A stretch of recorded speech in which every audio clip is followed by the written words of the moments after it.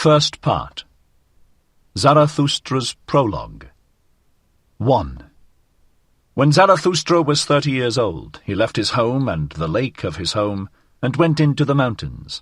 There he enjoyed his spirit and solitude, and for 10 years did not weary of it.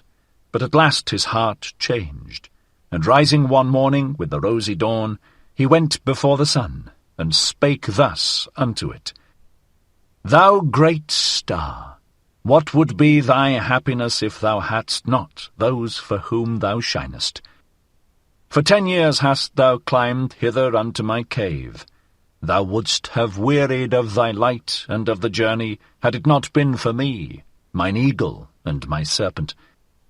But we awaited thee every morning, took from thee thine overflow, and blessed thee for it. Lo, I am weary of my wisdom. Like the bee that hath gathered too much honey, I need hands outstretched to take it.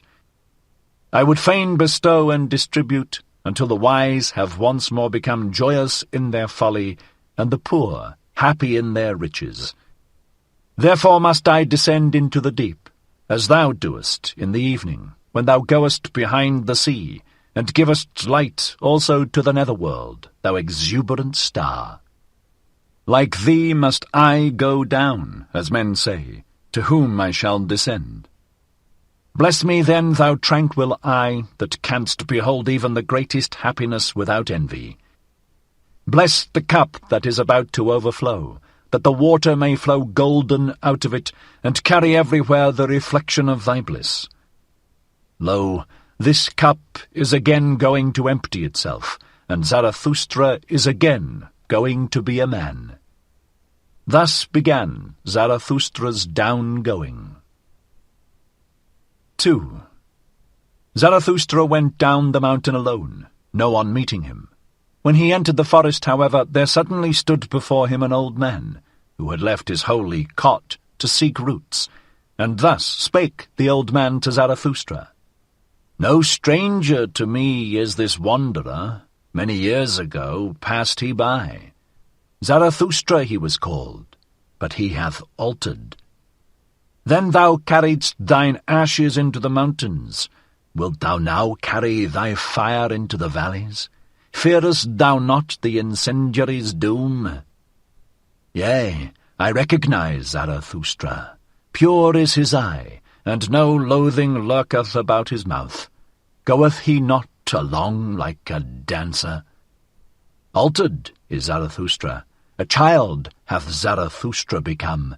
An awakened one is Zarathustra. What wilt thou do in the land of the sleepers? As in the sea hast thou lived in solitude, and it hath borne thee up. Alas, wilt thou now go ashore? Alas, wilt thou again drag thy body thyself? Zarathustra answered, I love mankind. Why, said the saint, did I go into the forest and the desert? Was it not because I loved men far too well? Now I love God. Men I do not love. Man is a thing too imperfect for me. Love to man would be fatal to me. Zarathustra answered, What spake I of love?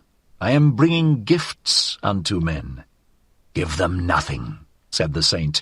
Take rather part of their load, and carry it along with them. That will be most agreeable unto them, if only it be agreeable unto thee. If, however, thou wilt give unto them, give them no more than an alms, and let them also beg for it.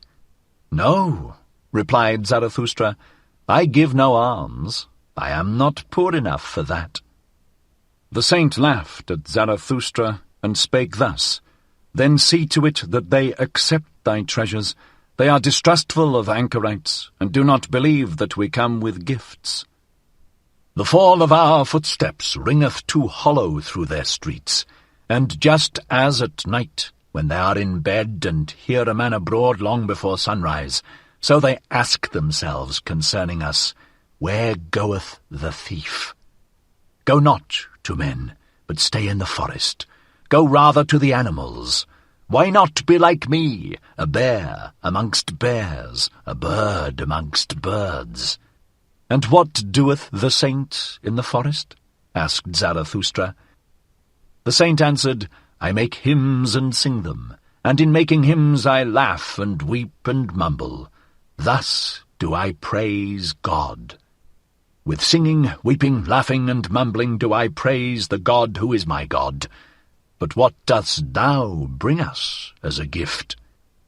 When Zarathustra had heard these words, he bowed to the saint and said, "What should I have to give thee? Let me rather hurry hence, lest I take aught away from thee." And thus they parted from one another, the old man and Zarathustra, laughing like schoolboys. When Zarathustra was alone, however, he said to his heart, "Could it be possible? This old saint in the forest hath not yet heard of it, that God is dead." 3. When Zarathustra arrived at the nearest town which adjoineth the forest, he found many people assembled in the marketplace, for it had been announced that a rope-dancer would give a performance, and Zarathustra spake thus unto the people, "I teach you the Superman. Man is something that is to be surpassed. What have ye done to surpass man? All beings hitherto have created something beyond themselves, and ye want to be the ebb of that great tide, and would rather go back to the beast than surpass man. What is the ape to man? A laughing-stock, a thing of shame, and just the same shall man be to the Superman, a laughing-stock, a thing of shame. Ye have made your way from the worm to man, and much within you is still worm. Once were ye apes, and even yet man is more of an ape than any of the apes. Even the wisest among you is only a disharmony and hybrid of plant and phantom. But do I bid you become phantoms or plants? Lo, I teach you the Superman. The Superman is the meaning of the earth. Let your will say, the Superman shall be the meaning of the earth. I conjure you, my brethren, remain true to the earth, and believe not those who speak unto you of super-earthly hopes. Poisoners are they, whether they know it or not. Despisers of life are they, decaying ones and poisoned ones themselves, of whom the earth is weary, so away with them.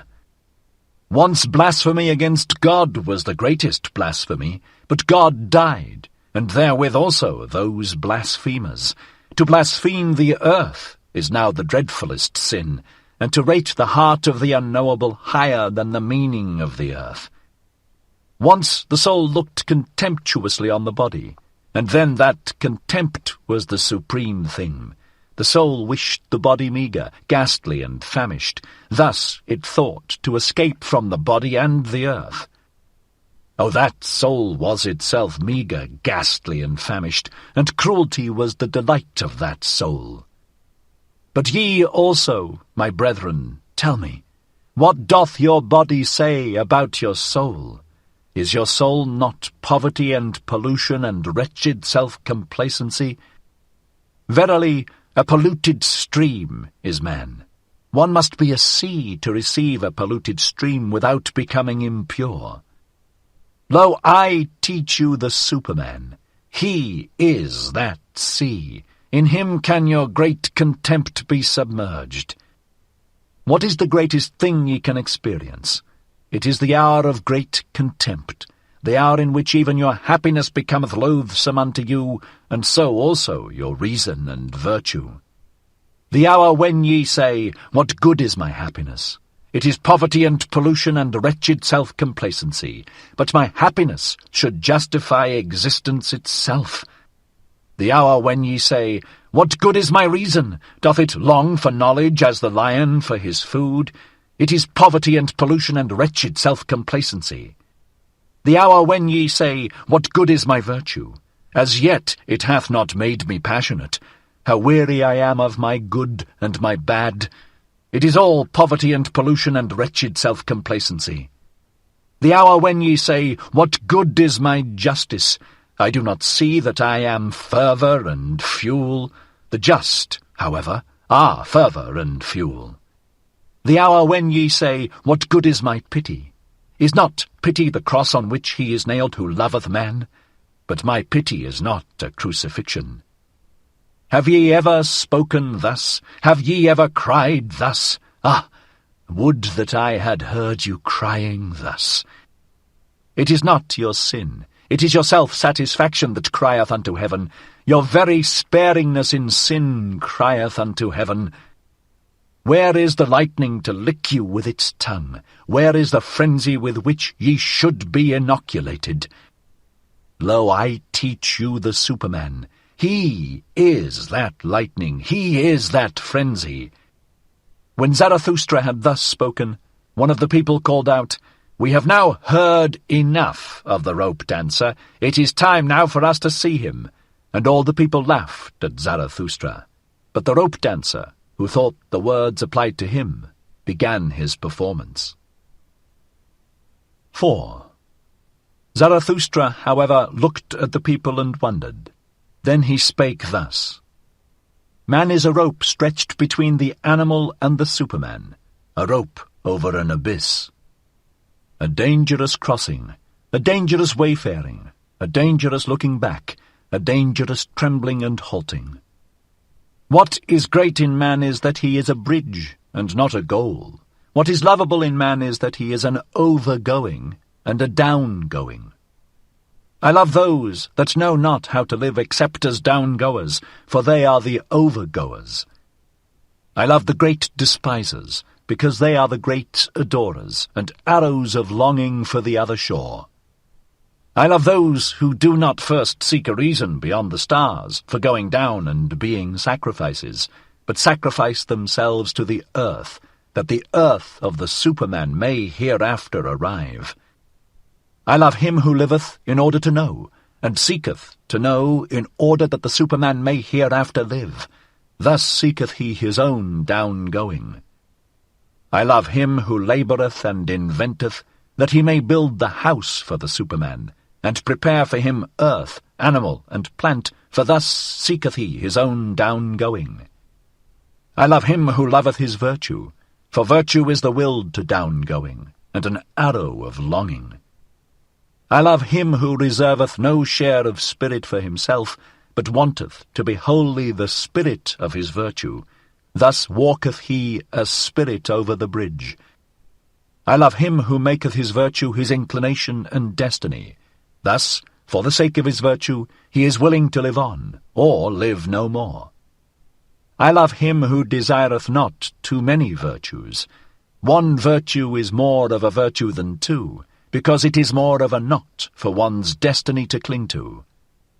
I love him whose soul is lavish, who wanteth no thanks and doth not give back, for he always bestoweth and desireth not to keep for himself. I love him who is ashamed when the dice fall in his favour, and who then asketh, Am I a dishonest player? For he is willing to succumb. I love him who scattereth golden words in advance of his deeds, and always doeth more than he promiseth, for he seeketh his own downgoing. I love him who justifieth the future ones, and redeemeth the past ones, for he is willing to succumb through the present ones. I love him who chasteneth his God, because he loveth his God, for he must succumb through the wrath of his God. I love him whose soul is deep even in the wounding, and may succumb through a small matter. Thus goeth he willingly over the bridge. I love him whose soul is so overfull that he forgetteth himself, and all things are in him. Thus all things become his downgoing. I love him who is of a free spirit and a free heart. Thus is his head only the bowels of his heart. His heart, however, causeth his downgoing. I love all who are like heavy drops falling one by one out of the dark cloud that lowereth over man. They herald the coming of the lightning, and succumb as heralds. Lo, I am a herald of the lightning, and a heavy drop out of the cloud. The lightning, however, is the Superman. 5. When Zarathustra had spoken these words, he again looked at the people, and was silent. "There they stand," said he to his heart. "There they laugh. They understand me not. I am not the mouth for these ears." Must one first batter their ears that they may learn to hear with their eyes? Must one clatter like kettledrums and penitential preachers, or do they only believe the stammerer? They have something whereof they are proud. What do they call it? That which maketh them proud. Culture, they call it. It distinguisheth them from the goatherds. They dislike, therefore, to hear of contempt of themselves. So I will appeal to their pride. I will speak unto them of the most contemptible thing. That, however, is the last man. And thus spake Zarathustra unto the people. It is time for man to fix his goal. It is time for man to plant the germ of his highest hope. Still is his soil rich enough for it, but that soil will one day be poor and exhausted, and no lofty tree will any longer be able to grow thereon. Alas, there cometh the time when man will no longer launch the arrow of his longing beyond man, and the string of his bow will have unlearned to whiz.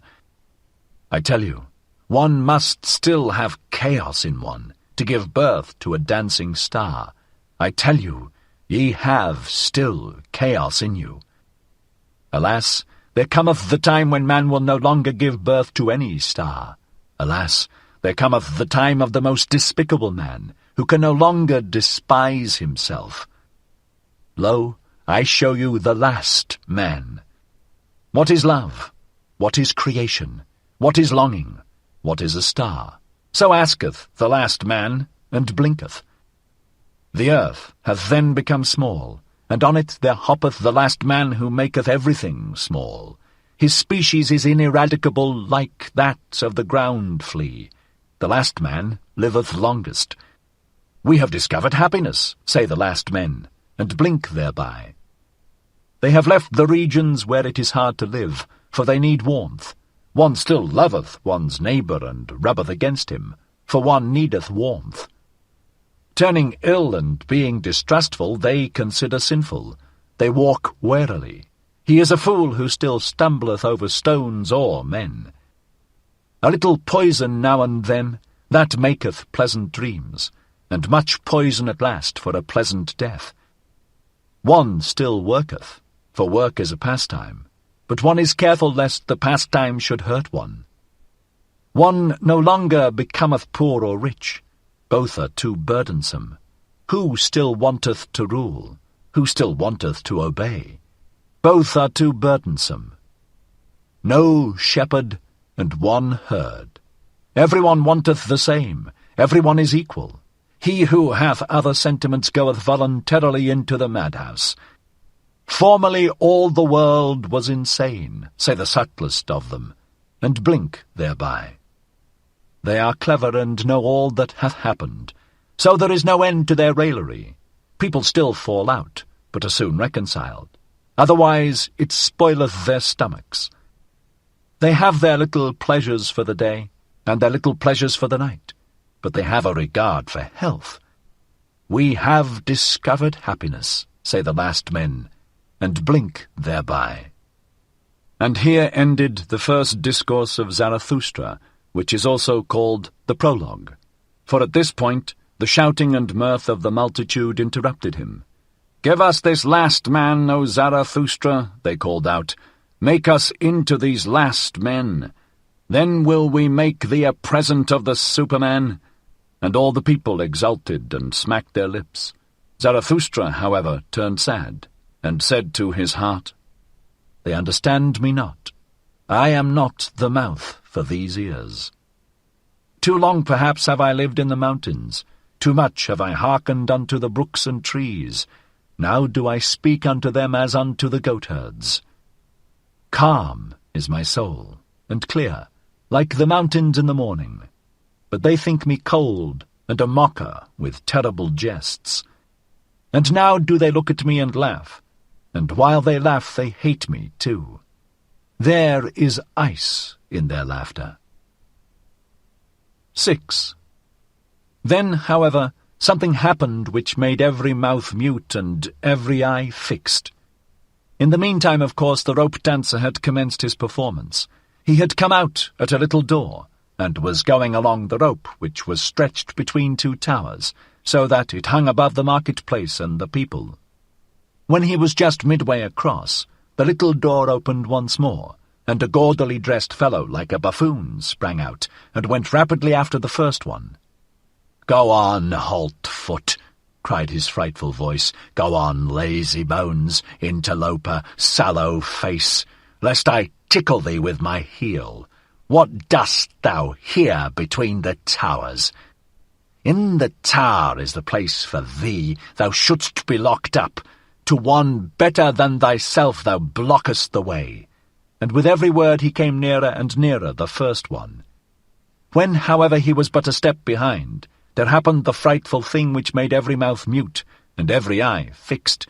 He uttered a yell like a devil, and jumped over the other who was in his way. The latter, however, when he thus saw his rival triumph, lost at the same time his head and his footing on the rope. He threw his pole away, and shot downwards faster than it, like an eddy of arms and legs, into the depth. The marketplace and the people were like the sea when the storm cometh on. They all flew apart and in disorder, especially where the body was about to fall. Zarathustra, however, remained standing, and just beside him fell the body, badly injured and disfigured, but not yet dead. After a while consciousness returned to the shattered man, and he saw Zarathustra kneeling beside him. "What art thou doing there?" said he at last. "I knew long ago that the devil would trip me up. Now he draggeth me to hell. Wilt thou prevent him?" "On mine honour, my friend," answered Zarathustra, "there is nothing of all that whereof thou speakest. There is no devil, and no hell. Thy soul will be dead even sooner than thy body. Fear, therefore, nothing any more." The man looked up distrustfully. "If thou speakest the truth," said he, "I lose nothing when I lose my life. I am not much more than an animal which hath been taught to dance by blows and scanty fare." "Not at all," said Zarathustra. "Thou hast made danger thy calling. Therein there is nothing contemptible. Now thou perishest by thy calling. Therefore will I bury thee with mine own hands." When Zarathustra had said this, the dying one did not reply further, but he moved his hand, as if he sought the hand of Zarathustra in gratitude. 7. Meanwhile the evening came on, and the marketplace veiled itself in gloom. Then the people dispersed, for even curiosity and terror become fatigued. Zarathustra, however, still sat beside the dead man on the ground, absorbed in thought, so he forgot the time. But at last it became night, and a cold wind blew upon the lonely one. Then arose Zarathustra and said to his heart, "Verily, a fine catch of fish hath Zarathustra made today. It is not a man he hath caught, but a corpse. Sombre is human life, and as yet without meaning. A buffoon may be fateful to it. I want to teach men the sense of their existence, which is the Superman, the lightning out of the dark cloud, man. But still am I far from them, and my sense speaketh not unto their sense. To men I am still something between a fool and a corpse. Gloomy is the night. Gloomy are the ways of Zarathustra.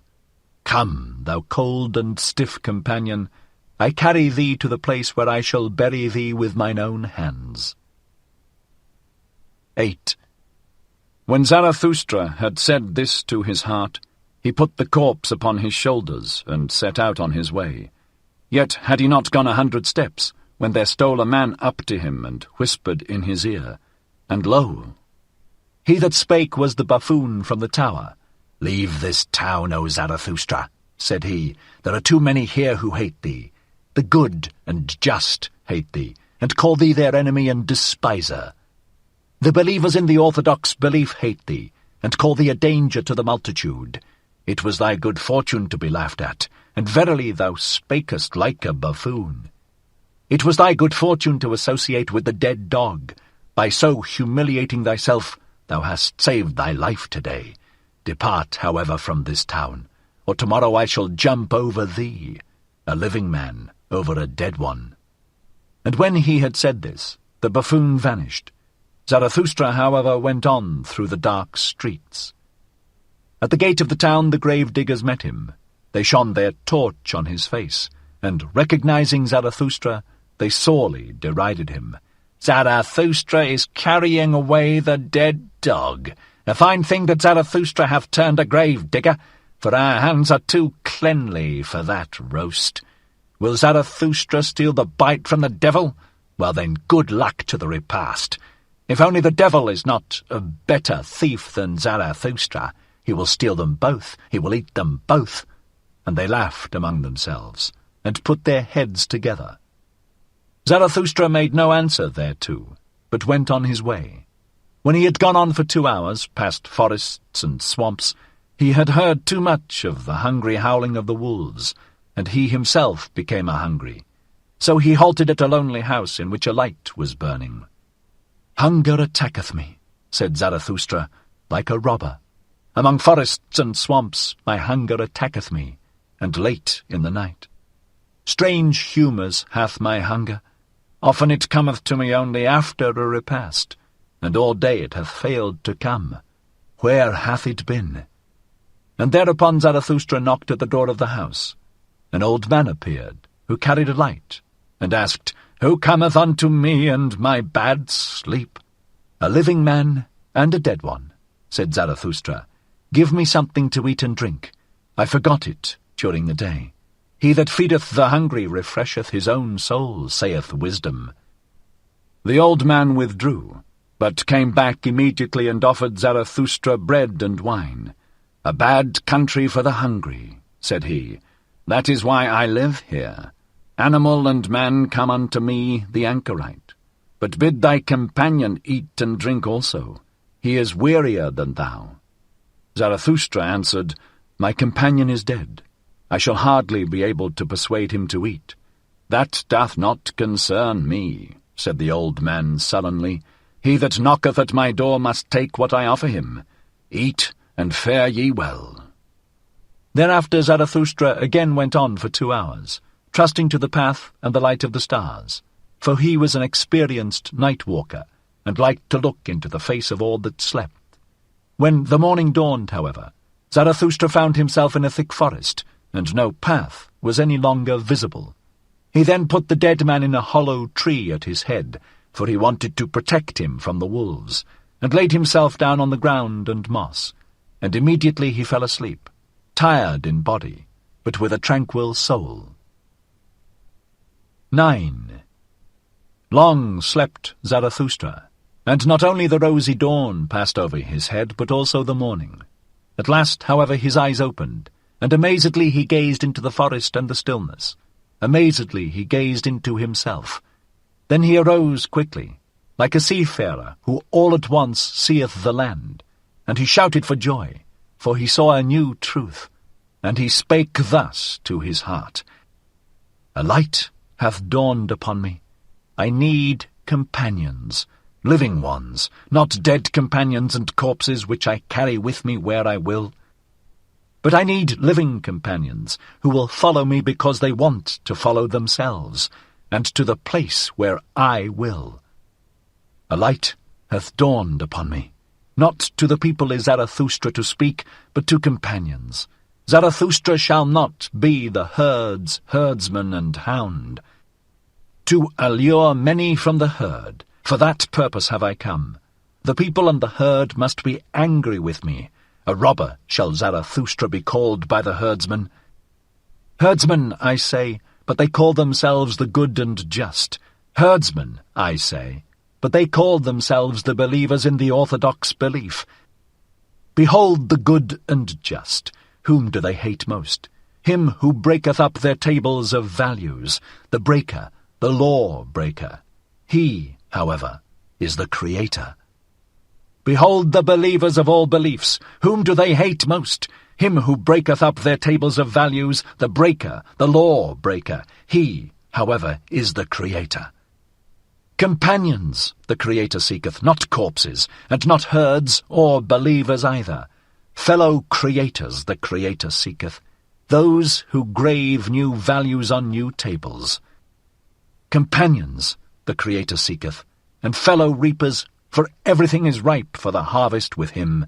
But he lacketh the 100 sickles, so he plucketh the ears of corn and is vexed.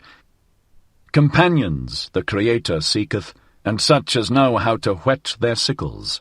Destroyers will they be called, and despisers of good and evil, but they are the reapers and rejoicers. Fellow creators Zarathustra seeketh, fellow reapers and fellow rejoicers Zarathustra seeketh. What hath he to do with herds and herdsmen and corpses? And thou, my first companion, rest in peace. Well have I buried thee in thy hollow tree, well have I hid thee from the wolves. But I part from thee, the time hath arrived. 'Twixt rosy dawn and rosy dawn there came unto me a new truth. I am not to be a herdsman, I am not to be a grave digger. Not any more will I discourse unto the people, for the last time have I spoken unto the dead. With the creators, the reapers, and the rejoicers will I associate, the rainbow will I show them, and all the stairs to the Superman. To the lone dwellers will I sing my song, and to the twain dwellers, and unto him who hath still ears for the unheard, will I make the heart heavy with my happiness. I make for my goal, I follow my course. Over the loitering and tardy will I leap. Thus let my ongoing be their downgoing. 10. This had Zarathustra said to his heart when the sun stood at noontide. Then he looked inquiringly aloft, for he heard above him the sharp call of a bird. And behold, an eagle swept through the air in wide circles, and on it hung a serpent, not like a prey, but like a friend, for it kept itself coiled round the eagle's neck. They are mine animals, said Zarathustra, and rejoiced in his heart. The proudest animal under the sun, and the wisest animal under the sun. They have come out to reconnoitre. They want to know whether Zarathustra still liveth. Verily, do I still live? More dangerous have I found it among men than among animals. In dangerous paths goeth Zarathustra. Let mine animals lead me. When Zarathustra had said this, he remembered the words of the saint in the forest, and he sighed and spake thus to his heart. Would that I were wiser! Would that I were wise from the very heart, like my serpent! But I am asking the impossible. Therefore do I ask my pride to go always with my wisdom. And if my wisdom should some day forsake me, alas, it loveth to fly away, may my pride then fly with my folly. Thus began Zarathustra's down-going. Zarathustra's Discourses. 1. The Three Metamorphoses. 3 metamorphoses of the spirit do I designate to you. How the spirit becometh a camel a lion, and the lion at last a child. Many heavy things are there for the spirit, the strong, load-bearing spirit in which reverence dwelleth, for the heavy and the heaviest longeth its strength. What is heavy? So asketh the load-bearing spirit. Then kneeleth it down like the camel, and wanteth to be well laden. What is the heaviest thing, ye heroes? Asketh the load-bearing spirit, that I may take it upon me and rejoice in my strength. Is it not this, to humiliate oneself in order to mortify one's pride, to exhibit one's folly in order to mock at one's wisdom? Or is it this, to desert our cause when it celebrateth its triumph, to ascend high mountains, to tempt the tempter? Or is it this, to feed on the acorns and grass of knowledge, and for the sake of truth to suffer hunger of soul? Or is it this, to be sick and dismiss comforters, and make friends of the deaf, who never hear thy requests? Or is it this, to go into foul water when it is the water of truth, and not disclaim cold frogs and hot toads? Or is it this: to love those who despise us, and give one's hand to the phantom when it is going to frighten us? All these heaviest things the load-bearing spirit taketh upon itself, and, like the camel, which, when laden, hasteneth into the wilderness, so hasteneth the spirit into its wilderness. But in the loneliest wilderness happeneth the second metamorphosis. Here the spirit becometh a lion. Freedom will it capture, and lordship in its own wilderness. Its last lord it here seeketh. Hostile will it be to him, and to its last god. For victory will it struggle with the great dragon. What is the great dragon which the spirit is no longer inclined to call Lord and God? Thou shalt is the great dragon called, but the spirit of the lion saith, I will. Thou shalt lieth in its path, sparkling with gold, a scale-covered beast, and on every scale glittereth golden, Thou shalt. The values of 1,000 years glitter on those scales, and thus speaketh the mightiest of all dragons, All the values of things glitter on me. All values have already been created, and all created values do I represent. Verily there shall be no I will any more. Thus speaketh the dragon. My brethren, wherefore is there need of the lion in the spirit? Why sufficeth not the beast of burden, which renounceth and is reverent? To create new values, that even the lion cannot yet accomplish, but to create itself freedom for new creating, that can the might of the lion do. To create itself freedom and give a holy nay, even unto duty, for that, my brethren, there is need of the lion. To assume the right to new values, that is the most formidable assumption for a load-bearing and reverent spirit. Verily, unto such a spirit it is praying, and the work of a beast of prey. At its holiest it once loved, thou shalt. Now it is forced to find illusion and arbitrariness, even in the holiest things, that it may capture freedom from its love. The lion is needed for this capture. But tell me, my brethren, what the child can do, which even the lion could not do. Why hath the praying lion still to become a child? Innocence is the child, and forgetfulness, a new beginning, a game, a self-rolling wheel, a first movement, a holy yea. Aye, for the game of creating, my brethren, there is needed a holy yea unto life. Its own will willeth now the spirit, his own world winneth the world's outcast. 3 metamorphoses of the spirit have I designated to you, how the spirit became a camel, the camel a lion, and the lion at last a child. Thus spake Zarathustra, and at that time he abode in the town which is called the Pied Cow. 2. The academic chairs of virtue.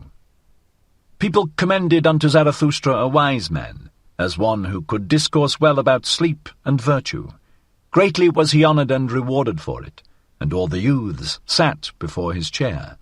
To him went Zarathustra, and sat among the youths before his chair, and thus spake the wise man.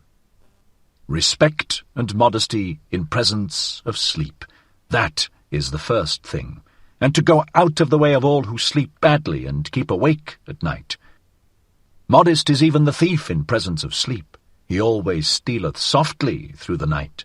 Immodest, however, is the night watchman. Immodestly he carrieth his horn. No small art is it to sleep. It is necessary for that purpose to keep awake all day. 10 times a day must thou overcome thyself. That causeth wholesome weariness, and is poppy to the soul. 10 times must thou reconcile again with thyself, for overcoming is bitterness, and badly sleep the unreconciled. 10 truths must thou find during the day, otherwise wilt thou seek truth during the night, and thy soul will have been hungry. 10 times must thou laugh during the day, and be cheerful. Otherwise thy stomach, the father of affliction, will disturb thee in the night. Few people know it, but one must have all the virtues in order to sleep well. Shall I bear false witness? Shall I commit adultery? Shall I covet my neighbour's maidservant? All that would ill accord with good sleep.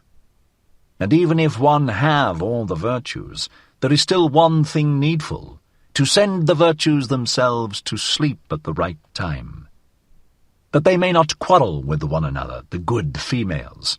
And about thee, thou unhappy one, peace with God and thy neighbour, so desireth good sleep, and peace also with thy neighbour's devil, otherwise it will haunt thee in the night. Honour to the government and obedience, and also to the crooked government, so desireth good sleep. How can I help it, if power like to walk on crooked legs? He who leadeth his sheep to the greenest pasture shall always be for me the best shepherd, so doth it accord with good sleep. Many honours I want not, nor great treasures, they excite the spleen. But it is bad sleeping without a good name and a little treasure. A small company is more welcome to me than a bad one, but they must come and go at the right time. So doth it accord with good sleep. Well also do the poor in spirit please me, they promote sleep. Blessed are they, especially if one always give in to them. Thus passeth the day unto the virtuous. When night cometh, then take I good care not to summon sleep. It disliketh to be summoned. Sleep, the lord of the virtues. But I think of what I have done and thought during the day. Thus ruminating, patient as a cow, I ask myself, what were thy 10 overcomings? And what were the 10 reconciliations, and the 10 truths, and the 10 laughters with which my heart enjoyed itself? Thus pondering and cradled by 40 thoughts, it overtaketh me all at once. Sleep, the unsummoned, the lord of the virtues. Sleep tappeth on mine eye, and it turneth heavy. Sleep toucheth my mouth, and it remaineth open.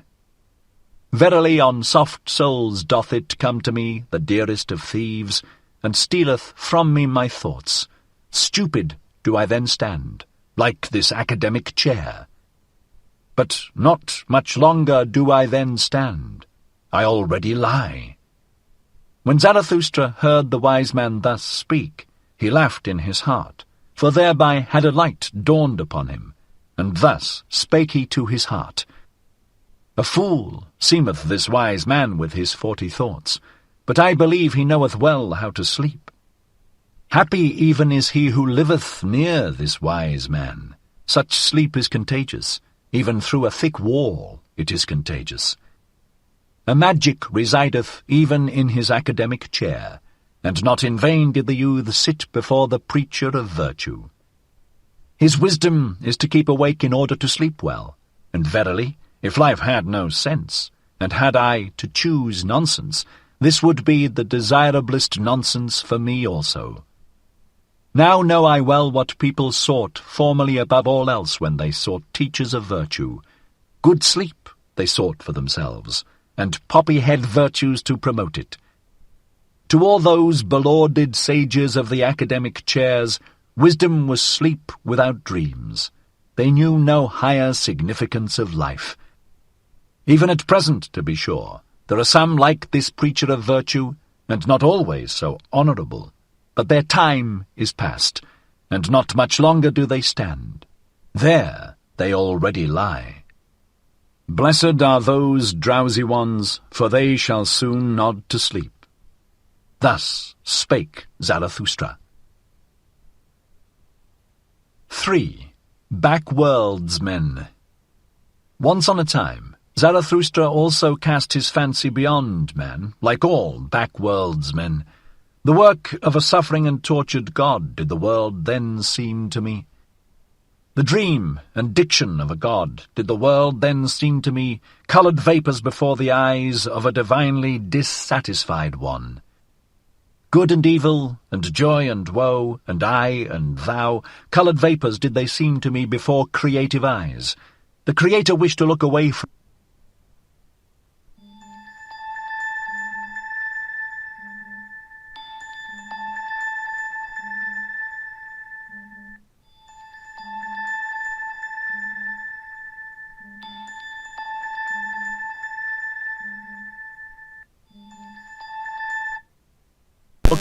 himself. Thereupon he created the world. Intoxicating joy is it for the sufferer to look away from his suffering and forget himself. Intoxicating joy and self-forgetting did the world once seem to me. This world, the eternally imperfect, an eternal contradiction's image and imperfect image, an intoxicating joy to its imperfect creator, thus did the world once seem to me. Thus, once on a time, did I also cast my fancy beyond man, like all backworldsmen. Beyond man, forsooth? Ah, ye brethren, that God whom I created was human work and human madness, like all the gods. A man was he, and only a poor fragment of a man, and ego. Out of mine own ashes and glow it came unto me, that phantom, and verily it came not unto me from the beyond. What happened, my brethren? I surpassed myself, the suffering one. I carried mine own ashes to the mountain. A brighter flame I contrived for myself, and lo, thereupon the phantom withdrew from me. To me, the convalescent, would it now be suffering and torment to believe in such phantoms. Suffering would it now be to me, and humiliation. Thus speak I to backworldsmen. Suffering was it, and impotence, that created all back-worlds, and the short madness of happiness, which only the greatest sufferer experienceth. Weariness, which seeketh to get to the ultimate with one leap, with a death leap, a poor ignorant weariness, unwilling even to will any longer, that created all gods and back-worlds. Believe me, my brethren, it was the body which despaired of the body. It groped with the fingers of the infatuated spirit at the ultimate walls. Believe me, my brethren, it was the body which despaired of the earth. It heard the bowels of existence speaking unto it. And then it sought to get through the ultimate walls with its head, and not with its head only, into the other world. But that other world is well concealed from man, that dehumanized, inhuman world, which is a celestial naught, and the bowels of existence do not speak unto man except as man. Verily, it is difficult to prove all being, and hard to make it speak. Tell me, ye brethren, is not the strangest of all things best proved? Yea, this ego, with its contradiction and perplexity, speaketh most uprightly of its being, this creating, willing, evaluing ego, which is the measure and value of things. And this most upright existence, the ego, it speaketh of the body, and still implieth the body, even when it museth and raveth and fluttereth with broken wings. Always more uprightly learneth it to speak, the ego, and the more it learneth, the more doth it find titles and honours for the body and the earth. A new pride taught me mine ego, and that teach I unto men, no longer to thrust one's head into the sand of celestial things, but to carry it freely, a terrestrial head, which giveth meaning to the earth. A new will teach I unto men, to choose that path which man hath followed blindly, and to approve of it, and no longer to slink aside from it, like the sick and perishing. The sick and perishing, it was they who despised the body and the earth, and invented the heavenly world, and the redeeming blood drops. But even those sweet and sad poisons they borrowed from the body and the earth. From their misery they sought escape, and the stars were too remote for them. Then they sighed, "Oh, that there were heavenly paths by which to steal into another existence and into happiness." Then they contrived for themselves their bypaths and bloody draughts. Beyond the sphere of their body and this earth, they now fancied themselves transported, these ungrateful ones. But to what did they owe the convulsion and rapture of their transport? To their body and this earth. Gentle is Zarathustra to the sickly. Verily, he is not indignant at their modes of consolation and ingratitude. May they become convalescents and overcomers, and create higher bodies for themselves. Neither is Zarathustra indignant at a convalescent who looketh tenderly on his delusions, and at midnight stealeth round the grave of his God, but sickness and a sick frame remain even in his tears. Many sickly ones have there always been among those who muse and languish for God. Violently they hate the discerning ones, and the latest of virtues, which is uprightness. Backward they always gaze toward dark ages. Then, indeed, were delusion and faith something different. Raving of the reason was likeness to God, and doubt was sin. Too well do I know those godlike ones, they insist on being believed in, and the doubt is sin. Too well also do I know what they themselves most believe in. Verily, not in back worlds and redeeming blood drops, but in the body do they also believe most, and their own body is for them the thing in itself. But it is a sickly thing to them, and gladly would they get out of their skin. Therefore hearken they to the preachers of death, and themselves preach back worlds. Hearken rather, my brethren, to the voice of the healthy body. It is a more upright and pure voice. More uprightly and purely speaketh the healthy body, perfect and square-built, and it speaketh of the meaning of the earth. Thus spake Zarathustra. 4. The despisers of the body. To the despisers of the body will I speak my word. I wish them neither to learn afresh nor teach anew, but only to bid farewell to their own bodies, and thus be dumb. Body am I and soul, so saith the child, and why should one not speak like children? But the awakened one, the knowing one, saith, Body am I entirely, and nothing more, and soul is only the name of something in the body. The body is a big sagacity, a plurality with one sense, a war and a peace, a flock and a shepherd. An instrument of thy body is also thy little sagacity, my brother, which thou callest spirit, a little instrument and plaything of thy big sagacity. Ego, sayest thou, and art proud of that word, but the greater thing, in which thou art unwilling to believe, is thy body with its big sagacity. It saith not, ego, but doeth it. What the sense feeleth, what the spirit discerneth, hath never its end in itself. But sense and spirit would fain persuade thee that they are the end of all things. So vain are they. Instruments and playthings are sense and spirit. Behind them there is still the self. The self seeketh with the eyes of the senses. It hearkeneth also with the ears of the spirit. Ever hearkeneth the self, and seeketh. It compareth, mastereth, conquereth, and destroyeth. It ruleth, and is also the ego's ruler. Behind thy thoughts and feelings, my brother, there is a mighty lord, an unknown sage. It is called self. It dwelleth in thy body. It is thy body. There is more sagacity in thy body than in thy best wisdom. And who then knoweth why thy body requireth just thy best wisdom? Thyself laugheth at thine ego, and its proud prancings. What are these prancings and flights of thought unto me? It saith to itself, a byway to my purpose. I am the leading string of the ego and the prompter of its notions.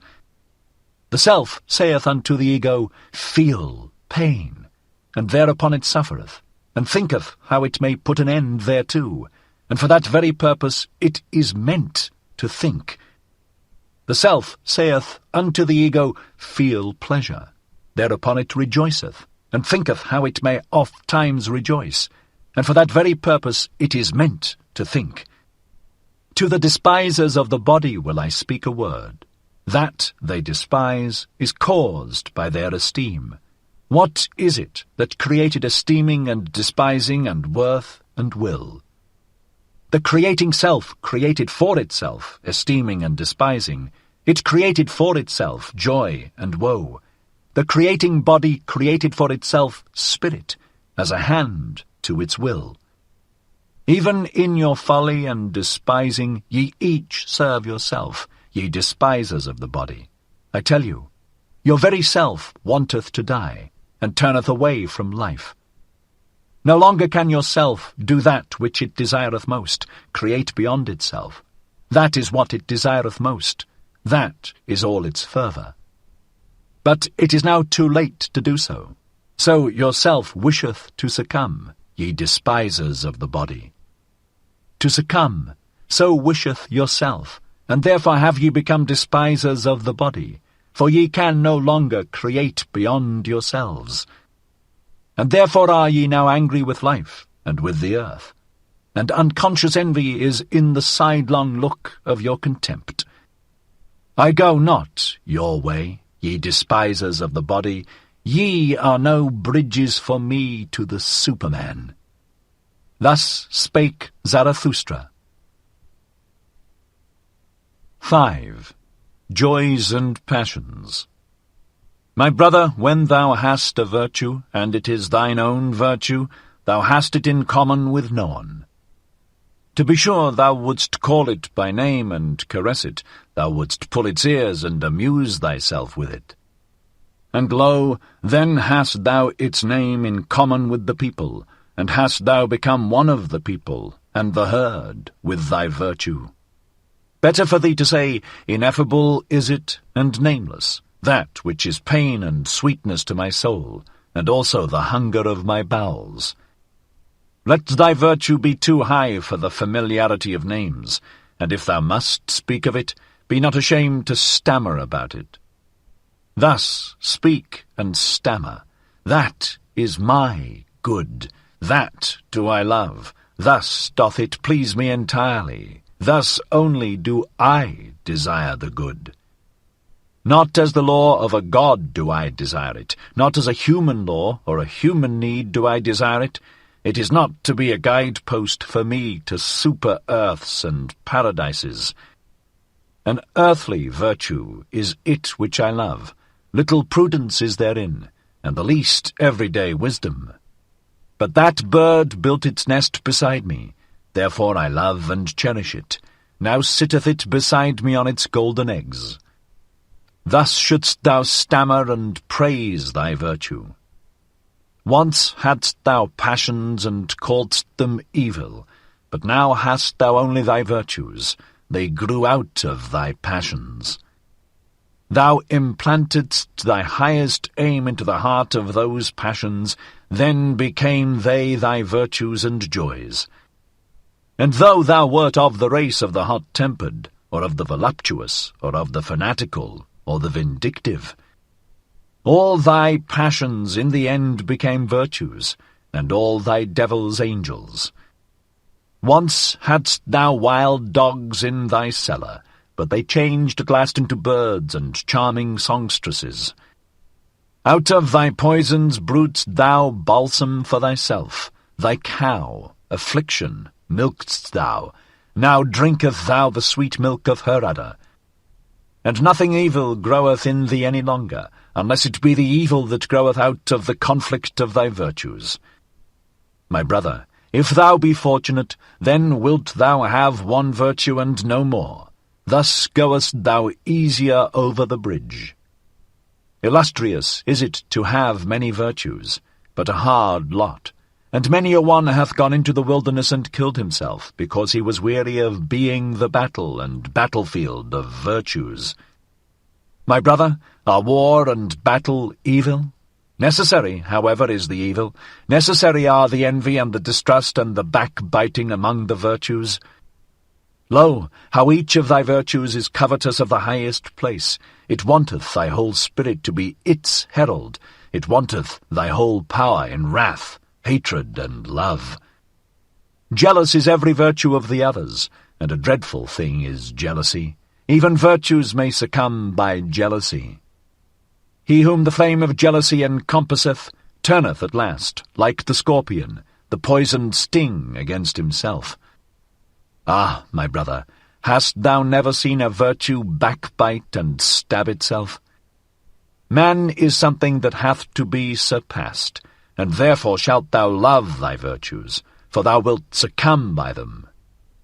Thus spake Zarathustra. 6. The Pale Criminal. Ye do not mean to slay, ye judges and sacrificers, until the animal hath bowed its head. Lo, the pale criminal hath bowed his head. Out of his eye speaketh the great contempt. Mine ego is something which is to be surpassed. Mine ego is to me the great contempt of man. So speaketh it out of that eye. When he judged himself, that was his supreme moment. Let not the exalted one relapse again into his low estate. There is no salvation for him who thus suffereth from himself, unless it be speedy death. Your slaying, ye judges, shall be pity, and not revenge. And in that ye slay, see to it that ye yourselves justify life. It is not enough that ye should reconcile with him whom ye slay. Let your sorrow be love to the Superman. Thus will ye justify your own survival. Enemy shall ye say, but not villain. Invalid shall ye say, but not wretch. Fool shall ye say, but not sinner. And thou, red judge, if thou would say audibly all thou hast done in thought, then would everyone cry, away with the nastiness and the virulent reptile. But one thing is the thought, another thing is the deed, and another thing is the idea of the deed. The wheel of causality doth not roll between them. An idea made this pale man pale. Adequate was he for his deed when he did it, but the idea of it he could not endure when it was done.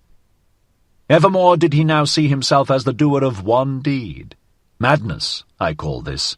The exception reversed itself to the rule in him. The streak of chalk bewitcheth the hen. The stroke he struck bewitched his weak reason. Madness after the deed, I call this. Hearken, ye judges, there is another madness besides, and it is before the deed. Ah, ye have not gone deep enough into this soul. Thus speaketh the red judge. Why did this criminal commit murder? He meant to rob. I tell you, however, that his soul wanted blood, not booty. He thirsted for the happiness of the knife. But his weak reason understood not this madness, and it persuaded him. What matter about blood? It said. Wishest thou not, at least, to make booty thereby, or take revenge? And he hearkened unto his weak reason. Like lead lay its words upon him. Thereupon he robbed when he murdered. He did not mean to be ashamed of his madness. And now once more lieth the lead of his guilt upon him, and once more is his weak reason so benumbed, so paralyzed, and so dull. Could he only shake his head, then would his burden roll off. But who shaketh that head? What is this man? A mass of diseases that reach out into the world through the spirit. There they want to get their prey. What is this man? A coil of wild serpents that are seldom at peace among themselves. So they go forth apart, and seek prey in the world. Look at that poor body. What it suffered and craved, the poor soul interpreted to itself. It interpreted it as murderous desire, and eagerness for the happiness of the knife. Him who now turneth sick, the evil overtaketh, which is now the evil. He seeketh to cause pain with that which causeth him pain. But there have been other ages, and another evil and good. Once was doubt evil, and the will to self. Then the invalid became a heretic or sorcerer. As heretic or sorcerer he suffered, and sought to cause suffering. But this will not enter your ears. It hurteth your good people, ye tell me. But what doth it matter to me about your good people? Many things in your good people cause me disgust, and verily not their evil. I would that they had a madness by which they succumbed, like this pale criminal. Verily I would that their madness were called truth, or fidelity, or justice, but they have their virtue in order to live long, and in wretched self-complacency. I am a railing alongside the torrent. Whoever is able to grasp me may grasp me. Your crutch, however, I am not. Thus spake Zarathustra. 7. Reading and writing. Of all that is written, I love only what a person hath written with his blood. Write with blood, and thou wilt find that blood is spirit. It is no easy task to understand unfamiliar blood. I hate the reading idlers. He who knoweth the reader doeth nothing more for the reader. Another century of readers, and spirit itself will stink. Everyone being allowed to learn to read ruineth in the long run not only writing but also thinking. Once spirit was God, then it became man, and now it even becometh populace. He that writeth in blood and proverbs doth not want to be read, but learnt by heart. In the mountains the shortest way is from peak to peak, but for that route thou must have long legs. Proverbs should be peaks, and those spoken to should be big and tall. The atmosphere rare and pure, danger near, and the spirit full of a joyful wickedness. Thus are things well matched. I want to have goblins about me, for I am courageous. The courage which scareth away ghosts createth for itself goblins. It wanteth to laugh. I no longer feel in common with you. The very cloud which I see beneath me, the blackness and heaviness at which I laugh, this is your thundercloud. Ye look aloft when ye long for exaltation, and I look downward, because I am exalted. Who among you can at the same time laugh and be exalted? He who climbeth on the highest mountains laugheth at all tragic plays and tragic realities. Courageous, unconcerned, scornful, coercive, so wisdom wisheth us. She is a woman, and ever loveth only a warrior. Ye tell me, life is hard to bear. But for what purpose should ye have your pride in the morning and your resignation in the evening? Life is hard to bear, but do not affect to be so delicate. We are all of us fine sumpter asses and assesses. What have we in common with the rosebud, which trembleth because a drop of dew hath formed upon it? It is true we love life, not because we are wont to live, but because we are wont to love. There is always some madness in love, but there is always also some method in madness. And to me also, who appreciate life, the butterflies and soap bubbles and whatever is like them amongst us seem most to enjoy happiness. To see these light, foolish, pretty, lively little sprites flit about, that moveth Zarathustra to tears and songs. I should only believe in a god that would know how to dance. And when I saw my devil, I found him serious, thorough, profound, solemn. He was the spirit of gravity. Through him all things fall. Not by wrath, but by laughter do we slay. Come, let us slay the spirit of gravity. I learned to walk. Since then have I let myself run. I learned to fly. Since then I do not need pushing in order to move from a spot. Now am I light, now do I fly, now do I see myself under myself. Now there danceth a god in me. Thus spake Zarathustra. 8. The Tree on the Hill. Zarathustra's eye had perceived that a certain youth avoided him, and as he walked alone one evening over the hill surrounding the town called the Pied Cow, behold, there found he the youth sitting leaning against a tree, and gazing with wearied look into the valley. Zarathustra thereupon laid hold of the tree beside which the youth sat, and spake thus, If I wished to shake this tree with my hands, I should not be able to do so.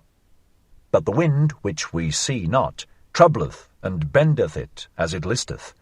We are sorest bent and troubled by invisible hands. Thereupon the youth arose disconcerted, and said, I hear Zarathustra, and just now was I thinking of him.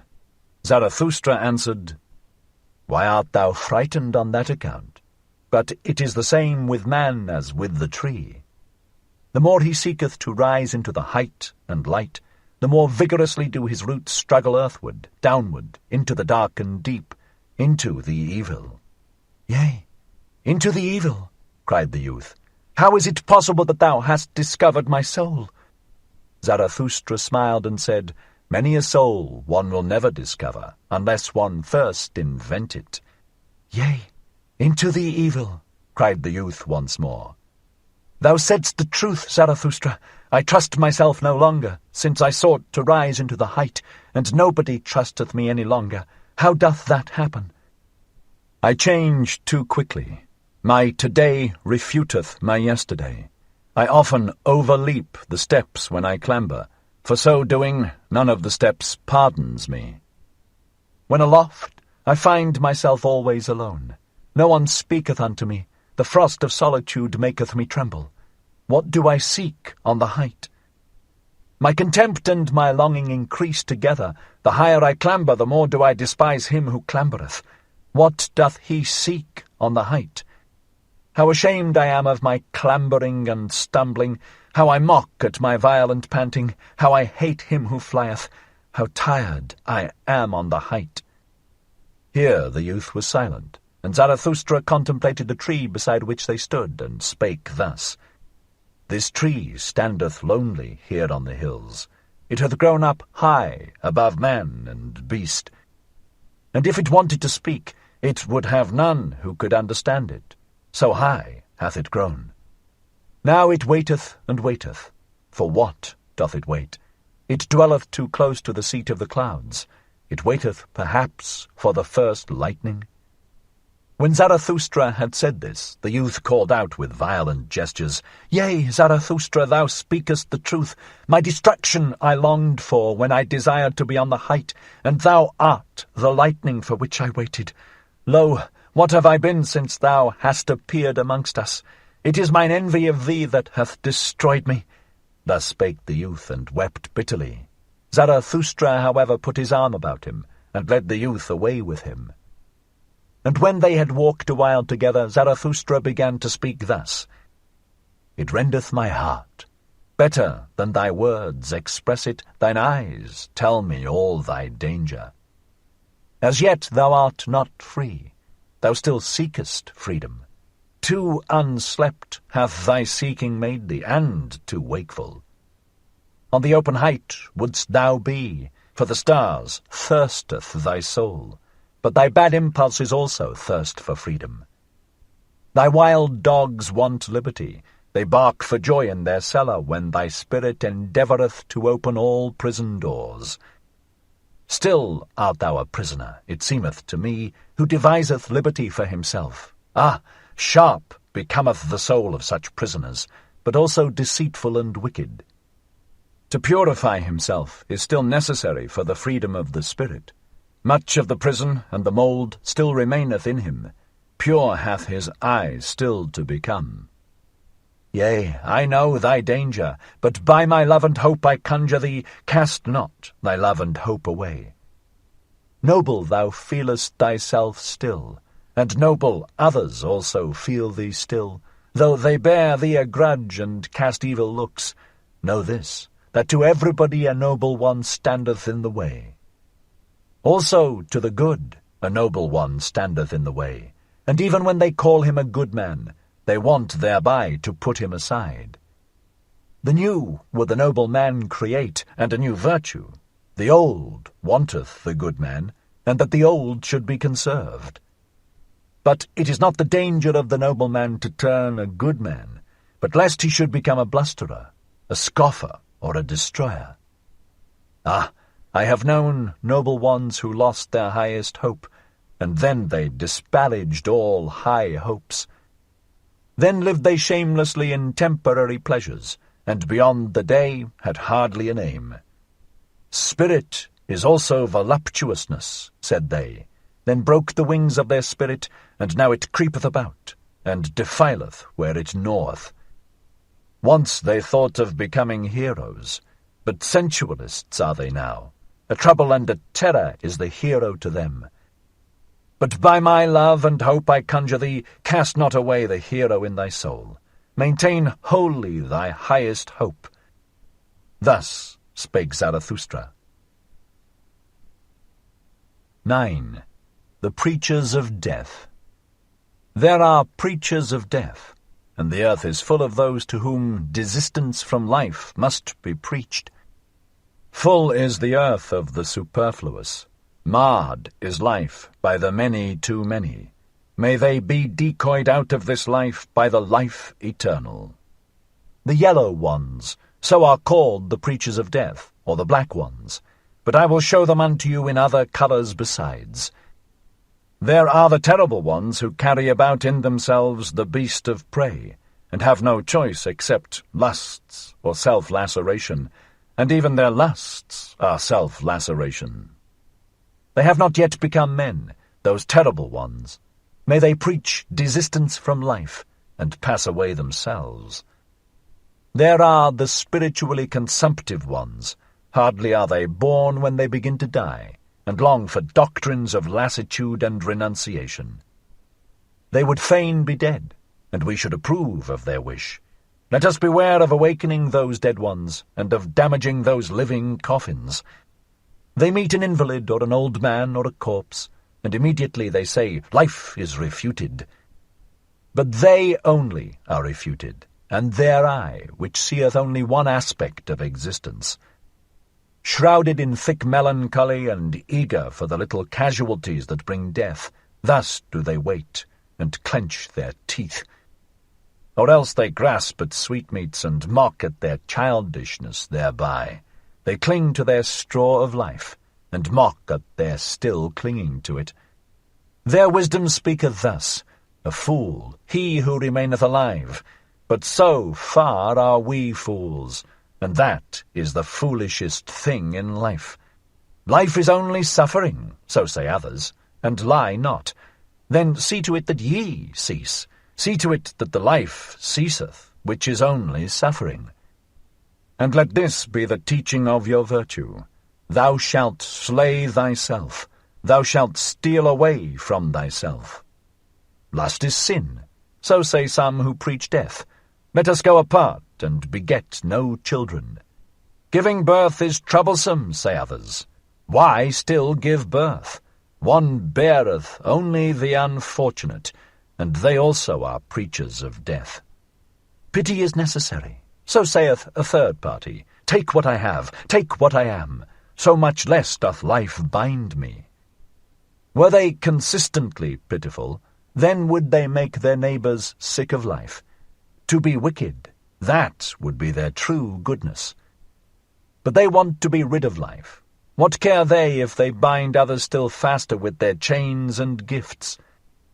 And ye also, to whom life is rough labour and disquiet, are ye not very tired of life?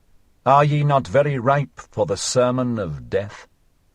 All ye to whom rough labour is dear, and the rapid, new, and strange, ye put up with yourselves badly. Your diligence is flight, and the will to self-forgetfulness.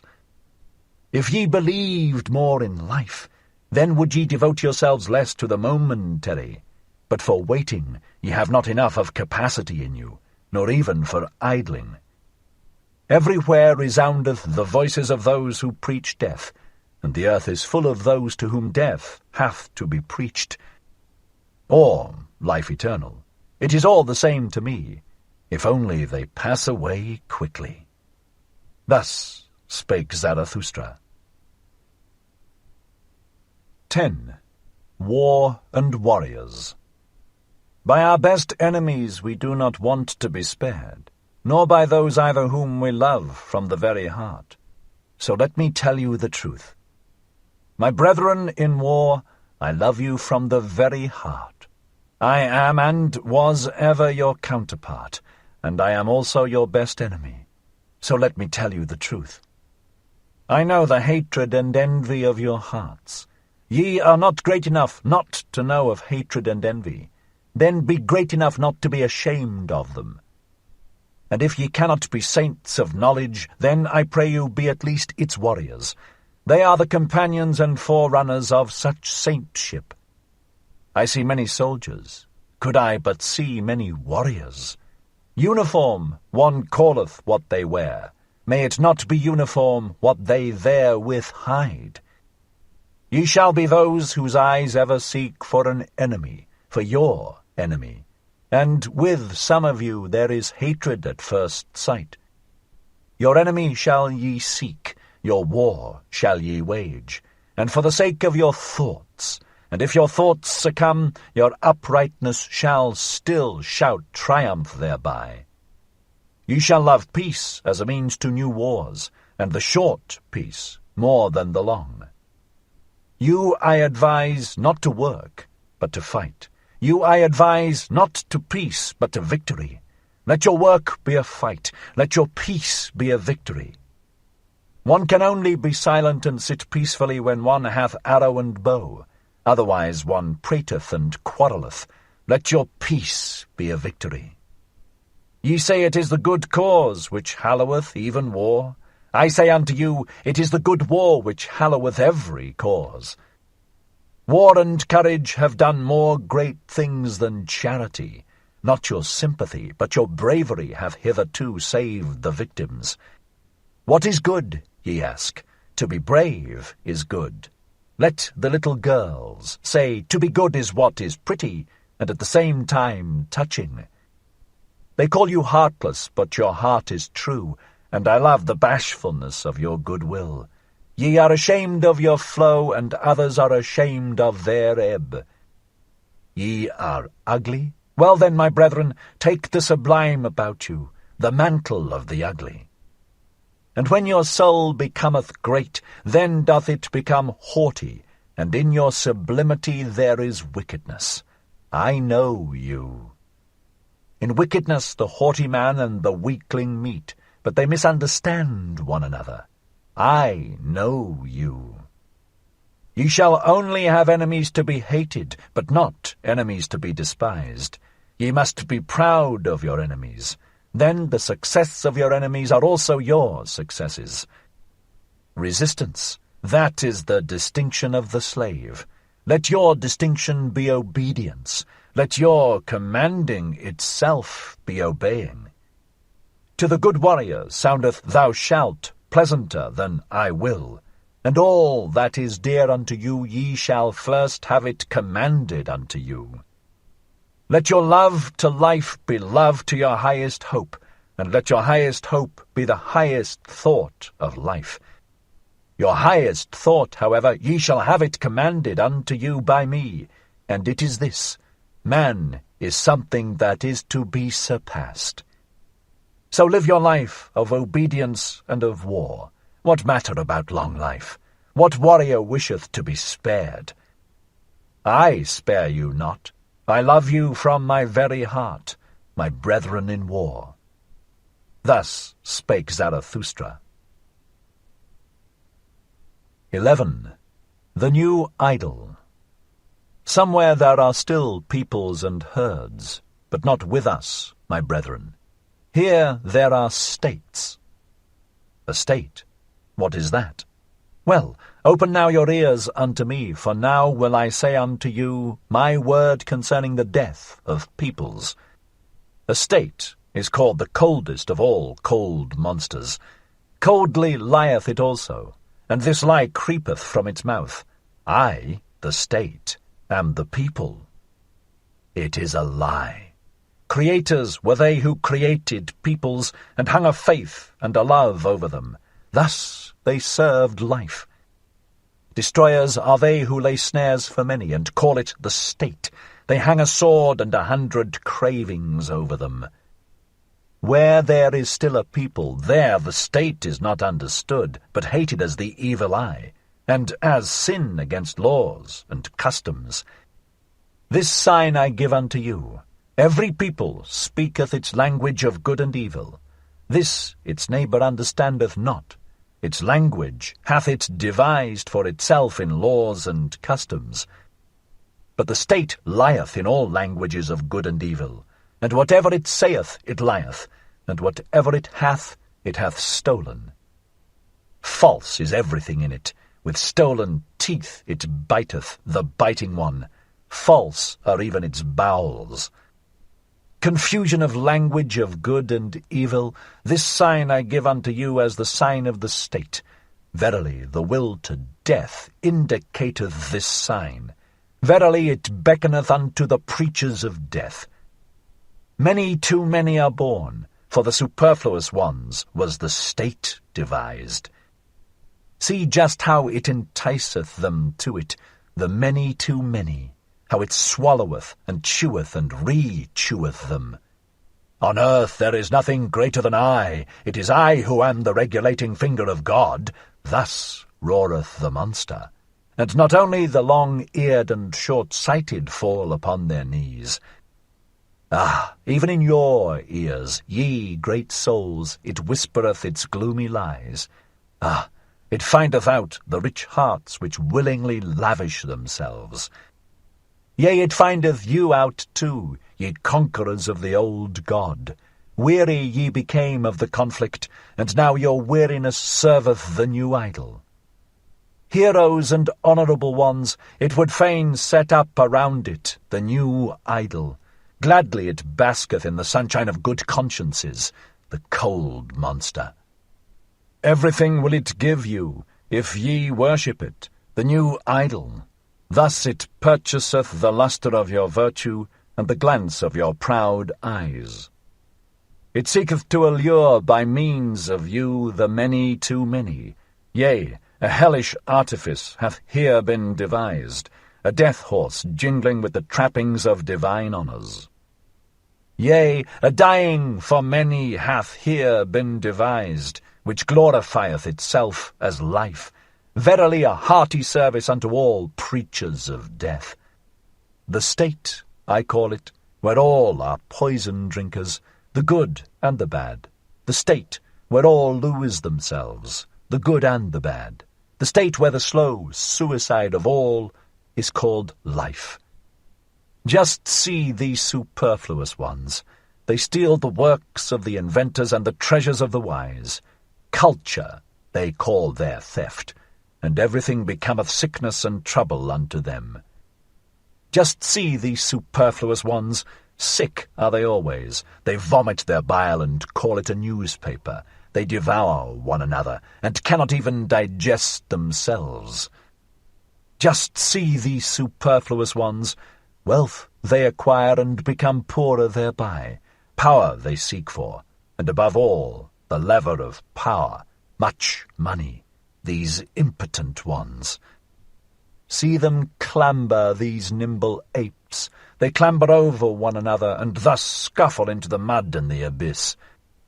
Towards the throne they all strive. It is their madness, as if happiness sat on the throne. Oft-times sitteth filth on the throne, and oft-times also the throne on filth. Madmen they all seem to me, and clambering apes, and too eager. Badly smelleth their idol to me, the cold monster. Badly they all smell to me, these idolaters. My brethren, will ye suffocate in the fumes of their maws and appetites? Better break the windows and jump into the open air. Do go out of the way of the bad odour, withdraw from the idolatry of the superfluous. Do go out of the way of the bad odour, withdraw from the steam of these human sacrifices. Open still remaineth the earth for great souls. Empty are still many sites for lone ones and twain ones, around which floateth the odour of tranquil seas. Open still remaineth a free life for great souls. Verily, he who possesseth little is so much the less possessed. Blessed be moderate poverty. There, where the state ceaseth, there only commenceth the man who is not superfluous. There commenceth the song of the necessary ones, the single and irreplaceable melody. There where the state ceaseth, pray look thither, my brethren. Do ye not see it? the rainbow and the bridges of the Superman? Thus spake Zarathustra. 12. The flies in the marketplace. Flee, my friend, into thy solitude. I see thee deafened with the noise of the great men, and stung all over with the stings of the little ones. Admirably do forest and rock know how to be silent with thee. Resemble again the tree which thou lovest, the broad-branched one. Silently and attentively it o'erhangeth the sea. Where solitude endeth, there beginneth the marketplace, and where the marketplace beginneth, there beginneth also the noise of the great actors, and the buzzing of the poison flies. In the world even the best things are worthless without those who represent them. Those representers the people call great men. Little do the people understand what is great, that is to say, the creating agency, but they have a taste for all representers and actors of great things. Around the devisers of new values revolveth the world. Invisibly it revolveth. But around the actors revolve the people and the glory. Such is the course of things. Spirit hath the actor, but little conscience of the spirit. He believeth always in that wherewith he maketh believe most strongly, in himself. Tomorrow he hath a new belief, and the day after one still newer. Sharp perceptions hath he, like the people, and changeable humours. To upset, that meaneth with him to prove. To drive mad, that meaneth with him to convince. And blood is counted by him as the best of all arguments. A truth which only glideth into fine ears he calleth falsehood and trumpery. Verily he believeth only in gods that make a great noise in the world. Full of clattering buffoons is the marketplace, and the people glory in their great men. These are for them the masters of the hour. But the hour presseth them, so they press thee, and also from thee they want yea or nay. Alas, thou wouldst set thy chair betwixt for and against. On account of those absolute and impatient ones, be not jealous, thou lover of truth. Never yet did truth cling to the arm of an absolute one. On account of those abrupt ones, return into thy security. Only in the marketplace is one assailed by yea or nay. Slow is the experience of all deep fountains. Long have they to wait until they know what hath fallen into their depths. Away from the marketplace and from fame taketh place all that is great. Away from the marketplace and from fame have ever dwelt the devisers of new values. Flee, my friend, into thy solitude. I see thee stung all over by the poisonous flies. Flee thither where a rough, strong breeze bloweth. Flee into thy solitude. Thou hast lived too closely to the small and the pitiable. Flee from their invisible vengeance. Towards thee they have nothing but vengeance. Raise no longer an arm against them.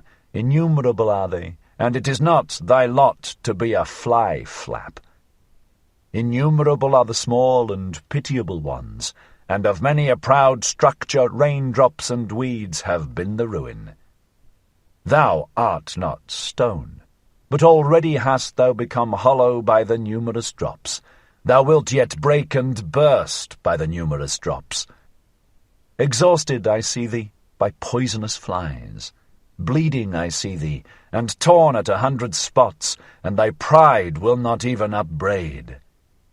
Blood they would have from thee in all innocence. Blood their bloodless souls crave for, and they sting, therefore, in all innocence. But thou, profound one, thou sufferest too profoundly even from small wounds, and ere thou hadst recovered, the same poison worm crawled over thy hand. Too proud art thou to kill these sweet tooths, but take care lest it be thy fate to suffer all their poisonous injustice. They buzz around thee also with their praise. Obtrusiveness is their praise. They want to be close to thy skin and thy blood. They flatter thee, as one flattereth a god or devil. They whimper before thee, as before a god or devil. What doth it come to? Flatterers are they, and whimperers, and nothing more. Often also do they show themselves to thee as amiable ones, but that hath ever been the prudence of the cowardly. Yea, the cowardly are wise. They think much about thee with their circumscribed souls. Thou art always suspected by them. Whatever is much thought about is at last thought suspicious.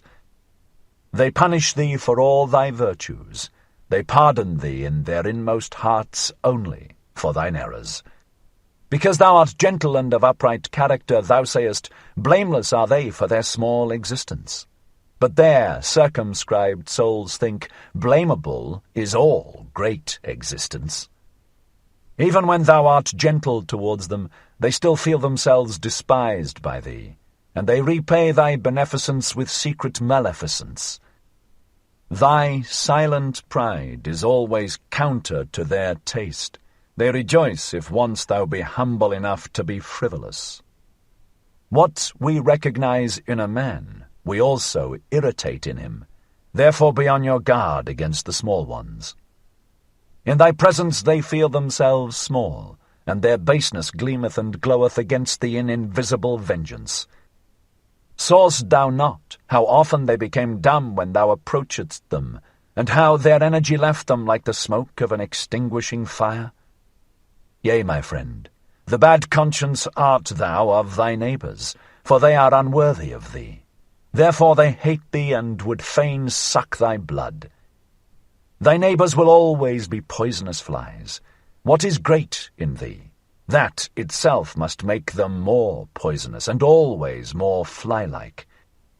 Flee, my friend, into thy solitude, and thither where a rough, strong breeze bloweth. It is not thy lot to be a fly-flap. Thus spake Zarathustra. 13. Chastity. I love the forest. It is bad to live in cities. There are too many of the lustful. Is it not better to fall into the hands of a murderer than into the dreams of a lustful woman? And just look at these men. Their eyes saith it. They know nothing better on earth than to lie with a woman. Filth is at the bottom of their souls, and alas, if their filth hath still spirit in it. Would that ye were perfect, at least as animals, but to animals belongeth innocence. Do I counsel you to slay your instincts? I counsel you to innocence in your instincts. Do I counsel you to chastity? Chastity is a virtue with some, but with many almost a vice. These are continent, to be sure, but doggish lust looketh enviously out of all that they do. Even into the heights of their virtue and into their cold spirit doth this creature follow them with its discord. And how nicely can doggish lust beg for a piece of spirit when a piece of flesh is denied it. Ye love tragedies and all that breaketh the heart, but I am distrustful of your doggish lust. Ye have two cruel eyes, and ye look wantonly towards the sufferers. Hath not your lust just disguised itself and taken the name of fellow suffering? And also this parable give I unto you. Not a few who meant to cast out their devil went thereby into the swine themselves. To whom chastity is difficult, it is to be dissuaded, lest it become the road to hell, to filth and lust of soul. Do I speak of filthy things? That is not the worst thing for me to do. Not when the truth is filthy, but when it is shallow, doth the discerning one go unwillingly into its waters. Verily, there are chaste ones from their very nature. They are gentler of heart, and laugh better and oftener than you. They laugh also at chastity and ask, what is chastity? Is chastity not folly? But the folly came unto us, and not we unto it. We offered that guest harbour and heart, now it dwelleth with us. Let it stay as long as it will. Thus spake Zarathustra. 14. The Friend.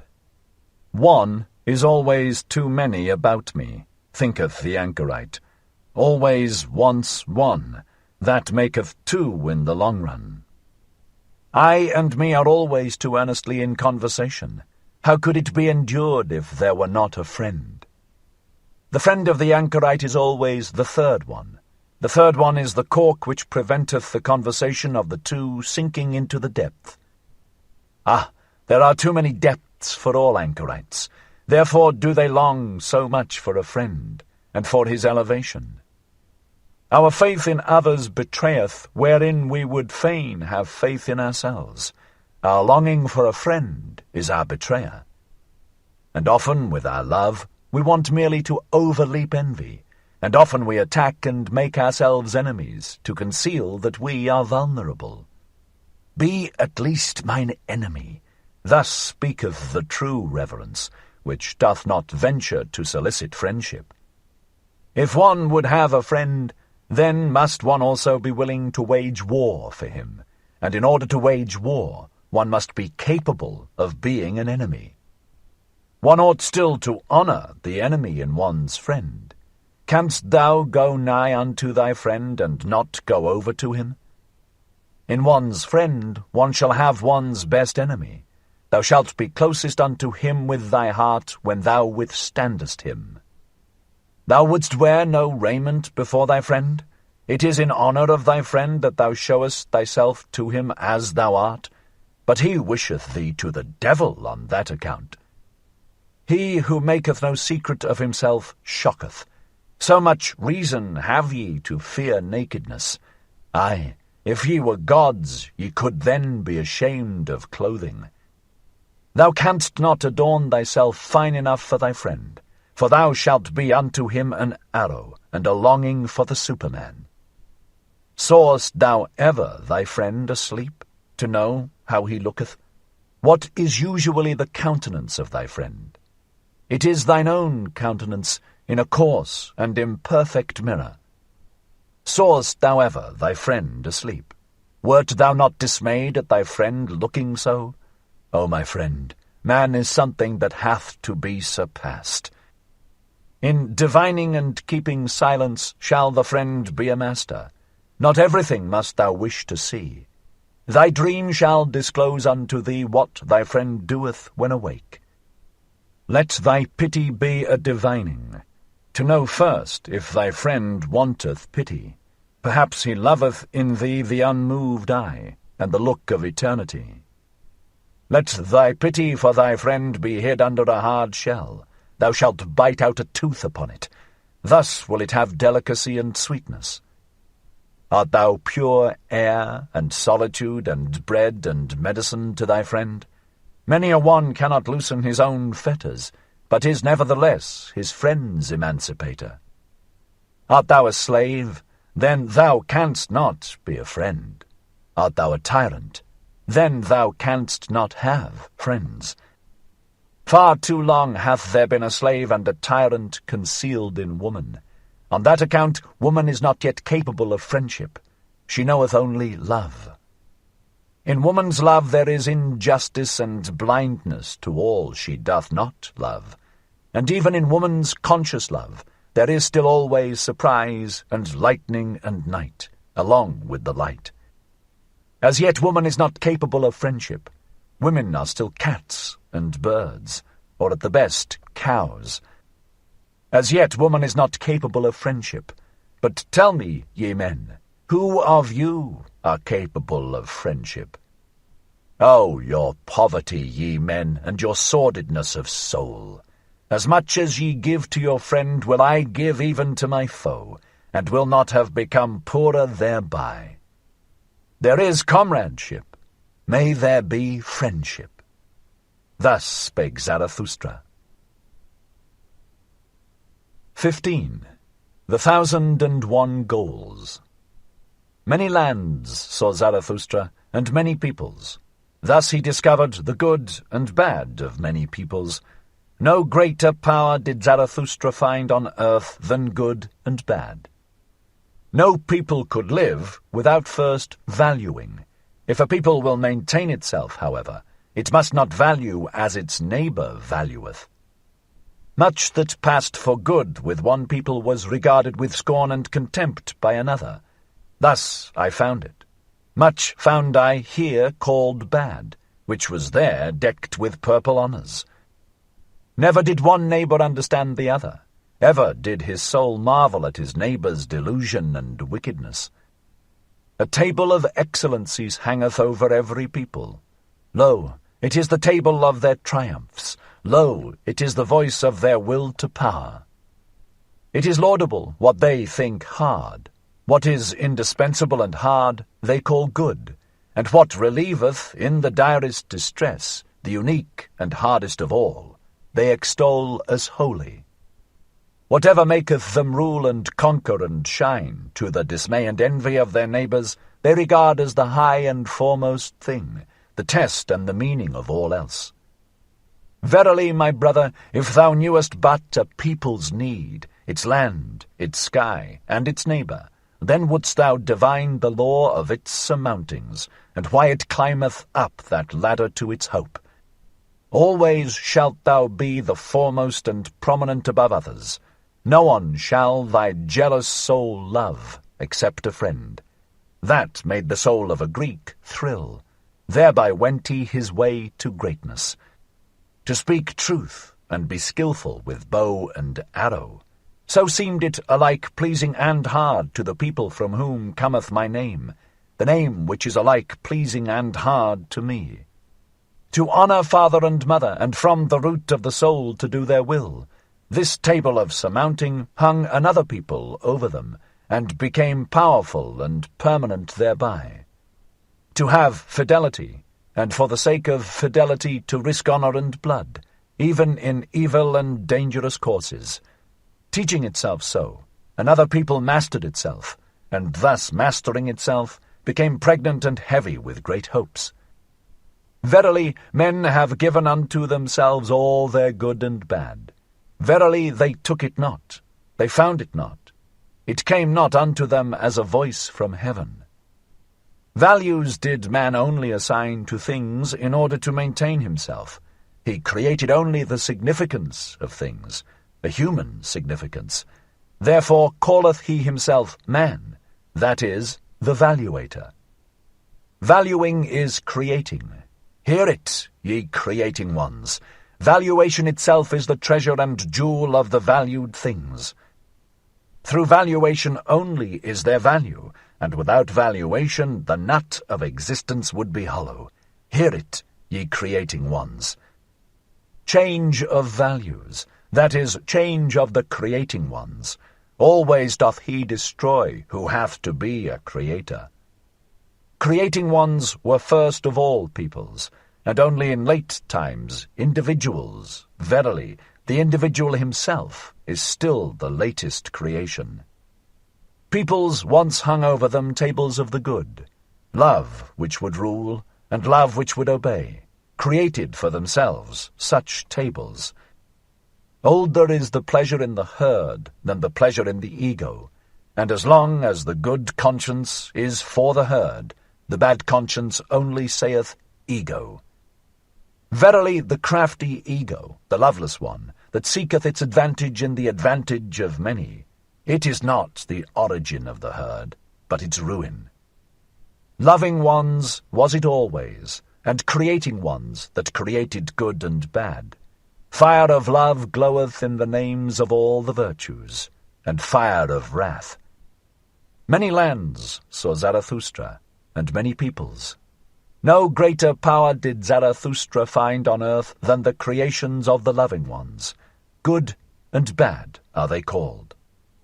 Verily a prodigy is this power of praising and blaming. Tell me, ye brethren, who will master it for me?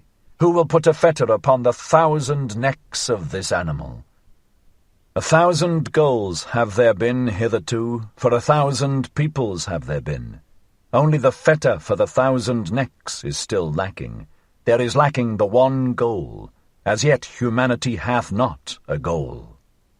But pray tell me, my brethren, if the goal of humanity be still lacking, is there not also still lacking humanity itself? Thus spake Zarathustra. 16. Neighbor love.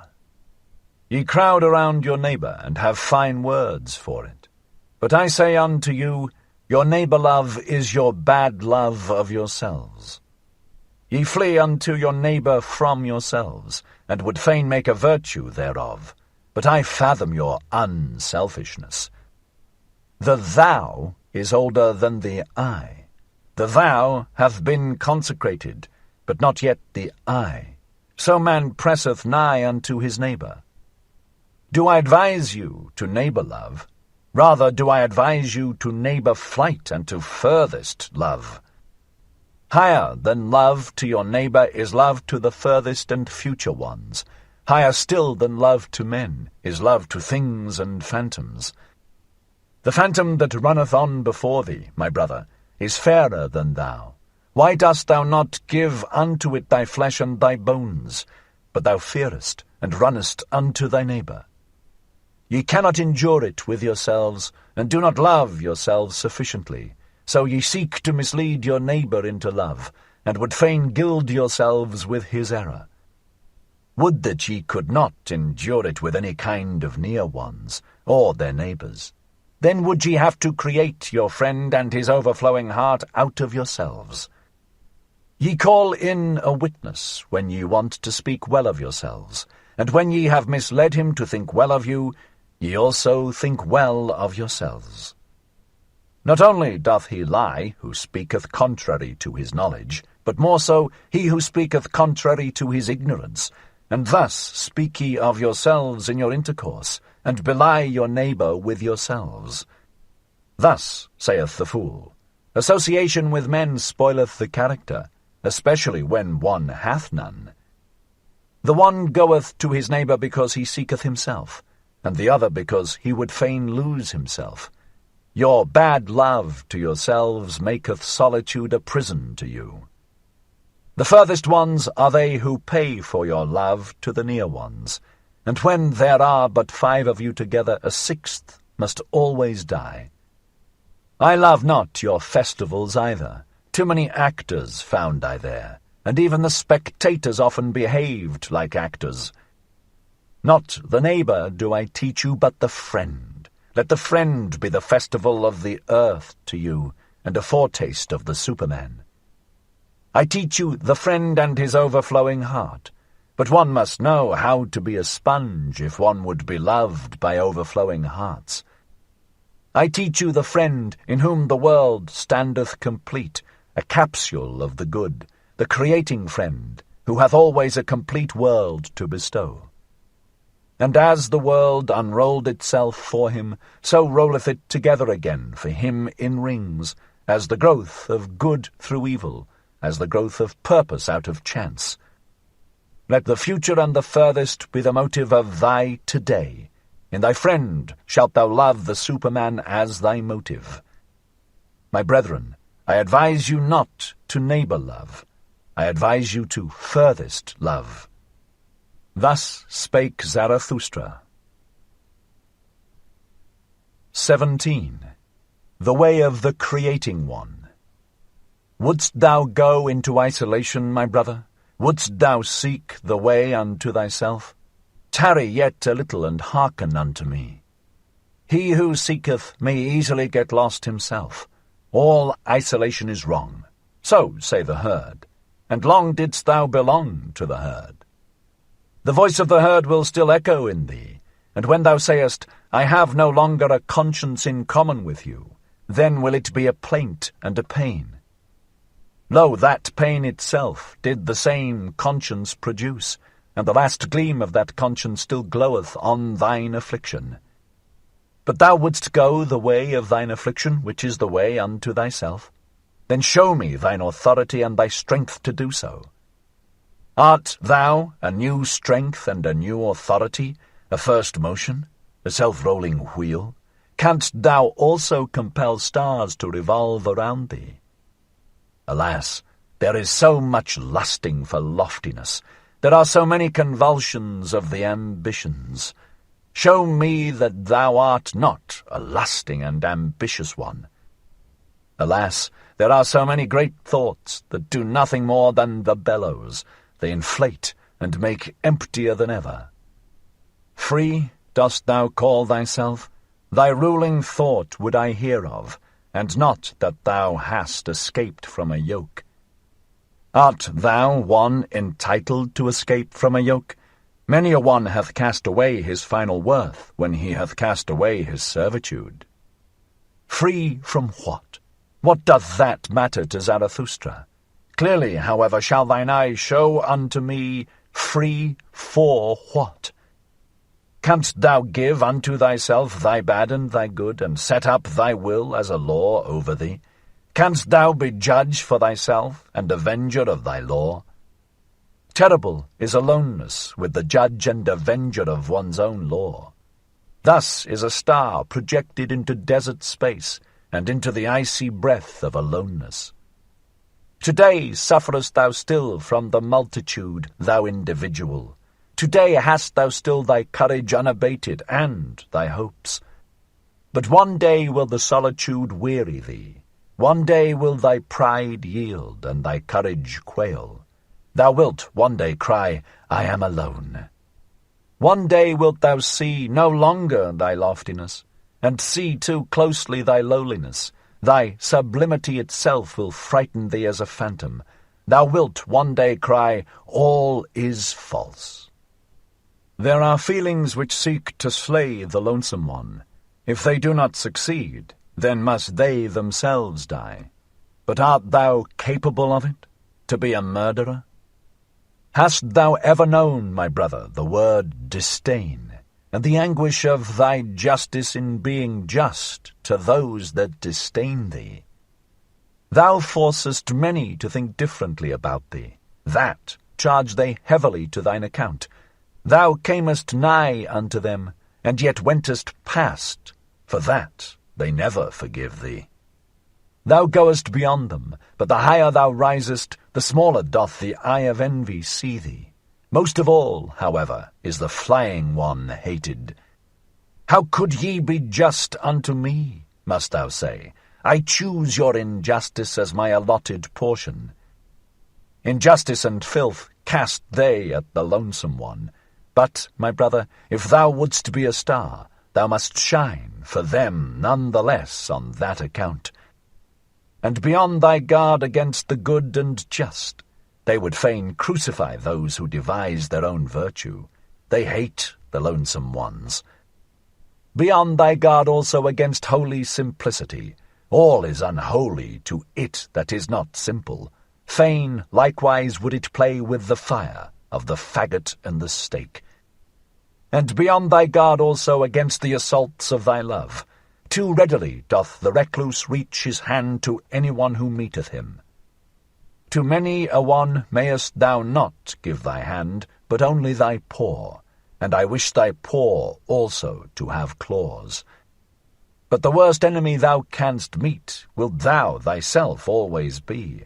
Thou waylayest thyself in caverns and forests. Thou lonesome one, thou goest the way to thyself, and past thyself and thy 7 devils leadeth thy way.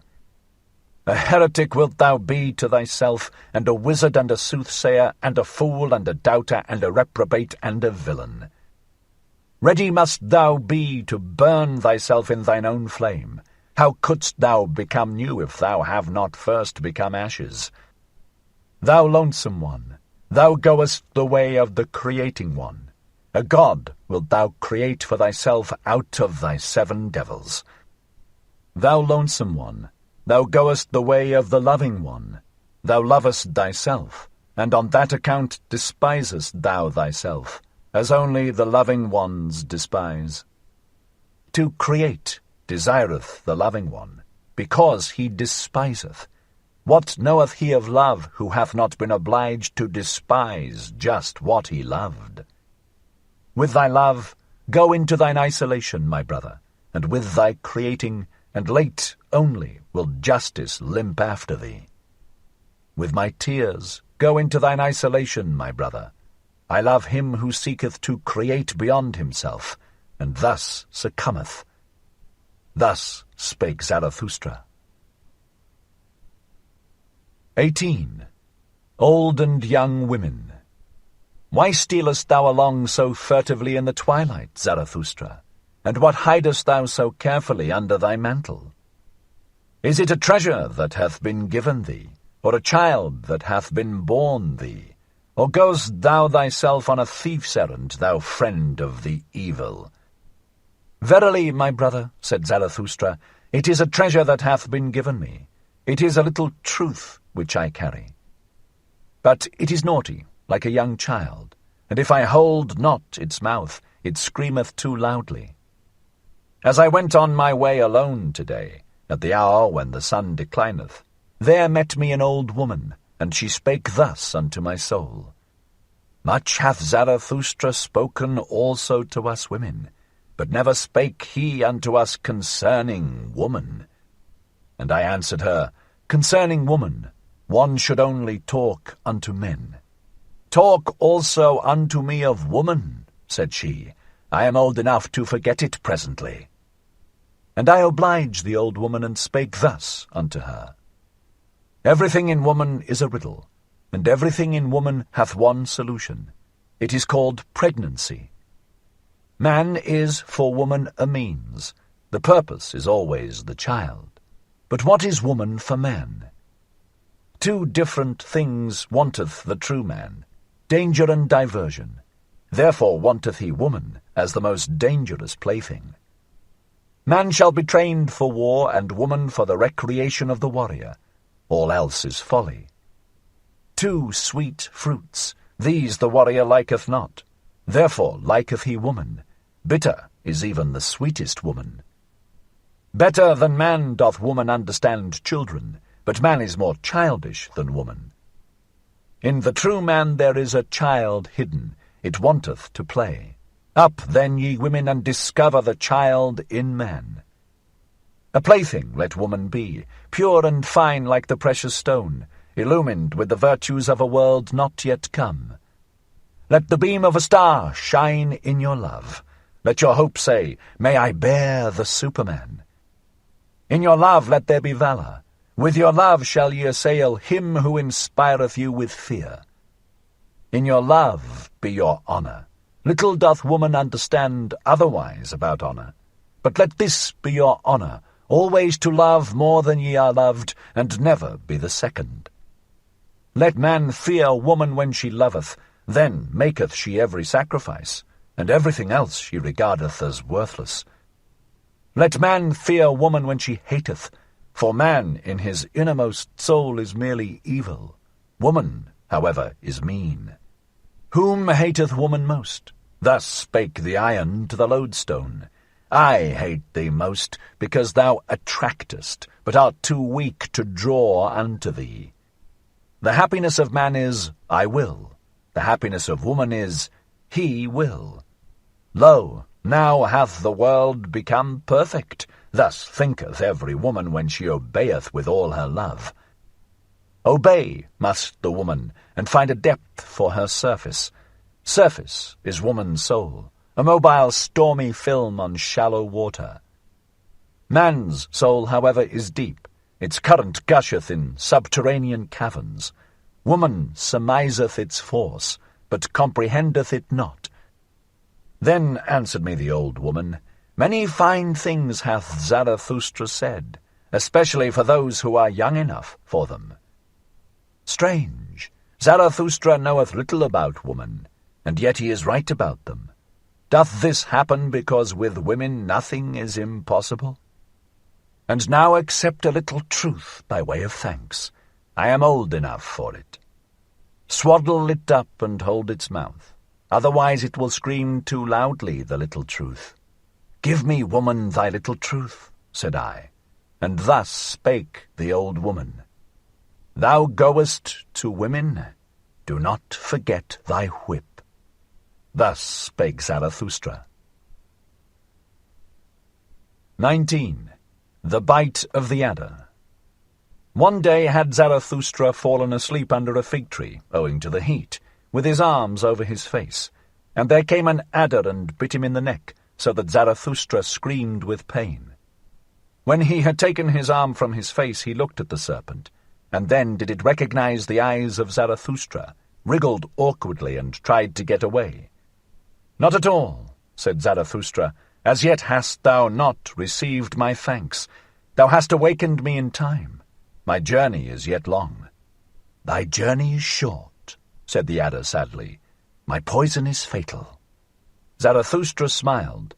"When did ever a dragon die of a serpent's poison?" said he. "But take thy poison back. Thou art not rich enough to present it to me." Then fell the adder again on his neck, and licked his wound. When Zarathustra once told this to his disciples, they asked him, "And what, O Zarathustra, is the moral of thy story?" And Zarathustra answered them thus: "The destroyer of morality, the good and just call me. My story is immoral. When, however, ye have an enemy, then return him not good for evil, for that would abash him, but prove that he hath done something good to you.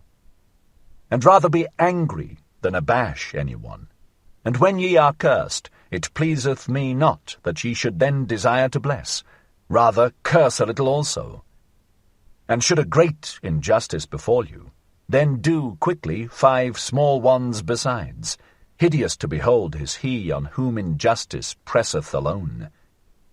Did ye ever know this? Shared injustice is half justice, and he who can bear it shall take the injustice upon himself. A small revenge is humaner than no revenge at all, and if the punishment be not also a right and an honour to the transgressor, I do not like your punishing. Nobler is it to own oneself in the wrong than to establish one's right, especially if one be in the right. Only one must be rich enough to do so.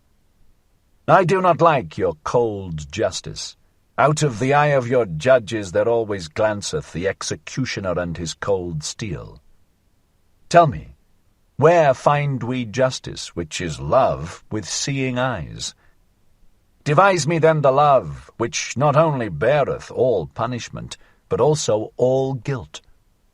Devise me then the justice, which acquitteth every one except the judge. And would ye hear this likewise? To him who seeketh to be just from the heart, even the lie becometh philanthropy. But how could I be just from the heart? How can I give every one his own? Let this be enough for me. I give unto every one mine own. Finally, my brethren, guard against doing wrong to any anchorite. How could an anchorite forget? How could he requite? Like a deep well is an anchorite. Easy is it to throw in a stone. If it should sink to the bottom, however, tell me who will bring it out again. Guard against injuring the anchorite. If ye have done so, however, well then, kill him also. Thus spake Zarathustra. 20. Child and Marriage. I have a question for thee alone, my brother. Like a sounding lead, cast I this question into thy soul, that I may know its depth. Thou art young, and desirous child and marriage. But I ask thee, art thou a man entitled to desire a child? Art thou the victorious one, the self-conqueror, the ruler of thy passions, the master of thy virtues? Thus do I ask thee. Or doth the animals speak in thy wish, and necessity, or isolation, or discord in thee? I would have thy victory and freedom long for a child. Living monuments shalt thou build to thy victory and emancipation. Beyond thyself shalt thou build, but first of all must thou be built thyself, rectangular in body and soul. Not only onward shalt thou propagate thyself, but upward. For that purpose may the garden of marriage help thee. A higher body shalt thou create, a first movement, a spontaneously rolling wheel, a creating one shalt thou create. Marriage, so call I the will of the twain to create the one that is more than those who created it. the reverence for one another, as those exercising such a will call I marriage. Let this be the significance and the truth of thy marriage, but that which the many too many call marriage, those superfluous ones, what shall I call it? The poverty of soul in the twain, the filth of soul in the twain, the pitiable self-complacency in the twain. Marriage, they call it all, and they say their marriages are made in heaven. Well, I do not like it, that heaven of the superfluous. No, I do not like them, those animals tangled in the heavenly toils. Far from me also be the God who limpeth thither to bless what he hath not matched. Laugh not at such marriages. What child hath not had reason to weep over its parents? Worthy did this man seem, and ripe for the meaning of the earth. But when I saw his wife, the earth seemed to me a home for madcaps. Yea, I would that the earth shook with convulsions when a saint and a goose mate with one another.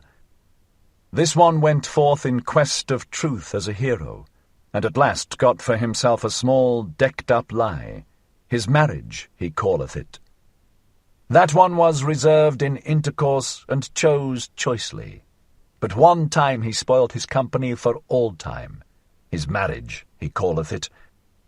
Another sought a handmaid with the virtues of an angel, but all at once he became the handmaid of a woman, and now would he need also to become an angel. Careful have I found all buyers, and all of them have astute eyes, but even the astutest of them buyeth his wife in a sack. Many short follies, that is called love by you, and your marriage putteth an end to many short follies with one long stupidity. Your love to woman, and woman's love to man, would that it was sympathy for suffering and veiled deities, but generally two animals alight on one another. But even your best love is only an enraptured simile and a painful ardour. It is a torch to light you to loftier paths. Beyond yourselves shall ye love some day. Then learn, first of all, to love, and on that account ye had to drink the bitter cup of your love. Bitterness is in the cup even of the best love. Thus doth it cause longing for the Superman. Thus doth it cause thirst in thee, the creating one. Thirst in the creating one, arrow and longing for the Superman. Tell me, my brother, is this thy will to marriage? Holy call I such a will, and such a marriage. Thus spake Zarathustra. 21. Voluntary death. Many die too late, and some die too early. Yet strange soundeth the precept, die at the right time. Die at the right time, so teacheth Zarathustra. To be sure, he who never liveth at the right time, how could he ever die at the right time? Would that he might never be born. Thus do I advise the superfluous ones. But even the superfluous ones make much ado about their death, and even the hollowest nut wanteth to be cracked. Every one regardeth dying as a great matter, but as yet death is not a festival. Not yet have people learned to inaugurate the finest festivals. The consummating death I show unto you, which becometh a stimulus and promise to the living. His death dieth the consummating one triumphantly, surrounded by hoping and promising ones. Thus should one learn to die, and there should be no festival at which such a dying one doth not consecrate the oaths of the living. Thus to die is best. The next best, however, is to die in battle, and sacrifice a great soul. But to the fighter equally hateful as to the victor is your grinning death, which stealeth nigh like a thief, and yet cometh as master. My death praise I unto you, the voluntary death, which cometh unto me because I want it. And when shall I want it? He that hath a goal and an heir wanteth death at the right time for the goal and the heir. and out of reverence for the goal and the air he will hang up no more withered wreaths in the sanctuary of life. Verily not the rope-makers will I resemble, they lengthen out their cord, and thereby go ever backward. Many a one also waxeth too old for his truths and triumphs. A toothless mouth hath no longer the right to every truth. And whoever wanteth to have fame must take leave of honour betimes, and practise the difficult art of going at the right time. One must discontinue being feasted upon when one tasteth best. That is known by those who want to be long loved. Sour apples are there, no doubt, whose lot is to wait until the last day of autumn, and at the same time they become ripe, yellow, and shrivelled. In some ageth the heart first, and in others the spirit, and some are hoary in youth, but the late young keep long young. To many men life is a failure, a poison worm gnaweth at their heart. Then let them see to it that their dying is all the more a success. Many never become sweet, they rot even in the summer. It is cowardice that holdeth them fast to their branches. Far too many live, and far too long hang they on their branches. Would that a storm came and shook all this rottenness and worm-eatenness from the tree. Would that there came preachers of speedy death. Those would be the appropriate storms and agitators of the trees of life. But I hear only slow death preached, and patience with all that is earthly. Ah, ye preach patience with what is earthly? This earthly is it that hath too much patience with you, ye blasphemers. Verily too early died that Hebrew whom the preachers of slow death honour, and to many hath it proved a calamity that he died too early. As yet had he known only tears, and the melancholy of the Hebrews, together with the hatred of the good and just, the Hebrew Jesus. Then was he seized with the longing for death. Had he but remained in the wilderness, and far from the good and just, then perhaps would he have learned to live and love the earth, and laughter also. Believe it, my brethren, he died too early. He himself would have disavowed his doctrine had he attained to my age. Noble enough was he to disavow. But he was still immature. Immaturely loveth the youth, and immaturely also hateth he man and earth. Confined and awkward are still his soul and the wings of his spirit. But in man there is more of the child than in the youth, and less of melancholy. Better understandeth he about life and death. Free for death, and free in death, a holy naysayer, when there is no longer time for yea. Thus understandeth he about death and life. That your dying may not be a reproach to man and the earth, my friends, that do I solicit from the honey of your soul. In your dying shall your spirit and your virtue still shine like an evening afterglow around the earth. Otherwise your dying hath been unsatisfactory. Thus will I die myself, that ye friends may love the earth more for my sake, and earth will I again become, to have rest in her that bore me. Verily a goal had Zarathustra, he threw his ball. Now be ye, friends, the heirs of my goal. To you throw I the golden ball. Best of all do I see you, my friends, throw the golden ball, and so tarry I still a little while on the earth. Pardon me for it. Thus spake Zarathustra. 22. The bestowing virtue. 1.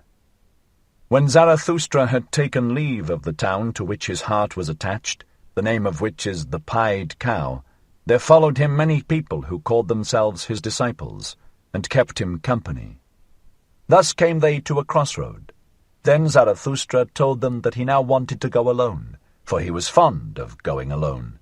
His disciples, however, presented him at his departure with a staff, on the golden handle of which a serpent twined round the sun. Zarathustra rejoiced on account of the staff, and supported himself thereon. Then spake he thus to his disciples. Tell me, pray, How came gold to the highest value? Because it is uncommon, and unprofiting, and beaming, and soft in lustre. It always bestoweth itself. Only as image of the highest virtue came gold to the highest value. Gold-like beameth the glance of the bestower. Gold lustre maketh peace between moon and sun. Uncommon is the highest virtue, and unprofiting, beaming is it, and soft of lustre.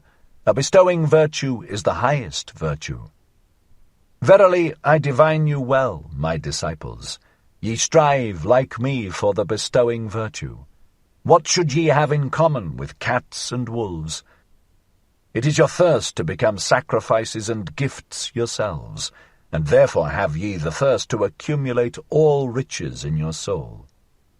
Insatiably striveth your soul for treasures and jewels, because your virtue is insatiable in desiring to bestow. Ye constrain all things to flow towards you and into you, so that they shall flow back again out of your fountain as the gifts of your love.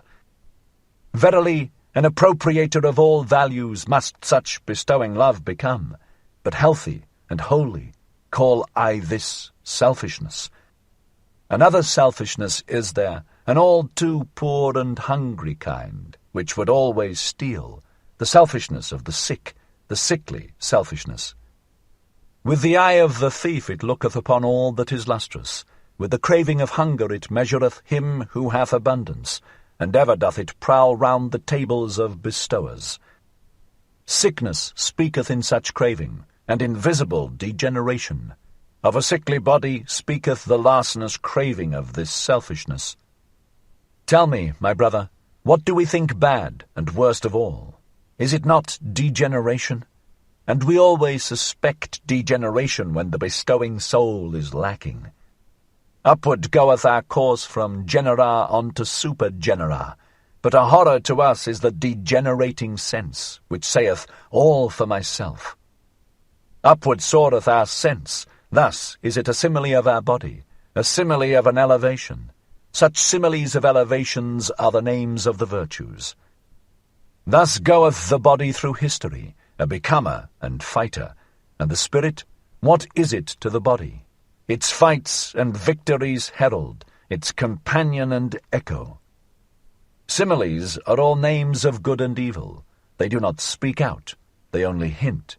A fool who seeketh knowledge from them. Give heed, my brethren, to every hour when your spirit would speak in similes. There is the origin of your virtue. Elevated is then your body, and raised up. With its delight enraptureth it the spirit, so that it becometh creator, and valuer, and lover, and everything's benefactor. When your heart overfloweth broad and full, like the river, a blessing and a danger to the lowlanders, there is the origin of your virtue.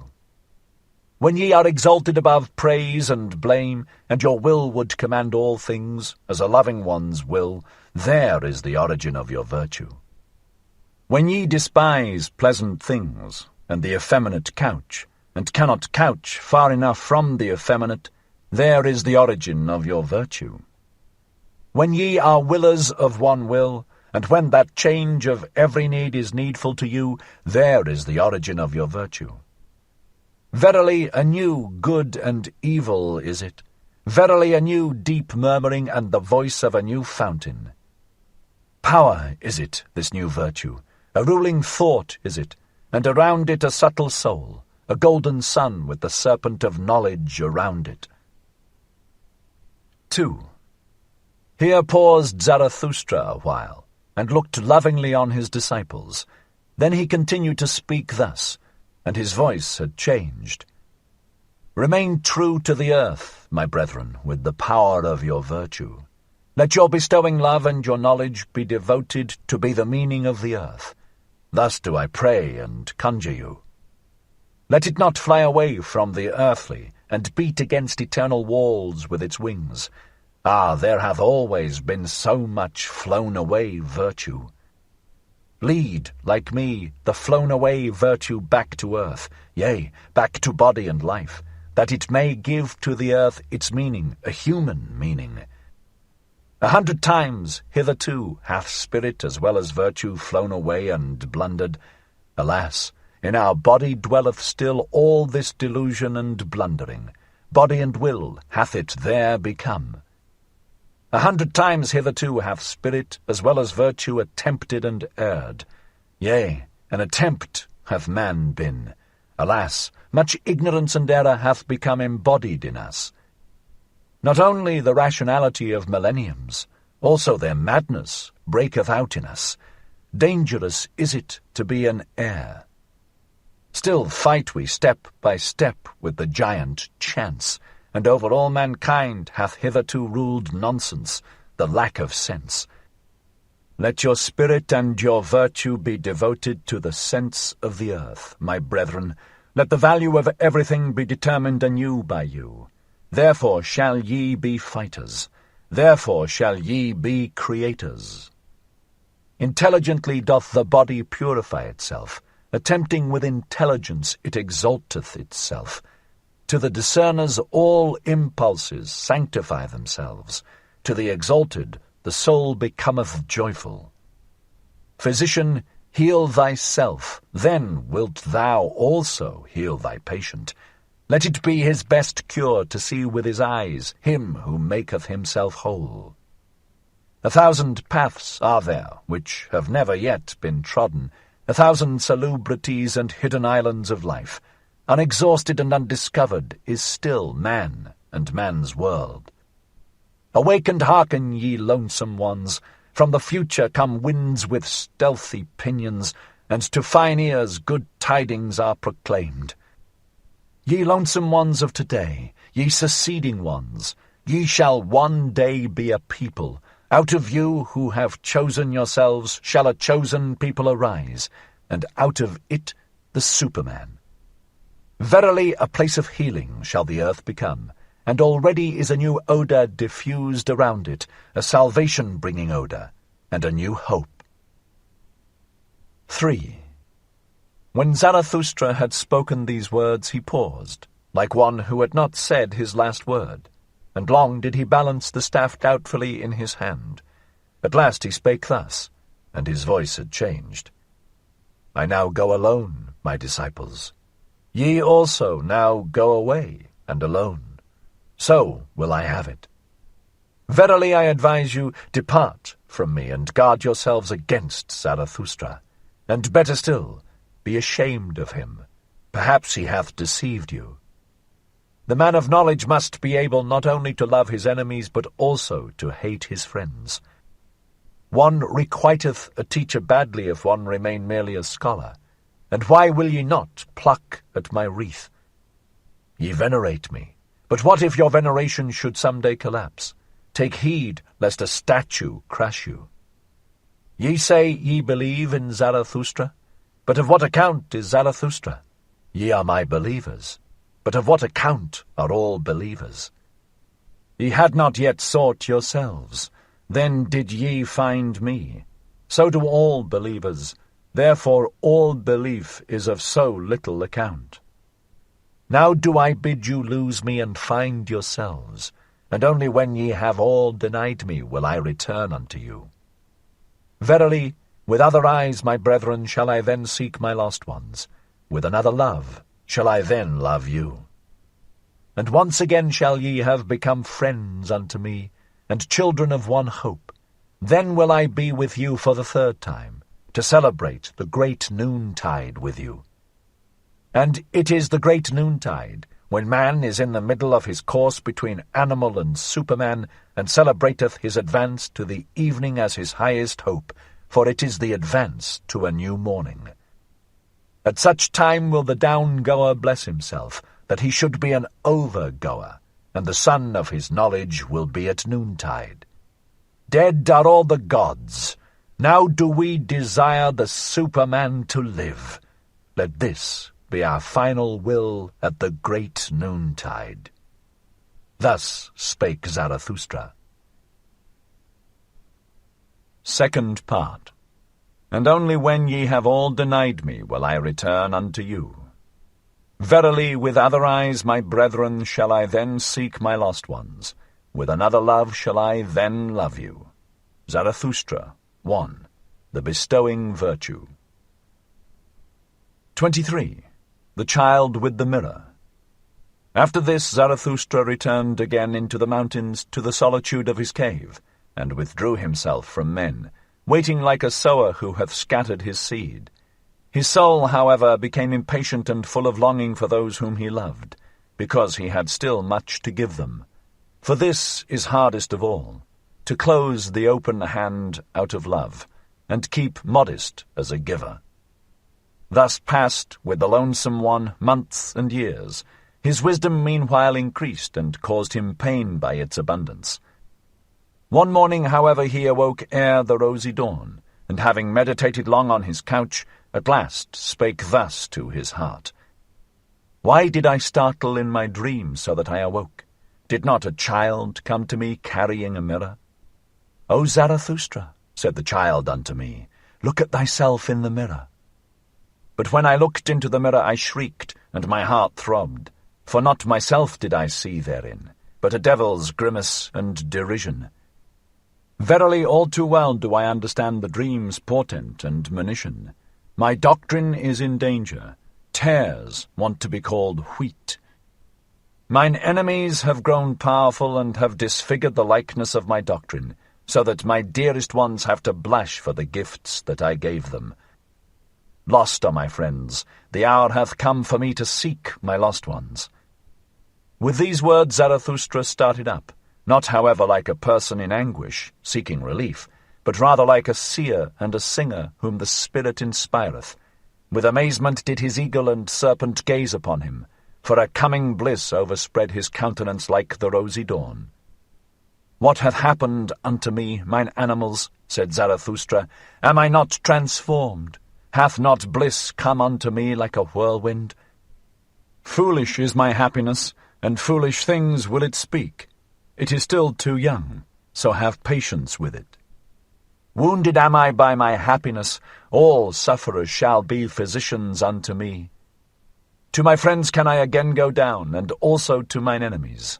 Zarathustra can again speak and bestow, and show his best love to his loved ones.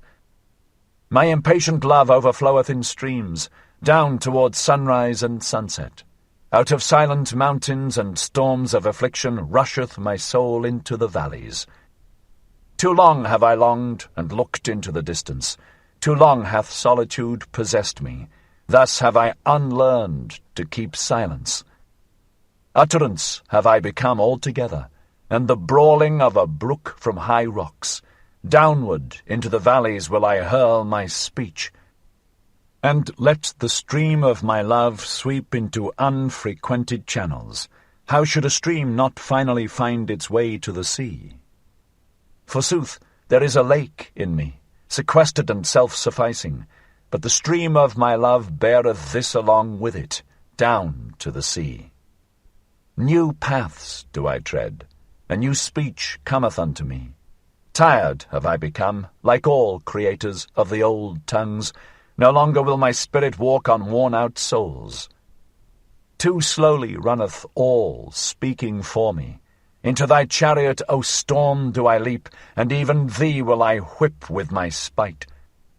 Like a cry and an huzzah will I traverse wide seas, till I find the happy isles where my friends sojourn, and mine enemies amongst them.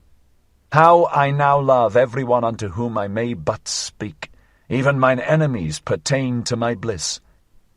And when I want to mount my wildest horse, then doth my spear always help me up best. It is my foot's ever-ready servant. The spear which I hurl at mine enemies, how grateful am I to my enemies that I may at last hurl it. Too great hath been the tension of my cloud.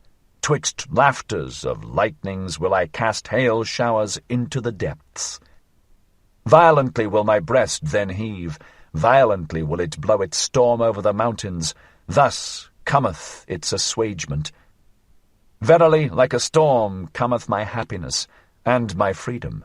But mine enemies shall think that the evil one roareth over their heads. Yea, ye also, my friends, will be alarmed by my wild wisdom, and perhaps ye will flee therefrom, along with mine enemies. Ah, that I knew how to lure you back with shepherd's flutes! Ah, that my lioness wisdom would learn to roar softly! And much have we already learned with one another.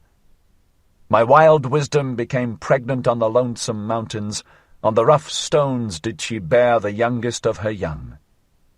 Now runneth she foolishly in the arid wilderness, and seeketh the soft sward, mine old wild wisdom.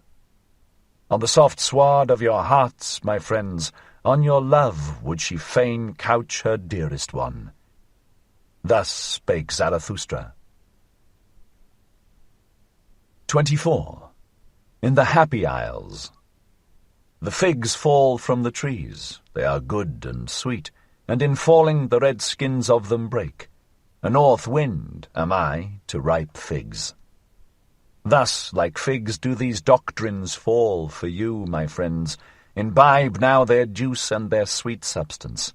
It is autumn all around, and clear sky and afternoon. Lo, what fullness is around us! And out of the midst of superabundance it is delightful to look out upon distant seas. Once did people say God when they looked out upon distant seas. Now, however, have I taught you to say Superman. God is a conjecture, but I do not wish your conjecturing to reach beyond your creating will. Could ye create a God? Then I pray you be silent about all gods, but ye could well create the Superman. Not perhaps ye yourselves, my brethren, but into fathers and forefathers of the Superman could ye transform yourselves, and let that be your best creating.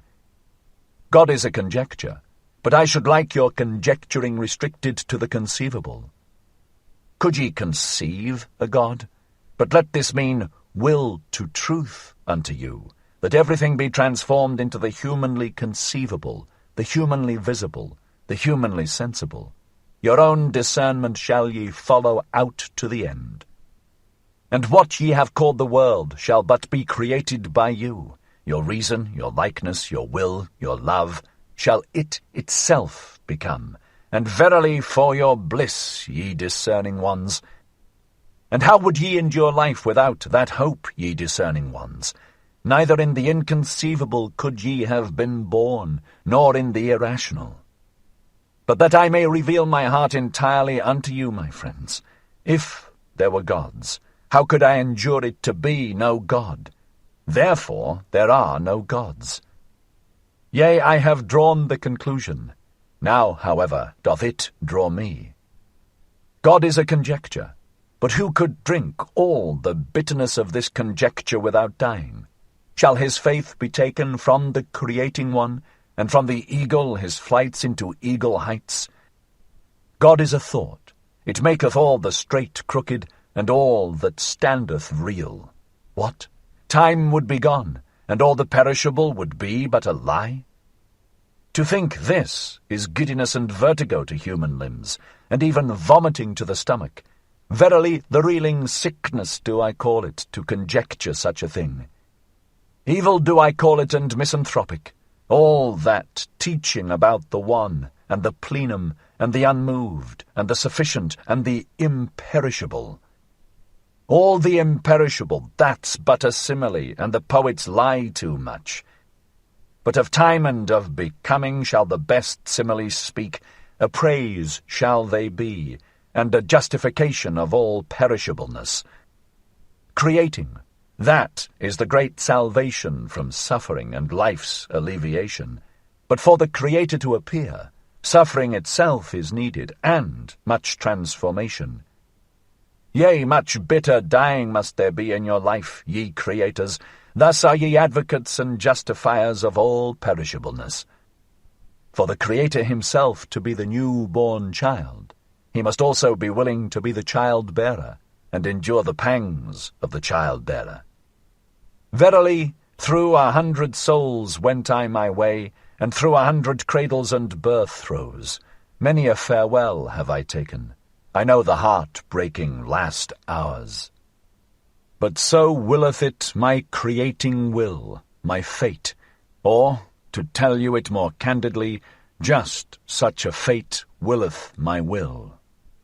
All feeling suffereth in me, and is in prison, but my willing ever cometh to me as mine emancipator and comforter. Willing emancipateth. That is the true doctrine of will and emancipation, so teacheth you Zarathustra. No longer willing, and no longer valuing, and no longer creating, that great debility may ever be far from me. And also in discerning do I feel only my will's procreating and evolving delight, and if there be innocence in my knowledge, it is because there is will to procreation in it. Away from God and gods did this will allure me. What would there be to create if there were gods? But to man doth it ever impel me anew, my fervent creative will. Thus impelleth it the hammer to the stone. Ah, ye men, within the stone slumbereth an image for me, the image of my visions. Ah, that it should slumber in the hardest, ugliest stone. Now rageth my hammer ruthlessly against its prison. From the stone fly the fragments. What's that to me? I will complete it, for a shadow came unto me. The stillest and lightest of all things once came unto me. The beauty of the Superman came unto me as a shadow. Ah, my brethren, of what account now are the gods to me? Thus spake Zarathustra. 25. The Pitiful. My friends, there hath arisen a satire on your friend. Behold, Zarathustra, walketh he not amongst us as if amongst animals? But it is better said in this wise, the discerning one walketh amongst men, as amongst animals. Man himself is to the discerning one, the animal with red cheeks. How hath that happened unto him? Is it not because he hath had to be ashamed too oft? O my friends, thus speaketh the discerning one. Shame, shame, shame, that is the history of man. And on that account doth the noble one enjoin upon himself not to abash. Bashfulness doth he enjoin on himself in presence of all sufferers. Verily I like them not, the merciful ones, whose bliss is in their pity. Too destitute are they of bashfulness. If I must be pitiful, I dislike to be called so, and if I be so, it is preferably at a distance. Preferably also do I shroud my head and flee before being recognized, and thus do I bid you do, my friends. May my destiny ever lead unafflicted ones like you across my path, and those with whom I may have hope and repast and honey in common. Verily I have done this and that for the afflicted, but something better did I always seem to do when I had learned to enjoy myself better. Since humanity came into being, man hath enjoyed himself too little. That alone, my brethren, is our original sin. And when we learn better to enjoy ourselves, then do we unlearn best to give pain unto others and to contrive pain. Therefore do I wash the hand that hath helped the sufferer, therefore do I wipe also my soul. For in seeing the sufferer suffering, thereof was I ashamed on account of his shame, and in helping him sorely did I wound his pride. Great obligations do not make grateful, but revengeful, and when a small kindness is not forgotten, it becometh a gnawing worm.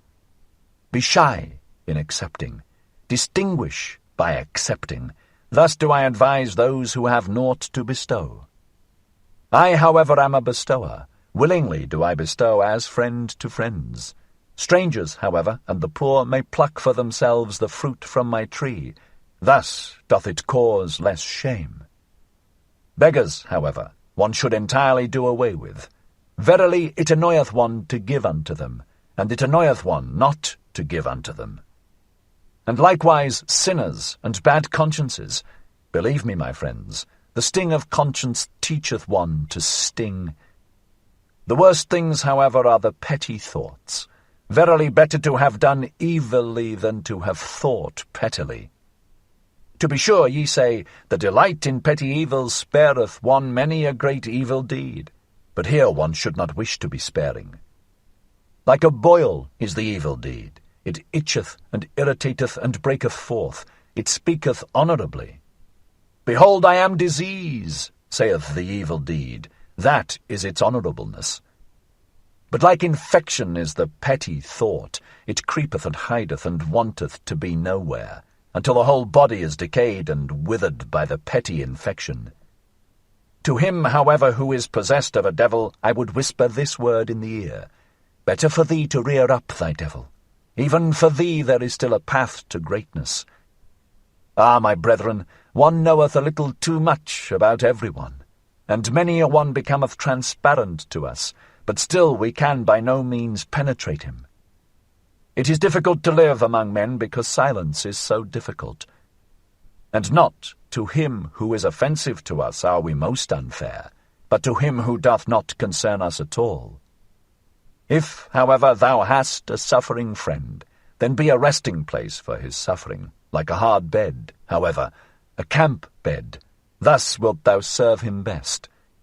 And if a friend doeth thee wrong, then say, I forgive thee what thou hast done unto me. That thou hast done it unto thyself, however, how could I forgive that? Thus speaketh all great love. It surpasseth even forgiveness and pity. One should hold fast one's heart, for when one letteth it go, how quickly doth one's head run away. Ah, where in the world have there been greater follies than with the pitiful? And what in the world hath caused more suffering than the follies of the pitiful? Woe unto all loving ones who have not an elevation which is above their pity. Thus spake the devil unto me once on a time. Even God hath his hell. It is his love for man. And lately did I hear him say these words, God is dead. Of his pity for man hath God died. So be ye warned against pity. From thence there yet cometh unto men a heavy cloud. Verily I understand weather signs. But attend also to this word. All great love is above all its pity, for it seeketh to create what is loved. Myself do I offer unto my love, and my neighbour as myself. Such is the language of all creators. All creators, however, are hard. Thus spake Zarathustra. 26. The Priests. And one day Zarathustra made a sign to his disciples, and spake these words unto them. Here are priests, but although they are mine enemies, pass them quietly and with sleeping swords. Even among them there are heroes. Many of them have suffered too much, so they want to make others suffer. Bad enemies are they. Nothing is more revengeful than their meekness, and readily doth he soil himself who toucheth them. But my blood is related to theirs, and I want withal to see my blood honoured in theirs. And when they had passed, a pain attacked Zarathustra, but not long had he struggled with the pain when he began to speak thus. It moveth my heart for those priests. They also go against my taste, but that is the smallest matter unto me, since I am among men. But I suffer and have suffered with them. Prisoners are they unto me, and stigmatized ones. He whom they call Saviour put them in fetters of false values and fatuous words. Oh, that someone would save them from their Saviour. On an isle they once thought they had landed, when the sea tossed them about, but behold, it was a slumbering monster. False values and fatuous words, these are the worst monsters for mortals. Long slumbereth and waiteth the fate that is in them. But at last it cometh and awaketh, and devoureth and engulfeth whatever hath built tabernacles upon it. Oh, just look at those tabernacles which those priests have built themselves. Churches they call their sweet-smelling caves. Oh, that falsified light, that mustified air, where the soul may not fly aloft to its height, but so enjoineth their belief. On your knees, up the stair, ye sinners. Verily rather would I see a shameless one than the distorted eyes of their shame and devotion. Who created for themselves such caves and penitent stairs? Was it not those who sought to conceal themselves and were ashamed under the clear sky? And only when the clear sky looketh again through ruined roofs, and down upon grass and red poppies on ruined walls, will I again turn my heart to the seats of this God. They call God that which opposed and afflicted them, and verily there was much hero spirit in their worship. And they knew not how to love their God, otherwise than by nailing men to the cross. As corpses they thought to live. In black draped they their corpses. Even in their talk do I still feel the evil flavour of charnel houses. And he who liveth nigh unto them liveth nigh unto black pools, wherein the toad singeth his song with sweet gravity. Better songs would they have to sing for me to believe in their Saviour. More like saved ones would his disciples have to appear unto me. Naked would I like to see them, for beauty alone should preach penitence. But whom would that disguised affliction convince? Verily their saviours themselves came not from freedom and freedom's seventh heaven. Verily they themselves never trod the carpets of knowledge. Of defects did the spirit of those saviours consist, but into every defect had they put their illusion, their stopgap, which they called God. In their pity was their spirit drowned, and when they swelled and o'erswelled with pity, there always floated to the surface a great folly. Eagerly and with shouts drove they their flock over their footbridge, as if there were but one footbridge to the future. Verily those shepherds also were still of the flock. Small spirits and spacious souls had those shepherds, but, my brethren, what small domains have even the most spacious souls hitherto been? Characters of blood did they write on the way they went, and their folly taught that truth is proved by blood. But blood is the very worst witness to truth. Blood tainteth the purest teaching, and turneth it into delusion and hatred of heart. And when a person goeth through fire for his teaching, what doth that prove? It is more, verily, when out of one's own burning cometh one's own teaching.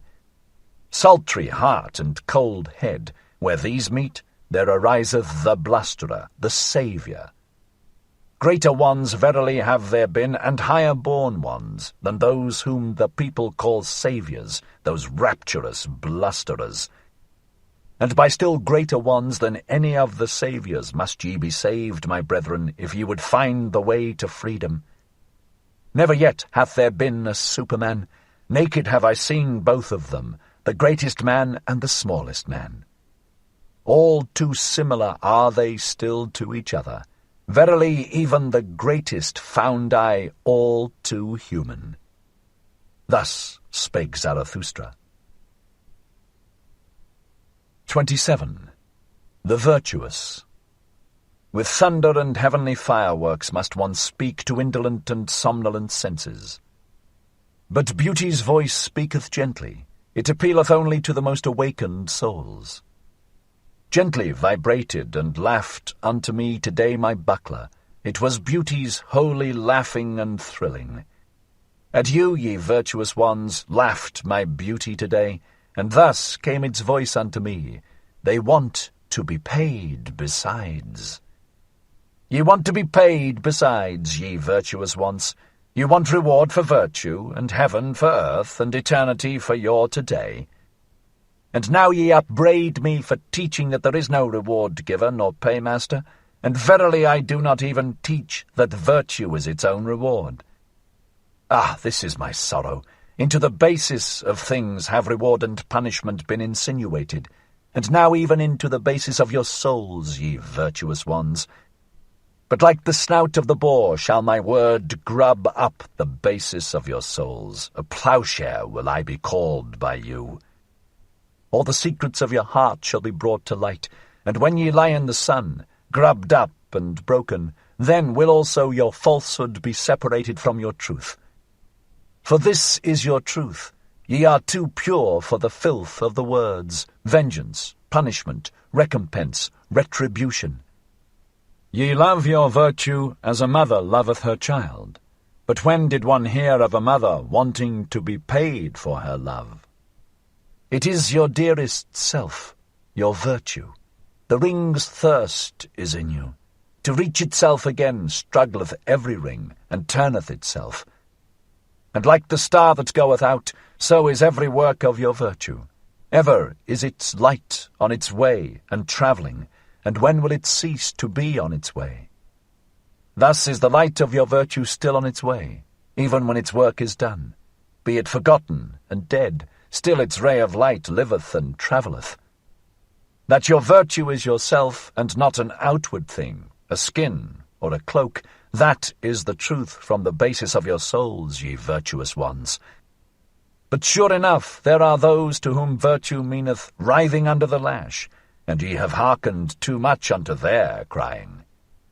And others are there who call virtue the slothfulness of their vices, and when once their hatred and jealousy relax the limbs, their justice becometh lively and rubbeth its sleepy eyes.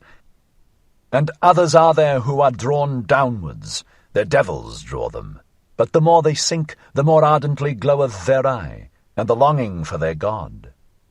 Ah, their crying also hath reached your ears, ye virtuous ones.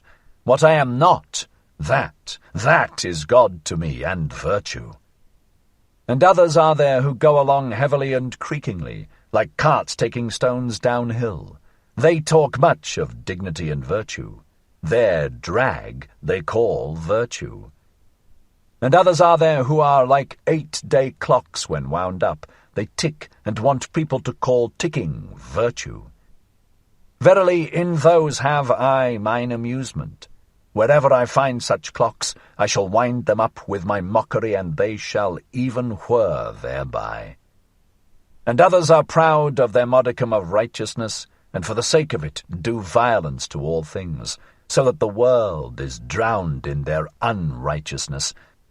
Ah, how ineptly cometh the word virtue out of their mouth, and when they say, I am just, it always soundeth like, I am just revenged. With their virtues they want to scratch out the eyes of their enemies, and they elevate themselves only that they may lower others. And again there are those who sit in their swamp and speak thus from among the bulrushes, virtue, that is to sit quietly in the swamp. We bite no one, and go out of the way of him who would bite, and in all matters we have the opinion that is given us. And again there are those who love attitudes, and think that virtue is a sort of attitude. Their knees continually adore, and their hands are eulogies of virtue, but their heart knoweth naught thereof. And again there are those who regard it as virtue to say, virtue is necessary, but after all they believe only that policemen are necessary. And many a one who cannot see men's loftiness calleth it virtue to see their baseness far too well. Thus calleth he his evil eye virtue. And some want to be edified and raised up, and call it virtue. And others want to be cast down, and likewise call it virtue. And thus do almost all think that they participate in virtue, and at least every one claimeth to be an authority on good and evil. But Zarathustra came not to say unto all those liars and fools, What do ye know of virtue? What could ye know of virtue? But that ye, my friends, might become weary of the old words which ye have learned from the fools and liars. That ye might become weary of the words reward, retribution, punishment, righteous vengeance. That ye might become weary of saying that an action is good is because it is unselfish. Ah, my friends, that your very self be in your action as the mother is in the child, let that be your formula of virtue. Verily I have taken from you 100 formulae, and your virtue's favourite playthings, and now ye upbraid me as children upbraid. They played by the sea. Then came there a wave and swept their playthings into the deep, and now do they cry. But the same wave shall bring them new playthings, and spread before them new speckled shells. Thus will they be comforted, and like them shall ye also, my friends, have your comforting and new speckled shells. Thus spake Zarathustra. 28. The Rabble. Life is a well of delight, but where the rabble also drink, there all fountains are poisoned. To everything cleanly am I well disposed, but I hate to see the grinning mouths and the thirst of the unclean. They cast their eye down into the fountain, and now glanceth up to me their odious smile out of the fountain. The holy water have they poisoned with their lustfulness, and when they called their filthy dreams delight, then poisoned they also the words. Indignant becometh the flame when they put their damp hearts to the fire. The spirit itself bubbleth and smoketh when the rabble approach the fire.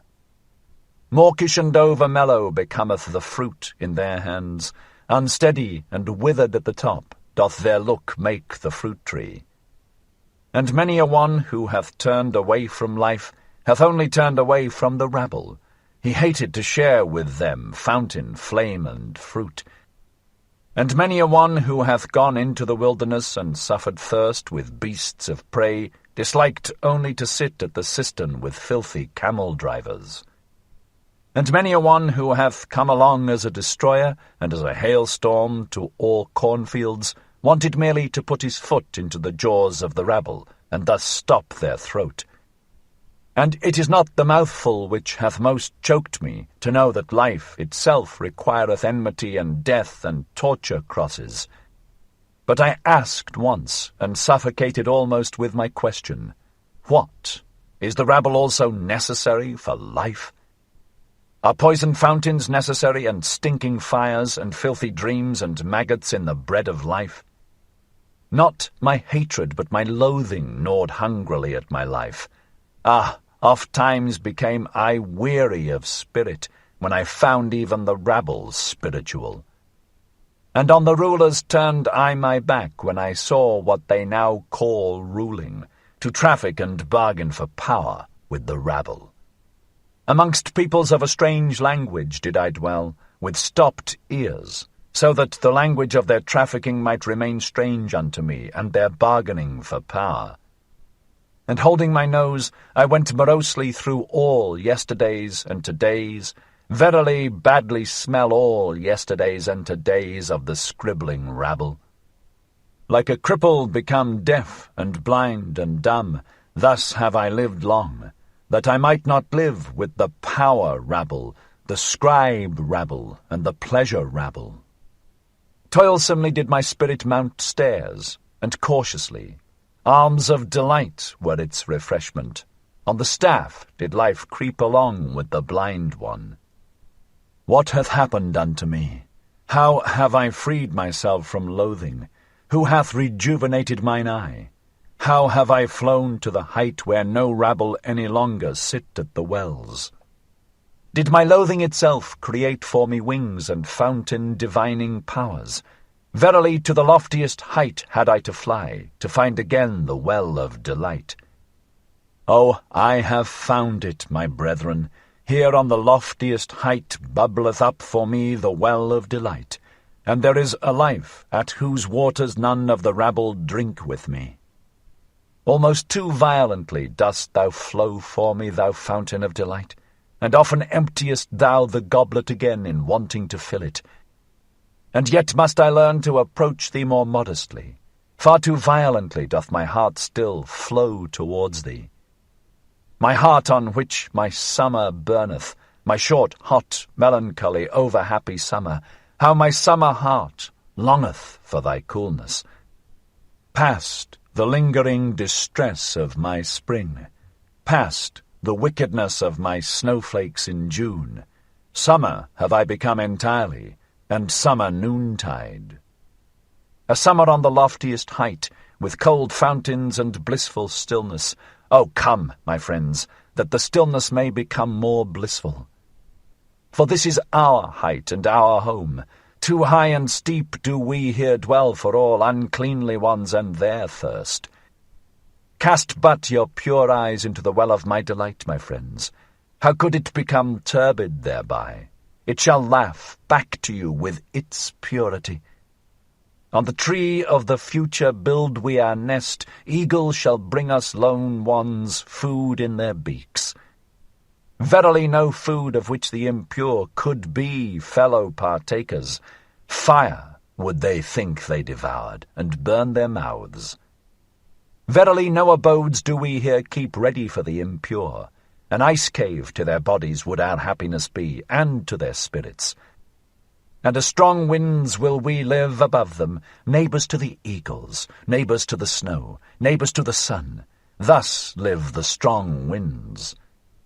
And like a wind will I one day blow amongst them, and with my spirit take the breath from their spirit. Thus willeth my future. Verily a strong wind is Zarathustra to all low places, and this counsel counselleth he to his enemies, and to whatever spitteth and speweth, take care not to spit against the wind.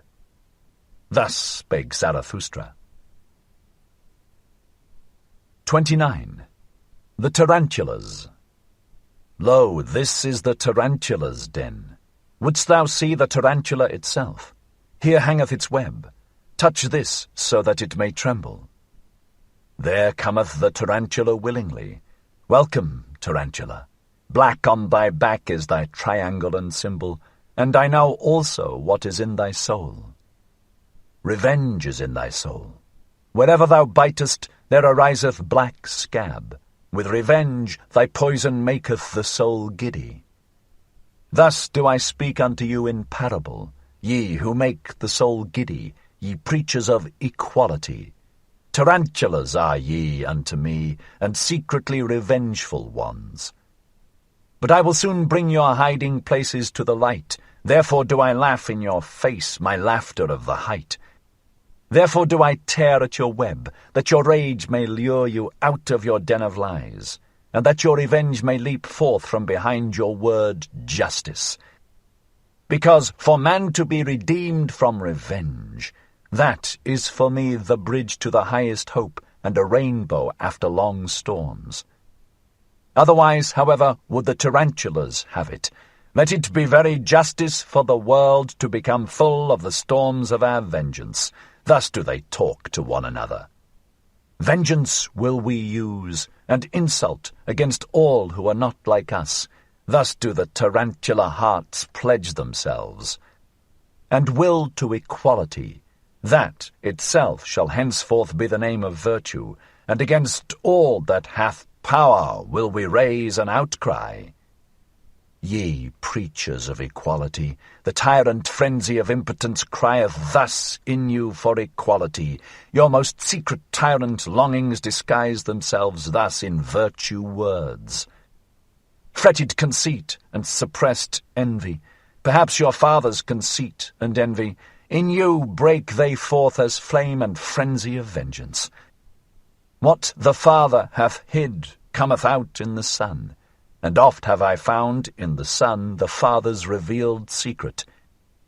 Inspired ones they resemble, but it is not the heart that inspireth them, but vengeance. And when they become subtle and cold, it is not spirit, but envy that maketh them so. Their jealousy leadeth them also into thinkers' paths, and this is the sign of their jealousy. They always go too far, so that their fatigue hath at last to go to sleep on the snow. In all their lamentations soundeth vengeance, in all their eulogies is maleficence, and being judge seemeth to them bliss. But thus do I counsel you, my friends, distrust all in whom the impulse to punish is powerful. They are people of bad race and lineage. Out of their countenances peer the hangman and the sleuth-hound. Distrust all those who talk much of their justice. Verily in their souls not only honey is lacking. And when they call themselves the good and just, forget not that for them to be Pharisees nothing is lacking but power. My friends, I will not be mixed up and confounded with others. There are those who preach my doctrine of life, and are at the same time preachers of equality, and tarantulas. That they speak in favour of life, though they sit in their den, these poison spiders, and withdrawn from life, is because they would thereby do injury. To those would they thereby do injury who have power at present, for with those the preaching of death is still most at home. Were it otherwise, then would the tarantulas teach otherwise, and they themselves were formerly the best world maligners and heretic burners. With these preachers of equality will I not be mixed up and confounded, for thus speaketh justice unto me. Men are not equal, and neither shall they become so. What would be my love to the Superman if I spake otherwise? On 1,000 bridges and piers shall they throng to the future, and always shall there be more war and inequality among them. Thus doth my great love make me speak. Inventors of figures and phantoms shall they be in their hostilities, and with those figures and phantoms shall they yet fight with each other, the supreme fight. Good and evil, and rich and poor, and high and low, and all names of values. Weapons shall they be, and sounding signs that life must again and again surpass itself. Aloft will it build itself with columns and stairs. Life itself into remote distances would it gaze, and out towards blissful beauties. Therefore doth it require elevation. And because it requireth elevation, therefore doth it require steps, and variance of steps and climbers. To rise striveth life, and in rising to surpass itself. And just behold, my friends, here where the tarantula's den is, riseth aloft an ancient temple's ruins. Just behold it with enlightened eyes. Verily, he who here towered aloft his thoughts in stone knew as well as the wisest ones about the secret of life, that there is struggle and inequality even in beauty, and war for power and supremacy. That doth he here teach us in the plainest parable. How divinely do vault and arch here contrast in the struggle, how with light and shade they strive against each other, the divinely striving ones.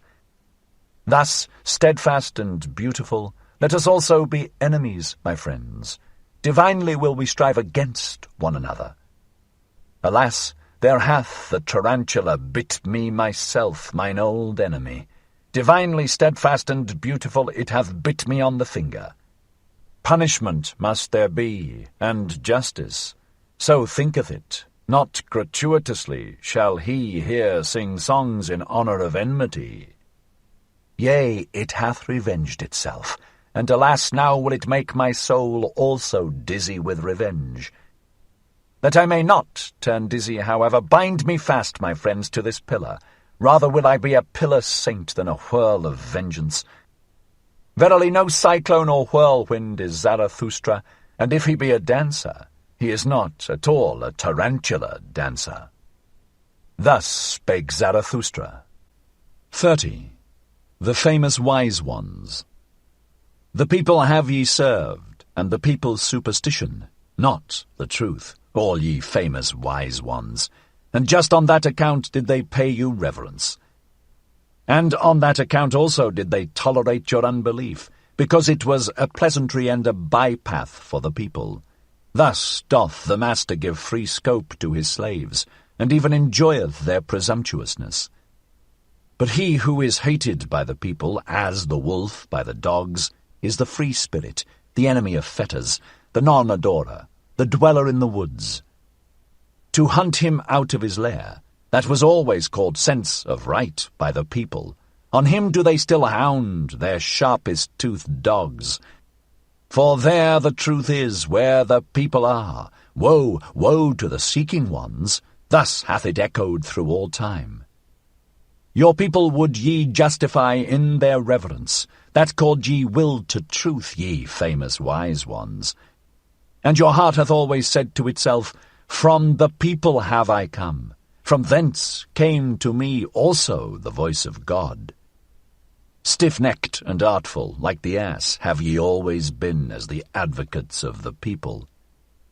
And many a powerful one who wanted to run well with the people hath harnessed in front of his horses a donkey, a famous wise man. And now, ye famous wise ones, I would have you finally throw off entirely the skin of the lion. The skin of the beast of prey, the speckled skin, and the dishevelled locks of the investigator, the searcher, and the conqueror. Ah, for me to learn to believe in your conscientiousness, you would first have to break your venerating will. Conscientious, so call I him who goeth into God-forsaken wildernesses, and hath broken his venerating heart. In the yellow sands and burnt by the sun, he doubtless peereth thirstily at the isles rich in fountains, where life reposeth under shady trees. But his thirst doth not persuade him to become like those comfortable ones, for where there are oases, there are also idols. Hungry, fierce, lonesome, God-forsaken, so doth the lion will wish itself. Free from the happiness of slaves, redeemed from deities and adorations, fearless and fear-inspiring, grand and lonesome, so is the will of the conscientious. In the wilderness have ever dwelt the conscientious, the free spirits, as lords of the wilderness. But in the cities dwell the well-foddered, famous wise ones, the draught beasts. For always do they draw, as asses, the people's carts. Not that I, on that account, upbraid them, but serving ones do they remain, and harnessed ones, even though they glitter in golden harness. And often have they been good servants, and worthy of their hire. For thus saith virtue, if thou must be a servant, seek him unto whom thy service is most useful. The spirit and virtue of thy master shall advance by thou being his servant. Thus wilt thou thyself advance with his spirit and virtue. And verily, ye famous wise ones, ye servants of the people, ye yourselves have advanced with the people's spirit and virtue, and the people by you.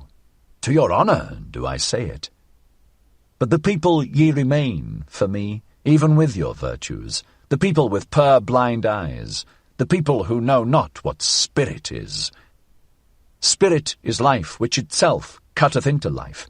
By its own torture doth it increase its own knowledge. Did ye know that before? And the spirit's happiness is this, to be anointed and consecrated with tears as a sacrificial victim. Did ye know that before?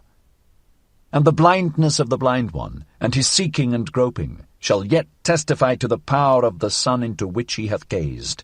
Did ye know that before? And with mountains shall the discerning one learn to build. It is a small thing for the spirit to remove mountains. Did ye know that before? Ye know only the sparks of the spirit, but ye do not see the anvil which it is, and the cruelty of its hammer.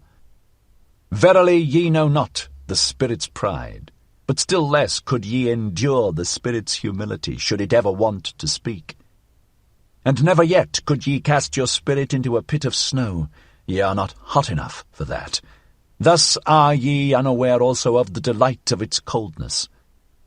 In all respects, however, ye make too familiar with the spirit, and out of wisdom have ye often made an almshouse and a hospital for bad poets. Ye are not eagles, thus have ye never experienced the happiness of the alarm of the spirit, and he who is not a bird should not camp above abysses. Ye seem to me lukewarm ones, but coldly floweth all deep knowledge. Ice-cold are the innermost wells of the spirit, a refreshment to hot hands and handlers.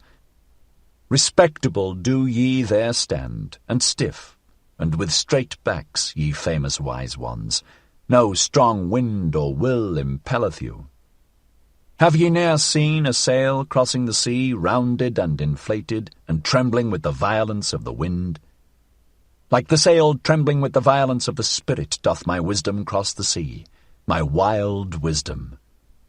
But ye servants of the people, ye famous wise ones, how could ye go with me? Thus spake Zarathustra. 31. The Night Song. 'Tis night, Now do all gushing fountains speak louder, and my soul also is a gushing fountain. 'Tis night. Now only do all songs of the loving ones awake, and my soul also is the song of a loving one. Something unappeased, unappeasable is within me. It longeth to find expression. A craving for love is within me, which speaketh itself the language of love. Light am I, that I were night, but it is my lonesomeness to be begirt with light. That I were dark and nightly, how would I suck at the breasts of light? And you yourselves would I bless, ye twinkling starlets and glowworms aloft, and would rejoice in the gifts of your light. But I live in mine own light. I drink again into myself the flames that break forth from me. I know not the happiness of the receiver, and oft have I dreamt that stealing must be more blessed than receiving. It is my poverty that my hand never ceaseth bestowing. It is mine envy that I see waiting eyes, and the brightened nights of longing. O the misery of all bestowers! O the darkening of my sun! O the craving to crave! O the violent hunger in satiety!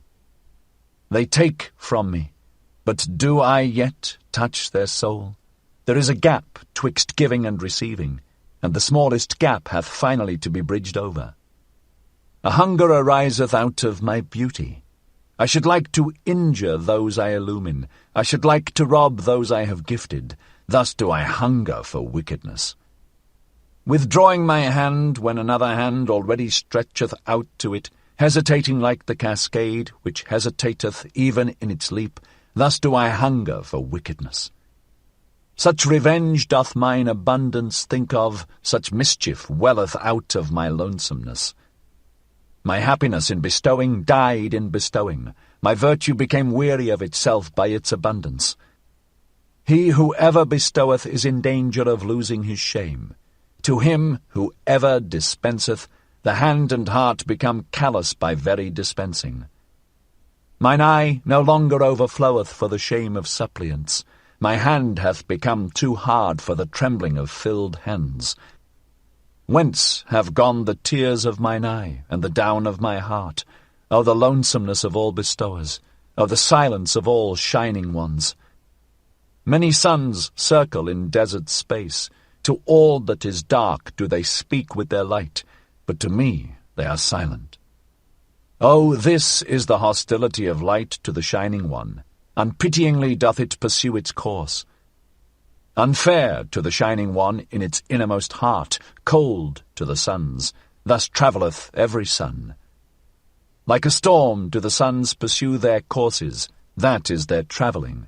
Their inexorable will do they follow, that is their coldness.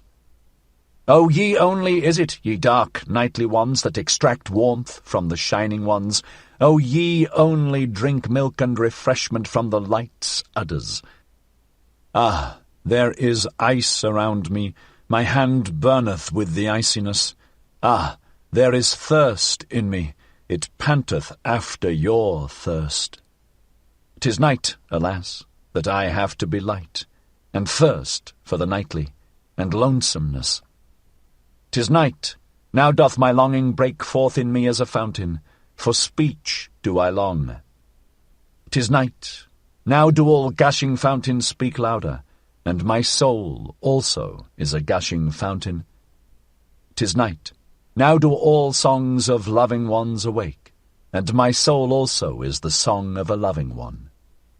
Thus sang Zarathustra. 32. The Dance Song.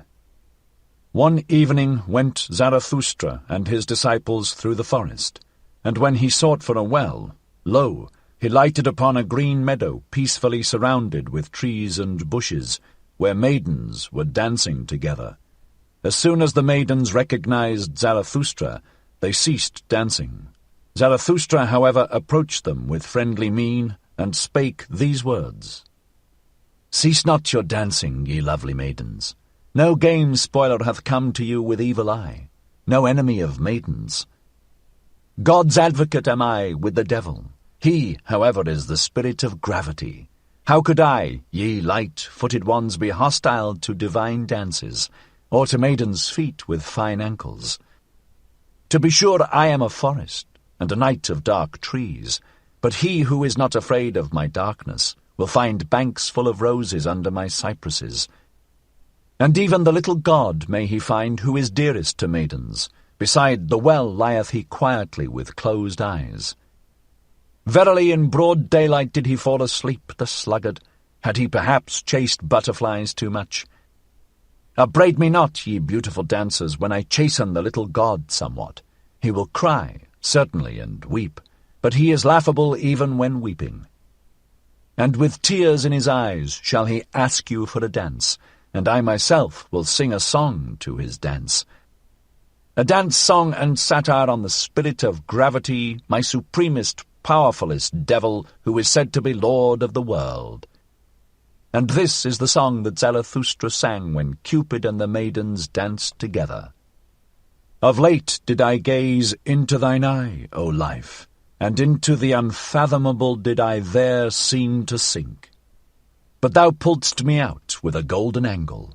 Derisively didst thou laugh when I called the unfathomable. Such is the language of all fish, saidst thou. What they do not fathom is unfathomable. But changeable am I only, and wild, and altogether a woman, and no virtuous one. Though I be called by you men the profound one, or the faithful one, the eternal one, the mysterious one. But ye men endow us always with your own virtues. Alas, ye virtuous ones! Thus did she laugh, the unbelievable one. But never do I believe her and her laughter when she speaketh evil of herself. And when I talked face to face with my wild wisdom, she said to me angrily, Thou willest, thou cravest, thou lovest. On that account alone dost thou praise life. Then had I almost answered indignantly and told the truth to the angry one. And one cannot answer more indignantly than when one telleth the truth to one's wisdom. For thus do things stand with us three. In my heart do I love only life, and verily most when I hate her. But that I am fond of wisdom, and often too fond, is because she remindeth me very strongly of life. She hath her eye, her laugh, and even her golden angle-rod. Am I responsible for it that both are so alike? And when once life asked me, Who is she then, this wisdom? Then said I eagerly, Ah, yes, wisdom. One thirsteth for her, and is not satisfied. One looketh through veils, one graspeth through nets. Is she beautiful? What do I know? But the oldest carps are still lured by her. Changeable is she and wayward. Often have I seen her bite her lip and pass the comb against the grain of her hair. Perhaps she is wicked and false, and altogether a woman, but when she speaketh ill of herself, just then doth she seduce most. When I had said this unto life, then laughed she maliciously and shut her eyes. Of whom dost thou speak? Said she. Perhaps of me? And if thou wert right, is it proper to say that in such wise to my face? But now, pray, speak also of thy wisdom. Ah, and now hast thou again opened thine eyes, O beloved life, and into the unfathomable have I again seemed to sink. Thus sang Zarathustra, but when the dance was over and the maidens had departed, he became sad. The sun hath been long set, said he at last. The meadow is damp, and from the forest cometh coolness. An unknown presence is about me and gazeth thoughtfully. What? Thou livest still, Zarathustra? Why? Wherefore? Whereby? Whither? Where? How? Is it not folly still to live? Ah, my friends, the evening is it which thus interrogateth in me. Forgive me my sadness. Evening hath come on. Forgive me that evening hath come on. Thus sang Zarathustra. 33. The Grave Song. Yonder is the grave island, the silent isle. Yonder also are the graves of my youth. Thither will I carry an evergreen wreath of life. Resolving thus in my heart did I sail o'er the sea. O ye sights and scenes of my youth, O all ye gleams of love, ye divine fleeting gleams, how could ye perish so soon for me? I think of you today as my dead ones. From you, my dearest dead ones, cometh unto me a sweet savour, heart-opening and melting. Verily it convulseth and openeth the heart of the lone seafarer. Still am I the richest and most to be envied, I, the lonesomest one, for I have possessed you, and ye possess me still. Tell me, to whom hath there ever fallen such rosy apples from the tree as have fallen unto me? Still am I, your love's heir and heritage, blooming to your memory with many-hued wild-growing virtues, O ye dearest ones. Ah, we were made to remain nigh unto each other, ye kindly strange marvels, and not like timid birds did ye come to me and my longing, nay, but as trusting ones to a trusting one. Yea, made for faithfulness like me, and for fond eternities, must I now name you by your faithlessness, ye divine glances and fleeting gleams. No other name have I yet learned. Verily too early did ye die for me, ye fugitives, yet did ye not flee from me, nor did I flee from you. Innocent are we to each other in our faithlessness. To kill me did they strangle you, ye singing birds of my hopes. Yea, at you, ye dearest ones, did malice ever shoot its arrows, to hit my heart.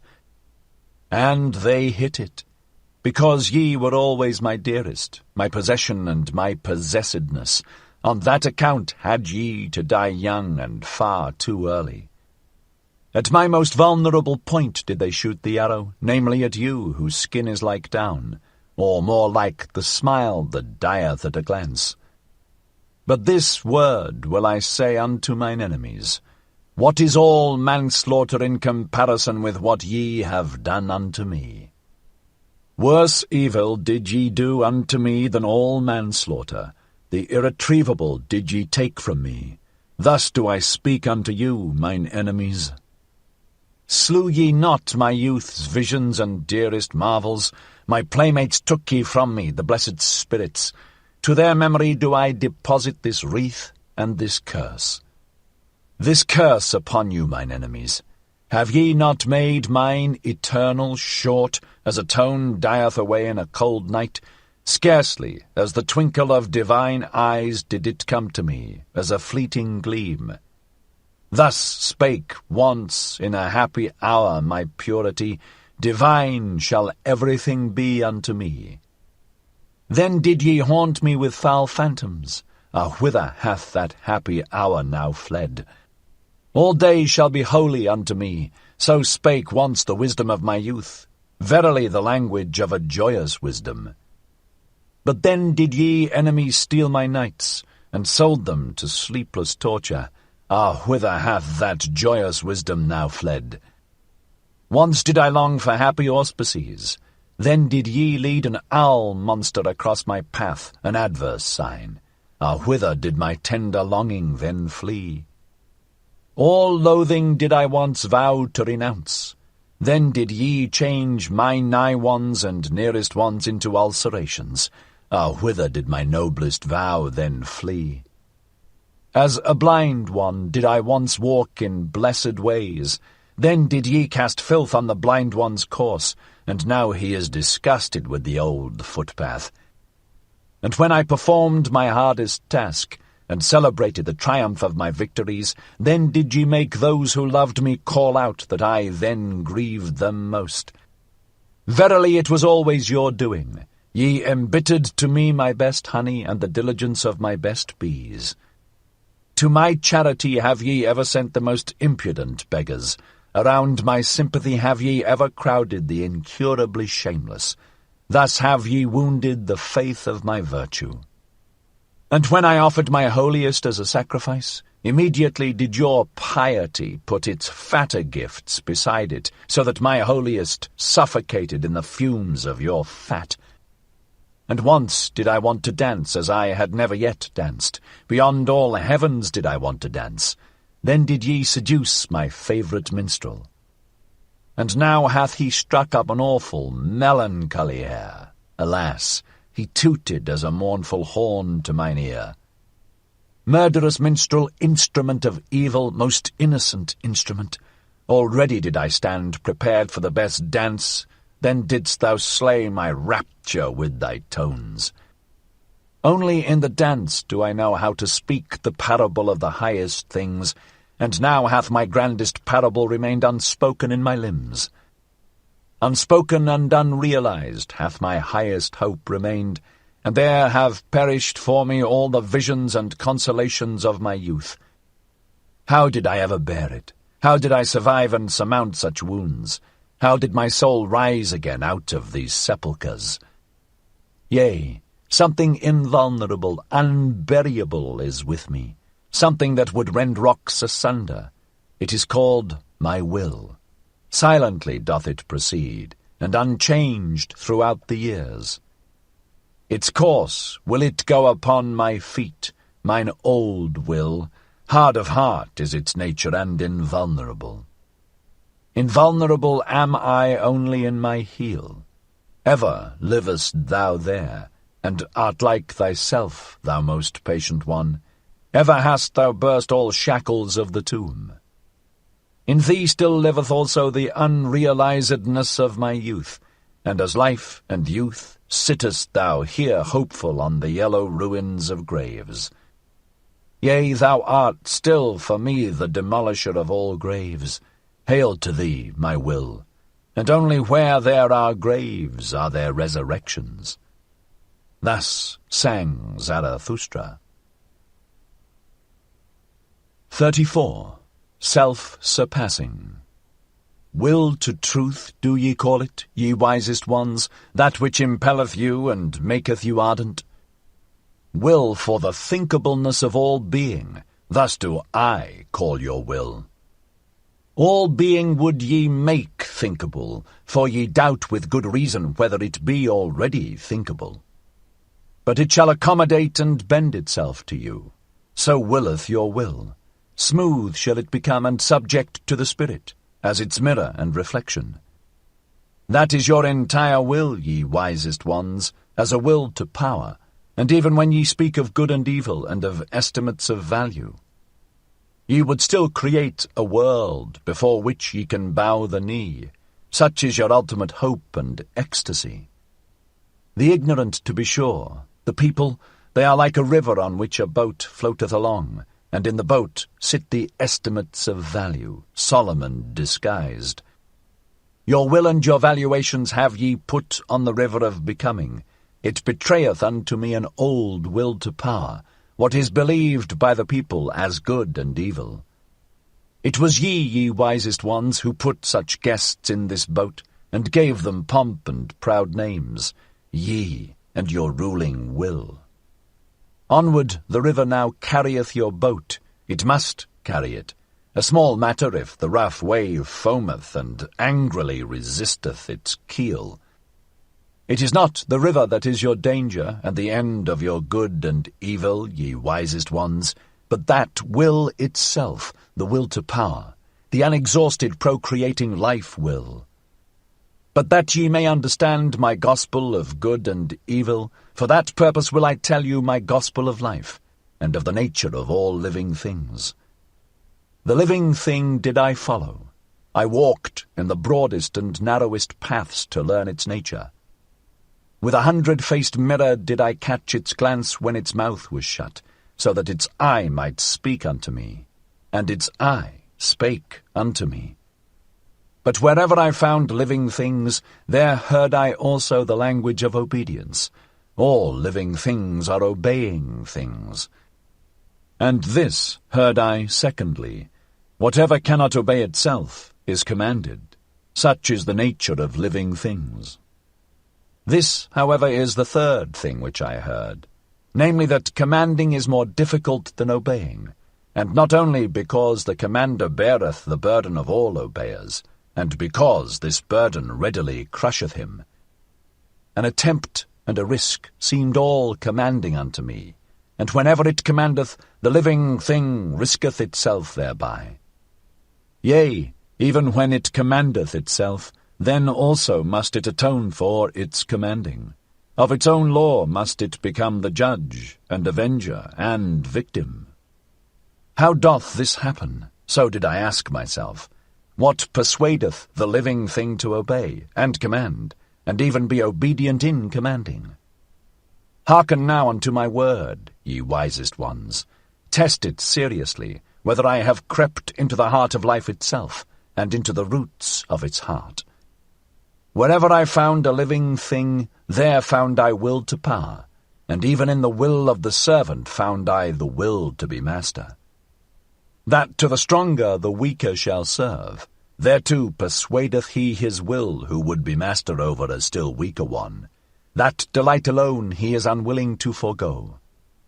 And as the lesser surrendereth himself to the greater, that he may have delight and power over the least of all, so doth even the greatest surrender himself, and staketh life for the sake of power. It is the surrender of the greatest to run risk and danger, and play dice for death. And where there is sacrifice, and service, and love glances, there also is the will to be master. By byways doth the weaker then slink into the fortress, and into the heart of the mightier one, and there stealeth power. And this secret spake life herself unto me. Behold, said she, I am that which must ever surpass itself. To be sure, ye call it will to procreation, or impulse towards a goal, towards the higher, remoter, more manifold. But all that is one and the same secret. Rather would I succumb than disown this one thing, and verily where there is succumbing and leaf falling, lo, there doth life sacrifice itself for power. That I have to be struggle, and becoming, and purpose, and cross-purpose. Ah, he who divineth my will, divineth well also on what crooked paths it hath to tread. Whatever I create, and however much I love it, soon must I be adverse to it, and to my love. So willeth my will. And even thou, discerning one, art only a path and footstep of my will. Verily my will to power walketh even on the feet of thy will to truth. He certainly did not hit the truth, who shot at it the formula, will to existence. That will doth not exist. For what is not, cannot will. That, however, which is in existence, how could it still strive for existence? Only where there is life is there also will, not, however, will to life, but, so I teach thee, will to power. Much is reckoned higher than life itself by the living one, but out of the very reckoning speaketh the will to power. Thus did life once teach me, and thereby, ye wisest ones, do I solve you the riddle of your hearts. Verily I say unto you, good and evil, which would be everlasting, it doth not exist. Of its own accord must it ever surpass itself anew. With your values and formulae of good and evil, ye exercise power, ye valuing ones, and that is your secret love, and the sparkling, trembling, and overflowing of your souls. But a stronger power groweth out of your values, and a new surpassing. By it breaketh egg and eggshell. And he who hath to be a creator in good and evil, verily he hath first to be a destroyer, and break values in pieces. Thus doth the greatest evil pertain to the greatest good. That, however, is the creating good. Let us speak thereof, ye wisest ones, even though it be bad. To be silent is worse. All suppressed truths become poisonous. And let everything break up which can break up by our truths. Many a house is still to be built. Thus spake Zarathustra. 35. The Sublime Ones. Calm is the bottom of my sea. Who would guess that it hideth droll monsters? Unmoved is my depth, but it sparkleth with swimming enigmas and laughters. A sublime one saw I today, a solemn one, a penitent of the spirit. Oh, how my soul laughed at his ugliness! With upraised breast, and like those who draw in their breath, thus did he stand, the sublime one, and in silence. O'erhung with ugly truths, the spoil of his hunting, and rich in torn raiment, many thorns also hung on him, but I saw no rose. Not yet had he learned laughing and beauty. Gloomy did this hunter return from the forest of knowledge. From the fight with wild beasts returned he home, but even yet a wild beast gazeth out of his seriousness, an unconquered wild beast. As a tiger doth he ever stand on the point of springing, but I do not like those strained souls. Ungracious is my taste towards all those self-engrossed ones. And ye tell me, friends, that there is to be no dispute about taste and tasting, but all life is a dispute about taste and tasting. Taste, that is weight at the same time, and scales and wear, and alas for every living thing that would live without dispute about weight and scales and wear. Should he become weary of his sublimeness, this sublime one, then only will his beauty begin, and then only will I taste him and find him savoury. And only when he turneth away from himself will he o'erleap his own shadow, and verily into his sun. Far too long did he sit in the shade. The cheeks of the penitent of the spirit became pale. He almost starved on his expectations. Contempt is still in his eye, and loathing hideth in his mouth. To be sure he now resteth, but he hath not yet taken rest in the sunshine. As the ox ought he to do, and his happiness should smell of the earth, and not of contempt for the earth. As a white ox would I like to see him, which, snorting and lowing, walketh before the ploughshare, and his lowing should also lord all that is earthly. Dark is still his countenance, the shadow of his hand danceth upon it, o'ershadowed is still the sense of his eye. His deed itself is still the shadow upon him, his doing obscureth the doer. Not yet hath he overcome his deed. To be sure I love in him the shoulders of the ox, but now do I want to see also the eye of the angel. Also his hero will hath he still to unlearn. An exalted one shall he be, and not only a sublime one. The ether itself should raise him, the will-less one. He hath subdued monsters, he hath solved enigmas, but he should also redeem his monsters and enigmas. Into heavenly children should he transform them. As yet hath his knowledge not learned to smile, and to be without jealousy. As yet hath his gushing passion not become calm in beauty. Verily, not in satiety shall his longing cease and disappear, but in beauty. Gracefulness belongeth to the munificence of the magnanimous. His arm across his head, thus should the hero repose, thus should he also surmount his repose. But precisely to the hero is beauty the hardest thing of all. Unattainable is beauty by all ardent wills. A little more, a little less.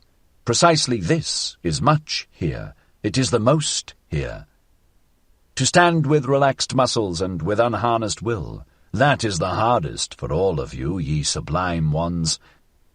When power becometh gracious and descendeth into the visible, I call such condescension beauty. And from no one do I want beauty so much as from thee, thou powerful one. Let thy goodness be thy last self-conquest. All evil do I accredit to thee, therefore do I desire of thee the good. Verily I have often laughed at the weaklings, who think themselves good because they have crippled paws. The virtue of the pillar shalt thou strive after. More beautiful doth it ever become, and more graceful, but internally harder and more sustaining, the higher it riseth. Yea, thou sublime one day shalt thou also be beautiful, and hold up the mirror to thine own beauty. Then will thy soul thrill with divine desires, and there will be adoration even in thy vanity. For this is the secret of the soul. When the hero hath abandoned it, then only approacheth it in dreams, the superhero. Thus spake Zarathustra. 36. The Land of Culture. Too far did I fly into the future. A horror seized upon me. And when I looked around me, lo, there time was my sole contemporary. Then did I fly backwards, homewards, and always faster. Thus did I come unto you, ye present-day men, and into the land of culture. For the first time brought I an eye to see you, and good desire. Verily, with longing in my heart did I come. But how did it turn out with me? Although so alarmed, I had yet to laugh. Never did mine eyes see anything so motley coloured.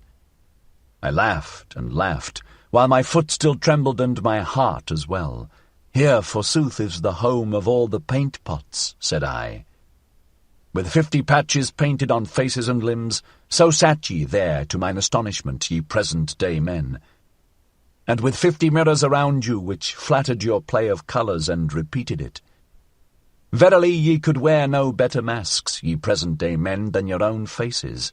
Who could recognize you?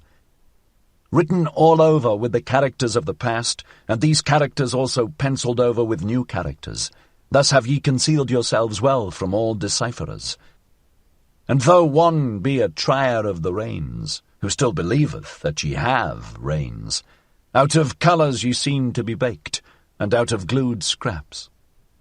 All times and people's gaze diverse coloured out of your veils. All customs and beliefs speak diverse coloured out of your gestures. He who would strip you of veils and wrappers and paints and gestures would just have enough left to scare the crows. Verily, I myself am the scared crow that once saw you naked and without paint, and I flew away when the skeleton ogled at me. Rather would I be a day labourer in the netherworld, and among the shades of the bygone. Fatter and fuller than ye are, forsooth, the nether-worldlings. This, yea, this, is bitterness to my bowels, that I can neither endure you naked nor clothed, ye present-day men.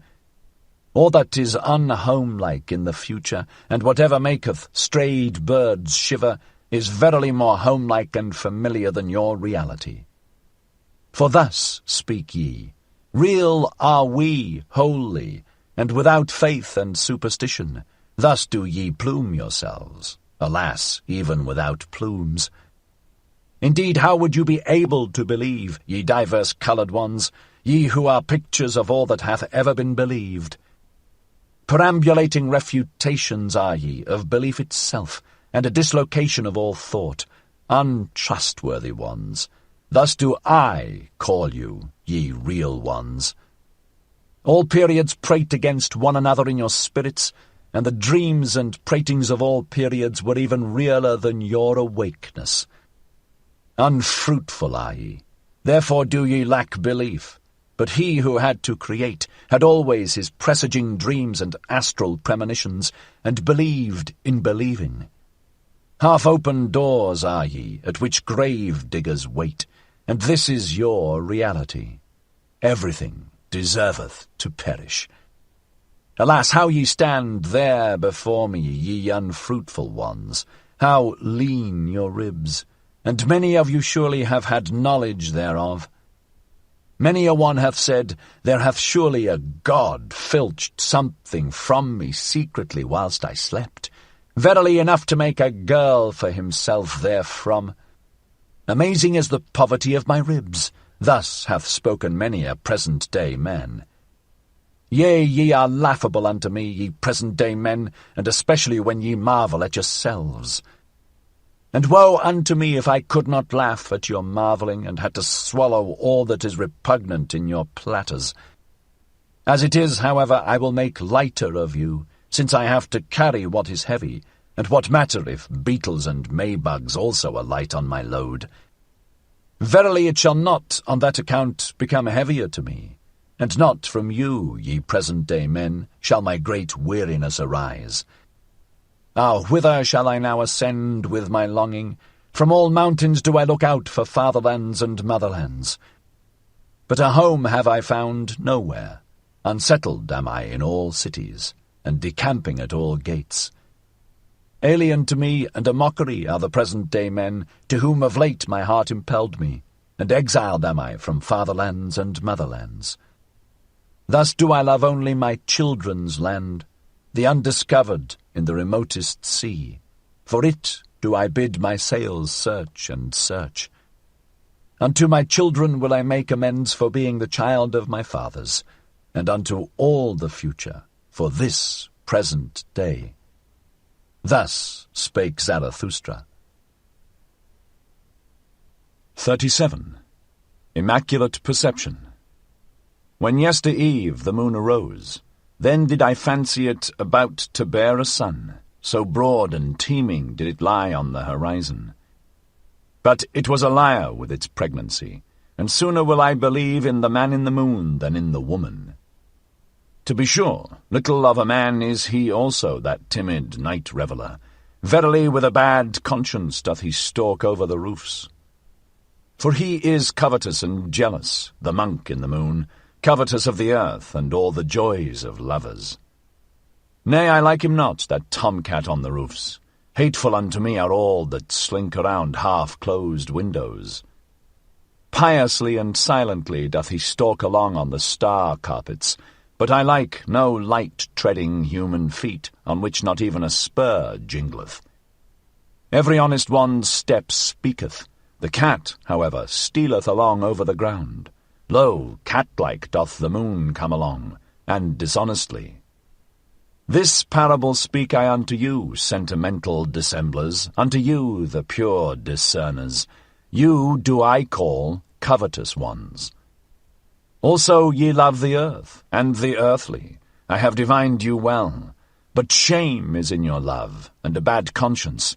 Ye are like the moon. To despise the earthly hath your spirit been persuaded, but not your bowels. These, however, are the strongest in you. And now is your spirit ashamed to be at the service of your bowels, and goeth byways and lying ways to escape its own shame. That would be the highest thing for me, so saith your lying spirit unto itself, to gaze upon life without desire, and not like the dog with hanging out tongue. To be happy in gazing, with dead will, free from the grip and greed of selfishness, cold and ashy grey all over, but with intoxicated moon eyes. That would be the dearest thing to me. Thus doth the seduced one seduce himself, to love the earth as the moon loveth it, and with the eye only to feel its beauty. And this do I call immaculate perception of all things, to want nothing else from them, but to be allowed to lie before them as a mirror with 100 facets. O ye sentimental dissemblers, ye covetous ones, ye lack innocence in your desire, and now do ye defame desiring on that account. Verily, not as creators, as procreators, or as jubilators do ye love the earth. Where is innocence? Where there is will to procreation, and he who seeketh to create beyond himself hath for me the purest will. Where is beauty? Where I must will with my whole will, where I will love and perish, that an image may not remain merely an image. Loving and perishing, these have rhymed from eternity. Will to love, that is to be ready also for death. Thus do I speak unto you cowards. But now doth your emasculated ogling profess to be contemplation, and that which can be examined with cowardly eyes is to be christened beautiful. O ye violators of noble names! But it shall be your curse, ye immaculate ones, ye pure discerners, that ye shall never bring forth, even though ye lie broad and teeming on the horizon. Verily ye fill your mouth with noble words, and we are to believe that your heart overfloweth, ye cozeners.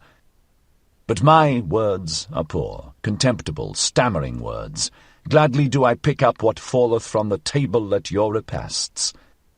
Yet still can I say therewith the truth to dissemblers. Yea, my fish bones, shells, and prickly leaves shall tickle the noses of dissemblers. Bad air is always about you and your repasts. Your lascivious thoughts, your lies and secrets are indeed in the air. Dare only to believe in yourselves and in your inward parts. He who doth not believe in himself always lieth. A god's mask have ye hung in front of you, ye pure ones. Into a god's mask hath your execrable coiling snake crawled. Verily ye deceive, ye contemplative ones. Even Zarathustra was once the dupe of your godlike exterior. He did not divine the serpent's coil with which it was stuffed. A god's soul I once thought I saw, playing in your games, ye pure discerners. No better arts did I once dream of than your arts. Serpent's filth and evil odour the distance concealed from me, and that a lizard's craft prowled thereabouts lasciviously. But I came nigh unto you. Then came to me the day, and now cometh it to you. At an end is the moon's love affair. See, there, surprised and pale doth it stand before the rosy dawn. For already she cometh, the glowing one. Her love to the earth cometh. Innocence and creative desire is all solar love. See there, how she cometh impatiently over the sea. Do ye not feel the thirst and the hot breath of her love? At the sea would she suck, and drink its depths to her height. Now riseth the desire of the sea with its 1,000 breasts. Kissed and sucked would it be by the thirst of the sun, vapour would it become, and height and path of light, and light itself. Verily like the sun do I love life, and all deep seas. And this meaneth to me knowledge, all that is deep shall ascend to my height. Thus spake Zarathustra. 38. Scholars. When I lay asleep, then did a sheep eat at the ivy wreath on my head. It ate, and said thereby, Zarathustra is no longer a scholar. It said this, and went away clumsily and proudly. A child told it to me.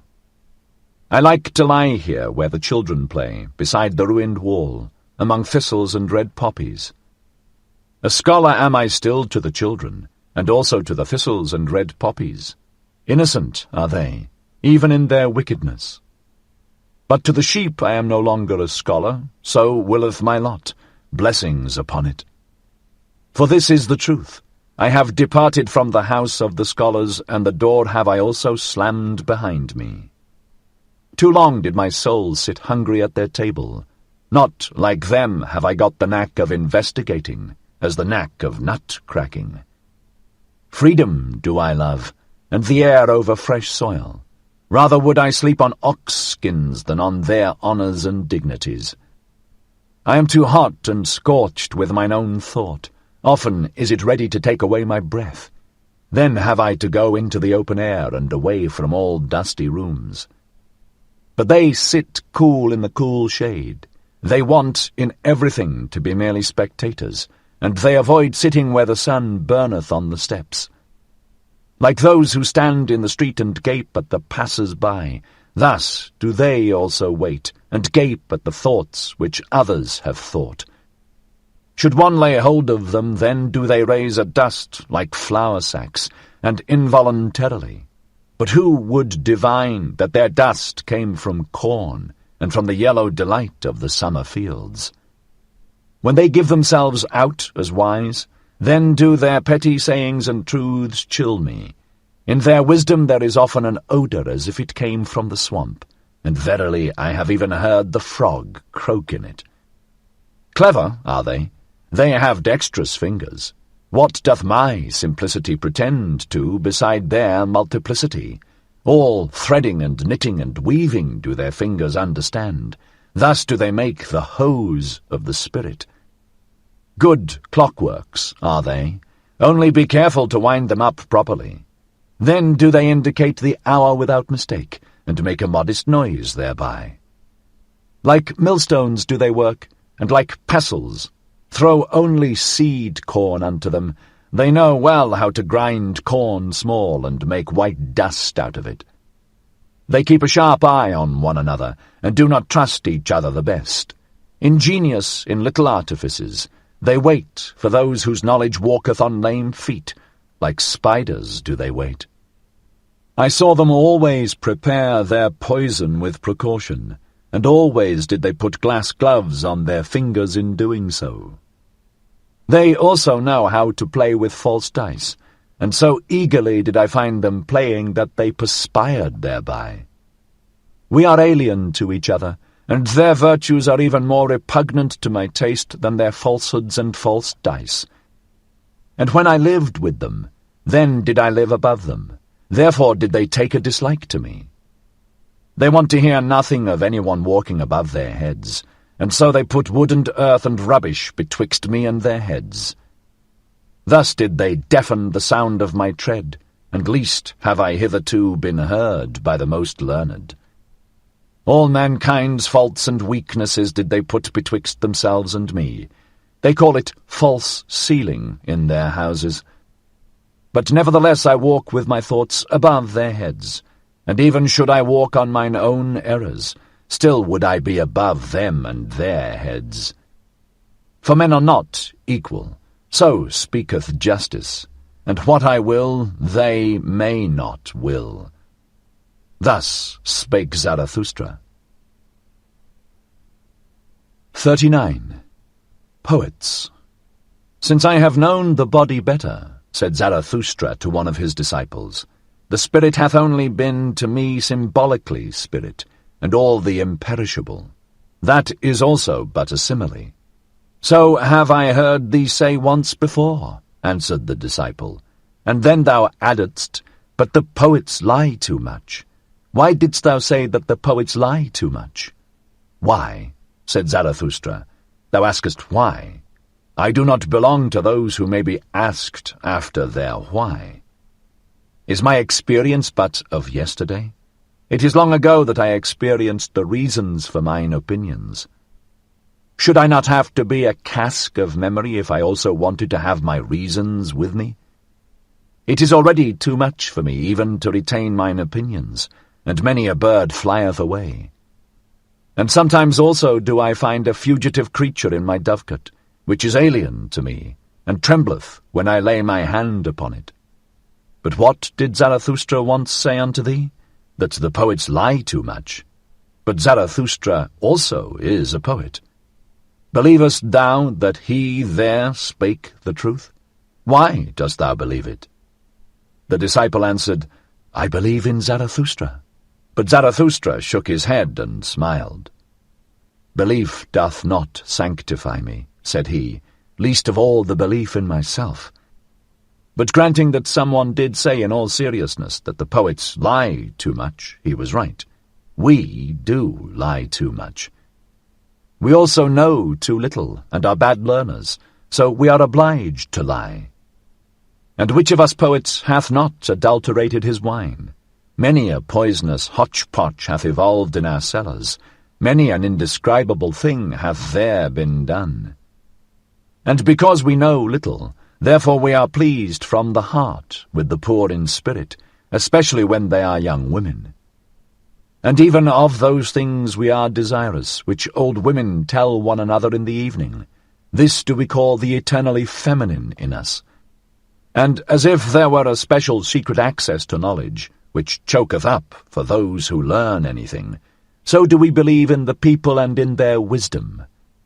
This, however, do all poets believe, that whoever pricketh up his ears when lying in the grass, or on lonely slopes, learneth something of the things that are betwixt heaven and earth. And if there come unto them tender emotions, then do the poets always think that nature herself is in love with them, and that she stealeth to their ear to whisper secrets into it, and amorous flatteries. Of this do they plume and pride themselves before all mortals. Ah, there are so many things betwixt heaven and earth of which only the poets have dreamed. and especially above the heavens. For all gods are poet symbolizations, poet sophistications. Verily, ever are we drawn aloft, that is, to the realm of the clouds. On these do we set our gaudy puppets, and then call them gods and supermen. Are not they light enough for those chairs, all these gods and supermen? Ah, how I am weary of all the inadequate that is insisted on as actual. Ah, how I am weary of the poets. When Zarathustra so spake, his disciple resented it, but was silent. And Zarathustra also was silent, and his eye directed itself inwardly, as if it gazed into the far distance. At last he sighed and drew breath. I am of today, and heretofore, said he thereupon. But something is in me that is of the morrow, and the day following, and the hereafter. I became weary of the poets, of the old and of the new. Superficial are they all unto me, and shallow seas. They did not think sufficiently into the depth, therefore their feeling did not reach to the bottom.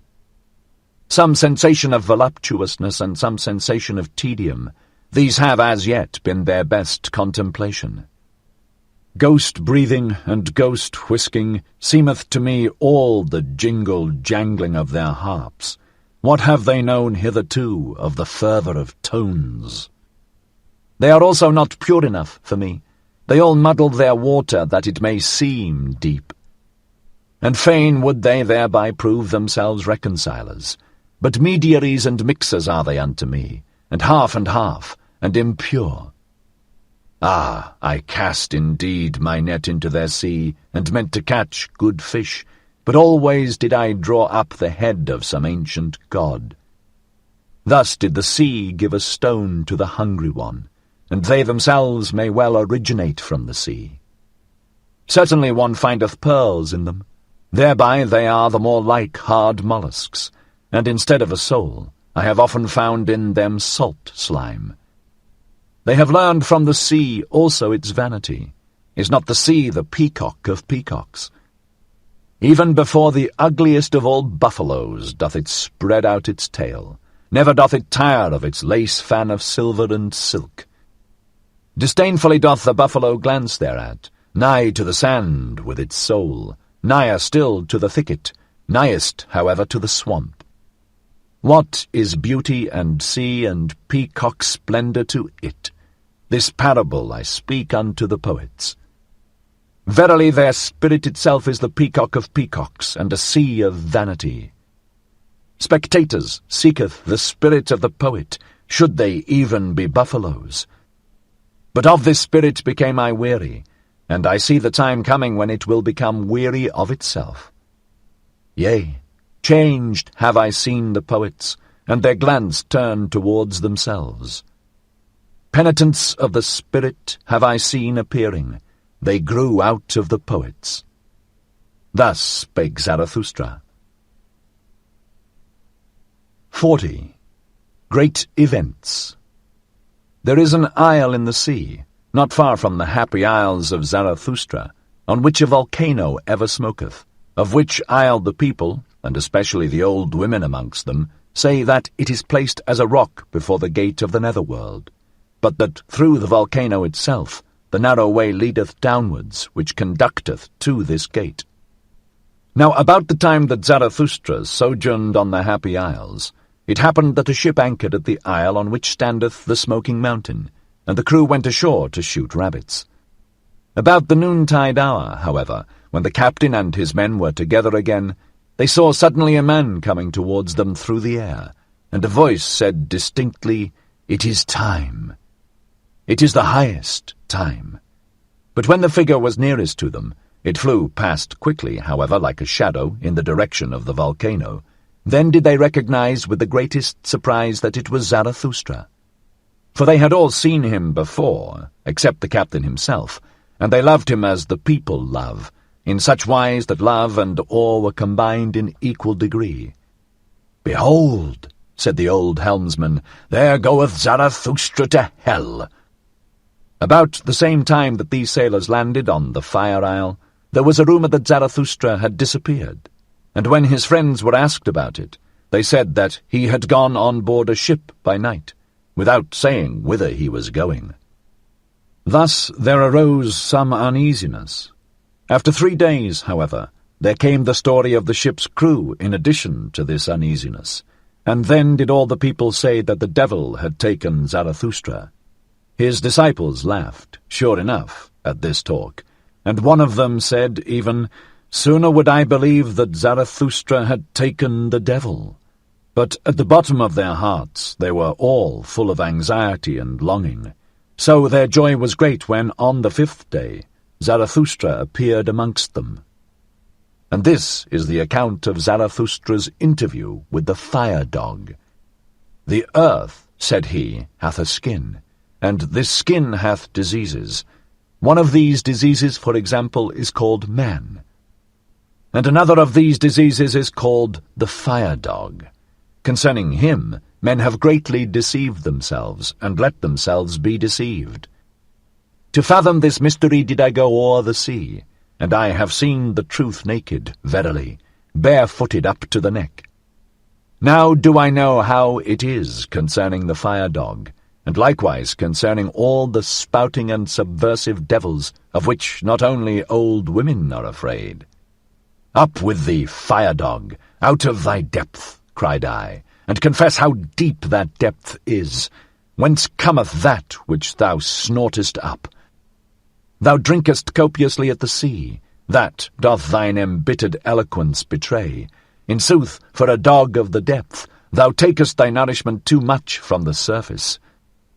At the most I regard thee as the ventriloquist of the earth, and ever, when I have heard subversive and spouting devils speak, I have found them like thee, embittered, mendacious, and shallow. Ye understand how to roar and obscure with ashes. Ye are the best braggarts, and have sufficiently learned the art of making dregs boil. Where ye are, there must always be dregs at hand, and much that is spongy, hollow, and compressed. It wanteth to have freedom. Freedom, ye all roar most eagerly, but I have unlearned the belief in great events, when there is much roaring and smoke about them. And believe me, friend Hullabaloo, the greatest events are not our noisiest, but our stillest hours. Not around the inventors of new noise, but around the inventors of new values doth the world revolve. Inaudibly it revolveth. And just own to it. Little had ever taken place when thy noise and smoke passed away. What if a city did become a mummy and a statue lay in the mud? And this do I say also to the o'erthrowers of statues. It is certainly the greatest folly to throw salt into the sea, and statues into the mud. In the mud of your contempt lay the statue, but it is just its law, that out of contempt its life and living beauty grow again. With diviner features doth it now arise, seducing by its suffering, and verily it will yet thank you for o'erthrowing it, ye subverters. This counsel, however, do I counsel to kings and churches, and to all that is weak with age or virtue. Let yourselves be o'erthrown, that ye may again come to life, and that virtue may come to you. Thus spake I before the fire-dog. Then did he interrupt me sullenly, and asked, "Church, what is that?" "Church," answered I, "that is a kind of state, and indeed the most mendacious. But remain quiet, thou dissembling dog. Thou surely knowest thine own species best. Like thyself the state is a dissembling dog. Like thee doth it like to speak with smoke and roaring, to make believe like thee that it speaketh out of the heart of things. For it seeketh by all means to be the most important creature on earth, the state, and people think it so." When I had said this, the fire-dog acted as if mad with envy. "What?" cried he, "the most important creature on earth? And people think it so?"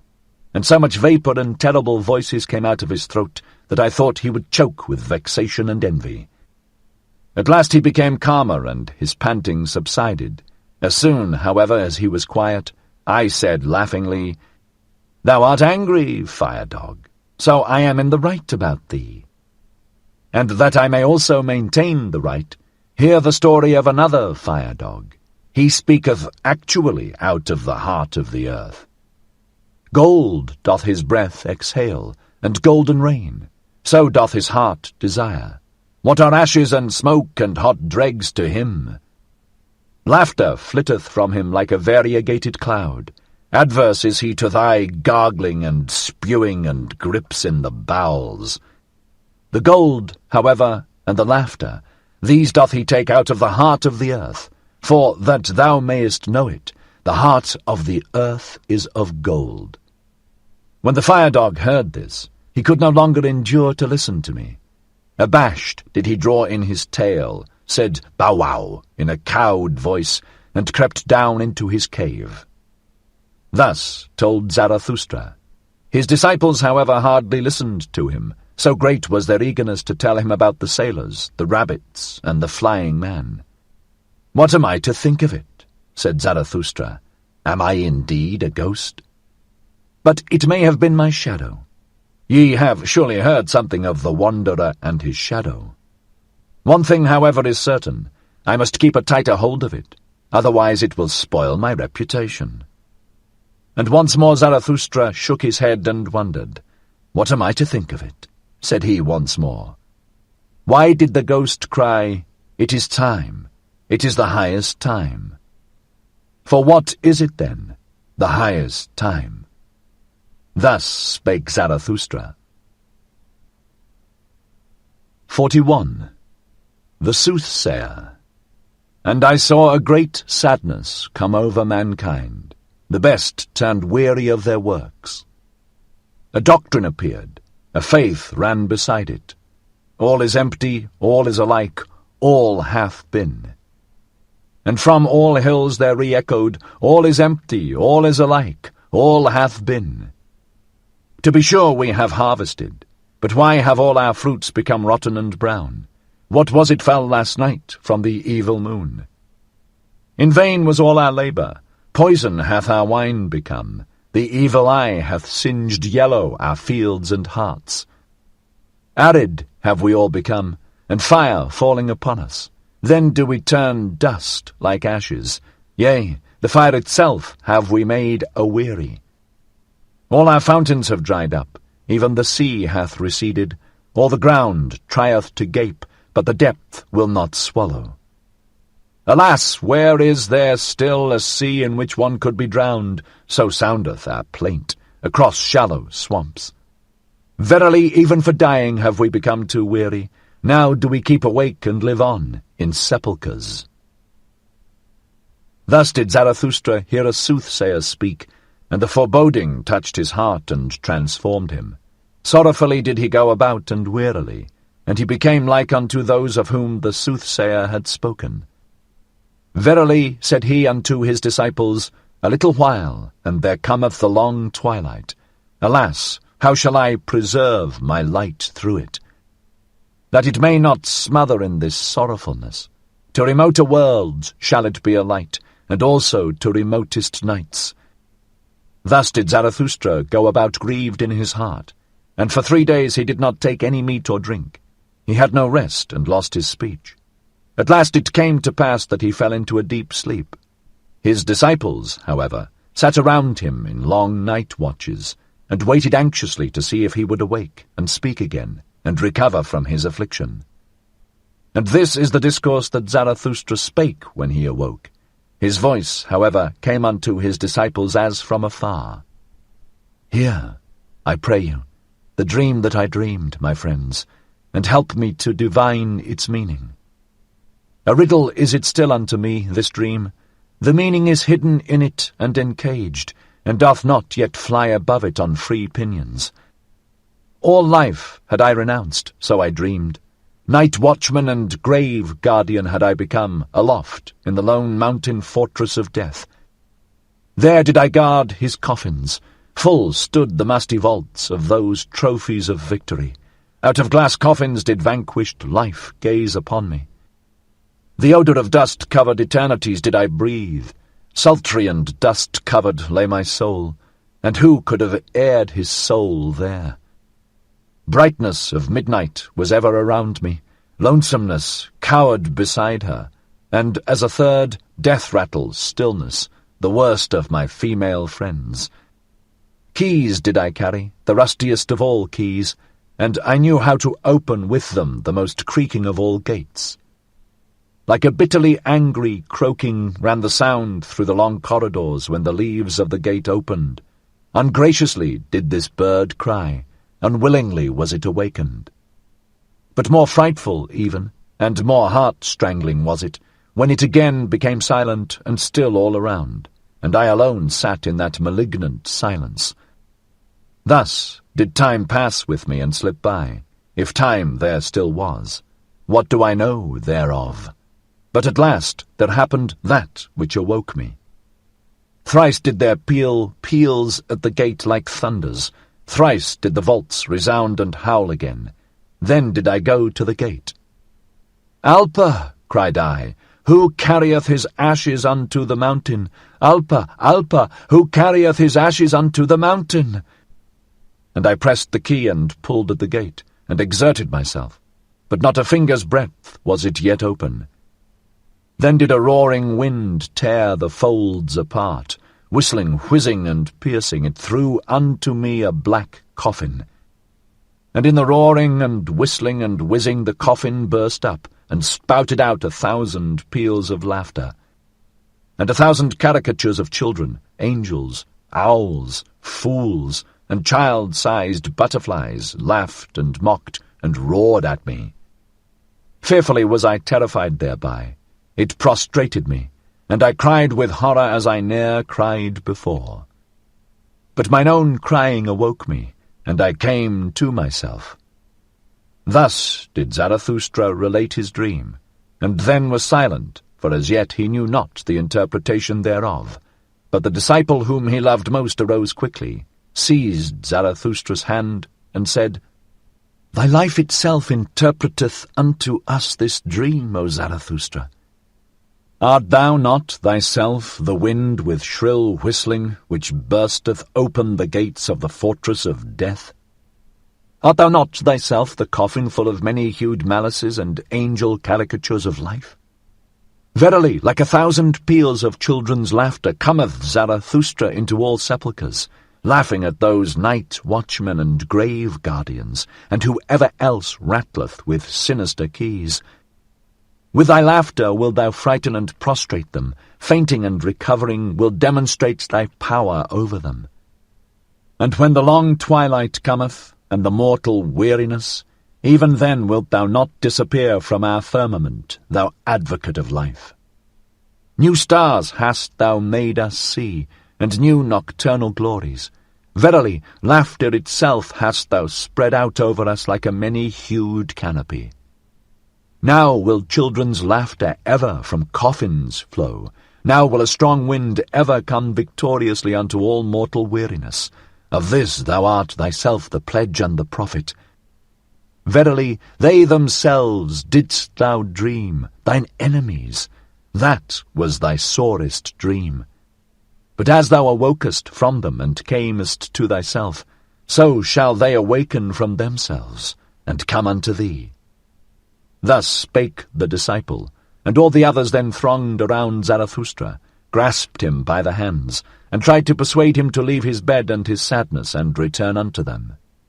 Zarathustra, however, sat upright on his couch, with an absent look. Like one returning from long foreign sojourn, did he look on his disciples, and examine their features, but still he knew them not.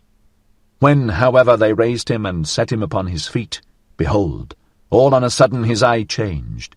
He understood everything that had happened, stroked his beard, and said with a strong voice, "Well, this hath just its time. But see to it, my disciples, that we have a good repast, and without delay. Thus do I mean to make amends for bad dreams. The soothsayer, however, shall eat and drink at my side, and verily I will yet show him a sea in which he can drown himself."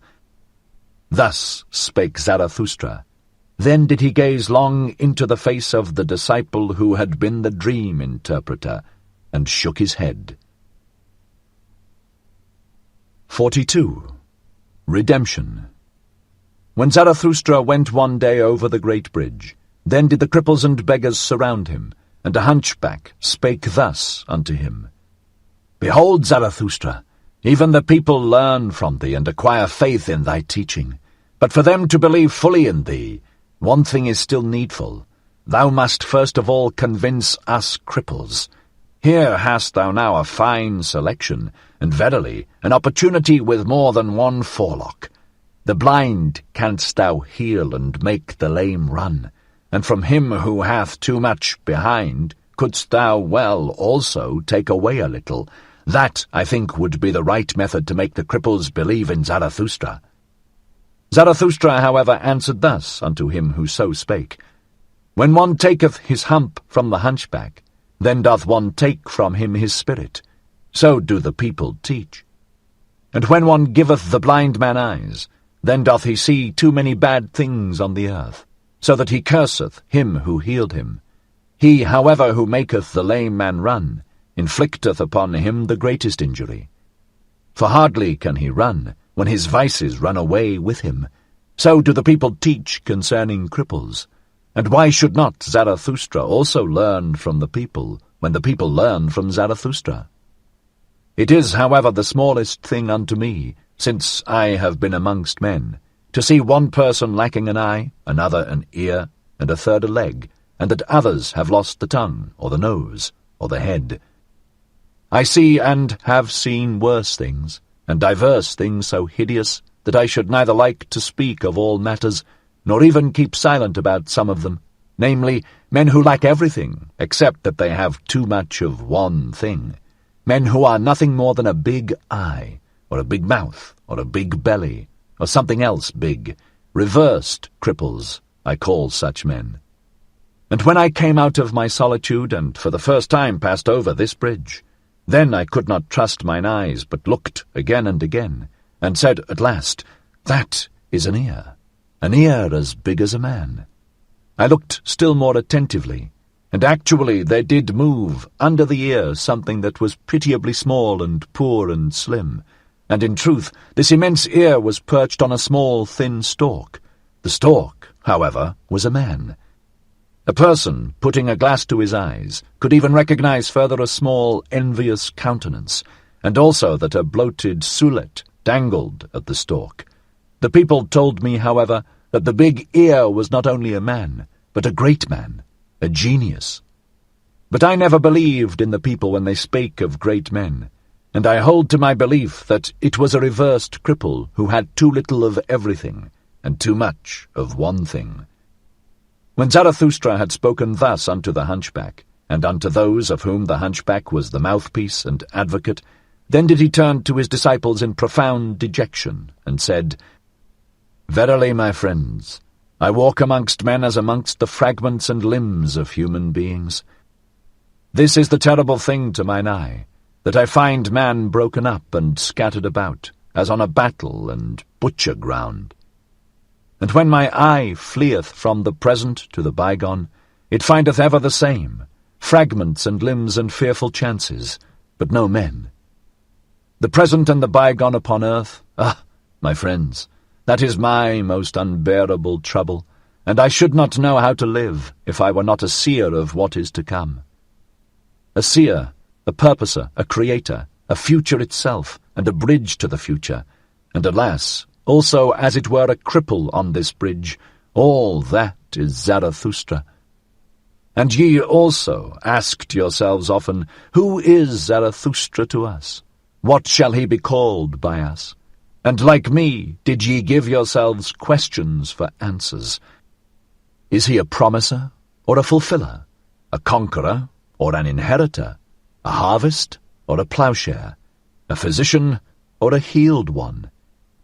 Is he a poet, or a genuine one, an emancipator, or a subjugator, a good one, or an evil one? I walk amongst men as the fragments of the future, that future which I contemplate. And it is all my poetization and aspiration to compose and collect into unity what is fragment and riddle and fearful chance. And how could I endure to be a man, if man were not also the composer and riddle-reader and redeemer of chance? To redeem what is past, and to transform every it was into thus would I have it, that only do I call redemption. Will, so is the emancipator and joy-bringer called. Thus have I taught you, my friends. But now learn this likewise. The will itself is still a prisoner.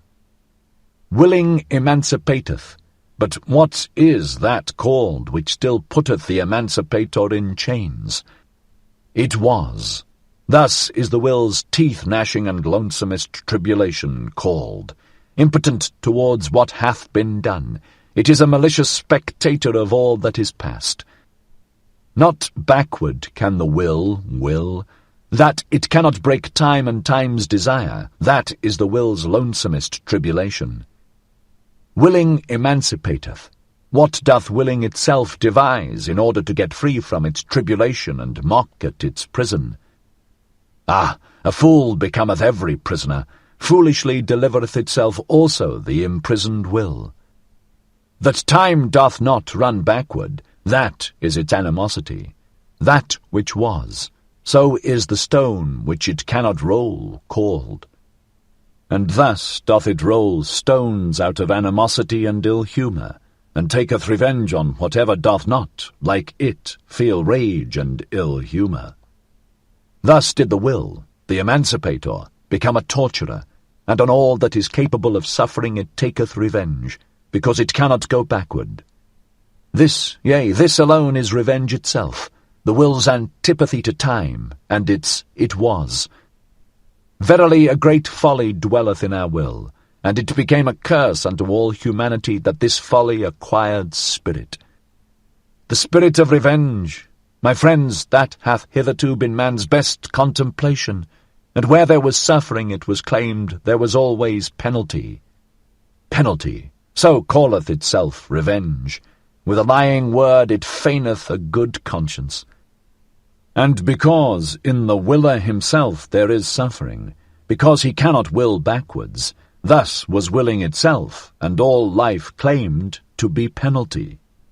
And then did cloud after cloud roll over the spirit, until at last madness preached, Everything perisheth, therefore everything deserveth to perish.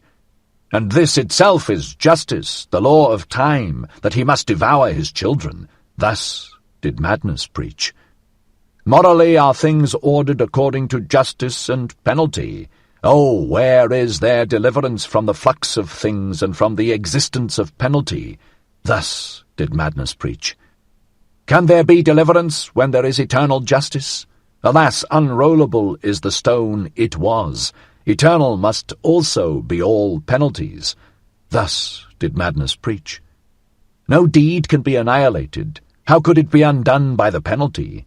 This is what is eternal in the existence of penalty. That existence also must be eternally recurring deed and guilt.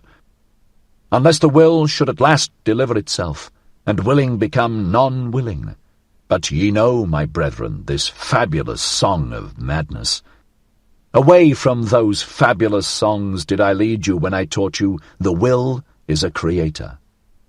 All it was is a fragment, a riddle, a fearful chance, until the creating will saith thereto, but thus would I have it. Until the creating will saith thereto, but thus do I will it, thus shall I will it. But did it ever speak thus? And when doth this take place? Hath the will been unharnessed from its own folly? Hath the will become its own deliverer and joy-bringer? Hath it unlearned the spirit of revenge and all teeth-gnashing? And who hath taught it reconciliation with time, and something higher than all reconciliation? Something higher than all reconciliation must the will, which is the will to power. But how doth that take place? Who hath taught it also to will backwards?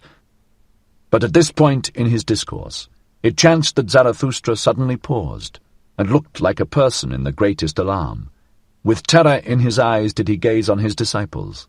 His glances pierced as with arrows their thoughts and arrear thoughts, but after a brief space he again laughed, and said soothedly, "It is difficult to live amongst men, because silence is so difficult, especially for a babbler." Thus spake Zarathustra. The hunchback, however, had listened to the conversation and had covered his face during the time. But when he heard Zarathustra laugh, he looked up with curiosity and said slowly, "But why doth Zarathustra speak otherwise unto us than unto his disciples?" Zarathustra answered, "What is there to be wondered at? With hunchbacks one may well speak in a hunchbacked way." "Very good," said the hunchback, "and with pupils one may well tell tales out of school. But why doth Zarathustra speak otherwise unto his pupils than unto himself?" 43. Manly prudence. Not the height, it is the declivity that is terrible. The declivity, where the gaze shooteth downwards and the hand graspeth upwards, there doth the heart become giddy through its double will. Ah, friends, do ye divine also my heart's double will? This is my declivity and my danger, that my gaze shooteth towards the summit, and my hand would fain clutch and lean on the depth. To man clingeth my will, with chains do I bind myself to man, because I am pulled upwards to the Superman, for thither doth mine other will tend. And therefore do I live blindly among men, as if I knew them not, that my hand may not entirely lose belief in firmness. I know not, you men, this gloom and consolation is often spread around me. I sit at the gateway for every rogue and ask, who wisheth to deceive me? This is my first manly prudence, that I allow myself to be deceived, so as not to be on my guard against deceivers. Ah, if I were on my guard against man, how could man be an anchor to my ball? Too easily would I be pulled upwards and away. This providence is over my fate, that I have to be without foresight. And he who would not languish amongst men must learn to drink out of all glasses, and he who would keep clean amongst men must know how to wash himself even with dirty water. And thus spake I often to myself for consolation, Courage, cheer up, old heart, an unhappiness hath failed to befall thee. Enjoy that as thy happiness. This, however, is mine other manly prudence. I am more forbearing to the vain than to the proud. Is not wounded vanity the mother of all tragedies? Where, however, pride is wounded, there groweth up something better than pride. That life may be fair to behold, its game must be well played. For that purpose, however, it needeth good actors. Good actors have I found all the vain ones. They play and wish people to be fond of beholding them. All their spirit is in this wish. They represent themselves, they invent themselves. In their neighbourhood I like to look upon life. It cureth of melancholy. Therefore am I forbearing to the vain, because they are the physicians of my melancholy, and keep me attached to man as to a drama. And further, who conceiveth the full depth of the modesty of the vain man? I am favourable to him and sympathetic on account of his modesty. From you would he learn his belief in himself. He feedeth upon your glances. He eateth praise out of your hands. Your lies doth he even believe when you lie favourably about him, for in its depths sigheth his heart, What am I? And if that be the true virtue which is unconscious of itself, well, the vain man is unconscious of his modesty. This is, however, my third manly prudence. I am not put out of conceit with the wicked by your timorousness. I am happy to see the marvels the warm sun hatcheth, tigers and palms and rattlesnakes. Also amongst men there is a beautiful brood of the warm sun, and much that is marvellous in the wicked. In truth, as your wisest did not seem to me so very wise, so found I also human wickedness below the fame of it. And oft did I ask with a shake of the head, Why still rattle, ye rattlesnakes? Verily there is still a future even for evil, and the warmest south is still undiscovered by men. How many things are now called the worst wickedness, which are only 12 feet broad and 3 months long? Some day, however, will greater dragons come into the world. For that the Superman may not lack his dragon, the super-dragon that is worthy of him, there must still much warm sun glow on moist virgin forests. Out of your wild cats must tigers have evolved, and out of your poison toads crocodiles, for the good hunter shall have a good hunt. And verily, ye good and just, in you there is much to be laughed at, and especially your fear of what hath hitherto been called the devil. So alien are ye in your souls to what is great, that to you the Superman would be frightful in his goodness. And ye wise and knowing ones, ye would flee from the solar glow of the wisdom in which the Superman joyfully batheth his nakedness. Ye highest men who have come within my ken, this is my doubt of you, and my secret laughter. I suspect you would call my Superman a devil. I became tired of those highest and best ones. From their height did I long to be up, out, and away to the Superman. A horror came over me when I saw those best ones naked. Then there grew for me the pinions to soar away into distant futures. Into more distant futures, into more southern souths than ever artist dreamed of thither, where gods are ashamed of all clothes. But disguised do I want to see you, ye neighbours and fellow men, and well attired and vain and estimable as the good and just. And disguised will I myself sit amongst you, that I may mistake you and myself, for that is my last manly prudence. Thus spake Zarathustra. 44. The Stillest Hour. What hath happened unto me, my friends?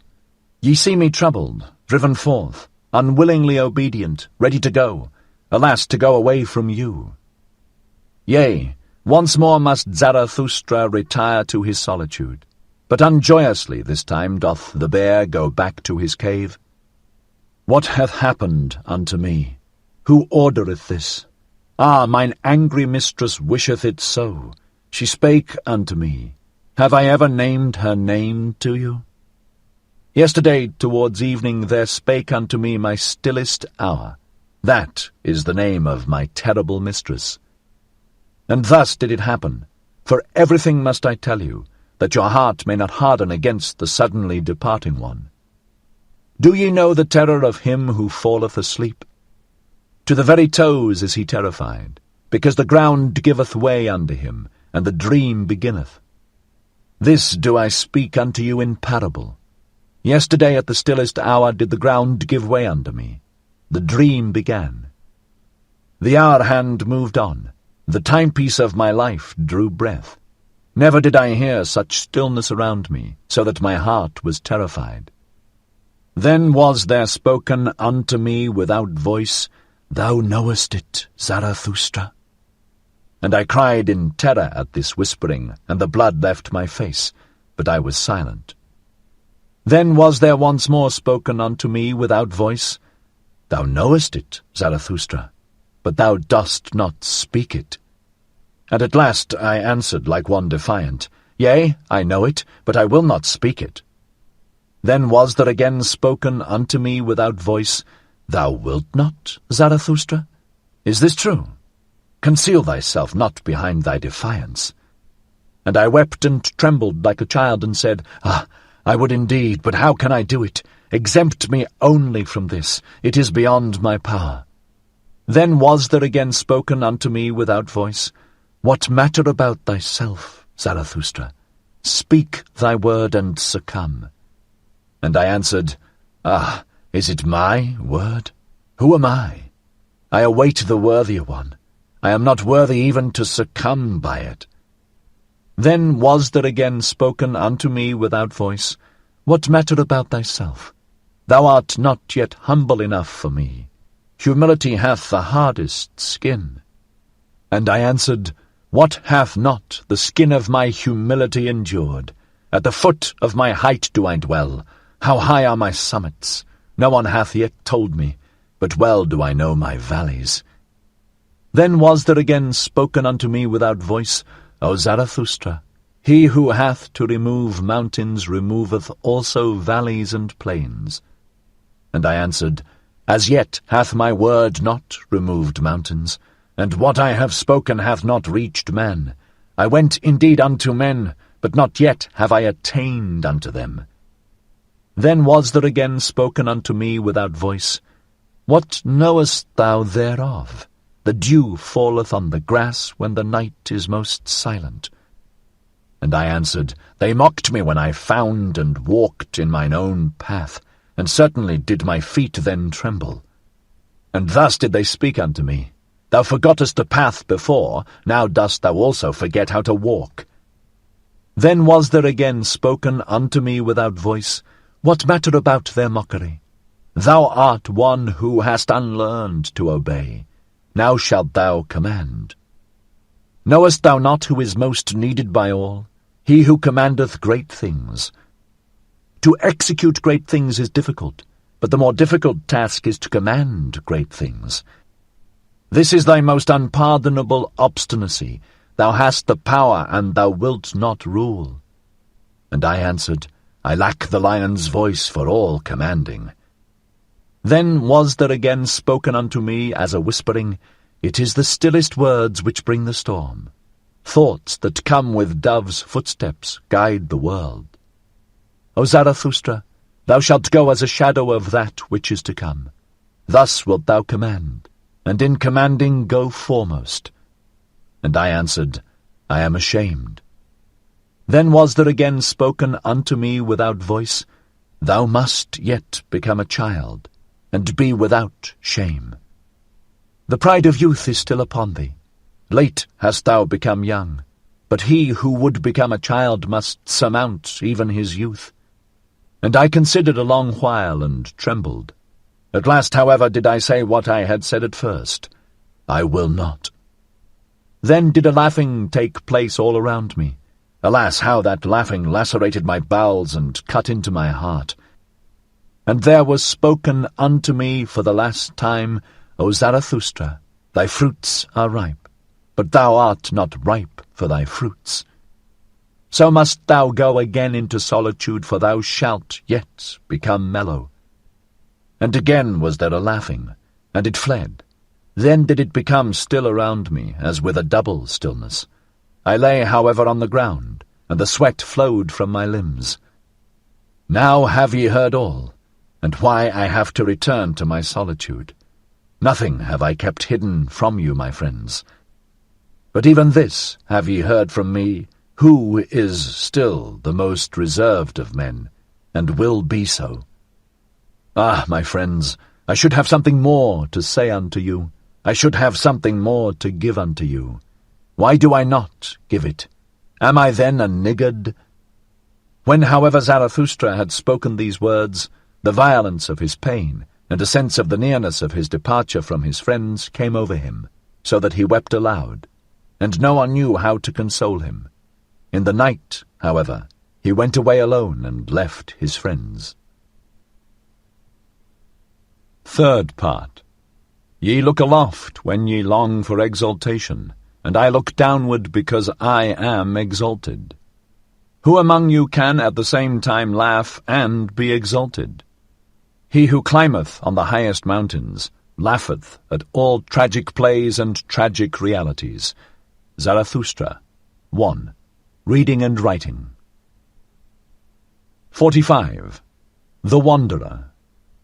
Then, when it was about midnight, Zarathustra went his way over the ridge of the isle, that he might arrive early in the morning at the other coast, because there he meant to embark. For there was a good roadstead there, in which foreign ships also liked to anchor. Those ships took many people with them, who wished to cross over from the Happy Isles. So when Zarathustra thus ascended the mountain, he thought on the way of his many solitary wanderings from youth onwards, and how many mountains and ridges and summits he had already climbed. "I am a wanderer and mountain climber," said he to his heart.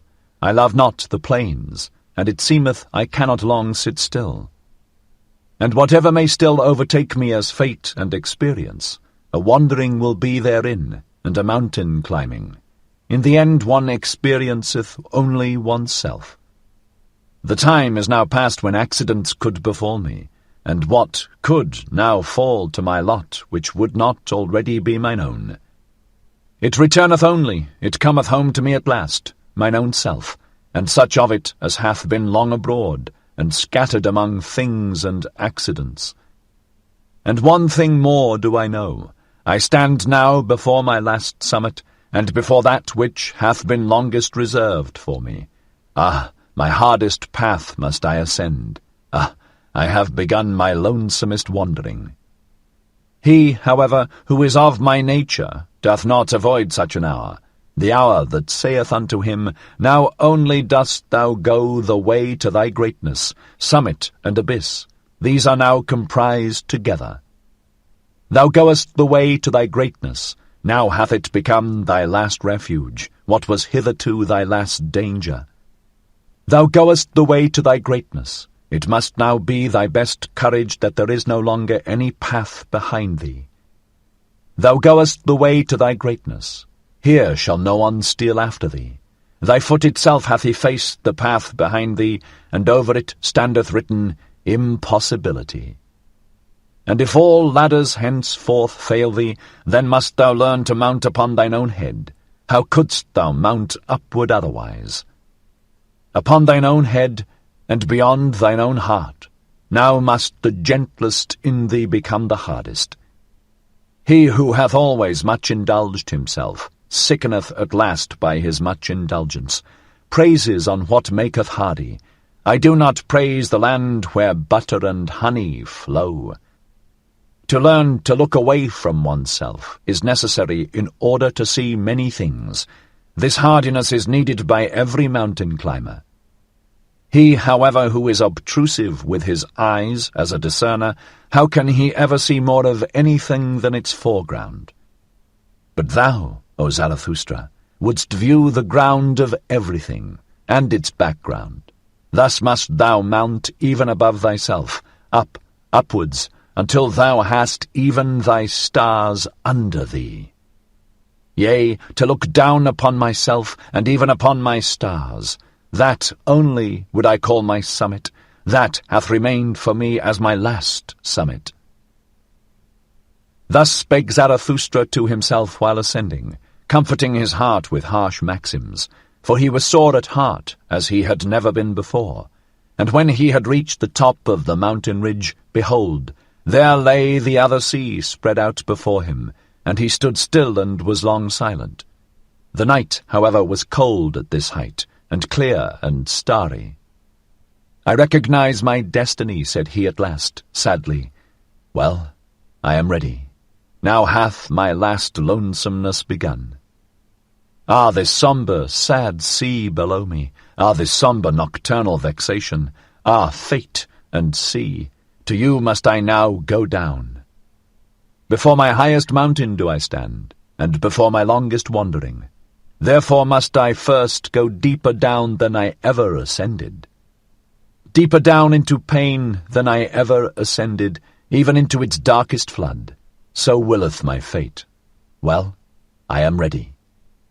Whence come the highest mountains? So did I once ask. Then did I learn that they come out of the sea. That testimony is inscribed on their stones and on the walls of their summits. Out of the deepest must the highest come to its height. Thus spake Zarathustra on the ridge of the mountain where it was cold. When, however, he came into the vicinity of the sea, and at last stood alone amongst the cliffs, then had he become weary on his way, and eagerer than ever before. Everything as yet sleepeth, said he, even the sea sleepeth. Drowsily and strangely doth its eye gaze upon me. But it breatheth warmly, I feel it, and I feel also that it dreameth, it tosseth about dreamily on hard pillows. Hark, hark, how it groaneth with evil recollections, or evil expectations? Ah, I am sad along with thee, thou dusky monster, and angry with myself even for thy sake. Ah, that my hand hath not strength enough! Gladly indeed would I free thee from evil dreams. And while Zarathustra thus spake, he laughed at himself with melancholy and bitterness. What, Zarathustra, said he, wilt thou even sing consolation to the sea? Ah, thou amiable fool, Zarathustra, thou too blindly confiding one, but thus hast thou ever been, ever hast thou approached confidently all that is terrible. Every monster wouldst thou caress, a whiff of warm breath, a little soft tuft on its paw, and immediately wert thou ready to love and lure it. Love is the danger of the lonesomest one, love to anything, if it only live. Laughable, verily, is my folly and my modesty in love. Thus spake Zarathustra, and laughed thereby a second time.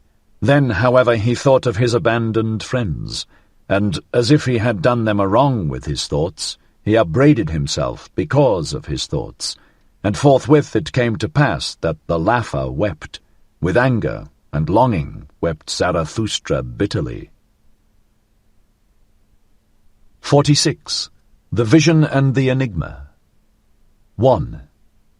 When it got abroad among the sailors that Zarathustra was on board the ship, for a man who came from the Happy Isles had gone on board along with him, there was great curiosity and expectation.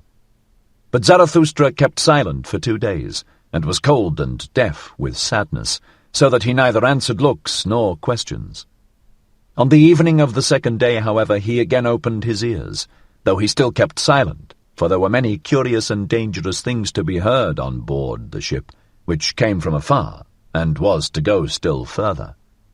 Zarathustra, however, was fond of all those who make distant voyages, and dislike to live without danger, and behold, when listening, his own tongue was at last loosened, and the ice of his heart broke. Then did he begin to speak thus: To you, the daring venturers and adventurers, and whoever hath embarked with cunning sails upon frightful seas, to you the enigma intoxicated, the twilight enjoyers, whose souls are allured by flutes to every treacherous gulf. For ye dislike to grope at a thread with cowardly hand, and where ye can divine, there do ye hate to calculate. To you only do I tell the enigma that I saw, the vision of the lonesomest one. Gloomily walked I lately in corpse-coloured twilight, gloomily and sternly with compressed lips. Not only one sun had set for me. A path which ascended daringly among boulders, an evil, lonesome path, which neither herb nor shrub any longer cheered, a mountain path, crunched under the daring of my foot. Mutely marching over the scornful clinking of pebbles, trampling the stone that let it slip, thus did my foot force its way upwards. Upwards, in spite of the spirit that drew it downwards, towards the abyss, the spirit of gravity, my devil and arch-enemy. Upwards, although it sat upon me half-dwarf, half-mole, paralyzed, paralyzing, dripping lead in mine ear, and thoughts like drops of lead into my brain. O Zarathustra, it whispered scornfully, syllable by syllable, thou stone of wisdom, thou threwest thyself high, but every thrown stone must fall. O Zarathustra, thou stone of wisdom, thou sling-stone, thou star-destroyer, thyself threwest thou so high, but every thrown stone must fall. Condemned of thyself, and to thine own stoning, O Zarathustra, far indeed threwest thou thy stone, but upon thyself will it recoil. Then was the dwarf silent, and it lasted long. The silence, however, oppressed me, and to be thus in pairs, one is verily lonesomer than when alone. I ascended, I dreamt, I thought, but everything oppressed me. A sick one did I resemble, whom bad torture wearieth, and a worse dream reawakeneth out of his first sleep. But there is something in me which I call courage, It hath hitherto slain for me every dejection. This courage at last bade me stand still and say, Dwarf, thou or I. For courage is the best slayer, courage which attacketh, for in every attack there is sound of triumph. Man, however, is the most courageous animal. Thereby hath he overcome every animal. With sound of triumph hath he overcome every pain. Human pain, however, is the sorest pain. Courage slayeth also giddiness at abysses, and where doth man not stand at abysses? Is not seeing itself seeing abysses? Courage is the best slayer. Courage slayeth also fellow-suffering. Fellow-suffering, however, is the deepest abyss. As deeply as man looketh into life, so deeply also doth he look into suffering. Courage, however, is the best slayer. Courage which attacketh, it slayeth even death itself, for it saith, Was that life? Well, once more. In such speech, however, there is much sound of triumph. He who hath ears to hear, let him hear. 2. Halt, dwarf, said I, either I or thou. I, however, am the stronger of the two. Thou knowest not mine abysmal thought. It couldst thou not endure. Then happened that which made me lighter, for the dwarf sprang from my shoulder, the prying sprite, and it squatted on a stone in front of me. There was, however, a gateway just where we halted. Look at this gateway, dwarf, I continued. It hath two faces. Two roads come together here. These hath no one yet gone to the end of. This long lane backwards, it continueth for an eternity, and that long lane forward, that is another eternity. They are antithetical to one another, these roads. They directly abut on one another, and it is here at this gateway that they come together. The name of the gateway is inscribed above, This Moment. But should one follow them further, and even further and further on, thinkest thou, dwarf, that these roads would be eternally antithetical? Everything straight lieth, murmured the dwarf contemptuously. All truth is crooked. Time itself is a circle. Thou spirit of gravity, said I wrathfully, do not take it too lightly, or I shall let thee squat where thou squattest, halt-foot, and I carried thee high. Observe, continued I, this moment. From the gateway, this moment, there runneth a long eternal lane backwards. Behind us lieth an eternity. Must not whatever can run its course of all things have already run along that lane? Must not whatever can happen of all things have already happened, resulted, and gone by? And if everything have already existed, what thinkest thou, dwarf, of this moment? Must not this gateway also have already existed? And are not all things closely bound together in such wise that this moment draweth all coming things after it, consequently itself also? For whatever can run its course of all things, also in this long lane outward must it once more run.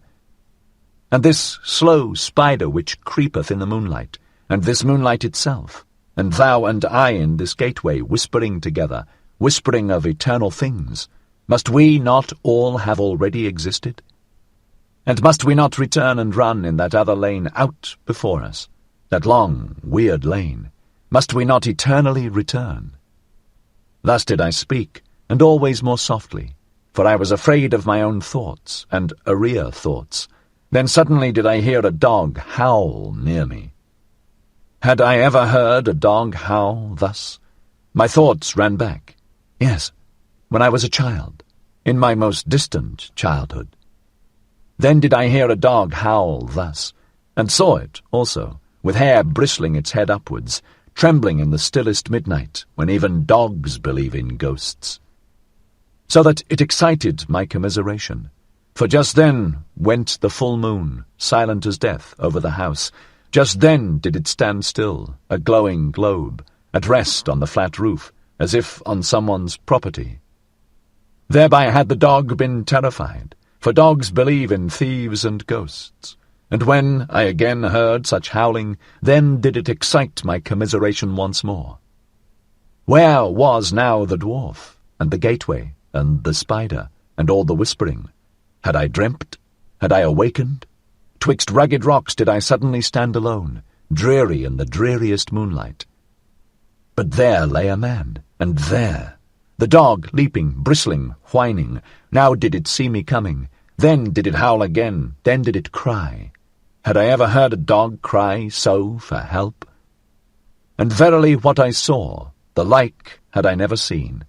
A young shepherd did I see, writhing, choking, quivering with distorted countenance, and with a heavy black serpent hanging out of his mouth. Had I ever seen so much loathing and pale horror on one countenance? He had perhaps gone to sleep. Then had the serpent crawled into his throat. There had it bitten itself fast. My hand pulled at the serpent and pulled, in vain. I failed to pull the serpent out of his throat. Then there cried out of me, "Bite! Bite! Its head off! Bite!" So cried it out of me, my horror, my hatred, my loathing, my pity, all my good and my bad cried with one voice out of me. Ye daring ones around me, ye venturers and adventurers, and whoever of you have embarked with cunning sails on unexplored seas, ye enigma enjoyers, solve unto me the enigma that I then beheld, interpret unto me the vision of the lonesomest one. For it was a vision and a foresight. What did I then behold in parable, and who is it that must come some day? Who is the shepherd into whose throat the serpent thus crawled? Who is the man into whose throat all the heaviest and blackest will thus crawl? The shepherd, however, bit, as my cry had admonished him. He bit with a strong bite. Far away did he spit the head of the serpent, and sprang up. No longer shepherd, no longer man, a transfigured being, a light-surrounded being that laughed. Never on earth laughed a man as he laughed. Oh, my brethren, I heard a laughter which was no human laughter, and now gnaweth a thirst at me, a longing that is never allayed. My longing for that laughter gnaweth at me. Oh, how can I still endure to live, and how could I endure to die at present? Thus spake Zarathustra. 47. Involuntary Bliss. With such enigmas and bitterness in his heart did Zarathustra sail o'er the sea. When, however, he was 4 day journeys from the Happy Isles and from his friends, then had he surmounted all his pain. Triumphantly, and with firm foot, did he again accept his fate, and then talked Zarathustra in this wise to his exulting conscience. Alone am I again, and like to be so, alone with the pure heaven and the open sea, and again is the afternoon around me. On an afternoon did I find my friends for the first time. On an afternoon also did I find them a second time, at the hour when all light becometh stiller. For whatever happiness is still on its way twixt heaven and earth, now seeketh for lodging a luminous soul. With happiness hath all light now become stiller. O afternoon of my life! Once did my happiness also descend to the valley, that it might seek a lodging. Then did it find those open, hospitable souls. O afternoon of my life! What did I not surrender that I might have one thing, this living plantation of my thoughts, and this dawn of my highest hope? Companions did the creating one once seek, and children of his hope, and lo, it turned out that he could not find them, except he himself should first create them. Thus am I in the midst of my work, to my children going, and from them returning. For the sake of his children must Zarathustra perfect himself. For in one's heart one loveth only one's child and one's work, and where there is great love to oneself, then is it the sign of pregnancy. So have I found it. Still are my children verdant in their first spring, standing nigh one another, and shaken in common by the winds, the trees of my garden and of my best soil. And verily, where such trees stand beside one another, there are happy isles. But one day will I take them up, and put each by itself alone, that it may learn lonesomeness and defiance and prudence. Gnarled and crooked, and with flexible hardness, shall it then stand by the sea, a living lighthouse of unconquerable life. Yonder, where the storms rush down into the sea, and the snout of the mountain drinketh water, shall each on a time have his day and night watches, for his testing and recognition. Recognized and tested shall each be, to see if he be of my type and lineage, if he be master of a long will, silent even when he speaketh, and giving in such wise that he taketh in giving, so that he may one day become my companion, a fellow creator and fellow enjoyer with Zarathustra, such a one as writeth my will on my tables for the fuller perfection of all things. And for his sake, and for those like him, must I perfect myself. Therefore do I now avoid my happiness, and present myself to every misfortune, for my final testing and recognition. And verily, it were time that I went away, and the wanderer's shadow and the longest tedium and the stillest hour have all said unto me, it is the highest time. The word blew to me through the keyhole and said, Come. The door sprang subtly open unto me and said, Go. But I lay enchained to my love for my children. Desire spread this snare for me, the desire for love, that I should become the prey of my children and lose myself in them. Desiring, that is now for me to have lost myself. I possess you, my children. In this possessing shall everything be assurance, and nothing desire. But brooding lay the son of my love upon me, in his own juice stewed Zarathustra, then did shadows and doubts fly past me. For frost and winter I now longed. Oh, that frost and winter would again make me crack and crunch, sighed I. Then arose icy mist out of me. My past burst its tomb, many pains buried alive woke up. Fully slept had they merely, concealed in corpse clothes. So called everything unto me in signs. It is time. But I heard not, until at last mine abyss moved, and my thought bit me. Ah, abysmal thought, which art my thought, when shall I find strength to hear thee burrowing and no longer tremble? To my very throat throbbeth my heart when I hear thee burrowing. Thy muteness even is like to strangle me, thou abysmal mute one. As yet have I never ventured to call thee up. It hath been enough that I have carried thee about with me. As yet have I not been strong enough for my final lion wantonness and playfulness. Sufficiently formidable unto me hath thy weight ever been. But one day shall I yet find the strength and the lion's voice which will call thee up.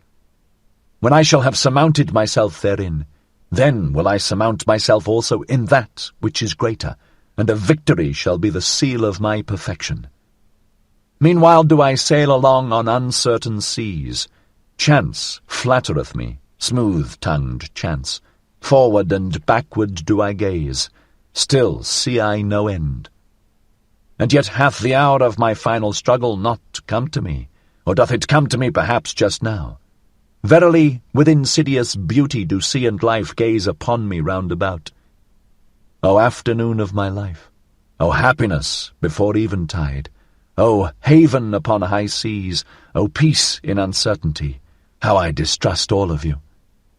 Verily distrustful am I of your insidious beauty, like the lover am I, who distrusteth too sleek smiling. As he pusheth the best beloved before him, tender even in severity, the jealous one, so do I push this blissful hour before me. Away with thee, thou blissful hour. With thee hath there come to me an involuntary bliss. Ready for my severest pain do I here stand. At the wrong time hast thou come. Away with thee, thou blissful hour. Rather harbour there with my children. Hasten and bless them before eventide with my happiness. There already approacheth eventide. The sun sinketh. Away, my happiness. Thus spake Zarathustra, and he waited for his misfortune the whole night, but he waited in vain. The night remained clear and calm, and happiness itself came nigher and nigher unto him. Towards morning, however, Zarathustra laughed to his heart, and said mockingly, Happiness runneth after me. That is because I do not run after women. Happiness, however, is a woman.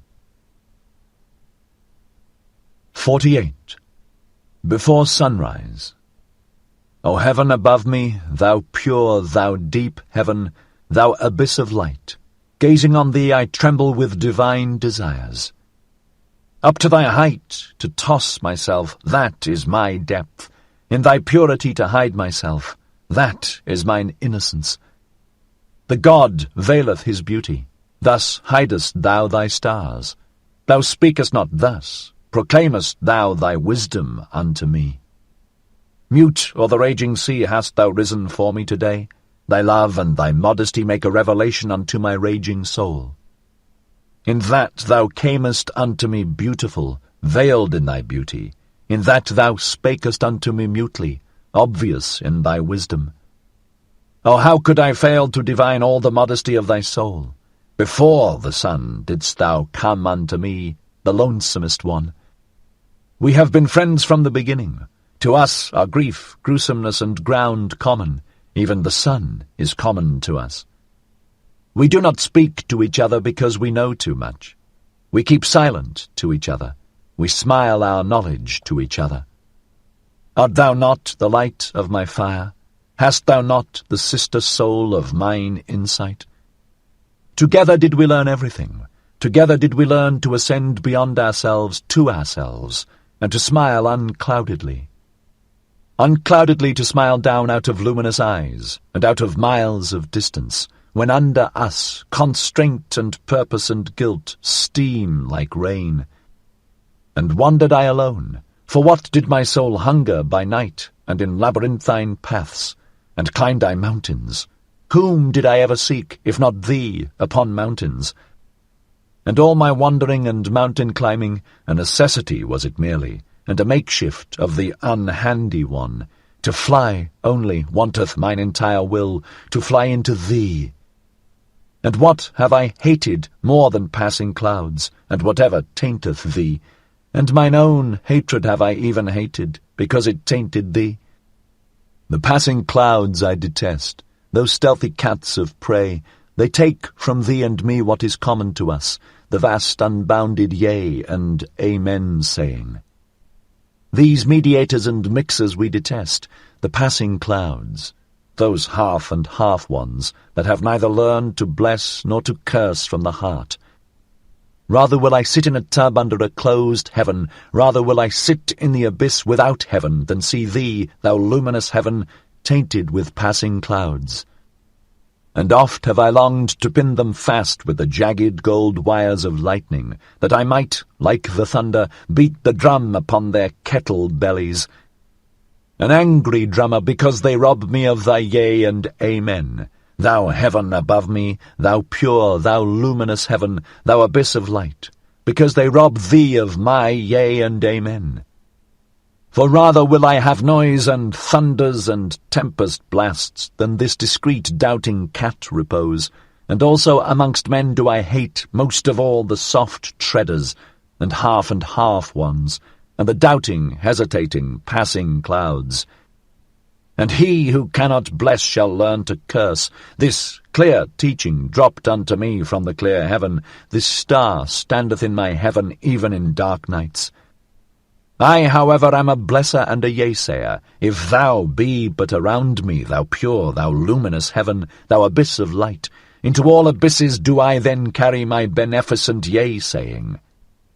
A blesser have I become and a yea-sayer, and therefore strove I long and was a striver, that I might one day get my hands free for blessing. This, however, is my blessing, to stand above everything as its own heaven, its round roof, its azure bell and eternal security, and blessed is he who thus blesseth. For all things are baptized at the font of eternity, and beyond good and evil. Good and evil themselves, however, are but fugitive shadows and damp afflictions and passing clouds.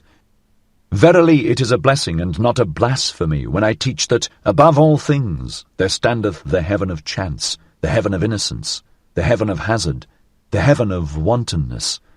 Of hazard, that is the oldest nobility in the world.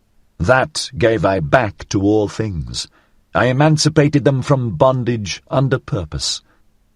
This freedom and celestial serenity did I put like an azure bell above all things, when I taught that over them and through them no eternal will willeth.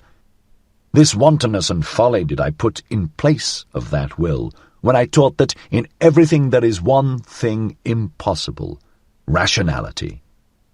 A little reason, to be sure, a germ of wisdom scattered from star to star. This leaven is mixed in all things. For the sake of folly, wisdom is mixed in all things. A little wisdom is indeed possible, but this blessed security have I found in all things, that they prefer to dance on the feet of chance. O heaven above me, thou pure, thou lofty heaven, this is now thy purity unto me, that there is no eternal reason spider and reason cobweb. That thou art to me a dancing floor for divine chances, that thou art to me a table of the gods for divine dice and dice players. But thou blushest? Have I spoken unspeakable things? Have I abused when I meant to bless thee? Or is it the shame of being two of us that maketh thee blush? Dost thou bid me go and be silent, because now day cometh? The world is deep, and deeper than e'er the day could read. Not everything may be uttered in presence of day, but day cometh, so let us part. O heaven above me, thou modest one, thou glowing one, O thou my happiness before sunrise, the day cometh, so let us part. Thus spake Zarathustra. 49. The bedwarfing virtue. 1. When Zarathustra was again on the continent, he did not go straightway to his mountain and his cave, but made many wanderings and questionings, and ascertained this and that, so that he said of himself jestingly, Lo, a river that floweth back unto its source in many windings, for he wanted to learn what had taken place among men during the interval, whether they had become greater or smaller, and once, when he saw a row of new houses, he marvelled and said, What do these houses mean? Verily no great soul put them up as its simile. Did perhaps a silly child take them out of its toy-box? Would that another child put them again into the box? And these rooms and chambers, can men go out and in there? They seem to be made for silk dolls, or for dainty eaters, who perhaps let others eat with them. And Zarathustra stood still and meditated. At last he said sorrowfully, There hath everything become smaller. Everywhere do I see lower doorways. He who is of my type can still go there through, but he must stoop. Or when shall I arrive again at my home, where I shall no longer have to stoop, before the small ones? And Zarathustra sighed, and gazed into the distance. The same day, however, he gave his discourse on the bedwarfing virtue. 2. I pass through this people and keep mine eyes open. They do not forgive me for not envying their virtues. They bite at me, because I say unto them that for small people small virtues are necessary, and because it is hard for me to understand that small people are necessary. Here am I still like a cock in a strange farmyard, at which even the hens peck, but on that account I am not unfriendly to the hens. I am courteous towards them, as towards all small annoyances. To be prickly towards what is small seemeth to me wisdom for hedgehogs. They all speak of me when they sit around their fire in the evening. They speak of me, but no one thinketh of me. This is the new stillness which I have experienced. Their noise around me spreadeth a mantle over my thoughts.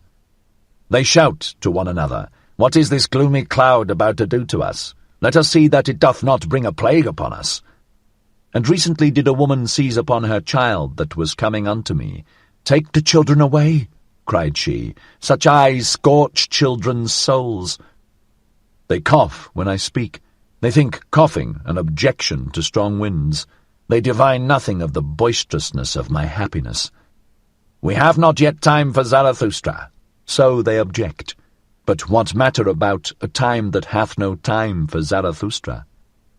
And if they should altogether praise me, how could I go to sleep on their praise? A girdle of spines is their praise unto me. It scratcheth me even when I take it off. And this also did I learn among them. The praiser doeth as if he gave back. In truth, however, he wanteth more to be given him. Ask my foot if their lauding and luring strains please it. Verily to such measure and tick-tack it liketh neither to dance nor to stand still. To small virtues would they fain lure and laud me. To the tick-tack of small happiness would they fain persuade my foot. I pass through this people and keep mine eyes open. They have become smaller, and ever become smaller. The reason thereof is their doctrine of happiness and virtue. For they are moderate also in virtue, because they want comfort. With comfort, however, moderate virtue only is compatible. To be sure, they also learn in their way to stride on and stride forward. That I call their hobbling. Thereby they become a hindrance to all who are in haste. And many of them go forward, and look backwards thereby, with stiffened necks. Those do I like to run up against. Foot and eye shall not lie, nor give the lie to each other. But there is much lying among small people. Some of them will, but most of them are willed. Some of them are genuine, but most of them are bad actors. There are actors without knowing it amongst them, and actors without intending it. The genuine ones are always rare, especially the genuine actors.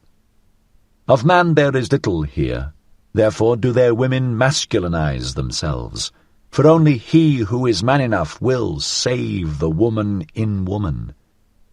And this hypocrisy found I worst amongst them, that even those who command feign the virtues of those who serve. I serve, thou servest, we serve, so chanteth here even the hypocrisy of the rulers, and alas, if the first lord be only the first servant. Ah, even upon their hypocrisy did mine eyes' curiosity alight, and well did I divine all their fly happiness, and their buzzing around sunny window panes. So much kindness, so much weakness do I see, so much justice and pity, so much weakness. Round, fair, and considerate are they to one another, as grains of sand are round, fair, and considerate to grains of sand.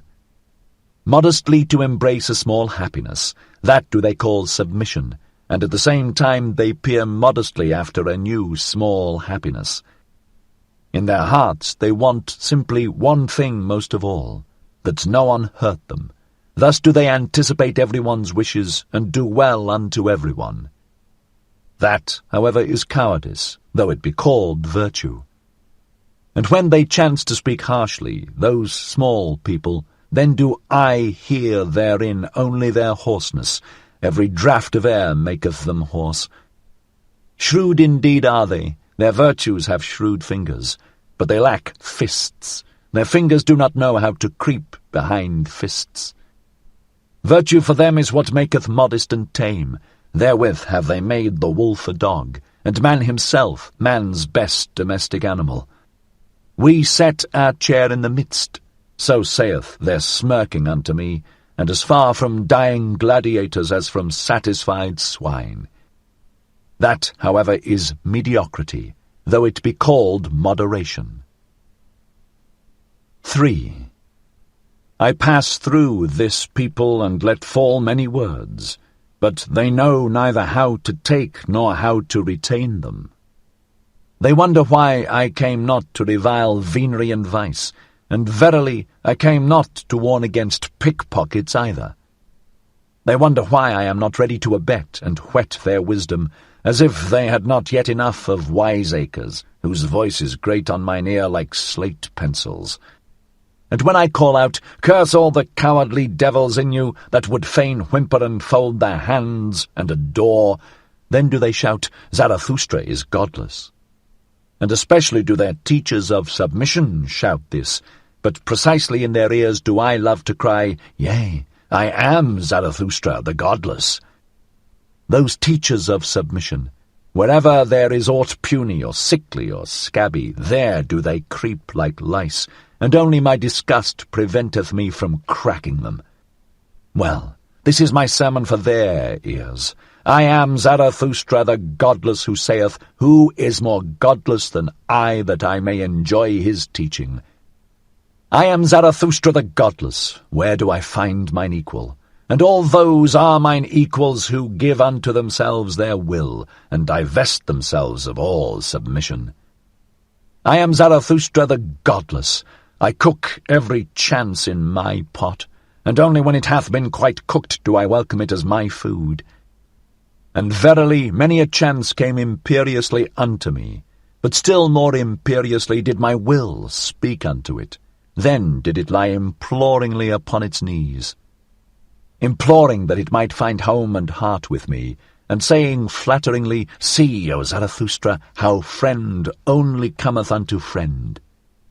But why talk I, when no one hath mine ears?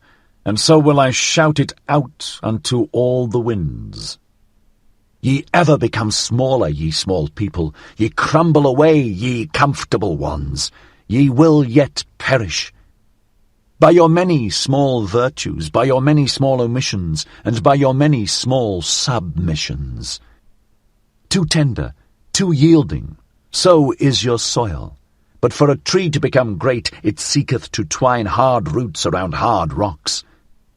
Also what ye omit weaveth at the web of all the human future.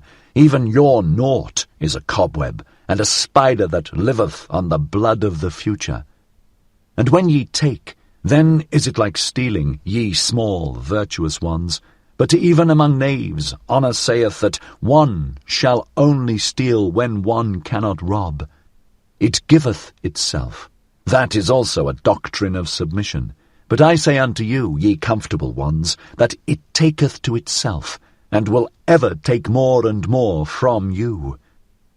Ah, that ye would renounce all half-willing, and would decide for idleness as ye decide for action. Ah, that ye understood my word. Do ever what ye will, but first be such as can will. Love ever your neighbours as yourselves, but first be such as love themselves. Such as love with great love, such as love with great contempt. Thus speaketh Zarathustra the godless. But why talk I when no one hath mine ears? It is still an hour too early for me here. Mine own forerunner am I among this people, mine own cock-crow in dark lanes. But their hour cometh, and there cometh also mine. Hourly do they become smaller, poorer, unfruitfuller, poor herbs, poor earth. And soon shall they stand before me like dry grass and prairie, and verily weary of themselves, and panting for fire more than for water. O blessed hour of the lightning, O mystery before noontide! Running fires will I one day make of them, and heralds with flaming tongues. Herald shall they one day with flaming tongues. It cometh, it is nigh, the great noontide. Thus spake Zarathustra. 50. On the Olive Mount. Winter, a bad guest, sitteth with me at home. Blue are my hands with his friendly hand-shaking. I honour him, that bad guest, but gladly leave him alone. Gladly do I run away from him, and when one runneth well, then one escapeth him. With warm feet and warm thoughts do I run where the wind is calm, to the sunny corner of mine olive mount. There do I laugh at my stern guest, and am still fond of him, because he cleareth my house of flies, and quieteth many little noises. For he suffereth it not, if a gnat wanteth to buzz, or even two of them. Also the lanes maketh he lonesome, so that the moonlight is afraid there at night. A hard guest is he, but I honour him, and do not worship, like the tenderlings, the pot-bellied fire idol. Better even a little teeth-chattering than idle adoration, so willeth my nature. And especially have I a grudge against all ardent, steamy fire idols. Him whom I love better in winter than in summer. Better do I now mock at mine enemies, and more heartily, when winter sitteth in my house. Heartily, verily, even when I creep into bed, there still laugheth and wantoneth my hidden happiness, even my deceptive dream laugheth. I, a creeper? Never in my life did I creep before the powerful, and if ever I lied, then did I lie out of love. Therefore am I glad even in my winter bed.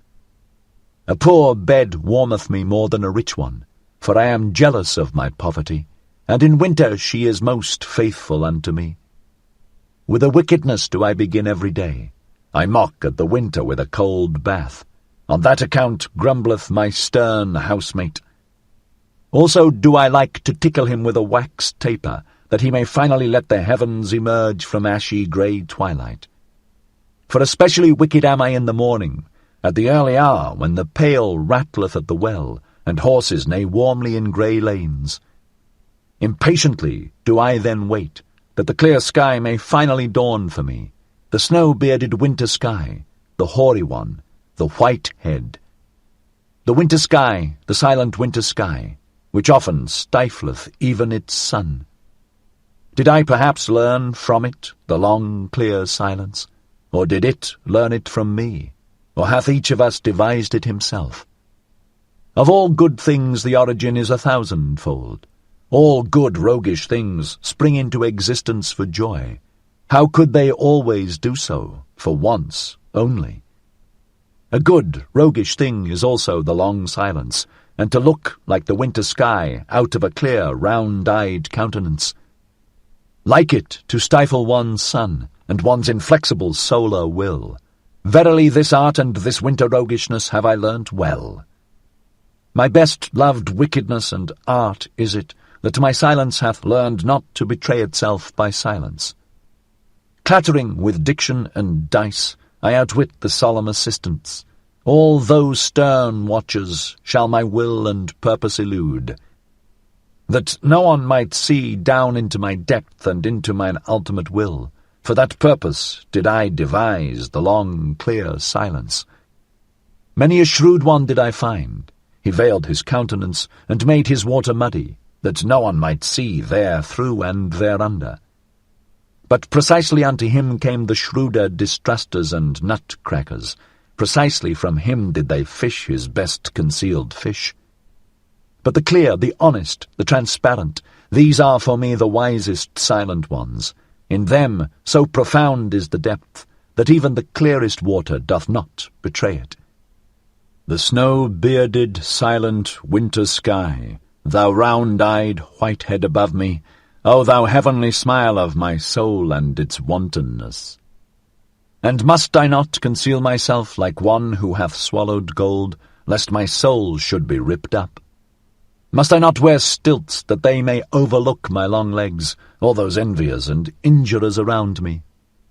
Those dingy, fire-warmed, used-up, green-tinted, ill-natured souls, how could their envy endure my happiness? Thus do I show them only the ice and winter of my peaks, and not that my mountain windeth all the solar girdles around it. They hear only the whistling of my winter storms, and know not that I also travel over warm seas, like longing, heavy, hot south winds. They commiserate also my accidents and chances, but my word saith, Suffer the chance to come unto me. Innocent is it as a little child. How could they endure my happiness, if I did not put around it accidents and winter privations and bearskin caps and enmantling snowflakes? If I did not myself commiserate their pity, the pity of those enviers and injurers? If I did not myself sigh before them and chatter with cold, and patiently let myself be swathed in their pity? This is the wise, waggish will and good will of my soul, that it concealeth not its winters and glacial storms. It concealeth not its chilblains either. To one man, lonesomeness is the flight of the sick one. To another it is the flight from the sick ones. Let them hear me, chattering and sighing with winter cold, all those poor, squinting knaves around me. With such sighing and chattering do I flee from their heated rooms. Let them sympathize with me and sigh with me on account of my chilblains. At the ice of knowledge will he yet freeze to death, so they mourn. Meanwhile do I run with warm feet hither and thither on mine olive mount. In the sunny corner of mine olive mount do I sing and mock at all pity. Thus sang Zarathustra. 51. On passing by. Thus slowly wandering through many peoples and diverse cities did Zarathustra return by roundabout roads to his mountains and his cave. And behold, thereby came he unawares also to the gate of the great city. Here, however, a foaming fool with extended hands sprang forward to him and stood in his way. It was the same fool whom the people called the ape of Zarathustra, for he had learned from him something of the expression and modulation of language, and perhaps liked also to borrow from the store of his wisdom. And the fool talked thus to Zarathustra. O Zarathustra, here is the great city. Here hast thou nothing to seek and everything to lose. Why wouldst thou wade through this mire? Have pity upon thy foot, spit rather on the gate of the city, and turn back. Here is the hell for anchorites' thoughts. Here are great thoughts seethed alive and boiled small. Here do all great sentiments decay. Here may only rattle-boned sensations rattle. Smellest thou not already the shambles and cookshops of the spirit? Steameth not this city with the fumes of slaughtered spirit? Seest thou not the souls hanging like limp, dirty rags, and they make newspapers also out of these rags? Hearest thou not how spirit hath here become a verbal game? Loathsome verbal swill doth it vomit forth, and they make newspapers also out of this verbal swill. They hound one another, and know not whither. They inflame one another, and know not why. They tinkle with their pinchbeck. They jingle with their gold. They are cold, and seek warmth from distilled waters. They are inflamed, and seek coolness from frozen spirits. They are all sick and sore through public opinion. All lusts and vices are here at home, but here there are also the virtuous. There is much appointed virtue. Much appointable virtue with scribe fingers, and hardy sitting flesh and waiting flesh, blessed with small breast stars, and padded haunchless daughters. There is here also much piety, and much faithful spittle-licking and spittle-backing before the God of hosts. From on high drippeth the star, and the gracious spittle, for the high longeth every starless bosom. The moon hath its court, and the court hath its moon calves. Unto all, however, that cometh from the court do the mendicant people pray, and all appointable mendicant virtues. I serve, thou servest, we serve. So prayeth all appointable virtue to the prince, that the merited star may at last stick on the slender breast. But the moon still revolveth around all that is earthly. So revolveth also the prince around what is earthliest of all. That, however, is the gold of the shopman. The god of the hosts of war is not the god of the golden bar. The prince proposeth, but the shopman disposeth. By all that is luminous and strong and good in thee, O Zarathustra, spit on this city of shopmen and return back. Here floweth all blood putridly and tepidly and frothily through all veins. Spit on the great city, which is the great slum where all the scum frotheth together.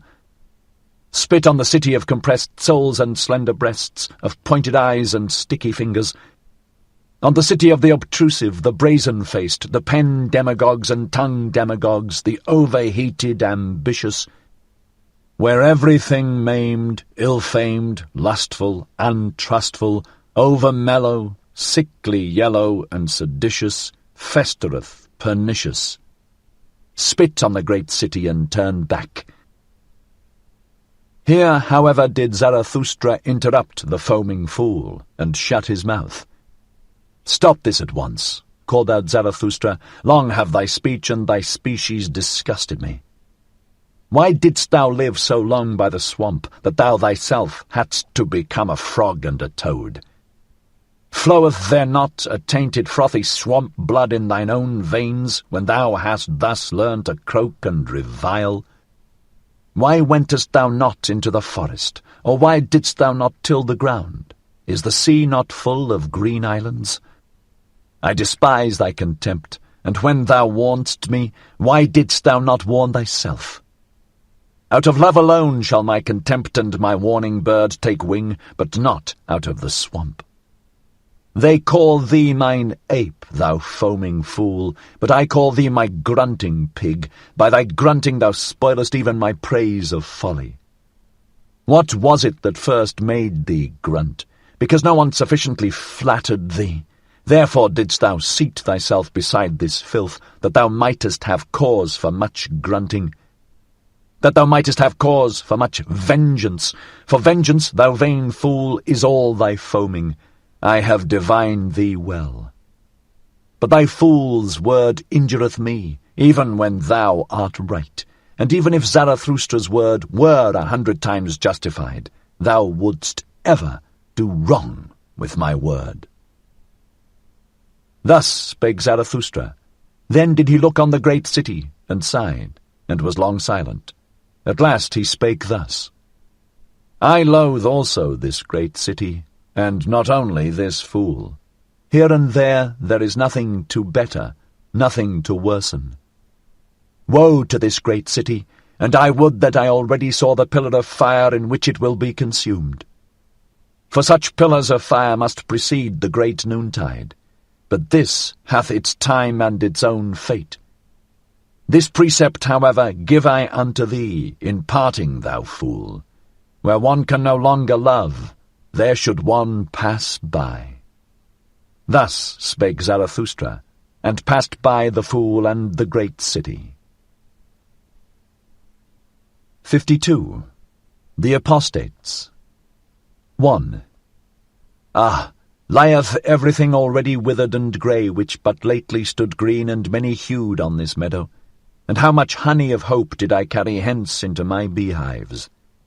Those young hearts have already all become old, and not old even, only weary, ordinary, comfortable.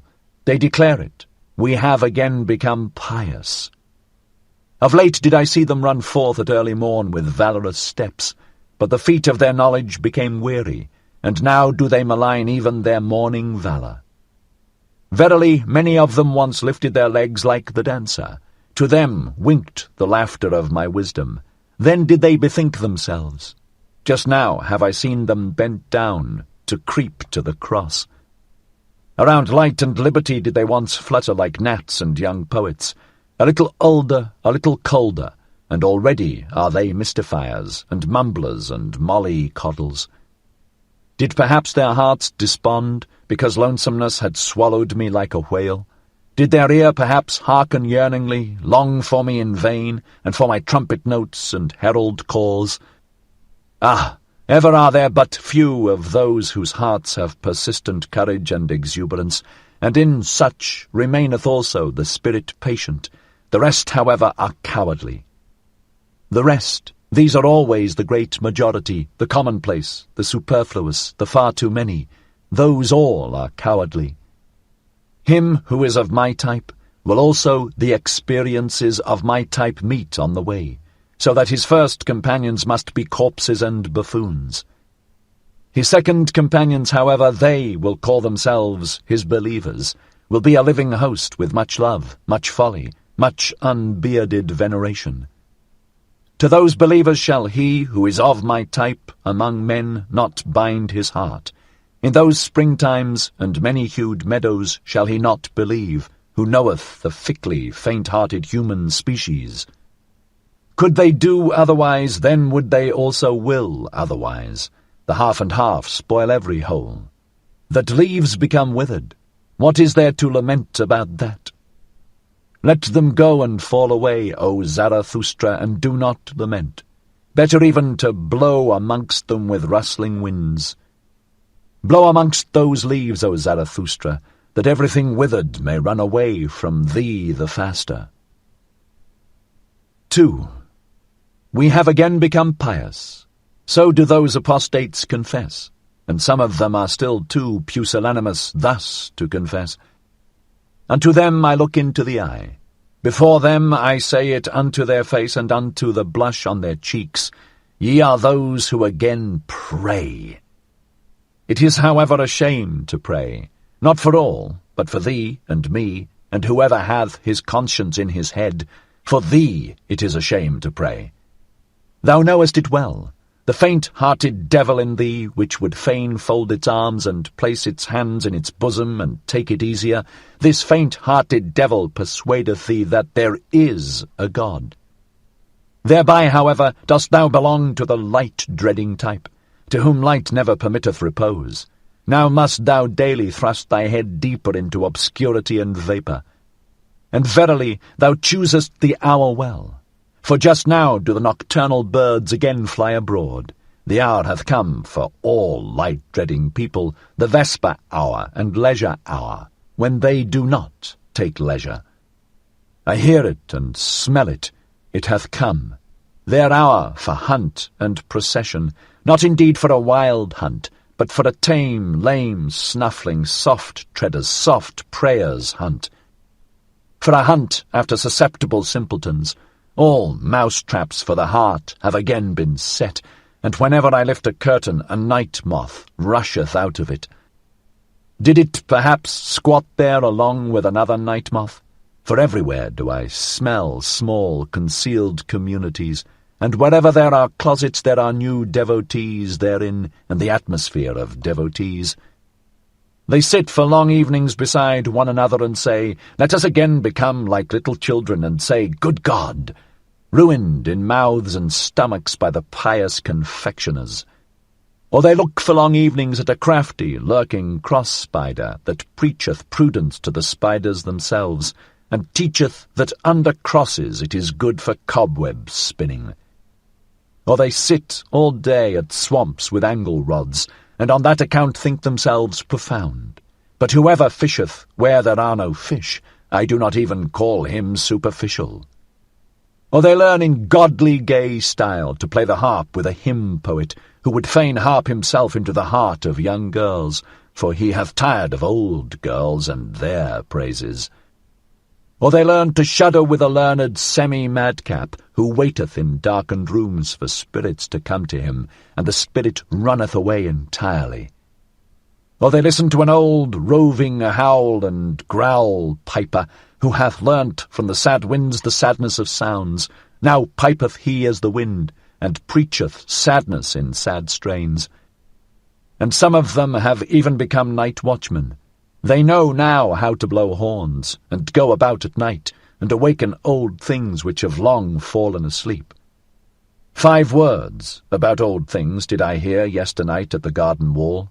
They came from such old, sorrowful, arid night watchmen. For a father he careth not sufficiently for his children. Human fathers do this better. He is too old, he now careth no more for his children, answered the other night watchman. Hath he then children? No one can prove it unless he himself prove it. I have long wished that he would for once prove it thoroughly. Prove? As if he had ever proved anything. Proving is difficult to him. He layeth great stress on one's believing him. Aye, belief saveth him, belief in him. That is the way with old people. So it is with us also. Thus spake to each other the 2 old night watchmen and light-scarers, and tooted thereupon sorrowfully on their horns. So did it happen yesternight at the garden wall. To me, however, did the heart writhe with laughter, and was like to break. It knew not where to go, and sunk into the midriff. Verily it will be my death, yet, to choke with laughter when I see asses drunken, and hear night watchmen thus doubt about God. Hath the time not long since passed for all such doubts? Who may nowadays awaken such old slumbering, light-shunning things? With the old deities hath it long since come to an end, and verily a good joyful deity end had they. They did not begloom themselves to death. That do people fabricate. On the contrary, they laughed themselves to death once on a time. That took place when the ungodliest utterance came from a god himself, the utterance, "There is but one God, thou shalt have no other gods before me." An old grim beard of a god, a jealous one, forgot himself in such wise.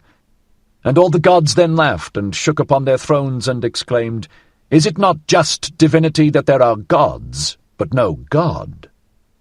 He that hath an ear, let him hear." Thus talked Zarathustra in the city he loved, which is surnamed the Pied Cow. For from here he had but 2 days to travel to reach once more his cave and his animals. His soul, however, rejoiced unceasingly on account of the nighness of his return home. 53. The Return Home. O lonesomeness, my home, lonesomeness! Too long have I lived wildly in wild remoteness to return to thee without tears. Now threaten me with the finger as mothers threaten, now smile upon me as mothers smile. Now say just, who was it that like a whirlwind once rushed away from me? Who, when departing, called out, "Too long have I sat with lonesomeness. There have I unlearned silence. That hast thou learned now, surely. O Zarathustra, everything do I know, and that thou wert more forsaken amongst the many, thou unique one, than thou ever wert with me. One thing is forsakenness, another matter is lonesomeness. That hast thou now learned, and that amongst men thou wilt ever be wild and strange. Wild and strange even when they love thee, for above all they want to be treated indulgently. Here, however, art thou at home and house with thyself. Here canst thou utter everything, and unbosom all motives. Nothing is here ashamed of concealed, congealed feelings. Here do all things come caressingly to thy talk, and flatter thee, for they want to ride upon thy back. On every simile dost thou here ride to every truth. Uprightly and openly mayest thou here talk to all things, and verily it soundeth as praise in their ears, for one to talk to all things directly. Another matter, however, is forsakenness. For dost thou remember, O Zarathustra, when thy bird screamed overhead, when thou stoodest in the forest, irresolute, ignorant where to go, beside a corpse? When thou spakest, "Let mine animals lead me, more dangerous have I found it among men than among animals," that was forsakenness. And dost thou remember, O Zarathustra, when thou sattest in thine isle, a well of wine, giving and granting amongst empty buckets, bestowing and distributing among the thirsty, until at last thou alone sattest thirsty amongst the drunken ones, and wailedst nightly, "Is taking not more blessed than giving, and stealing yet more blessed than taking?" That was forsakenness. And dost thou remember, O Zarathustra, when thy stillest hour came and drove thee forth from thyself, when with wicked whispering it said, "Speak and succumb"? When it disgusted thee with all thy waiting and silence, and discouraged thy humble courage, that was forsakenness. O lonesomeness, my home, lonesomeness, how blessedly and tenderly speaketh thy voice unto me. We do not question each other, we do not complain to each other, we go together openly through open doors. For all is open with thee and clear, and even the hours run here on lighter feet, for in the dark time weigheth heavier upon one than in the light. Here fly open unto me all being's words and word cabinets. Here all being wanteth to become words. Here all becoming wanteth to learn of me how to talk.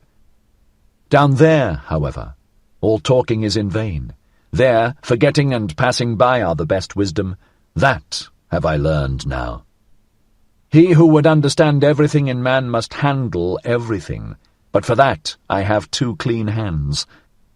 I do not like even to inhale their breath. Alas, that I have lived so long among their noise and bad breaths. O blessed stillness around me, O pure odours around me, how from a deep breast this stillness fetcheth pure breath, how it hearkeneth, this blessed stillness. But down there speaketh everything, there is everything misheard. If one announce one's wisdom with bells, the shopmen in the marketplace will out-jingle it with pennies. Everything among them talketh, no one knoweth any longer how to understand. Everything falleth into the water, nothing falleth any longer into deep wells. Everything among them talketh, nothing succeedeth any longer, and accomplisheth itself. Everything cackleth, but who will still sit quietly on the nest and hatch eggs? Everything among them talketh, everything is out-talked, and that which yesterday was still too hard for time itself and its tooth, hangeth today out-champed and out-chewed from the mouths of the men of today. Everything among them talketh, everything is betrayed, and what was once called the secret and secrecy of profound souls belongeth today to the street trumpeters and other butterflies. O human hubbub, thou wonderful thing, thou noise in dark streets, now art thou again behind me, my greatest danger lieth behind me. In indulging and pitying lay ever my greatest danger, and all human hubbub wisheth to be indulged and tolerated. With suppressed truths, with fool's hand and befooled heart, and rich in petty lies of pity, thus have I ever lived among men. Disguised did I sit amongst them, ready to misjudge myself that I might endure them, and willingly saying to myself, Thou fool, thou dost not know men. One unlearneth men when one liveth amongst them. There is too much foreground in all men. What can far-seeing, far-longing eyes do there? And, fool that I was, when they misjudged me, I indulged them on that account more than myself, being habitually hard on myself, and often even taking revenge on myself for the indulgence. Stung all over by poisonous flies, and hollowed like the stone by many drops of wickedness, thus did I sit among them, and still said to myself, Innocent is everything petty of its pettiness. Especially did I find those who call themselves the good the most poisonous flies. They sting in all innocence, they lie in all innocence. How could they be just towards me? He who liveth amongst the good, pity teacheth him to lie. Pity maketh stifling air for all free souls, for the stupidity of the good is unfathomable. To conceal myself and my riches, that did I learn down there. For every one did I still find poor in spirit. It was the lie of my pity that I knew in every one, that I saw and scented in every one, what was enough of spirit for him and what was too much. They're stiff, wise men. I call them wise, not stiff. Thus did I learn to slur over words. The grave-diggers dig for themselves diseases. Under old rubbish rest bad vapours. One should not stir up the marsh. One should live on mountains. With blessed nostrils do I again breathe mountain freedom. Freed at last is my nose from the smell of all human hubbub. With sharp breezes tickled, as with sparkling wine, sneezeth my soul, sneezeth and shouteth self-congratulatingly, Health to thee! Thus spake Zarathustra. 54. The Three Evil Things. 1.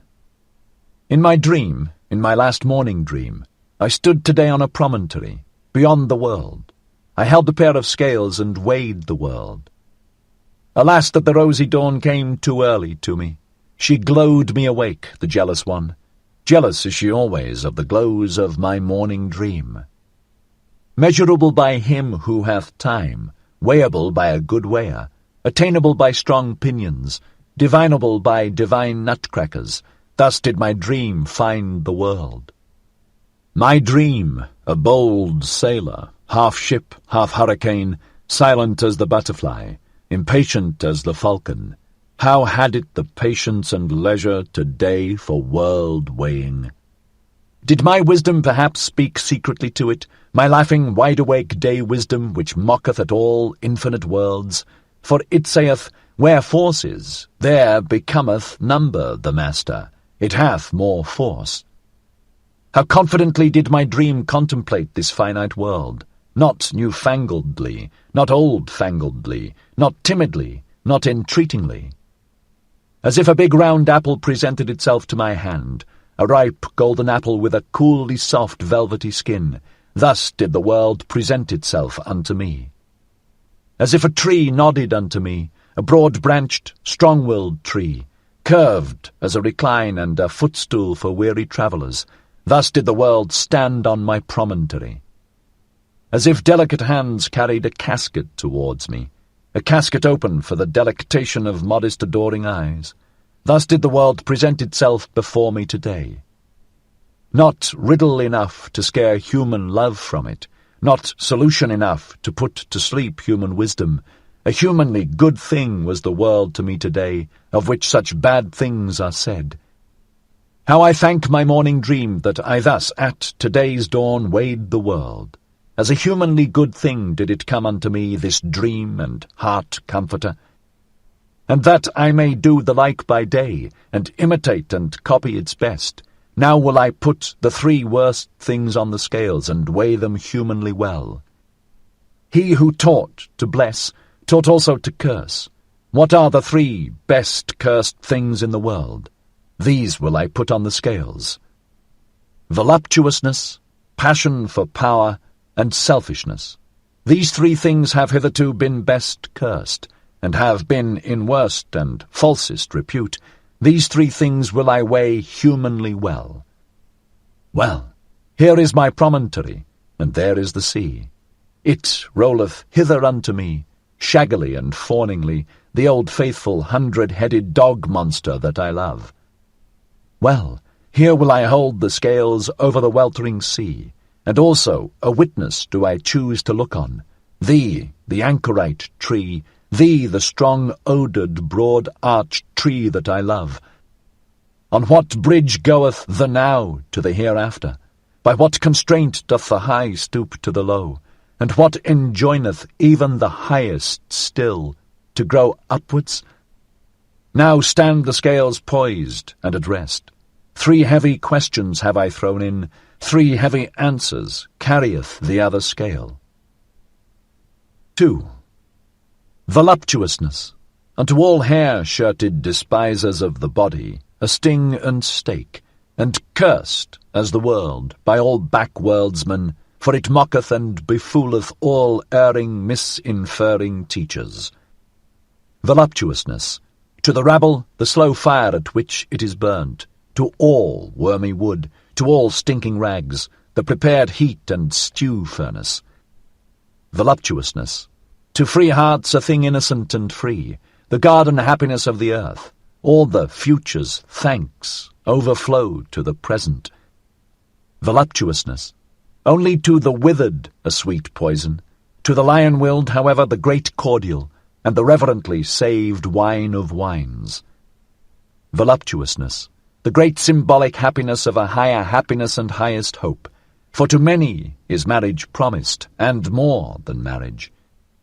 To many that are more unknown to each other than man and woman, and who hath fully understood how unknown to each other are man and woman. Voluptuousness. But I will have hedges around my thoughts and even around my words, lest swine and libertine should break into my gardens. Passion for power. The glowing scourge of the hardest of the heart hard, the cruel torture reserved for the cruelest themselves, the gloomy flame of living pyres. Passion for power, the wicked gadfly which is mounted on the vainest peoples, the scorner of all uncertain virtue, which rideth on every horse and on every pride. Passion for power, the earthquake which breaketh and upbreaketh all that is rotten and hollow, the rolling, rumbling, punitive demolisher of whited sepulchres, the flashing interrogative sign beside premature answers. Passion for power, before whose glance man creepeth and croucheth and drudgeth, and becometh lower than the serpent and the swine, until at last great contempt crieth out of him. Passion for power, the terrible teacher of great contempt, which preacheth to their face, to cities and empires, away with thee, until a voice crieth out of themselves, away with me. Passion for power, which, however, mounteth alluringly even to the pure and lonesome, and up to self-satisfied elevations, glowing like a love that painteth purple felicities alluringly on earthly heavens. Passion for power, but who would call it passion, when the height longeth to stoop for power? Verily nothing sick or diseased is there in such longing and descending. That the lonesome height may not forever remain lonesome and self-sufficing, that the mountains may come to the valleys, and the winds of the heights to the plains. Oh, who could find the right praenomen and honouring name for such longing, bestowing virtue? Thus did Zarathustra once name the unnameable. And then it happened also, and verily it happened for the first time, that his word blessed selfishness, the wholesome, healthy selfishness that springeth from the powerful soul. From the powerful soul to which the high body appertaineth, the handsome, triumphing, refreshing body, around which everything becometh a mirror. The pliant, persuasive body, the dancer, whose symbol and epitome is the self-enjoying soul. Of such bodies and souls the self-enjoyment calleth itself virtue. With its words of good and bad doth such self-enjoyment shelter itself, as with sacred groves. With the names of its happiness doth it banish from itself everything contemptible.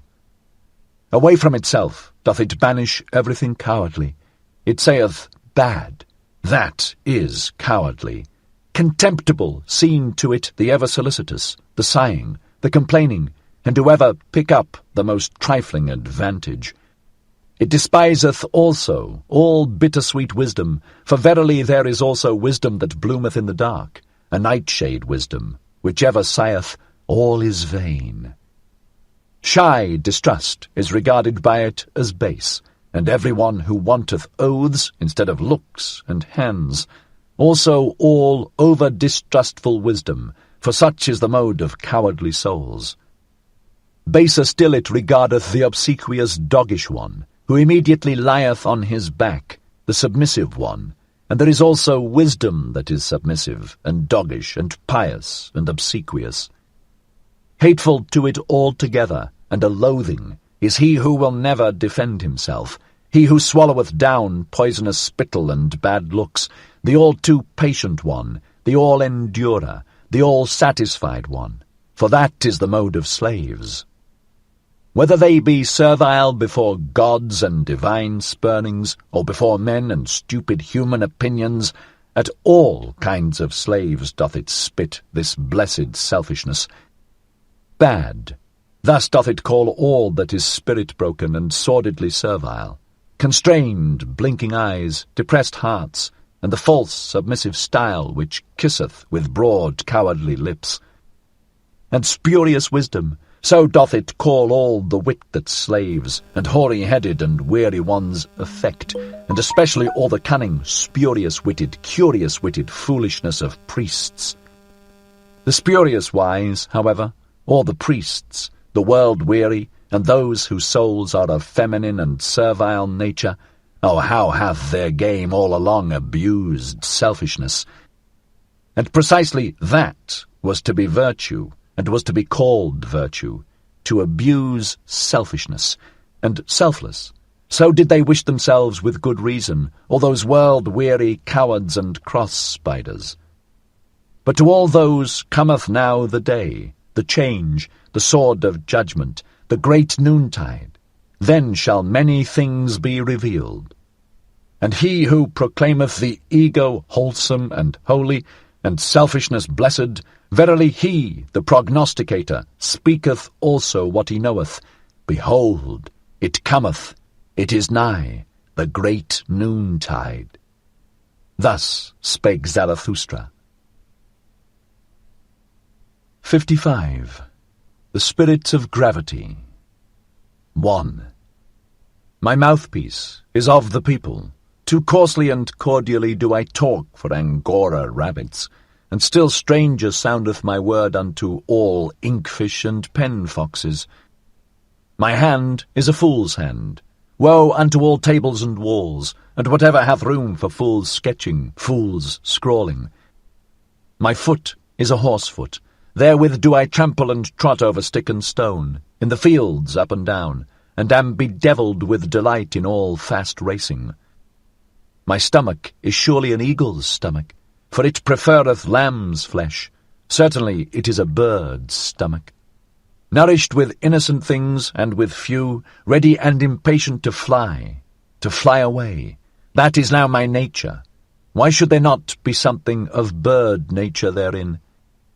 And especially that I am hostile to the spirit of gravity, that is bird nature.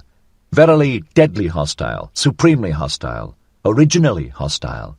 O whither hath my hostility not flown and misflown? Thereof could I sing a song, and will sing it, though I be alone in an empty house, and must sing it to mine own ears. Other singers are there, to be sure, to whom only the full house maketh the voice soft, the hand eloquent, the eye expressive, the heart wakeful. Those do I not resemble. 2. He who one day teacheth men to fly will have shifted all landmarks. To him will all landmarks themselves fly into the air. The earth will he christen anew, as the light body. The ostrich runneth faster than the fastest horse, but it also thrusteth its head heavily into the heavy earth. Thus is it with the man who cannot yet fly. Heavy unto him are earth and life, and so willeth the spirit of gravity. But he who would become light and be a bird must love himself. Thus do I teach. Not, to be sure, with the love of the sick and infected, for with them stinketh even self-love. One must learn to love oneself. Thus do I teach, with a wholesome and healthy love, that one may endure to be with oneself, and not go roving about. Such roving about christeneth itself brotherly love. With these words hath there hitherto been the best lying and dissembling, and especially by those who have been burdensome to every one. And verily, it is no commandment for today and tomorrow to learn to love oneself. Rather is it of all arts the finest, subtlest, last, and patientest. For to its possessor is all possession well concealed, and of all treasure pits one's own is last excavated. So causeth the spirit of gravity. Almost in the cradle are we apportioned with heavy words and worths, good and evil. So calleth itself this dowry. For the sake of it we are forgiven for living. And therefore suffereth one little children to come unto one, to forbid them betimes to love themselves. So causeth the spirit of gravity. And we bear loyally what is apportioned unto us, on hard shoulders, over rugged mountains, and when we sweat, then do people say to us, Yea, life is hard to bear. But man himself only is hard to bear. The reason thereof is that he carrieth too many extraneous things on his shoulders. Like the camel kneeleth he down, and letteth himself be well laden. Especially the strong load-bearing man in whom reverence resideth. Too many extraneous heavy words and worths loadeth he upon himself. Then seemeth life to him a desert. And verily, many a thing also that is our own is hard to bear, and many internal things in man are like the oyster, repulsive and slippery and hard to grasp. So that an elegant shell with elegant adornment must plead for them. But this art also must one learn, to have a shell and a fine appearance, and sagacious blindness. Again it deceiveth about many things in man, that many a shell is poor and pitiable, and too much of a shell. Much concealed goodness and power is never dreamt of. The choicest dainties find no tasters. Women know that, the choicest of them, a little fatter, a little leaner. Oh, how much fate is in so little! Man is difficult to discover, and unto himself most difficult of all. Often lieth the spirit concerning the soul, so causeth the spirit of gravity. He, however, hath discovered himself who saith, This is my good and evil. Therewith hath he silenced the mole and the dwarf, who say, Good for all, evil for all. Verily, neither do I like those who call everything good, and this world the best of all. Those do I call the all-satisfied. All-satisfiedness, which knoweth how to taste everything, that is not the best taste. I honour the refractory, fastidious tongues and stomachs, which have learned to say aye, and yea, and nay. To chew and digest everything, however, that is the genuine swine nature. Ever to say yea, that hath only the ass learnt, and those like it. Deep yellow and hot red, so wanteth my taste. It mixeth blood with all colours. He, however, who whitewasheth his house, betrayeth unto me a whitewashed soul.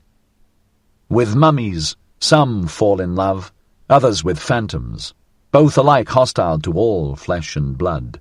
Oh, how repugnant are both to my taste, for I love blood. And there will I not reside and abide, where every one spitteth and speweth. That is now my taste. Rather would I live amongst thieves and perjurers. Nobody carrieth gold in his mouth. Still more repugnant unto me, however, are all lick-spittles, and the most repugnant animal of man that I found did I christen parasite. It would not love, and would yet live by love. Unhappy do I call all those who have only one choice, either to become evil beasts or evil beast tamers. Amongst such would I not build my tabernacle. Unhappy do I also call those who have ever to wait. They are repugnant to my taste, all the toll-gatherers and traders and kings and other land-keepers and shopkeepers. Verily I learned waiting also, and thoroughly so, but only waiting for myself. And above all did I learn standing and walking and running and leaping and climbing and dancing. This, however, is my teaching. He who wisheth one day to fly must first learn standing and walking and running and climbing and dancing. One doth not fly into flying. With rope ladders learned I to reach many a window. With nimble legs did I climb high masts. To sit on high masts of perception seemed to me no small bliss. To flicker like small flames on high masts, a small light, certainly, but a great comfort to castaway sailors and shipwrecked ones. By divers ways and wendings did I arrive at my truth. Not by one ladder did I mount to the height where mine eye roveth into my remoteness. And unwillingly only did I ask my way. That was always counter to my taste. Rather did I question and test the ways themselves. A testing and a questioning hath been all my travelling, and verily one must also learn to answer such questioning. That, however, is my taste. Neither a good nor a bad taste, but my taste, of which I have no longer either shame or secrecy. This is now my way. Where is yours? Thus did I answer those who asked me the way, for the way, it doth not exist. Thus spake Zarathustra. 56. Old and New Tables. 1. Here do I sit and wait, old broken tables around me, and also new half-written tables. When cometh mine hour? The hour of my descent, of my down-going, for once more will I go unto men. For that hour do I now wait, for first must the signs come unto me that it is mine hour, namely the laughing lion with the flock of doves. Meanwhile do I talk to myself as one who hath time. No one telleth me anything new, so I tell myself mine own story. 2. When I came unto men, then found I them resting on an old infatuation. All of them thought they had long known what was good and bad for men. An old wearisome business seemed to them all discourse about virtue, and he who wished to sleep well spake of good and bad ere retiring to rest. This somnolence did I disturb when I taught that no one yet knoweth what is good and bad, unless it be the creating one. It is he, however, who createth man's goal, and giveth to the earth its meaning and its future. He only effecteth it that aught is good or bad. And I bade them upset their old academic chairs, and wherever that old infatuation had sat, I bade them laugh at their great moralists, their saints, their poets, and their saviours. At their gloomy sages did I bid them laugh, and whoever had sat admonishing as a black scarecrow on the tree of life. On their great grave highway did I seat myself, and even beside the carrion and vultures, and I laughed at all their bygone and its mellow decaying glory. Verily, like penitential preachers and fools did I cry wrath and shame on all their greatness and smallness. Oh, that their best is so very small. Oh, that their worst is so very small. Thus did I laugh. Thus did my wise longing, born in the mountains, cry and laugh in me, a wild wisdom verily, my great pinion-rustling longing. And oft did it carry me off and up and away, and in the midst of laughter, then flew I quivering like an arrow with sun-intoxicated rapture. Out into distant futures, which no dream hath yet seen, into warmer souths than ever sculptor conceived, where gods in their dancing are ashamed of all clothes. That I may speak in parables and halt and stammer like the poets, and verily I am ashamed that I have still to be a poet. Where all becoming seemed to me dancing of gods and wantoning of gods, and the world unloosed and unbridled and fleeing back to itself. As an eternal self-fleeing and re-seeking of one another of many gods, as the blessed self-contradicting, re-communing, and re-fraternizing with one another of many gods. Where all time seemed to me a blessed mockery of moments, where necessity was freedom itself, which played happily with the goad of freedom. Where I also found again mine old devil and arch-enemy, the spirit of gravity, and all that it created, constraint, law, necessity and consequence and purpose and will and good and evil. For must there not be that which is danced over, danced beyond? Must there not, for the sake of the nimble, the nimblest, be moles and clumsy dwarfs? 3. There was it also where I picked up from the path the word Superman, and that man is something that must be surpassed. That man is a bridge and not a goal, rejoicing over his noontides and evenings as advances to new rosy dawns. The Zarathustra word of the great noontide, and whatever else I have hung up over men like purple evening afterglows. Verily also new stars did I make them see, along with new nights, and over cloud and day and night did I spread out laughter like a gay-coloured canopy. I taught them all my poetization and aspiration, to compose and collect into unity what is fragment in man, and riddle and fearful chance. As composer, riddle reader, and redeemer of chance did I teach them to create the future, and all that hath been, to redeem by creating. The past of man to redeem, and every it was to transform, until the will saith, but so did I will it, so shall I will it. This did I call redemption, this alone taught I them to call redemption.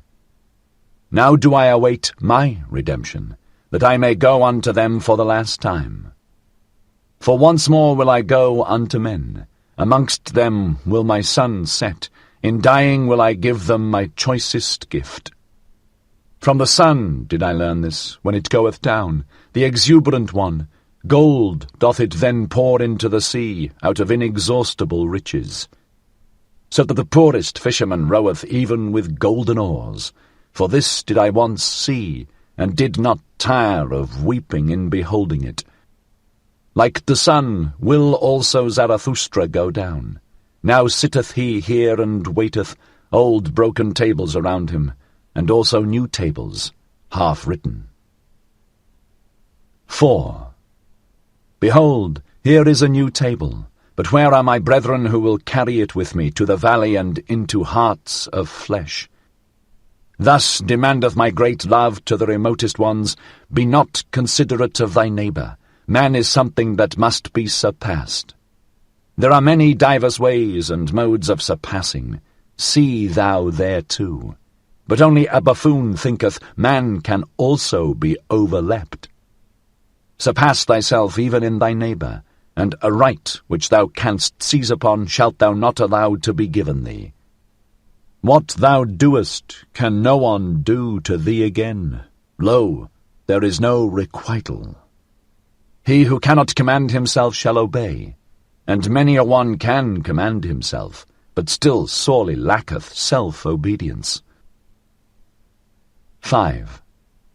Thus wisheth the type of noble souls. They desire to have nothing gratuitously, least of all life. He who is of the populace wisheth to live gratuitously. We others, however, to whom life hath given itself, we are ever considering what we can best give in return. And verily it is a noble dictum which saith, what life promiseth us, that promise will we keep to life. One should not wish to enjoy where one doth not contribute to the enjoyment, and one should not wish to enjoy.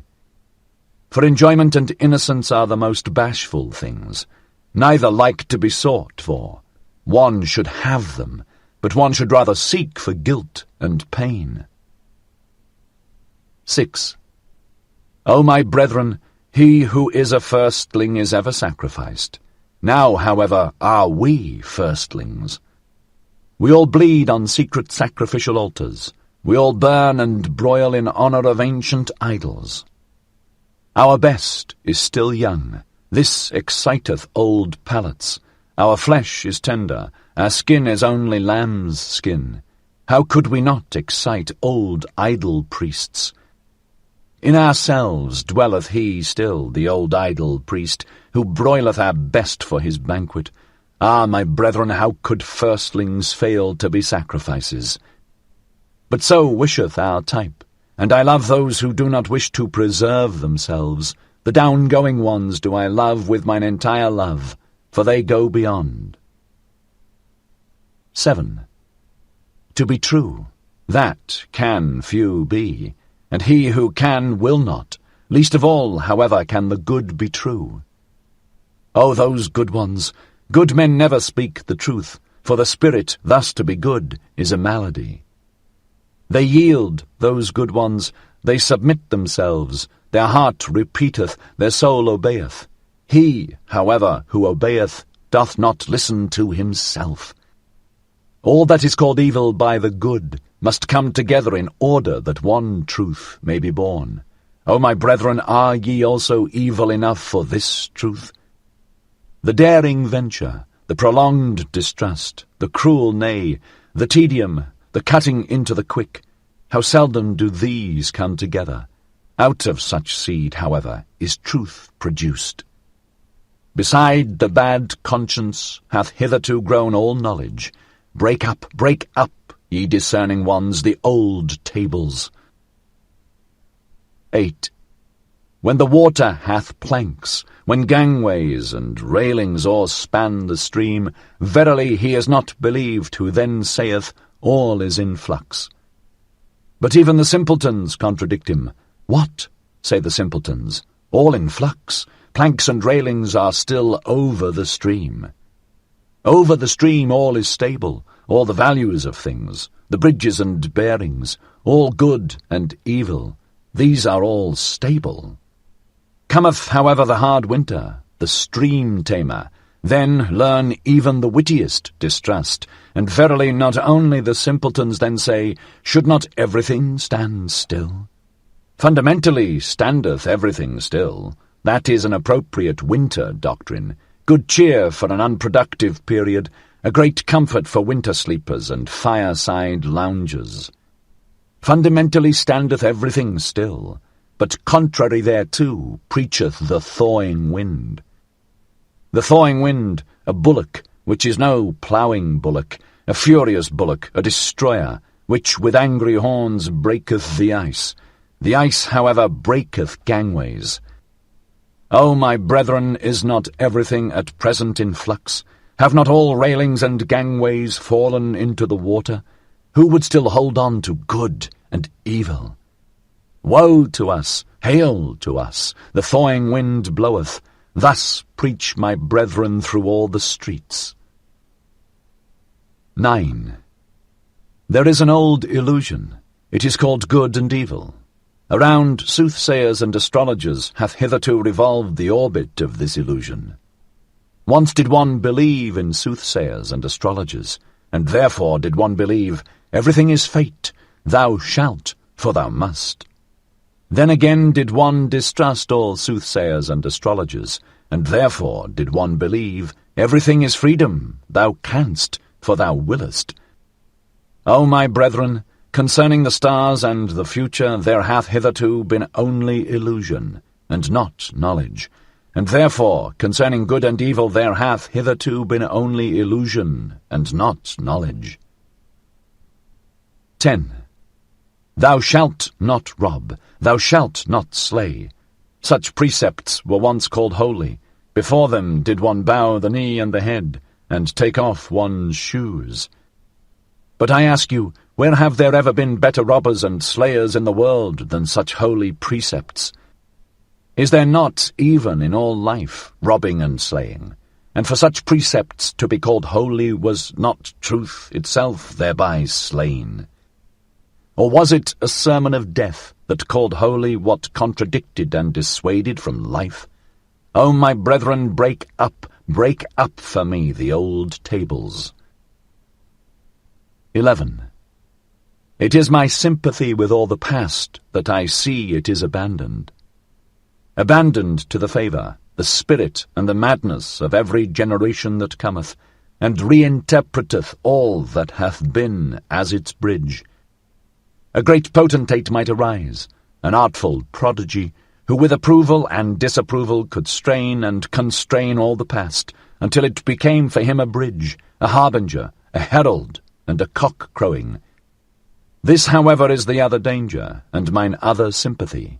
He who is of the populace, his thoughts go back to his grandfather. With his grandfather, however, doth time cease. Thus is all the past abandoned, for it might some day happen for the populace to become master, and drown all time in shallow waters.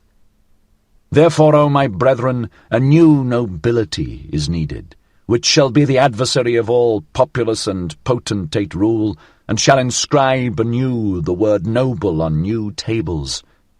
For many noble ones are needed, and many kinds of noble ones, for a new nobility. Or, as I once said in a parable, that is just divinity, that there are gods, but no God. 12. O my brethren, I consecrate you, and point you to a new nobility.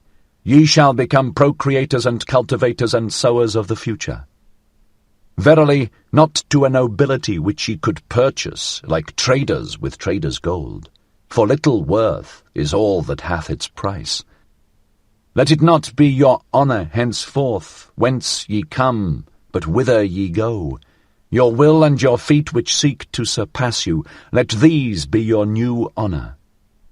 Verily, not that ye have served a prince, of what account are princes now, nor that ye have become a bulwark to that which standeth, that it may stand more firmly.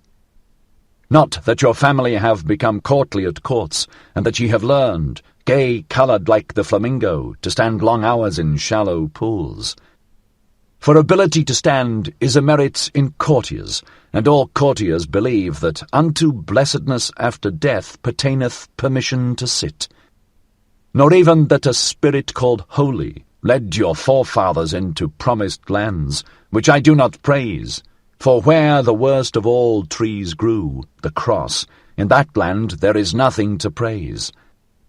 And verily, wherever this Holy Spirit led its knights, always in such campaigns did goats and geese and rye-heads and guy-heads run foremost. O my brethren, not backward shall your nobility gaze, but outward. Exiles shall ye be from all fatherlands and forefatherlands. Your children's land shall ye love. Let this love be your new nobility, the undiscovered in the remotest seas. For it do I bid your sails search and search. Unto your children shall ye make amends for being the children of your fathers. All the past shall ye thus redeem. This new table do I place over you. 13. Why should one live? All is vain. To live, that is to thrash straw. To live, that is to burn oneself and yet not get warm. Such ancient babbling still passeth for wisdom. Because it is old, however, and smelleth mustily, therefore is it the more honoured. Even mould ennobleth. Children might thus speak. They shun the fire because it hath burnt them. There is much childishness in the old books of wisdom. And he who ever thrasheth straw, why should he be allowed to rail at thrashing? Such a fool one would have to muzzle. Such persons sit down to the table and bring nothing with them, not even good hunger, and then do they rail, all is vain. But to eat and drink well, my brethren, is verily no vain art. Break up for me the tables of the never joyous ones. 14. To the clean are all things clean, thus say the people. I, however, say unto you, to the swine all things become swinish. Therefore preach the visionaries and bowed heads, whose hearts are also bowed down. The world itself is a filthy monster. For these are all unclean spirits, especially those, however, who have no peace or rest, unless they see the world from the backside, the back-world's men. To those do I say it to the face, although it sound unpleasantly. The world resembleth man in that it hath a backside. So much is true. There is in the world much filth. So much is true. But the world itself is not therefore a filthy monster. There is wisdom in the fact that much in the world smelleth badly. Loathing itself createth wings, and fountain divining powers. In the best there is still something to loathe, and the best is still something that must be surpassed. O my brethren, there is much wisdom in the fact that much filth is in the world. 15. Such sayings did I hear pious backworlds men speak to their consciences, and verily without wickedness or guile, although there is nothing more guileful in the world, or more wicked. Let the world be as it is, raise not a finger against it. Let whoever will choke and stab and skin and scrape the people, raise not a finger against it. Thereby will they learn to renounce the world. And thine own reason, this shalt thou thyself stifle and choke, for it is a reason of this world. Thereby wilt thou learn thyself to renounce the world. Shatter, shatter, O my brethren, those old tables of the pious. Tatter the maxims of the world maligners. 16. He who learneth much unlearneth all violent cravings. That do people now whisper to one another in all the dark lanes. Wisdom wearieth. Nothing is worth while. Thou shalt not crave. This new table found I hanging even in the public markets. Break up for me, O my brethren, break up also that new table.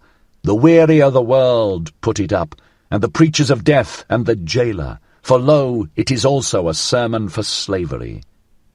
Because they learned badly and not the best, and everything too early and everything too fast, because they ate badly, from thence hath resulted their ruined stomach. For a ruined stomach is their spirit, It persuadeth to death. For verily, my brethren, the spirit is a stomach. Life is a well of delight, but to him in whom the ruined stomach speaketh, the father of affliction, all fountains are poisoned. To discern, that is delight to the lion-willed. But he who hath become weary is himself merely willed. With him play all the waves. And such is always the nature of weak men. They lose themselves on their way, and at last asketh their weariness, Why did we ever go on the way? All is indifferent. To them soundeth it pleasant to have preached in their ears, Nothing is worth while, ye shall not will. That, however, is a sermon for slavery. O my brethren, a fresh blustering wind cometh Zarathustra unto all way-weary ones. Many noses will he yet make sneeze.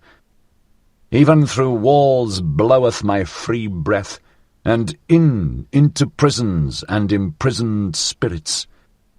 Willing emancipateth, for willing is creating. So do I teach, and only for creating shall ye learn. And also the learning shall ye learn only from me, the learning well. He who hath ears, let him hear. 17. There standeth the boat, thither goeth it over, perhaps into vast nothingness. But who willeth to enter into this, perhaps? None of you want to enter into the death-boat. How should ye then be world-weary ones?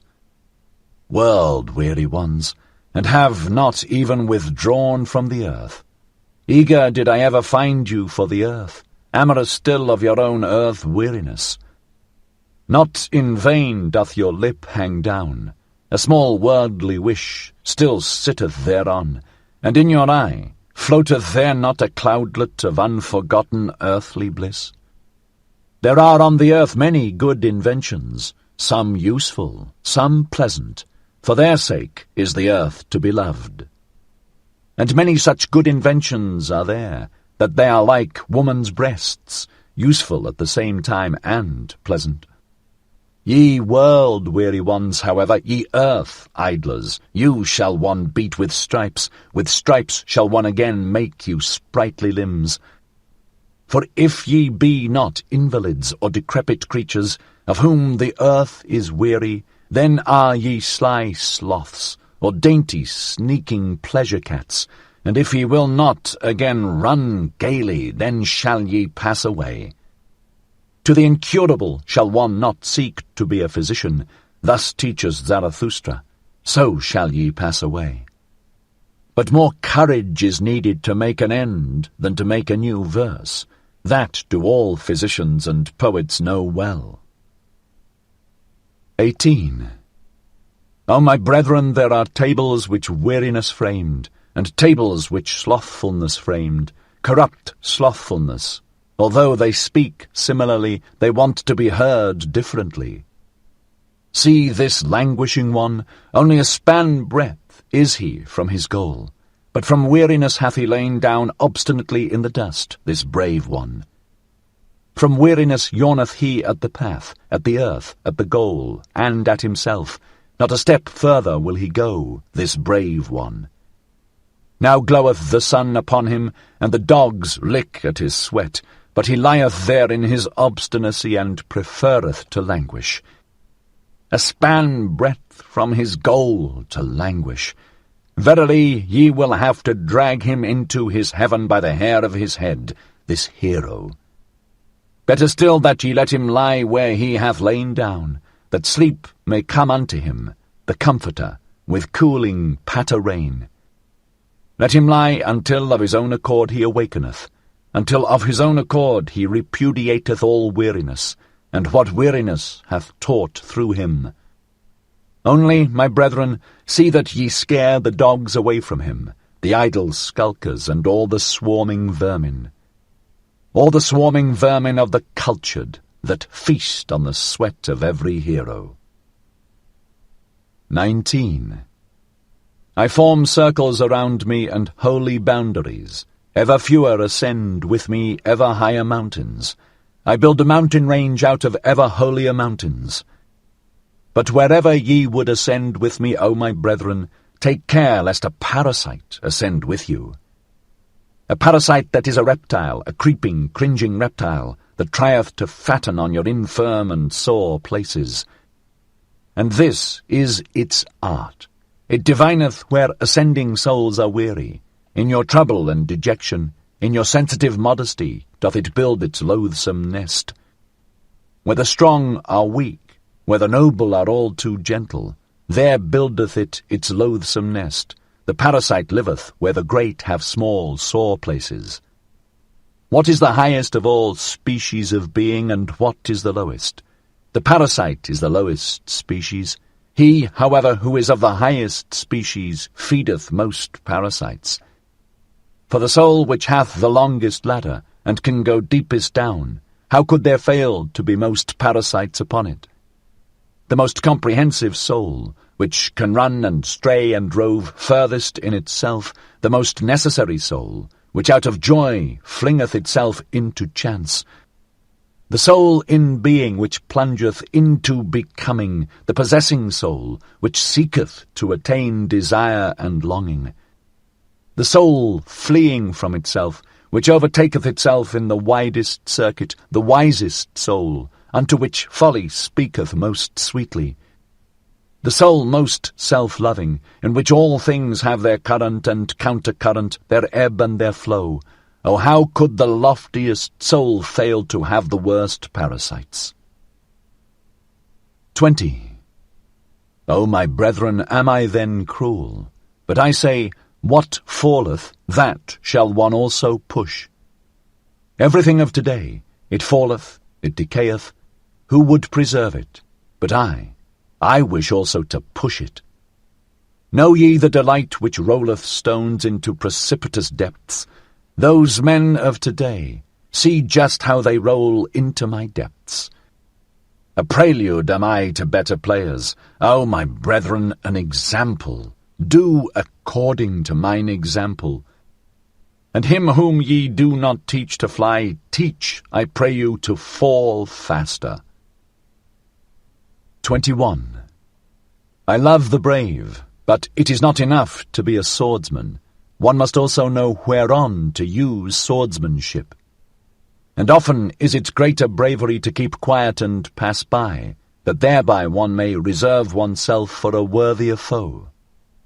Ye shall only have foes to be hated, but not foes to be despised. Ye must be proud of your foes. Thus have I already taught.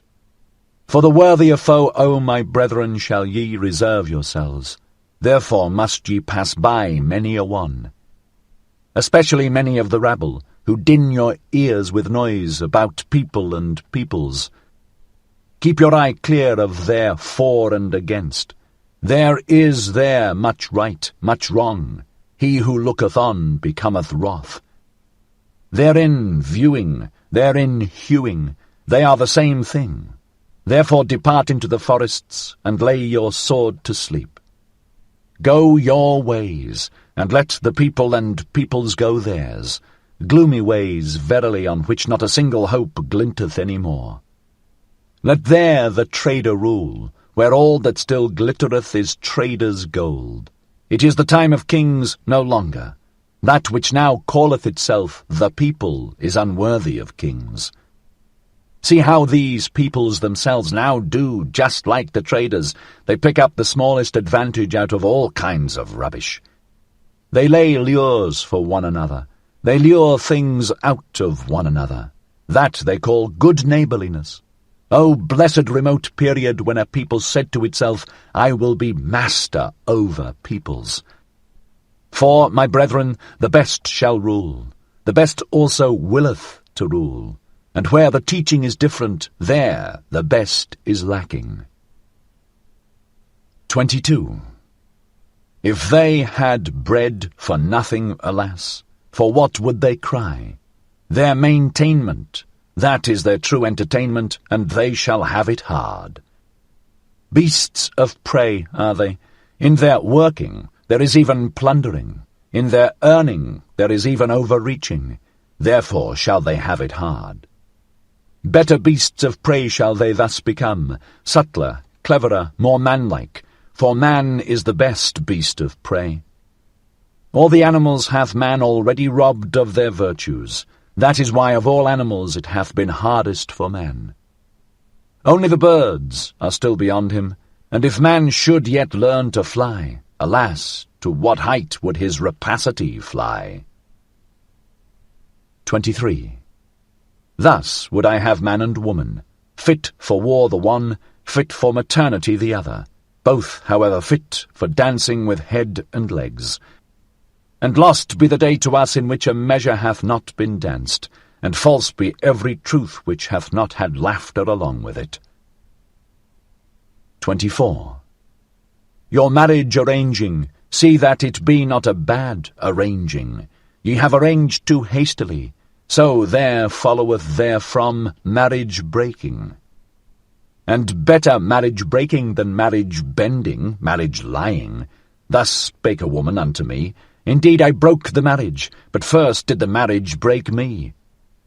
The badly paired found I ever the most revengeful. They make every one suffer for it, that they no longer run singly. On that account want I the honest ones to say to one another, We love each other, let us see to it that we maintain our love, or shall our pledging be blundering? Give us a set term and a small marriage, that we may see if we are fit for the great marriage. It is a great matter always to be twain. Thus do I counsel all honest ones, and what would be my love to the Superman and to all that is to come, if I should counsel and speak otherwise? Not only to propagate yourselves onwards, but upwards. Thereto, O my brethren, may the garden of marriage help you. 25. He who hath grown wise concerning old origins, lo, he will at last seek after the fountains of the future and new origins. O my brethren, not long will it be until new peoples shall arise, and new fountains shall rush down into new depths. For the earthquake, it choketh up many wells. It causeth much languishing, but it bringeth also to light inner powers and secrets. The earthquake discloseth new fountains. In the earthquake of old peoples new fountains burst forth. And whoever calleth out, Lo, here is a well for many thirsty ones, one heart for many longing ones, one will for many instruments, around him collecteth a people, that is to say, many attempting ones. Who can command? Who must obey? That is there attempted. Ah, with what long seeking and solving and failing and learning and re-attempting. Human society, it is an attempt, so I teach, a long seeking. It seeketh, however, the ruler. An attempt, my brethren, and no contract. Destroy, I pray you, destroy that word of the soft-hearted and half and half. 26. O my brethren, with whom lieth the greatest danger to the whole human future? Is it not with the good and just? As those who say and feel in their hearts, we already know what is good and just, we possess it also. Woe to those who still seek thereafter.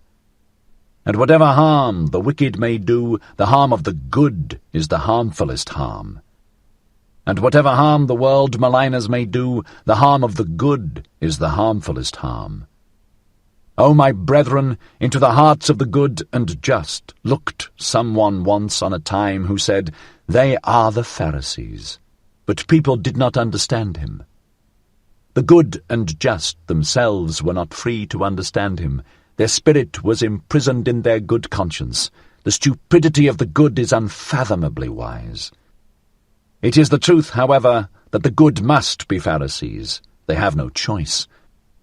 The good must crucify him who deviseth his own virtue. That is the truth. The second one, however, who discovered their country, the country, heart, and soil of the good and just, it was he who asked, Whom do they hate most? The Creator hate they most, him who breaketh the tables and old values, the breaker, him they call the law-breaker. For the good they cannot create, they are always the beginning of the end. They crucify him who writeth new values on new tables. They sacrifice unto themselves the future. They crucify the whole human future. The good, they have always been the beginning of the end. 27. O my brethren, have ye also understood this word, and what I once said of the last man? With whom lieth the greatest danger to the whole human future? Is it not with the good and just? Break up, I pray you, the good and just. O my brethren, have ye understood also this word? 28. Ye flee from me, ye are frightened, ye tremble at this word. O my brethren, when I enjoined you to break up the good and the tables of the good, then only did I embark man on his high seas. And now only cometh unto him the great terror, the great outlook, the great sickness, the great nausea, the great sea sickness. False shores and false securities did the good teach you. In the lies of the good were ye born and bred. Everything hath been radically contorted and distorted by the good.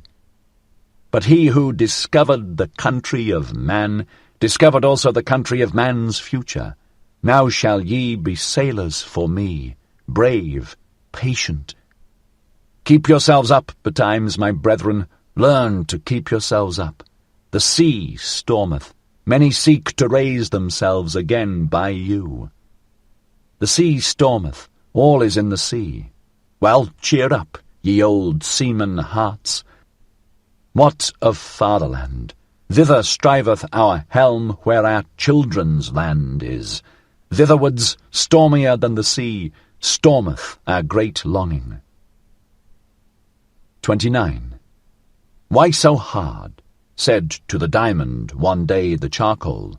Are we then not near relatives? Why so soft? O my brethren, thus do I ask you. Are ye then not my brethren? Why so soft, so submissive and yielding? Why is there so much negation and abnegation in your hearts? Why is there so little fate in your looks? And if ye will not be fates and inexorable ones, how can ye one day conquer with me? And if your hardness will not glance and cut and chip to pieces, how can ye one day create with me? For the creators are hard, and blessedness must it seem to you to press your hand upon millenniums as upon wax. Blessedness to write upon the will of millenniums as upon brass, harder than brass, nobler than brass. Entirely hard is only the noblest. This new table, O my brethren, put I up over you. Become hard. 30. O thou, my will, thou change of every need, my needfulness, preserve me from all small victories. Thou fatedness of my soul, which I call fate, thou in me, over me, preserve and spare me for one great fate. And thy last greatness, my will, spare it for thy last, that thou mayest be inexorable in thy victory. Ah, who hath not succumbed to his victory? Ah, whose eye hath not bedimmed in this intoxicated twilight? Ah, whose foot hath not faltered and forgotten in victory how to stand? That I may one day be ready and ripe in the great noontide, ready and ripe like the glowing ore, the lightning-bearing cloud and the swelling milk udder. Ready for myself and for my most hidden will, a bow eager for its arrow, an arrow eager for its star. A star, ready and ripe in its noontide, glowing, pierced, blessed by annihilating sun arrows. A sun itself, and an inexorable sun will, ready for annihilation in victory. O will, thou change of every need, my needfulness, spare me for one great victory. Thus spake Zarathustra. 57. The Convalescent. 1. One morning, not long after his return to his cave, Zarathustra sprang up from his couch like a madman, crying with a frightful voice, and acting as if someone still lay on the couch who did not wish to rise. Zarathustra's voice also resounded in such a manner that his animals came to him frightened, and out of all the neighbouring caves and lurking places all the creatures slipped away, flying, fluttering, creeping or leaping, according to their variety of foot or wing. Zarathustra, however, spake these words: "Up, abysmal thought, out of my depth! I am thy cock and morning dawn, thou overslept reptile! Up, up! My voice shall soon crow thee awake. Unbind the fetters of thine ears, listen, for I wish to hear thee. Up, up! There is thunder enough to make the very graves listen. And rub the sleep and all the dimness and blindness out of thine eyes. Hear me also with thine eyes. My voice is a medicine even for those born blind. And once thou art awake, then shalt thou ever remain awake. It is not my custom to awake great-grandmothers out of their sleep, that I may bid them sleep on. Thou stirrest, stretchest thyself, wheezest. Up, up! Not wheeze shalt thou, but speak unto me. Zarathustra calleth thee, Zarathustra the godless. I, Zarathustra, the advocate of living, the advocate of suffering, the advocate of the circuit, thee do I call, my most abysmal thought. Joy to me! Thou comest, I hear thee. Mine abyss speaketh, my lowest depth have I turned over into the light. Joy to me! Come hither, give me thy hand. Ha! Let be! Aha! Disgust, disgust, disgust, alas to me. 2. Hardly, however, had Zarathustra spoken these words when he fell down as one dead, and remained long as one dead. When, however, he again came to himself, then was he pale and trembling, and remained lying. And for long he would neither eat nor drink. This condition continued for 7 days. His animals, however, did not leave him day or night, except that the eagle flew forth to fetch food. And what it fetched and foraged, it laid on Zarathustra's couch, so that Zarathustra at last lay among yellow and red berries, grapes, rosy apples, sweet-smelling herbage, and pine cones. At his feet, however, 2 lambs were stretched, which the eagle had with difficulty carried off from their shepherds. At last, after 7 days, Zarathustra raised himself upon his couch, took a rosy apple in his hand, smelt it, and found its smell pleasant. Then did his animals think the time had come to speak unto him. O Zarathustra, said they, now hast thou lain thus for 7 days with heavy eyes. Wilt thou not set thyself again upon thy feet? Step out of thy cave. The world waiteth for thee as a garden. The wind playeth with heavy fragrance, which seeketh for thee, and all brooks would like to run after thee. All things long for thee, since thou hast remained alone for 7 days. Step forth out of thy cave. All things want to be thy physicians. Did perhaps a new knowledge come to thee, a bitter, grievous knowledge?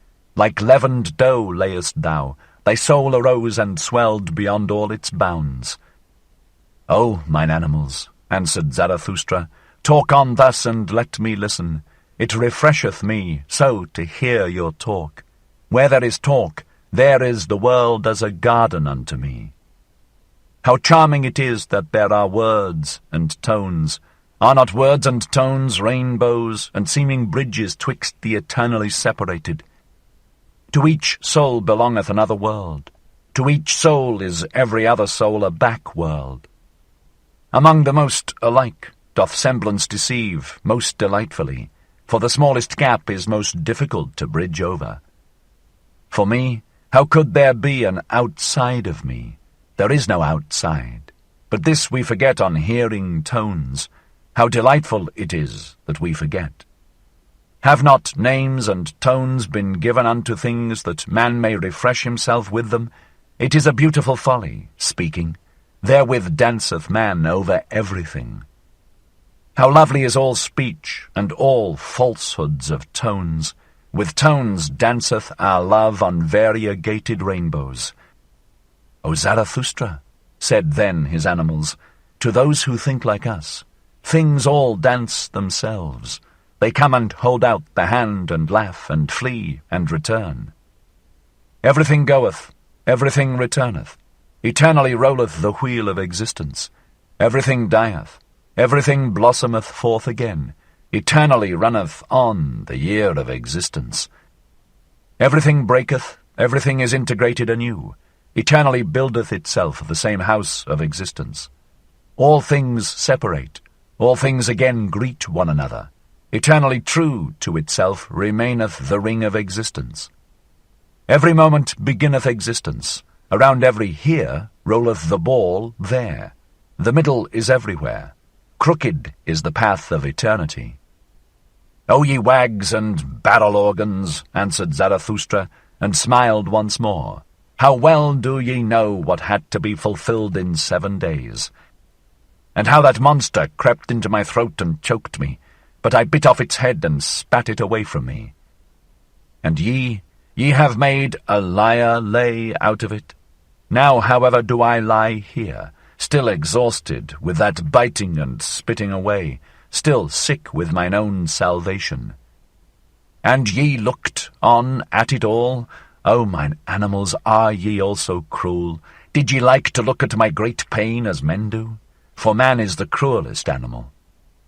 At tragedies, bullfights, and crucifixions hath he hitherto been happiest on earth, and when he invented his hell, behold, that was his heaven on earth. When the great man crieth, immediately runneth the little man thither, and his tongue hangeth out of his mouth for very lusting. He, however, calleth it his pity. The little man, especially the poet, how passionately doth he accuse life in words. Hearken to him, but do not fail to hear the delight which is in all accusation. Such accusers of life, them life overcometh with a glance of the eye. Thou lovest me? Saith the insolent one. Wait a little, as yet have I no time for thee. Towards himself man is the cruelest animal, and in all who call themselves sinners and bearers of the cross and penitents, do not overlook the voluptuousness in their plaints and accusations. And I myself, do I thereby want to be man's accuser? Ah, mine animals, this only have I learned hitherto, that for man his baddest is necessary for his best. That all that is baddest is the best power, and the hardest stone for the highest creator, and that man must become better and badder. Not to this torture stake was I tied, that I know man is bad, but I cried, as no one hath yet cried. Ah, that his baddest is so very small, ah, that his best is so very small. The great disgust at man, it strangled me and had crept into my throat, and what the soothsayer had presaged, all is alike, nothing is worth while, knowledge strangleth. A long twilight limped on before me, a fatally weary, fatally intoxicated sadness, which spake with yawning mouth. Eternally he returneth, the man of whom thou art weary, the small man. So yawned my sadness, and dragged its foot, and could not go to sleep. A cavern became the human earth to me, its breast caved in. Everything living became to me human dust and bones and mouldering past. My sighing sat on all human graves, and could no longer arise. My sighing and questioning croaked and choked, and gnawed and nagged day and night. Ah, man returneth eternally, the small man returneth eternally. Naked had I once seen both of them, the greatest man and the smallest man, all too like one another, all too human, even the greatest man. All too small, even the greatest man. That was my disgust at man, and the eternal return also of the smallest man. That was my disgust at all existence. Ah, disgust, disgust, disgust. Thus spake Zarathustra, and sighed and shuddered, for he remembered his sickness. Then did his animals prevent him from speaking further. Do not speak further, thou convalescent. So answered his animals, but go out where the world waiteth for thee like a garden. Go out unto the roses, the bees, and the flocks of doves. especially, however, unto the singing birds, to learn singing from them. For singing is for the convalescent, the sound ones may talk, and when the sound also wants songs, then want they other songs than the convalescent. "O ye wags and barrel organs, do be silent," answered Zarathustra, and smiled at his animals. "How well ye know what consolation I devised for myself in 7 days. That I have to sing once more, that consolation did I devise for myself, and this convalescence. Would ye also make another lyre lay thereof?" "Do not talk further," answered his animals once more. "Rather, thou convalescent, prepare for thyself first a lyre, a new lyre. For behold, O Zarathustra, for thy new lays there are needed new lyres.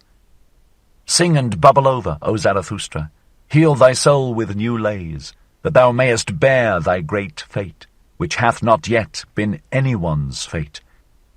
For thine animals know it well, O Zarathustra, who thou art and must become. Behold, thou art the teacher of the eternal return. That is now thy fate. That thou must be the first to teach this teaching. How could this great fate not be thy greatest danger and infirmity? Behold, we know what thou teachest, that all things eternally return, and ourselves with them, and that we have already existed times without number, and all things with us. Thou teachest that there is a great year of becoming, a prodigy of a great year. It must, like a sand-glass, ever turn up anew, that it may anew run down and run out. So that all those years are like one another in the greatest and also in the smallest, so that we ourselves, in every great year, are like ourselves in the greatest and also in the smallest. And if thou wouldst now die, O Zarathustra, behold, we know also how thou wouldst then speak to thyself, but thine animals beseech thee not to die yet. Thou wouldst speak, and without trembling, buoyant rather with bliss, for a great weight and worry would be taken from thee, thou patientest one. Now do I die and disappear, wouldst thou say, and in a moment I am nothing. Souls are as mortal as bodies. But the plexus of causes returneth in which I am intertwined. It will again create me. I myself pertain to the causes of the eternal return. I come again with this sun, with this earth, with this eagle, with this serpent, not to a new life, or a better life, or a similar life. I come again eternally to this identical and self-same life, in its greatest and its smallest, to teach again the eternal return of all things, to speak again the word of the great noontide of earth and man, to announce again to man the Superman. I have spoken my word, I break down by my word. So willeth mine eternal fate, as announcer do I succumb. The hour hath now come for the down-goer to bless himself. Thus endeth Zarathustra's down-going. When the animals had spoken these words, they were silent and waited, so that Zarathustra might say something to them. But Zarathustra did not hear that they were silent. On the contrary, he lay quietly with closed eyes like a person sleeping, although he did not sleep, for he communed just then with his soul. The serpent, however, and the eagle, when they found him silent in such wise, respected the great stillness around him, and prudently retired. 58. The Great Longing. O my soul, I have taught thee to say today as once on a time and formerly, and to dance thy measure over every here and there and yonder. O my soul, I delivered thee from all by-places. I brushed down from thee dust and spiders and twilight. O my soul, I washed the petty shame and the by-place virtue from thee, and persuaded thee to stand naked before the eyes of the sun. With the storm that is called spirit did I blow over thy surging sea. All clouds did I blow away from it. I strangled even the strangler called sin. O my soul, I gave thee the right to say nay like the storm, and to say yea as the open heavens saith yea. Calm as the light remainest thou, and now walkest through denying storms. O my soul, I restored to thee liberty over the created and the uncreated, and who knoweth, as thou knowest, the voluptuousness of the future? O my soul, I taught thee the contempt which doth not come like worm-eating, the great, the loving contempt which loveth most where it contemneth most. O my soul, I taught thee so to persuade, that thou persuadest even the grounds themselves to thee, like the sun, which persuadeth even the sea to its height. O my soul, I have taken from thee all obeying and knee-bending and homage-paying. I have myself given thee the names Change of Need and Fate. O my soul, I have given thee new names and gay-coloured playthings. I have called thee Fate, and the Circuit of Circuits, and the Navel String of Time, and the Azure Bell. O my soul, to thy domain gave I all wisdom to drink, all new wines, and also all immemorially old strong wines of wisdom. O my soul, every sun shed I upon thee, and every night and every silence and every longing. Then grewest thou up for me as a vine. O my soul, exuberant and heavy dost thou now stand forth, a vine with swelling udders and full clusters of brown golden grapes. Filled and weighted by thy happiness, waiting from superabundance and yet ashamed of thy waiting. O my soul, there is nowhere a soul which could be more loving and more comprehensive and more extensive. Where could future and past be closer together than with thee? O my soul, I have given thee everything, and all my hands have become empty by thee. And now sayest thou to me, smiling and full of melancholy, which of us oweth thanks? Doth the giver not owe thanks because the receiver received? Is bestowing not a necessity? Is receiving not pitying? O my soul, I understand the smiling of thy melancholy. Thine overabundance itself now stretcheth out longing hands. Thy fullness looketh forth over raging seas, and seeketh and waiteth. The longing of over-fullness looketh forth from the smiling heaven of thine eyes. And verily, O my soul, who could see thy smiling and not melt into tears? The angels themselves melt into tears through the over-graciousness of thy smiling.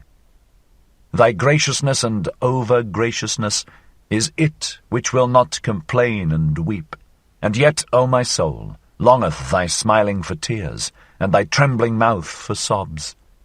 Is not all weeping complaining, and all complaining accusing?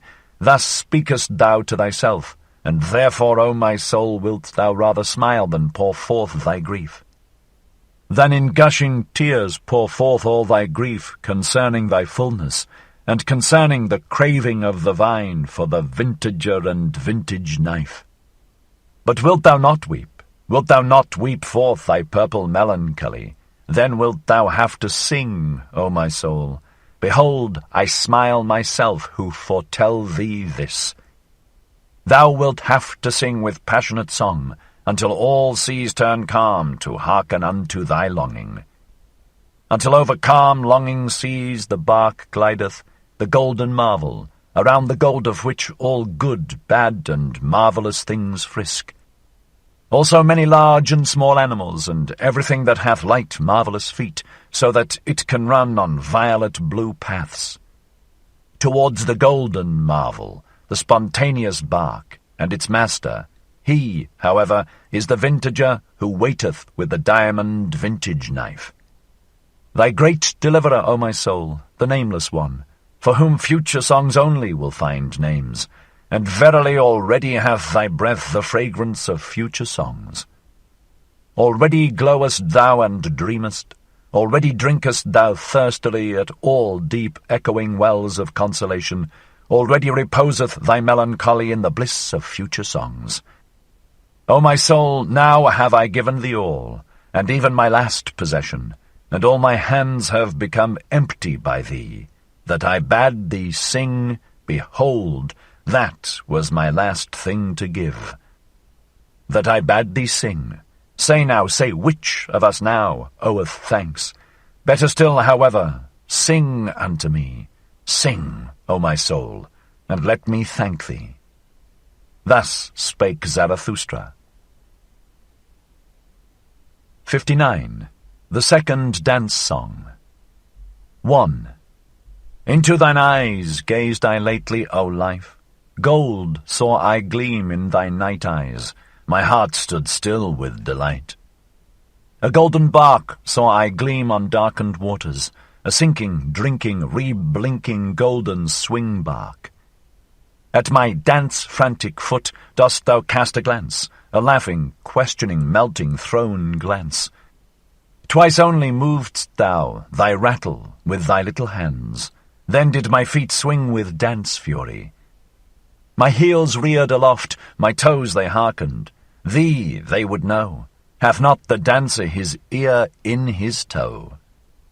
Unto thee did I spring, then fledst thou back from my bound, and towards me waved thy fleeing, flying tresses round.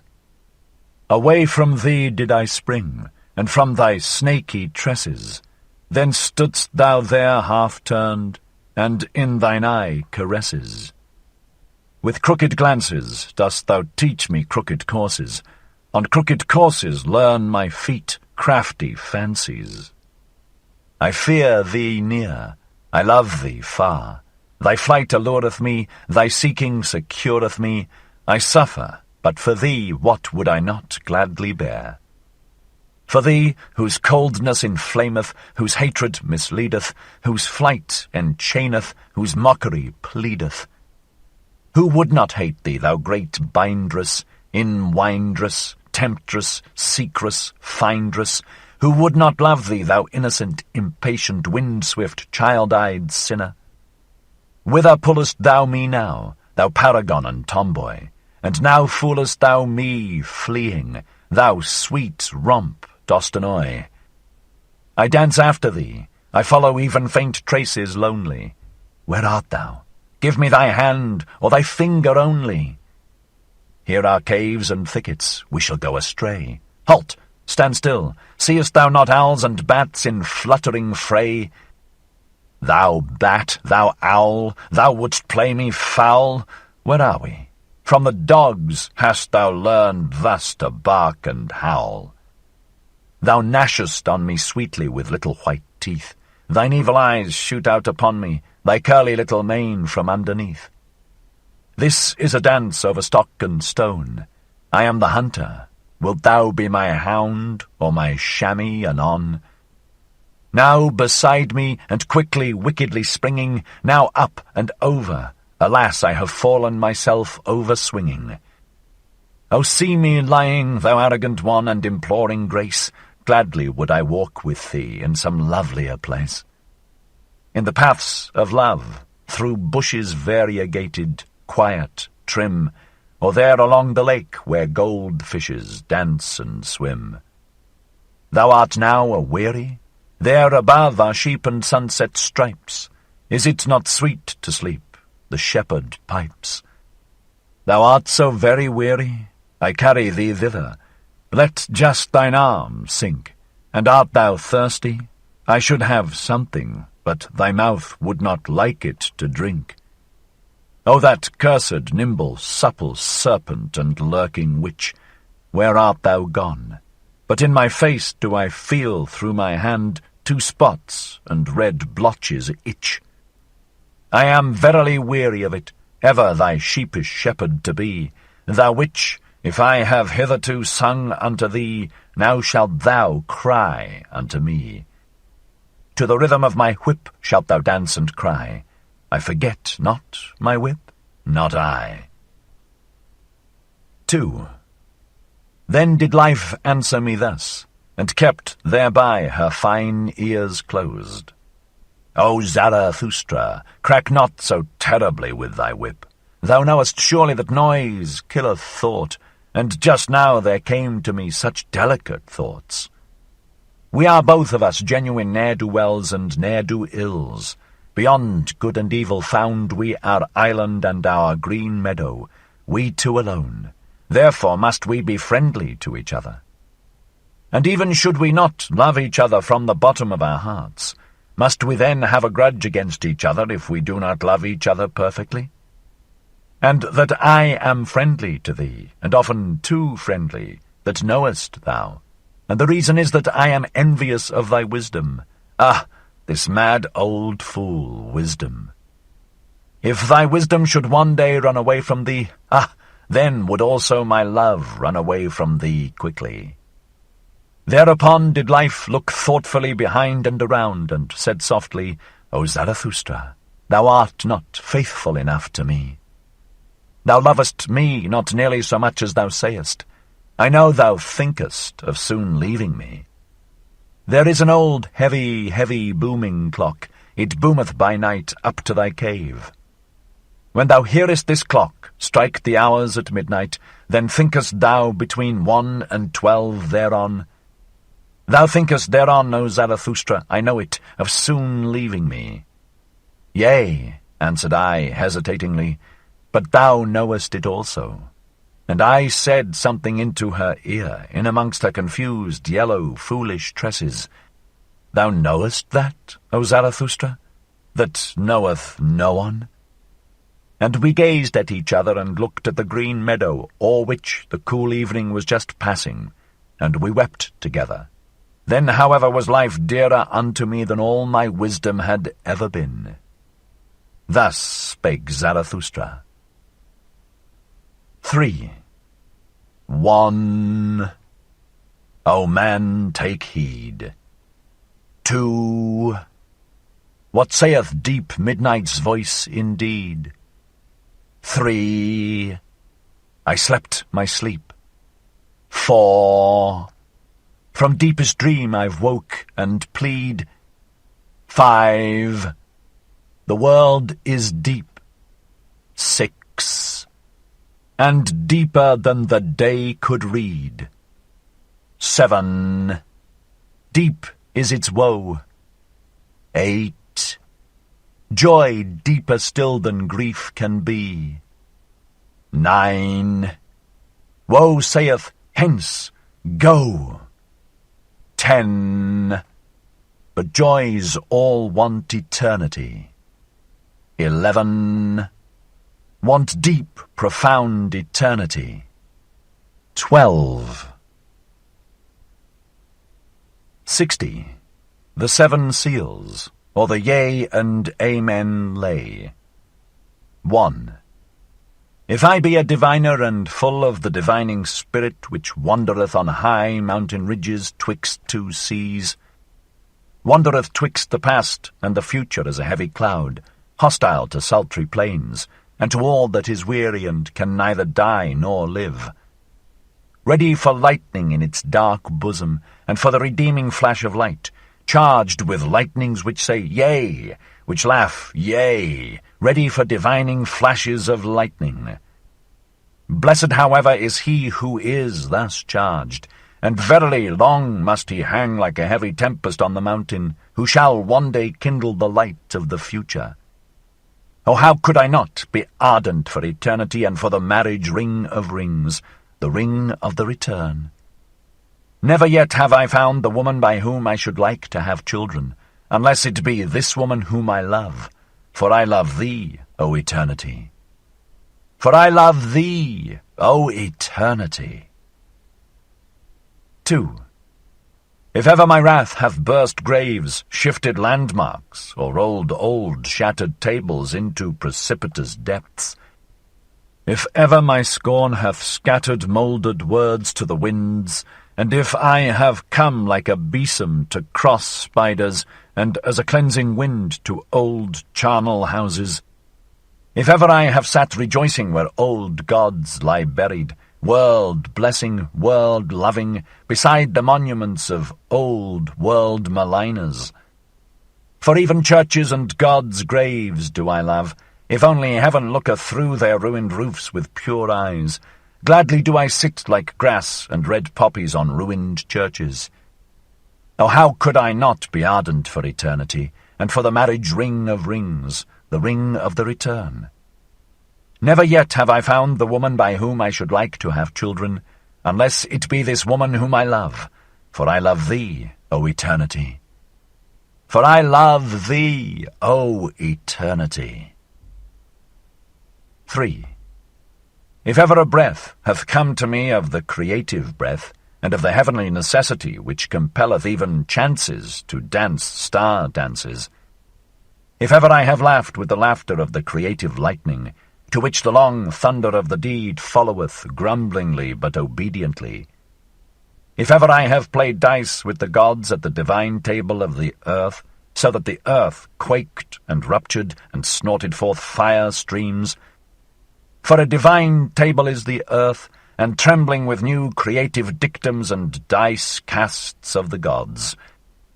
Oh, how could I not be ardent for eternity, and for the marriage ring of rings, the ring of the return?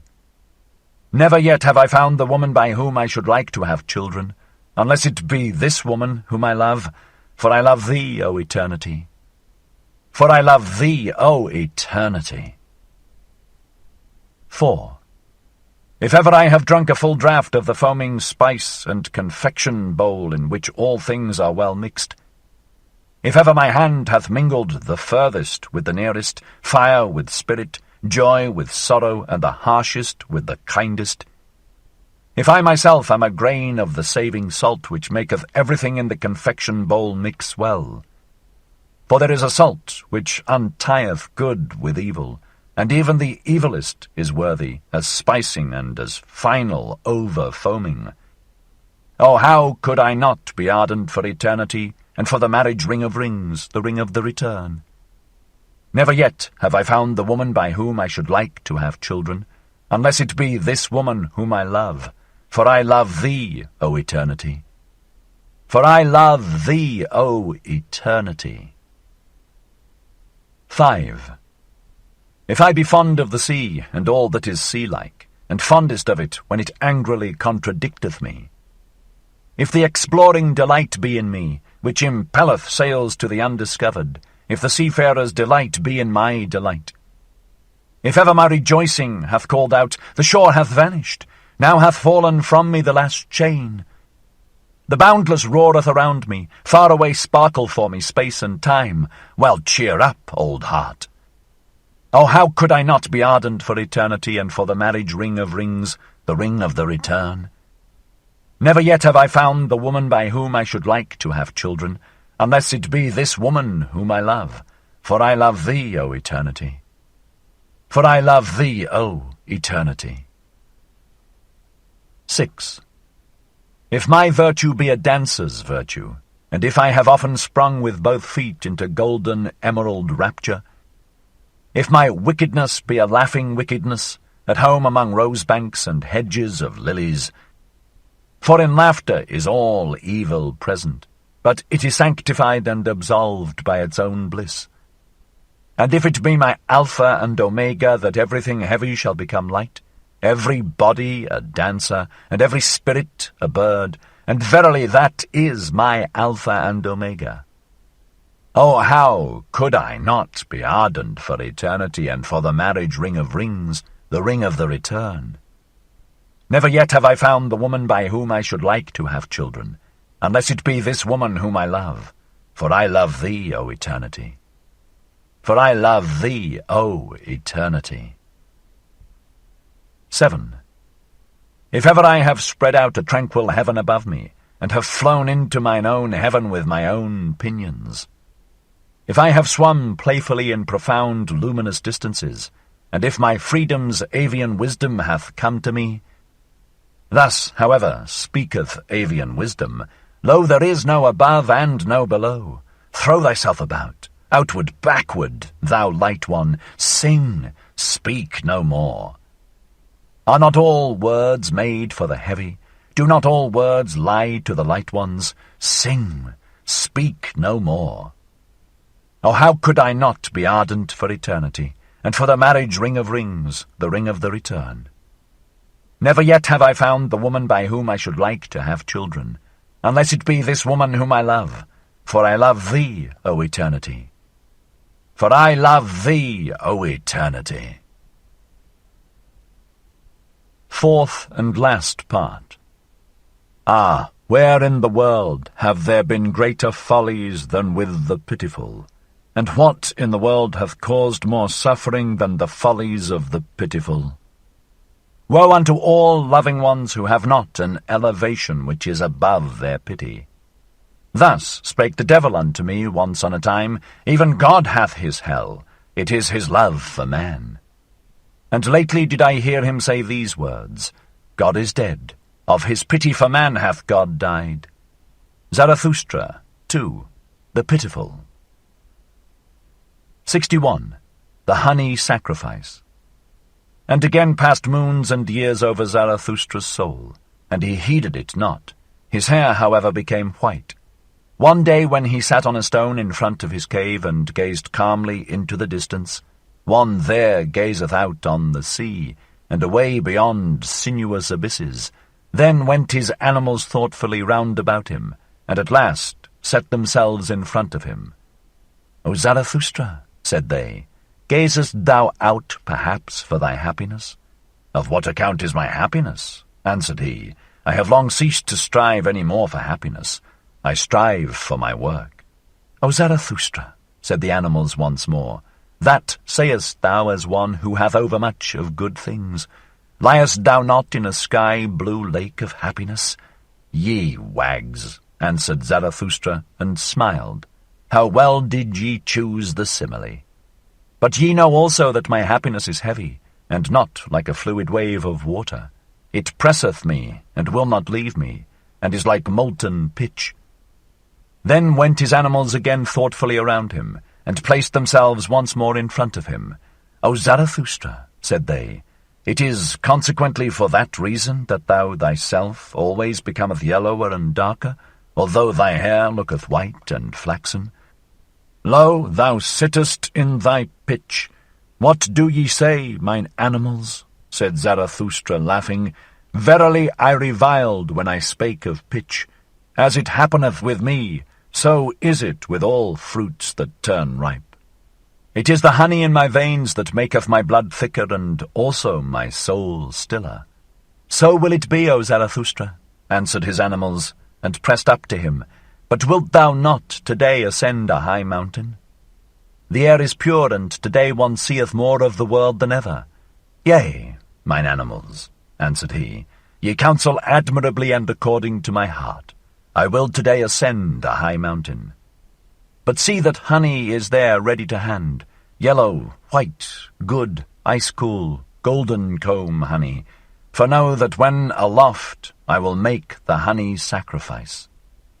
When Zarathustra, however, was aloft on the summit, he sent his animals home that had accompanied him, and found that he was now alone. Then he laughed from the bottom of his heart, looked around him, and spake thus, That I spake of sacrifices and honey sacrifices, it was merely a ruse in talking, and verily a useful folly. Here aloft can I now speak freer than in front of mountain caves and anchorites' domestic animals. What to sacrifice? I squander what is given me, a squanderer with 1,000 hands. How could I call that sacrificing? And when I desired honey, I only desired bait, and sweet mucus and mucilage, for which even the mouths of growling bears and strange, sulky, evil birds water. The best bait, as huntsmen and fishermen require it, for if the world be as a gloomy forest of animals, and a pleasure ground for all wild huntsmen, it seemeth to me rather, and preferably, a fathomless rich sea. A sea full of many-hued fishes and crabs, for which even the gods might long, and might be tempted to become fishers in it and casters of nets, so rich is the world in wonderful things, great and small. Especially the human world, the human sea, towards it do I now throw out my golden angle rod and say, Open up, thou human abyss! Open up and throw unto me thy fish and shining crabs. With my best bait shall I allure to myself today the strangest human fish.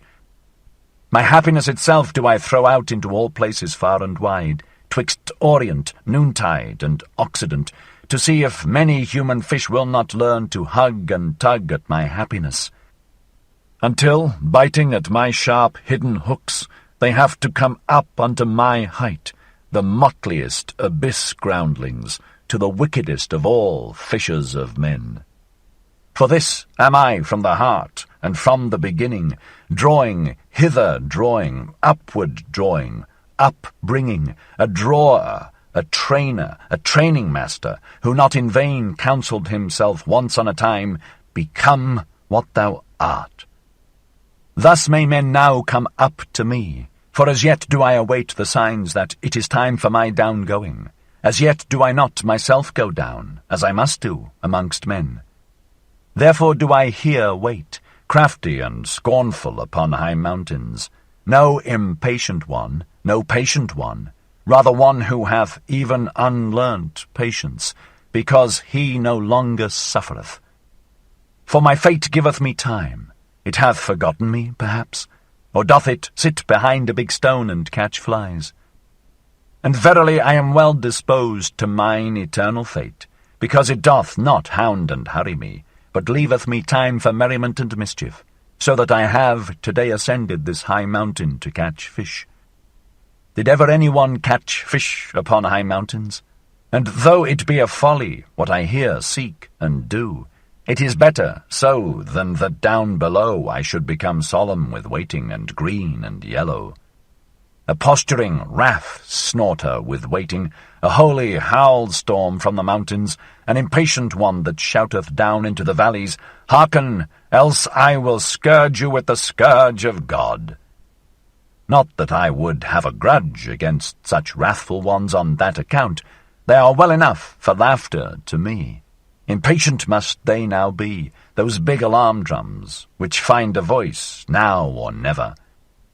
Myself, however, and my fate, we do not talk to the present, neither do we talk to the never.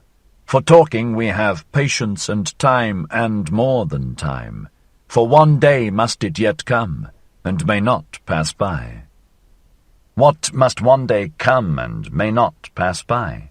Our great huzzah, that is to say, our great remote human kingdom, the Zarathustra kingdom of 1,000 years. How remote may such remoteness be? What doth it concern me? But on that account it is none the less sure unto me. With both feet stand I secure on this ground. On an eternal ground, on hard primary rock, on this highest, hardest primary mountain ridge, unto which all winds come, as unto the storm parting, asking where, and whence, and whither. Here, laugh, laugh, my hearty, healthy wickedness. From high mountains cast down thy glittering scorn laughter, allure for me with thy glittering the finest human fish. And whatever belongeth unto me in all seas, my in and for me in all things, fish that out for me, bring that up to me, for that do I wait, the wickedest of all fish-catchers.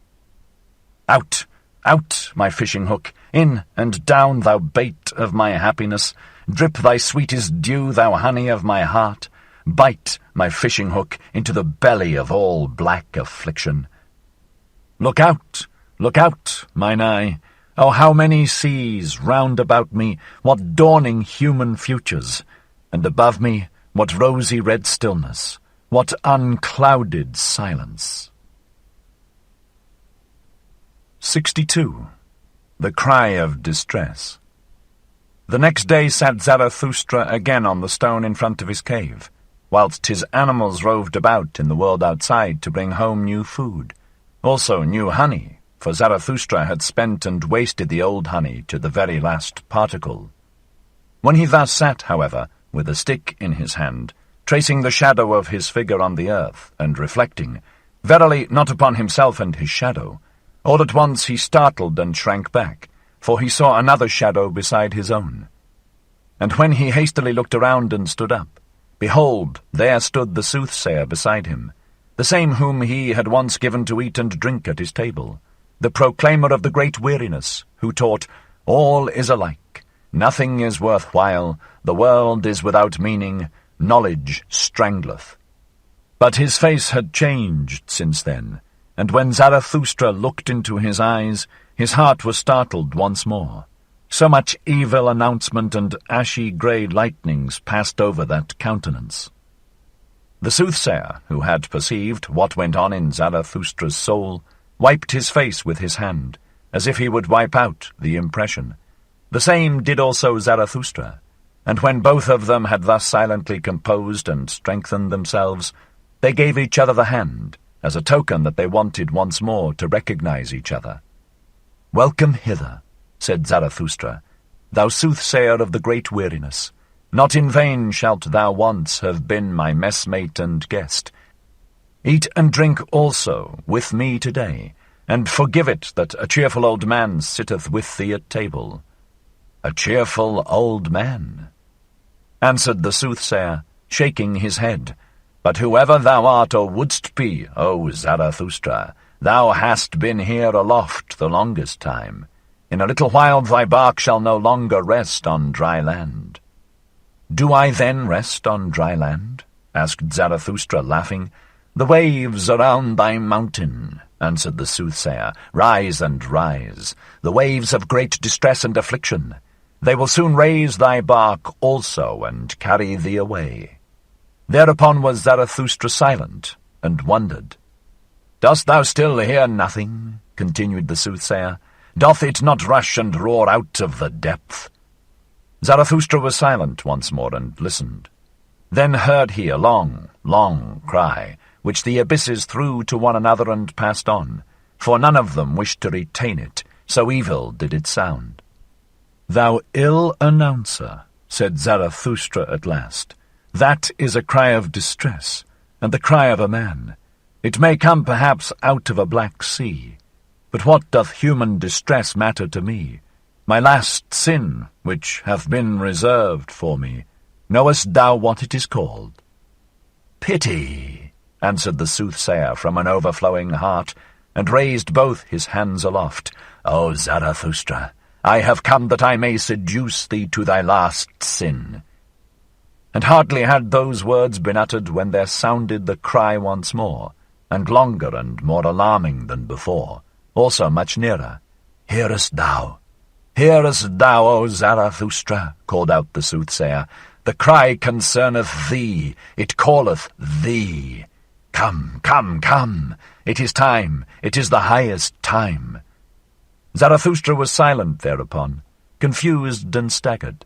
At last he asked, like one who hesitateth in himself, "And who is it that there calleth me?" "But thou knowest it certainly," answered the soothsayer warmly. "Why dost thou conceal thyself? It is the higher man that crieth for thee." "The higher man?" cried Zarathustra, horror-stricken. "What wanteth he? What wanteth he? The higher man? What wanteth he here?" And his skin covered with perspiration. The soothsayer, however, did not heed Zarathustra's alarm, but listened and listened in the downward direction. When, however, it had been still there for a long while, he looked behind and saw Zarathustra standing trembling. "O Zarathustra," he began with sorrowful voice, "thou dost not stand there like one whose happiness maketh him giddy. Thou wilt have to dance, lest thou tumble down. But although thou shouldst dance before me, and leap all thy side leaps, no one may say unto me, Behold, here danceth the last joyous man. In vain would anyone come to this height who sought him here. Caves would he find, indeed, and back caves, hiding places for hidden ones, but not lucky mines, nor treasure chambers, nor new gold veins of happiness. Happiness! How indeed could one find happiness among such buried alive and solitary ones? Must I yet seek the last happiness on the happy isles, and far away among forgotten seas? But all is alike. Nothing is worth while. No seeking is of service. There are no longer any happy isles. Thus sighed the soothsayer with his last sigh. However, Zarathustra again became serene and assured, like one who hath come out of a deep chasm into the light. "Nay, nay, 3 times nay!" exclaimed he with a strong voice, and stroked his beard. "That do I know better. There are still happy isles. Silence thereon, thou sighing sorrow sack. Cease to splash thereon, thou rain cloud of the forenoon. Do I not already stand here, wet with thy misery and drenched like a dog? Now do I shake myself and run away from thee, that I may again become dry. Thereat mayest thou not wonder. Do I seem to thee discourteous? Here, however, is my court. But as regards the higher man, well, I shall seek him at once in those forests. From thence came his cry. Perhaps he is there hard beset by an evil beast. He is in my domain, therein shall he receive no scathe, and verily there are many evil beasts about me." With those words Zarathustra turned around to depart. Then said the soothsayer, "O Zarathustra, thou art a rogue. I know it well. Thou wouldst fain be rid of me. Rather wouldst thou run into the forest and lay snares for evil beasts. But what good will it do thee? In the evening wilt thou have me again. In thine own cave will I sit, patient and heavy like a block, and wait for thee." "So be it," shouted back Zarathustra as he went away, "and what is mine in my cave belongeth also unto thee, my guest. Shouldst thou, however, find honey therein, well, just lick it up, thou growling bear, and sweeten thy soul, for in the evening we want both to be in good spirits. In good spirits and joyful, because this day hath come to an end, and thou thyself shalt dance to my lays as my dancing bear. Thou dost not believe this? Thou shakest thy head? Well, cheer up, old bear, but I also am a soothsayer." Thus spake Zarathustra. 63. Talk with the Kings. 1. Ere Zarathustra had been an hour on his way in the mountains and forests, he saw all at once a strange procession. Right on the path which he was about to descend came 2 kings walking, bedecked with crowns and purple girdles, and variegated like flamingos. They drove before them a laden ass. "What do these kings want in my domain?" said Zarathustra in astonishment to his heart, and hid himself hastily behind a thicket. When, however, the kings approached to him, he said half aloud, like one speaking only to himself, "Strange, strange. How doth this harmonize? 2 kings do I see, and only 1 ass." Thereupon the 2 kings made a halt. They smiled and looked towards the spot whence the voice proceeded, and afterwards looked into each other's faces. "Such things do we also think among ourselves," said the king on the right, "but we do not utter them." The king on the left, however, shrugged his shoulders and answered, "That may perhaps be a goat-herd, or an anchorite who hath lived too long among rocks and trees, for no society at all spoileth also good manners." "Good manners?" replied angrily and bitterly the other king. "What then do we run out of the way of? Is it not good manners, our good society? Better verily to live among anchorites and goatherds than with our gilded, false, over-rouged populace, though it call itself good society, though it call itself nobility. But there all is false and foul, above all the blood, thanks to old evil diseases and worse curers. The best and dearest to me at present is still a sound peasant, coarse, artful, obstinate, and enduring. That is at present the noblest type. The peasant is at present the best, and the peasant type should be master. But it is the kingdom of the populace. I no longer allow anything to be imposed upon me. The populace, however, that meaneth hodgepodge. Populace hodgepodge, therein is everything mixed with everything, saint and swindler, gentleman and Jew, and every beast out of Noah's ark. Good manners. Everything is false and foul with us. No one knoweth any longer how to reverence. It is that, precisely, that we run away from. They are fulsome, obtrusive dogs. They gild palm leaves. This loathing choketh me, that we kings ourselves have become false, draped and disguised with the old faded pomp of our ancestors, showpieces for the stupidest, the craftiest, and whosoever at present trafficketh for power. We are not the first men, and have nevertheless to stand for them. Of this imposture have we at last become weary and disgusted.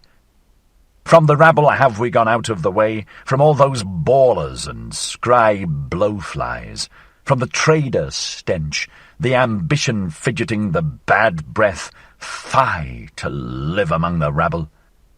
Fie to stand for the first men among the rabble! Ah, loathing, loathing, loathing! What doth it now matter about us kings? Thine old sickness seizeth thee, said here the king on the left. Thy loathing seizeth thee, my poor brother. Thou knowest, however, that someone heareth us. Immediately thereupon, Zarathustra, who had opened ears and eyes to this talk, rose from his hiding-place, advanced towards the kings, and thus began, He who hearkeneth unto you, he who gladly hearkeneth unto you, is called Zarathustra. I am Zarathustra, who once said, What doth it now matter about kings? Forgive me, I rejoiced when ye said to each other, What doth it matter about us kings? Here, however, is my domain and jurisdiction. What may ye be seeking in my domain? Perhaps, however, ye have found on your way what I seek, namely the higher man. When the kings heard this, they beat upon their breasts, and said with one voice, We are recognized. With the sword of thine utterance severest thou the thickest darkness of our hearts. Thou hast discovered our distress, for lo, we are on our way to find the higher man. The man that is higher than we, although we are kings. To him do we convey this ass, for the highest man shall also be the highest lord on earth. There is no sorer misfortune in all human destiny than when the mighty of the earth are not also the first men. Then everything becometh false and distorted and monstrous. And when they are even the last men, and more beast than man, then riseth and riseth the populace in honour, and at last saith even the populace virtue, Lo, I alone am virtue. What have I just heard? Answered Zarathustra. What wisdom in kings! I am enchanted, and verily I have already promptings to make a rhyme thereon. Even if it should happen to be a rhyme not suited for everyone's ears, I unlearned long ago to have consideration for long ears. Well then, well now. Here, however, it happened that the ass also found utterance. It said distinctly and with malevolence, Yea. 'Twas once, methinks, year one of our blessed Lord, drunk without wine, the Sibyl thus deplored, How ill things go, decline, decline, ne'er sank the world so low. Rome now hath turned harlot and harlot stew, Rome's Caesar a beast, and God hath turned Jew. 2. With those rhymes of Zarathustra the kings were delighted. The king on the right, however, said, O Zarathustra, how well it was that we set out to see thee. For thine enemies showed us thy likeness in their mirror. There lookedst thou with the grimace of a devil, and sneeringly, so that we were afraid of thee. But what good did it do? Always didst thou prick us anew in heart and ear with thy sayings. Then did we say at last, What doth it matter how he look? We must hear him who teacheth, Ye shall love peace as a means to new wars, and the short peace more than the long. No one ever spake such warlike words. What is good? To be brave is good. It is the good war that halloweth every cause. O Zarathustra, our father's blood stirred in our veins at such words. It was like the voice of spring to old wine casks. When the swords ran among one another like red-spotted serpents, then did our fathers become fond of life. The sun of every peace seemed to them languid and lukewarm. The long peace, however, made them ashamed. How they sighed, our fathers, when they saw on the wall brightly furbished, dried-up swords. Like those they thirsted for war, for a sword thirsteth to drink blood, and sparkleth with desire. When the kings thus discoursed and talked eagerly of the happiness of their fathers, there came upon Zarathustra no little desire to mock at their eagerness, for evidently they were very peaceable kings whom he saw before him, kings with old and refined features. But he restrained himself. "Well," said he, "thither leadeth the way. There lieth the cave of Zarathustra, and this day is to have a long evening. At present, however, a cry of distress calleth me hastily away from you. It will honour my cave if kings want to sit and wait in it, but to be sure ye will have to wait long." "Well, what of that? Where doth one at present learn better to wait than at courts? And the whole virtue of kings that hath remained unto them, is it not called today ability to wait?" Thus spake Zarathustra. 64. The Leech. And Zarathustra went thoughtfully on, further and lower down, through forests and past moory bottoms. As it happeneth, however, to every one who meditateth upon hard matters, he trod thereby unawares upon a man. And lo, there spurted into his face all at once a cry of pain, and 2 curses, and 20 bad invectives, so that in his fright he raised his stick, and also struck the trodden one. Immediately afterwards, however, he regained his composure, and his heart laughed at the folly he had just committed. "Pardon me," said he to the trodden one, who had got up enraged, and had seated himself. "Pardon me, and hear first of all a parable. As a wanderer who dreameth of remote things on a lonesome highway runneth unawares against a sleeping dog, a dog which lieth in the sun. As both of them then start up and snap at each other, like deadly enemies, those 2 beings mortally frightened, so did it happen unto us. And yet, how little was lacking for them to caress each other, that dog and that lonesome one. Are they not both lonesome ones?"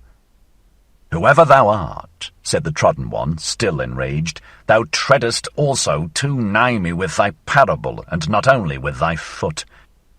Lo, am I then a dog?" And thereupon the sitting one got up, and pulled his naked arm out of the swamp. For at first he had lain outstretched on the ground, hidden and indiscernible, like those who lie in wait for swamp game. "But whatever art thou about?" called out Zarathustra in alarm, for he saw a deal of blood streaming over the naked arm. "What hath hurt thee? Hath an evil beast bit thee, thou unfortunate one?" The bleeding one laughed, still angry. "What matter is it to thee?" said he, and was about to go on. "Here am I at home and in my province. Let him question me whoever will. To a dolt, however, I shall hardly answer." "Thou art mistaken," said Zarathustra sympathetically, and held him fast. "Thou art mistaken. Here thou art not at home, but in my domain, and therein shall no one receive any hurt. Call me, however, what thou wilt.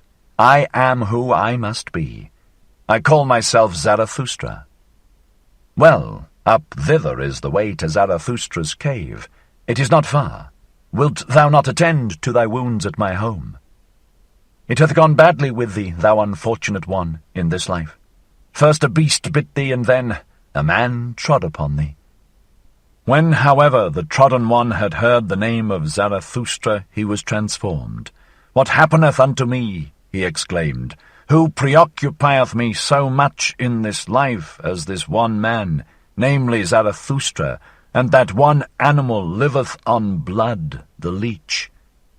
For the sake of the leech did I lie here by this swamp, like a fisher, and already had mine outstretched arm been bitten 10 times, when there biteth a still finer leech at my blood, Zarathustra himself. O happiness, O miracle! Praised be this day which enticed me into the swamp. Praised be the best, the livest cupping-glass that at present liveth. Praised be the great conscience-leech Zarathustra." Thus spake the trodden one, and Zarathustra rejoiced at his words, and their refined, reverential style. "Who art thou?" asked he, and gave him his hand. "There is much to clear up and elucidate between us, but already methinketh pure, clear day is dawning."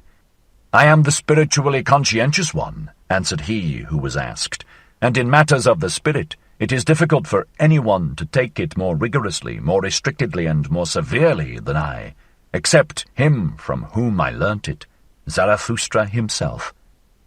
Better know nothing than half know many things. Better be a fool on one's own account than a sage on other people's approbation. I go to the basis. What matter if it be great or small, if it be called swamp or sky? A handbreadth of basis is enough for me, if it be actually basis and ground. A handbreadth of basis, thereon can one stand. In the true knowing knowledge there is nothing great and nothing small. Then thou art perhaps an expert on the leech, asked Zarathustra, and thou investigatest the leech to its ultimate basis, thou conscientious one. O Zarathustra, answered the trodden one, that would be something immense. How could I presume to do so? That, however, of which I am master and knower is the brain of the leech. That is my world. And it is also a world. Forgive it, however, that my pride here findeth expression, for here I have not mine equal.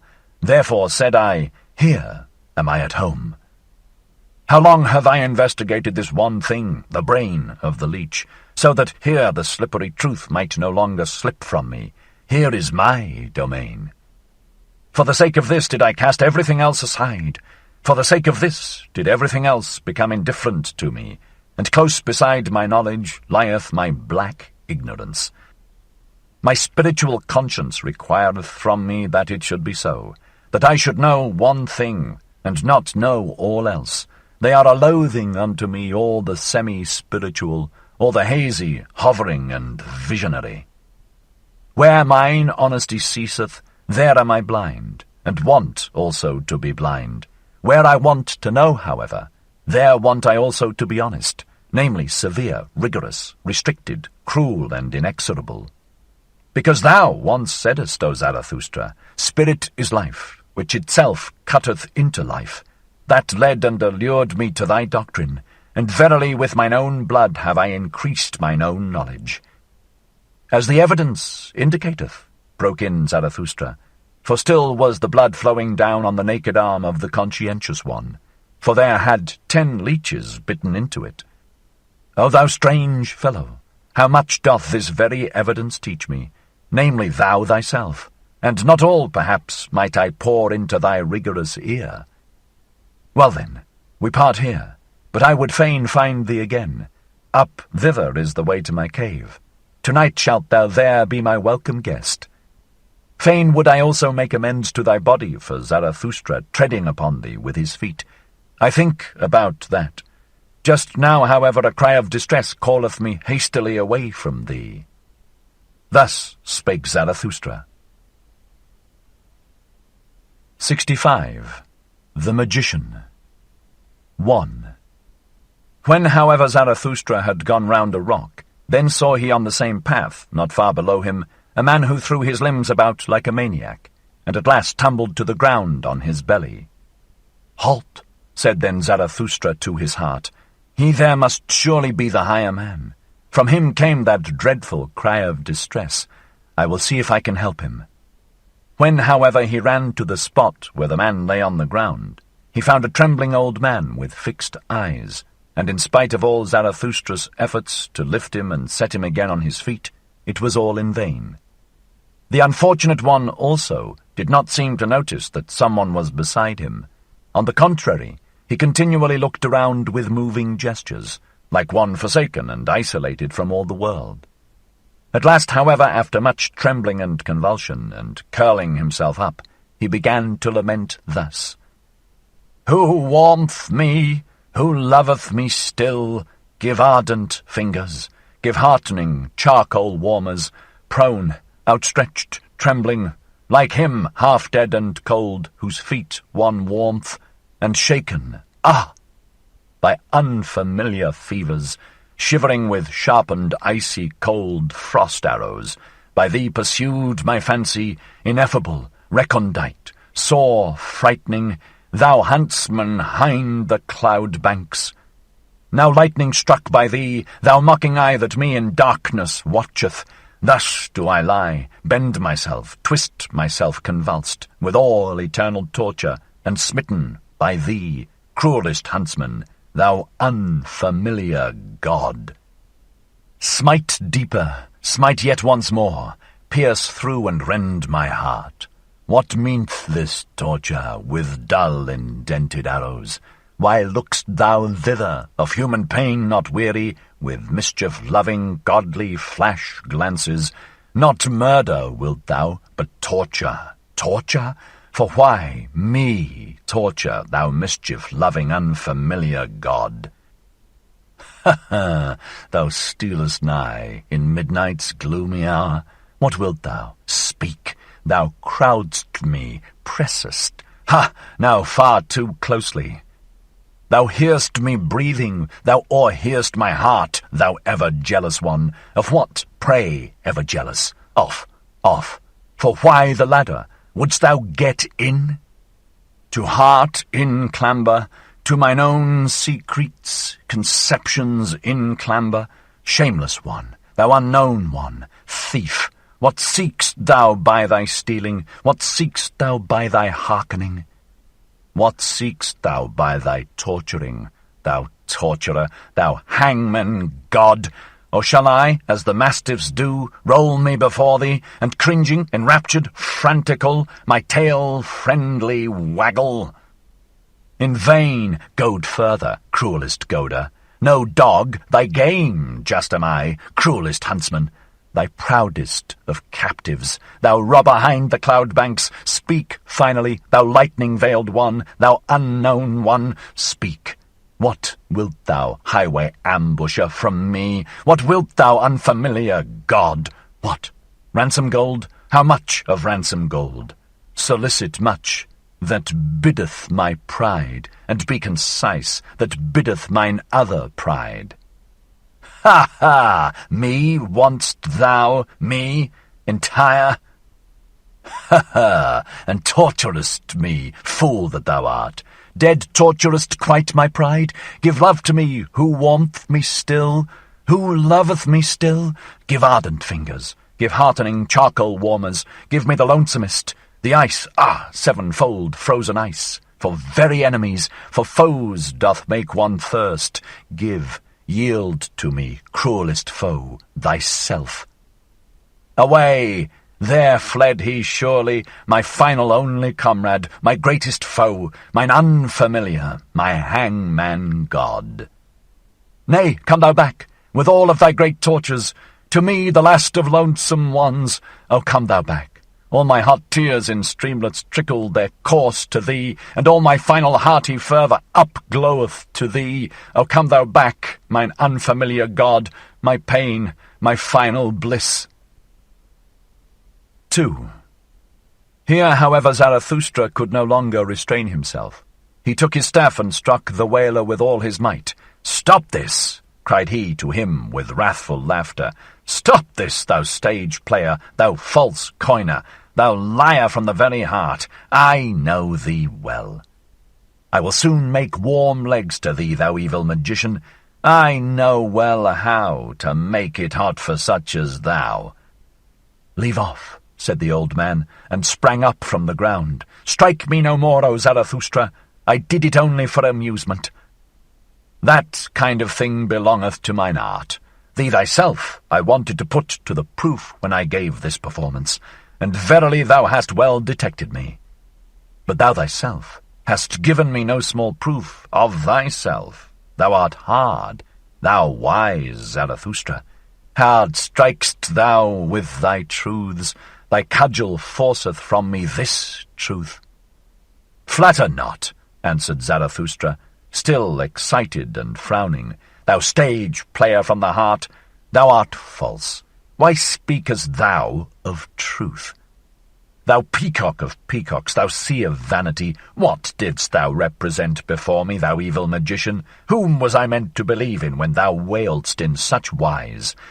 "The penitent in spirit," said the old man. "It was him I represented. Thou thyself once devisedst this expression.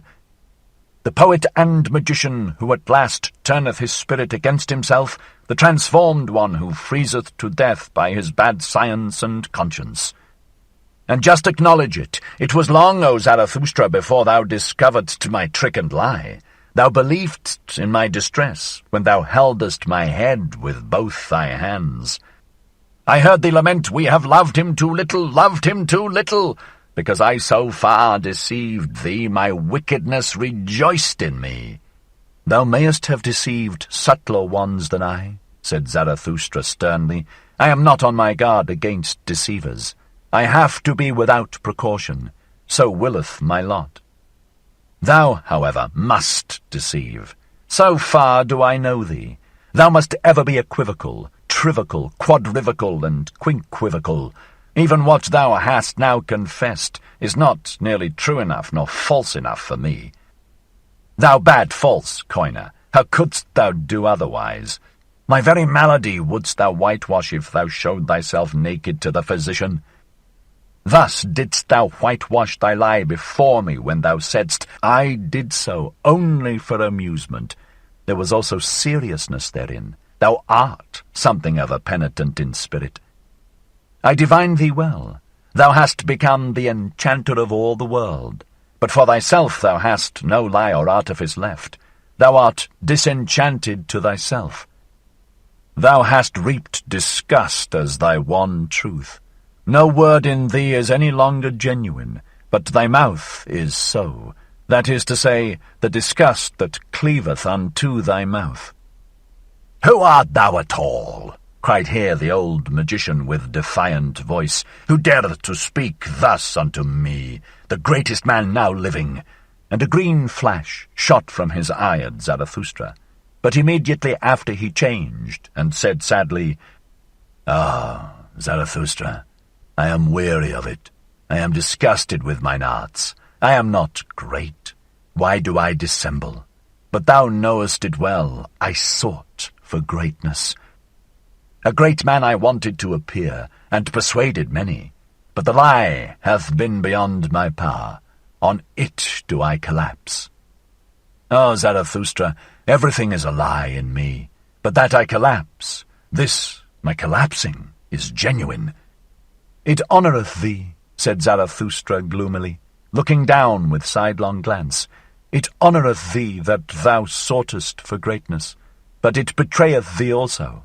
Thou art not great. Thou bad old magician, that is the best and the honestest thing I honour in thee, that thou hast become weary of thyself, and hast expressed it. I am not great. Therein do I honour thee as a penitent in spirit, and although only for the twinkling of an eye, in that one moment wast thou genuine. But tell me, what seekest thou here in my forests and rocks? And if thou hast put thyself in my way, what proof of me wouldst thou have? Wherein didst thou put me to the test? Thus spake Zarathustra, and his eyes sparkled. But the old magician kept silence for a while. Then said he, Did I put thee to the test? I seek only. O Zarathustra, I seek a genuine one, a right one, a simple one, an unequivocal one, a man of perfect honesty, a vessel of wisdom, a saint of knowledge, a great man. Knowest thou it not, O Zarathustra? I seek Zarathustra. And here there arose a long silence between them. Zarathustra, however, became profoundly absorbed in thought, so that he shut his eyes. But afterwards, coming back to the situation, he grasped the hand of the magician and said, full of politeness and policy, Well, up thither leadeth the way.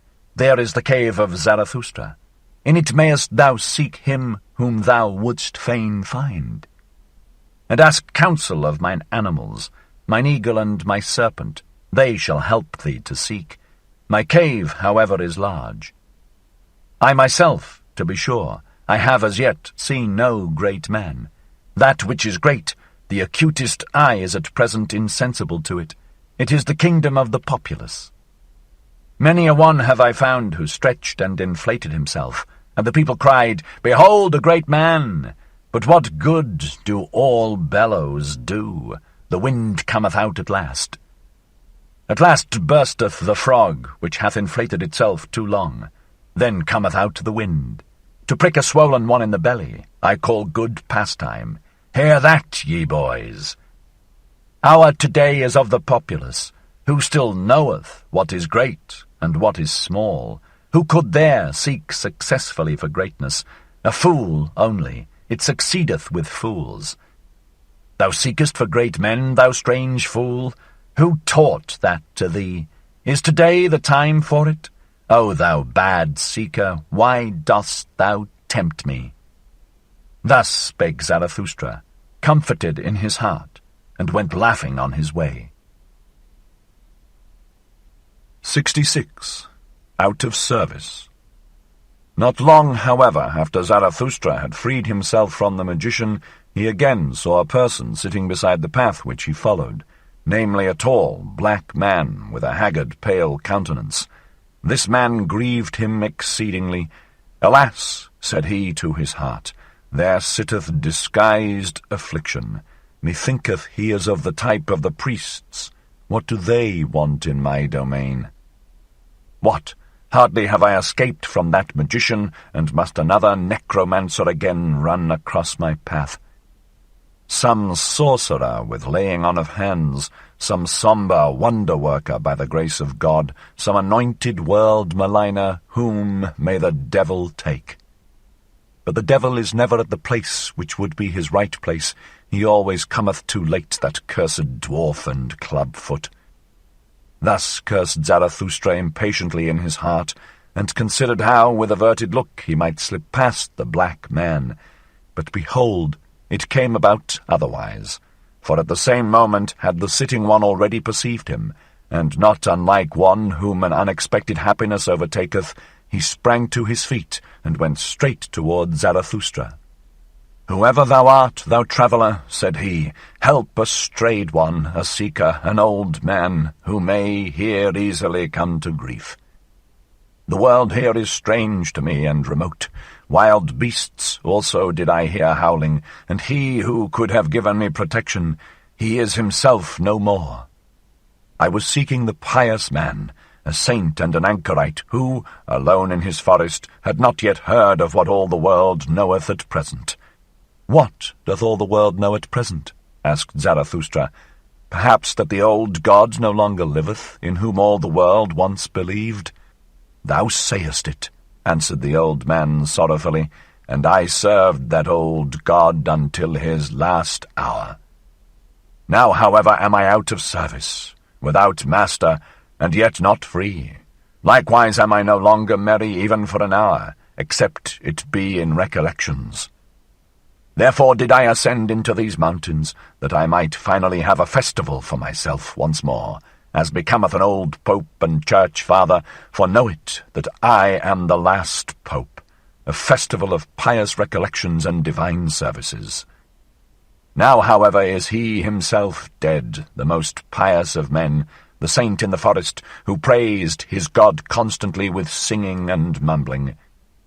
He himself found I no longer when I found his cot, but 2 wolves found I therein, which howled on account of his death, for all animals loved him.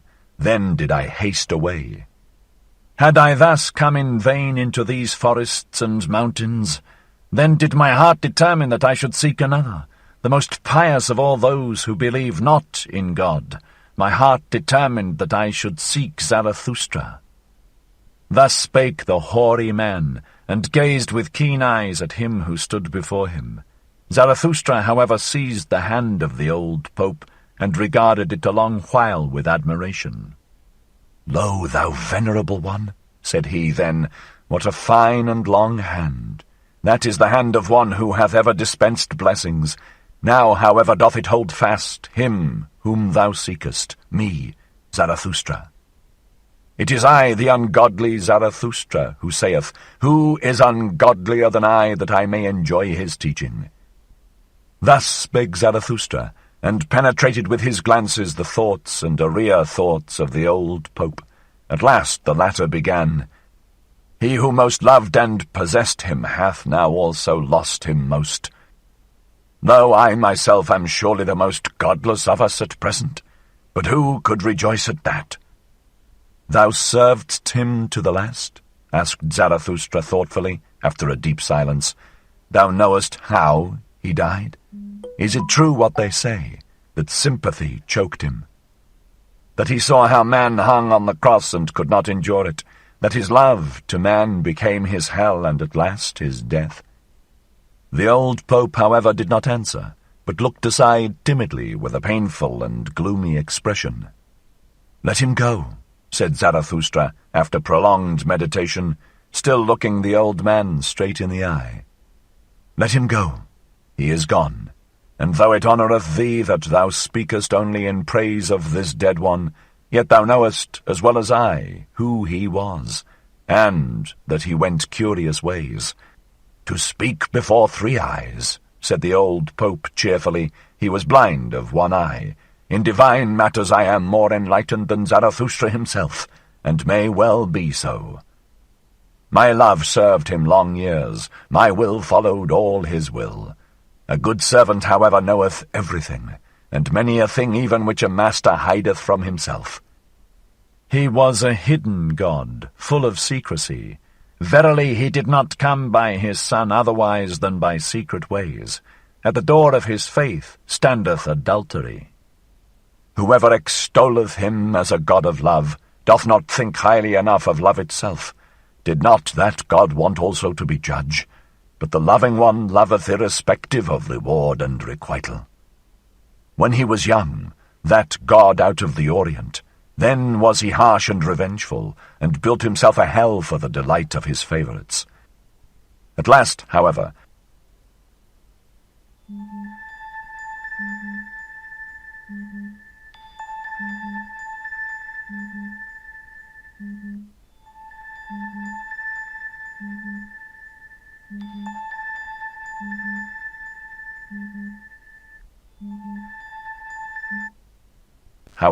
he became old and soft and mellow and pitiful, more like a grandfather than a father, but most like a tottering old grandmother. There did he sit shrivelled in his chimney-corner, fretting on account of his weak legs, world-weary, will-weary, and one day he suffocated of his all too great pity. "Thou old Pope," said here Zarathustra, interposing, "hast thou seen that with thine eyes? It could well have happened in that way and also otherwise. When gods die, they always die many kinds of death. Well, at all events, one way or other, he is gone. He was counter to the taste of mine ears and eyes. Worse than that, I should not like to say against him. I love everything that looketh bright, and speaketh honestly. But he, thou knowest it, forsooth, thou old priest, there was something of thy type in him, the priest type. He was equivocal. He was also indistinct. How he raged at us, this wrath-snorter, because we understood him badly. But why did he not speak more clearly? And if the fault lay in our ears, why did he give us ears that heard him badly? If there was dirt in our ears, well, who put it in them? Too much miscarried with him, this potter who had not learned thoroughly. That he took revenge on his pots and creations, however, because they turned out badly, that was a sin against good taste. There is also good taste in piety. This, at last, said, away with such a God. Better to have no God, better to set up destiny on one's own account, better to be a fool, better to be God one's self. What do I hear? Said then the old Pope with intent ears.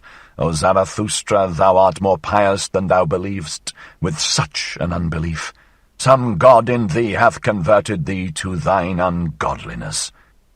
Is it not thy piety itself which no longer letteth thee believe in a God? And thine over-great honesty will yet lead thee even beyond good and evil.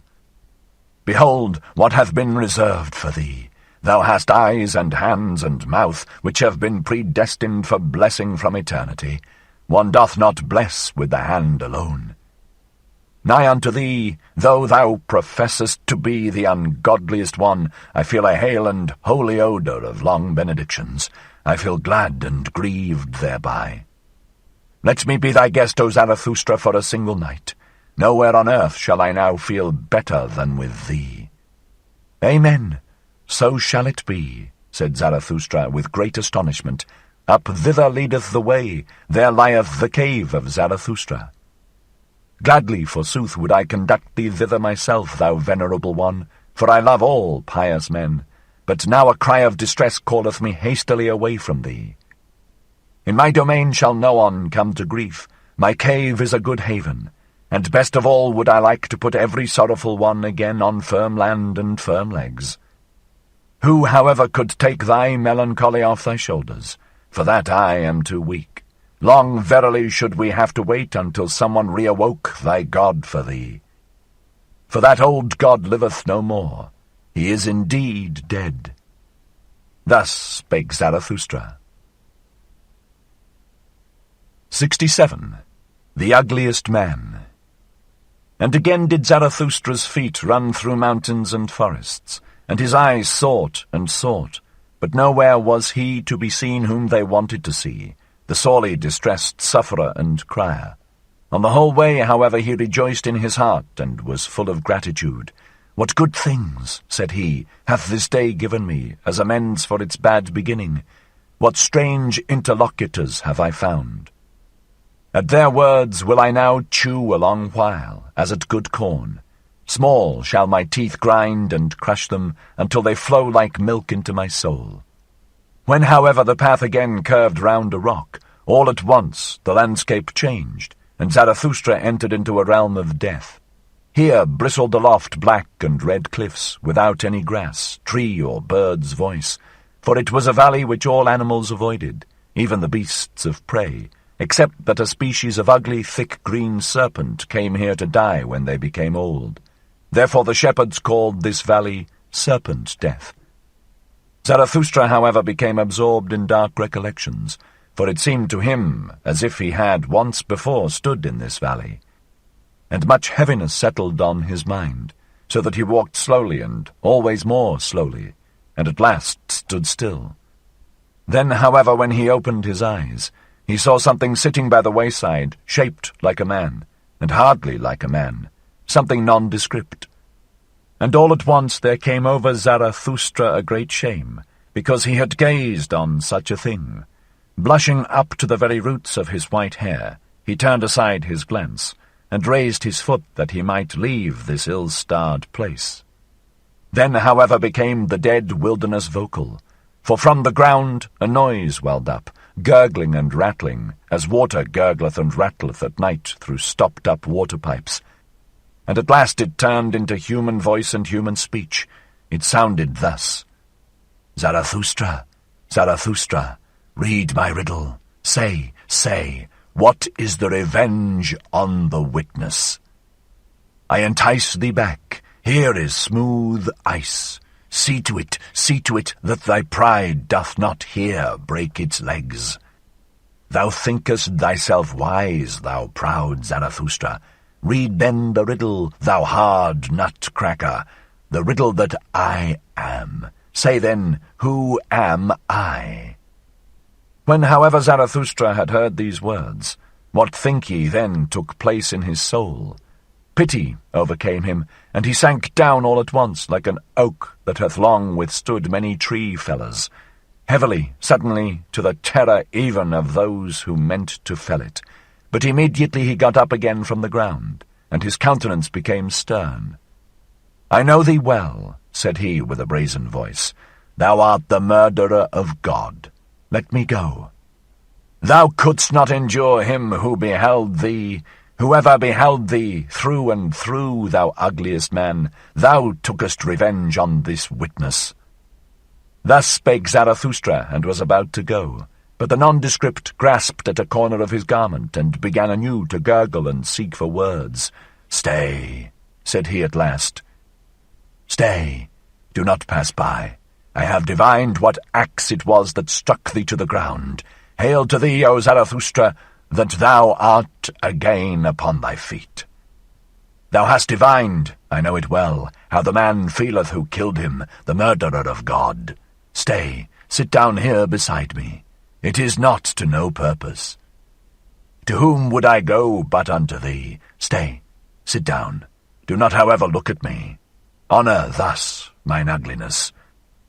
They persecute me, Now art thou my last refuge, not with their hatred, not with their bailiffs. Oh, such persecution would I mock at, and be proud and cheerful. Hath not all success hitherto been with the well-persecuted ones? And he who persecuteth well learneth readily to be obsequent, when once he is put behind. But it is their pity. Their pity is it from which I flee away and flee to thee. O Zarathustra, protect me, thou my last refuge, thou sole one who divinedst me. Thou hast divined how the man feeleth who killed him. Stay, and if thou wilt go, thou impatient one, go not the way that I came. That way is bad.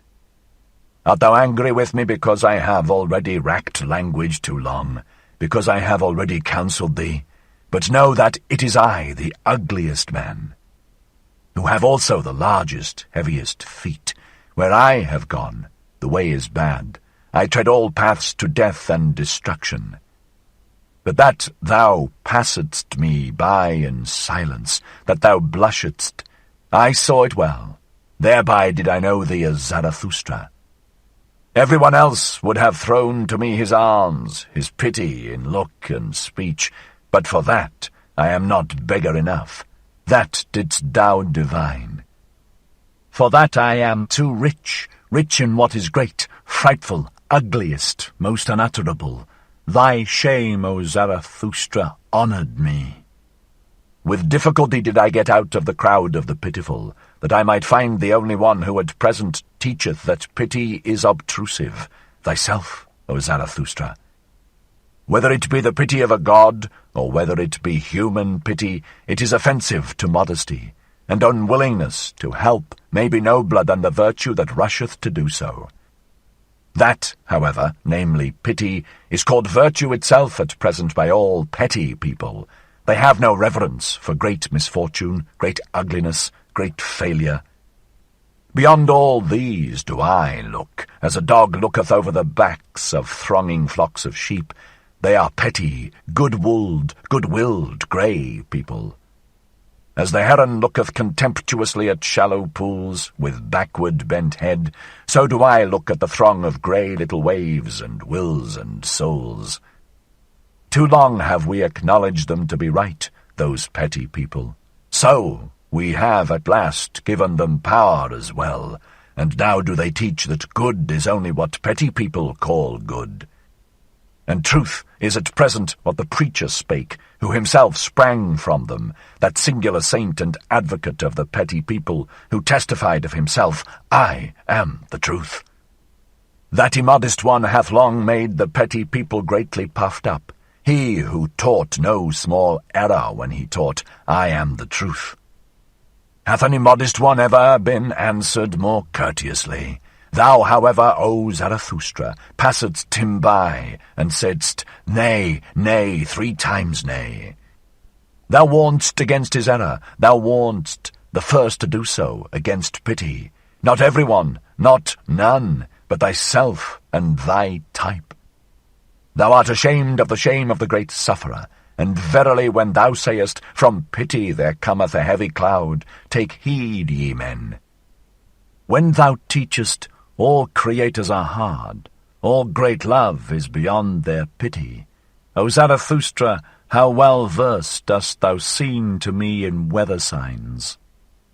Thou thyself, however, warn thyself also against thy pity, for many are on their way to thee, many suffering, doubting, despairing, drowning, freezing ones. I warn thee also against myself. Thou hast read my best, my worst riddle, myself, and what I have done. I know the axe that felleth thee. But he had to die. He looked with eyes which beheld everything. He beheld men's depths and dregs, all his hidden ignominy and ugliness. His pity knew no modesty. He crept into my dirtiest corners. This most prying, over-intrusive, over-pitiful one had to die. He ever beheld me. On such a witness I would have revenge, or not live myself. The God who beheld everything, and also man, that God had to die. Men cannot endure it that such a witness should live." Thus spake the ugliest man. Zarathustra, however, got up, and prepared to go on, for he felt frozen to the very bowels. "Thou nondescript," he said, "thou warnest me against thy path.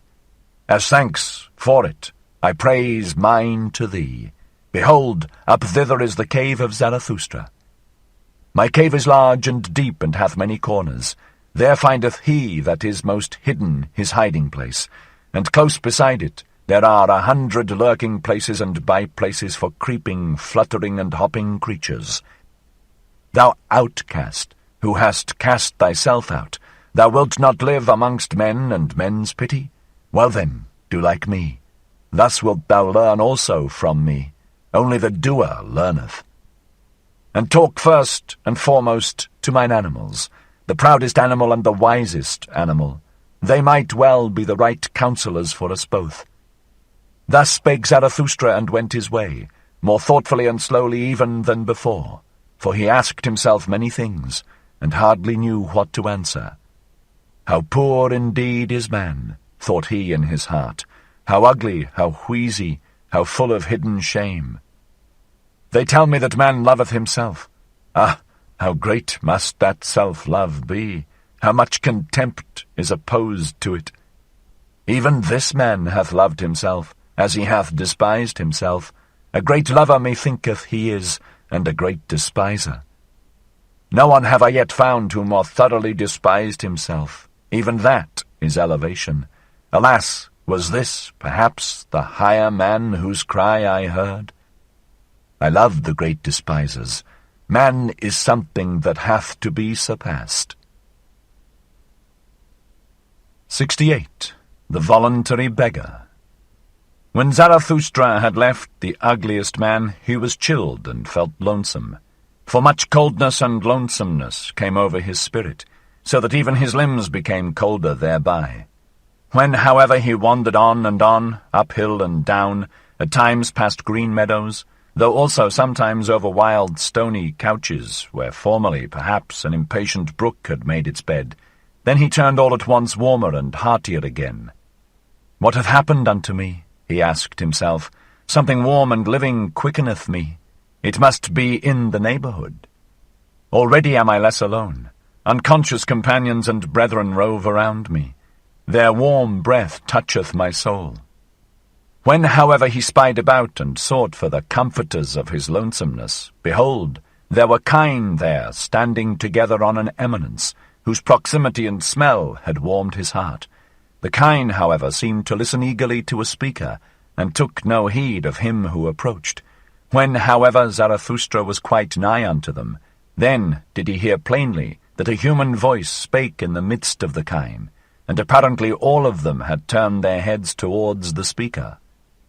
Then ran Zarathustra up speedily and drove the animals aside, for he feared that someone had here met with harm, which the pity of the kine would hardly be able to relieve. But in this he was deceived, for behold, there sat a man on the ground who seemed to be persuading the animals to have no fear of him, a peaceable man and preacher on the mount, out of whose eyes kindness itself preached. "What dost thou seek here?" called out Zarathustra in astonishment. "What do I here seek?" answered he. "The same that thou seekest, thou mischief-maker, that is to say, happiness upon earth. To that end, however, I would fain learn of these kine, for I tell thee that I have already talked half a morning unto them, and just now were they about to give me their answer. Why dost thou disturb them? Except we be converted and become as kine, we shall in no wise enter into the kingdom of heaven, for we ought to learn from them one thing, ruminating. And verily, although a man should gain the whole world, and yet not learn one thing, ruminating, what would it profit him? He would not be rid of his affliction. His great affliction, that, however, is at present called disgust. Who hath not, at present, his heart, his mouth, and his eyes full of disgust? Thou also, but behold these kine. Thus spake the preacher on the mount, and turned then his own look towards Zarathustra, for hitherto it had rested lovingly on the kine. Then, however, he put on a different expression. "Who is this with whom I talk?" he exclaimed, frightened, and sprang up from the ground.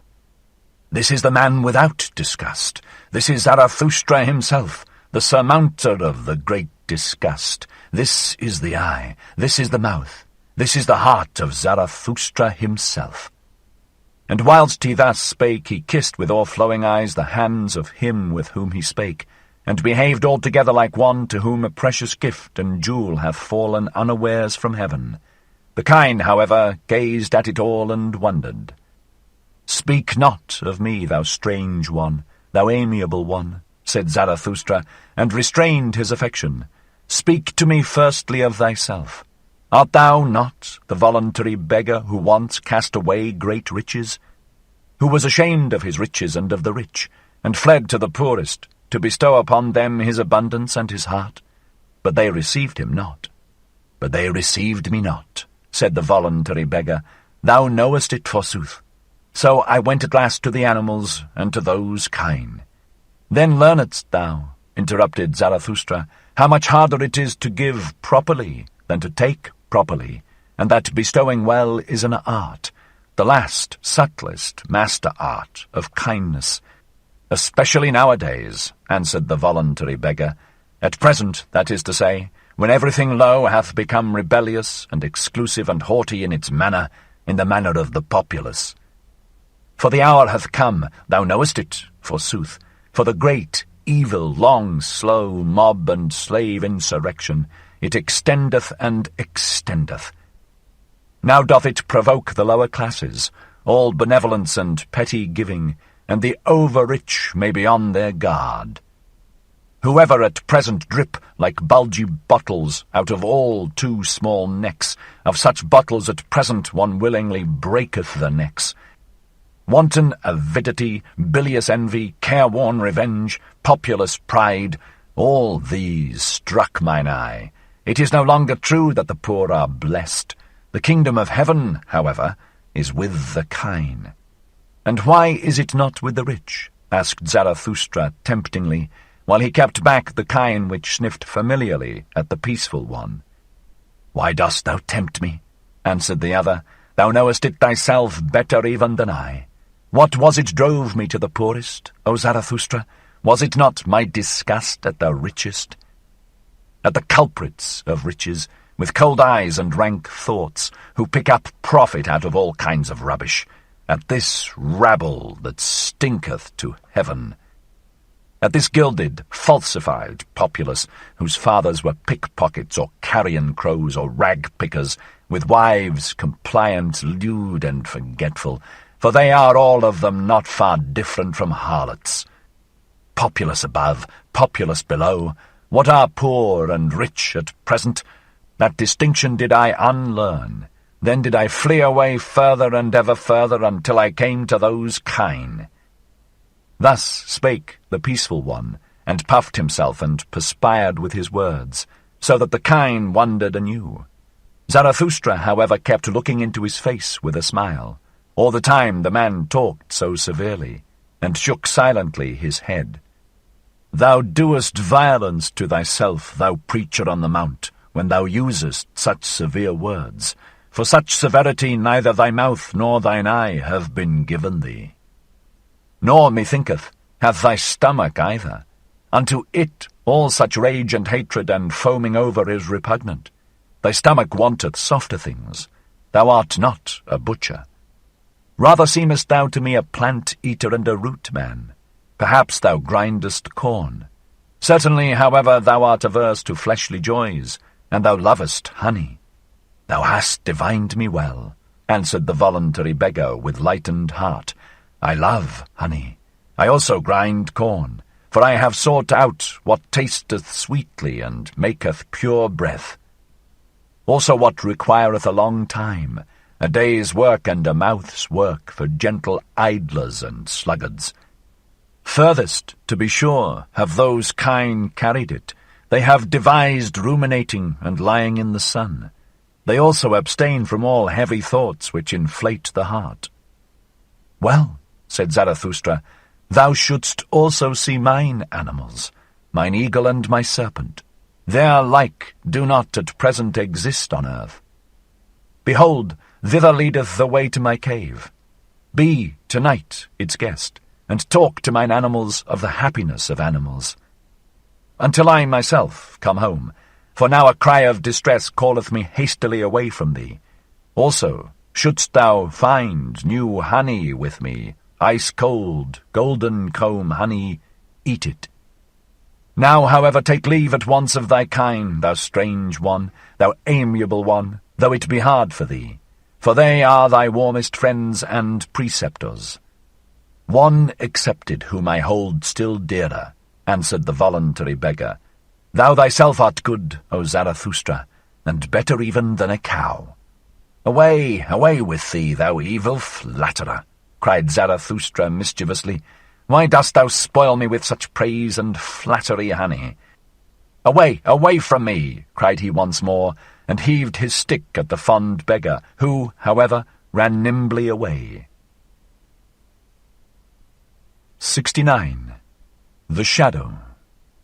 Scarcely, however, was the voluntary beggar gone in haste, and Zarathustra again alone, when he heard behind him a new voice, which called out, Stay, Zarathustra, do wait. It is myself, forsooth, O Zarathustra, myself, thy shadow. But Zarathustra did not wait, for a sudden irritation came over him on account of the crowd and the crowding in his mountains.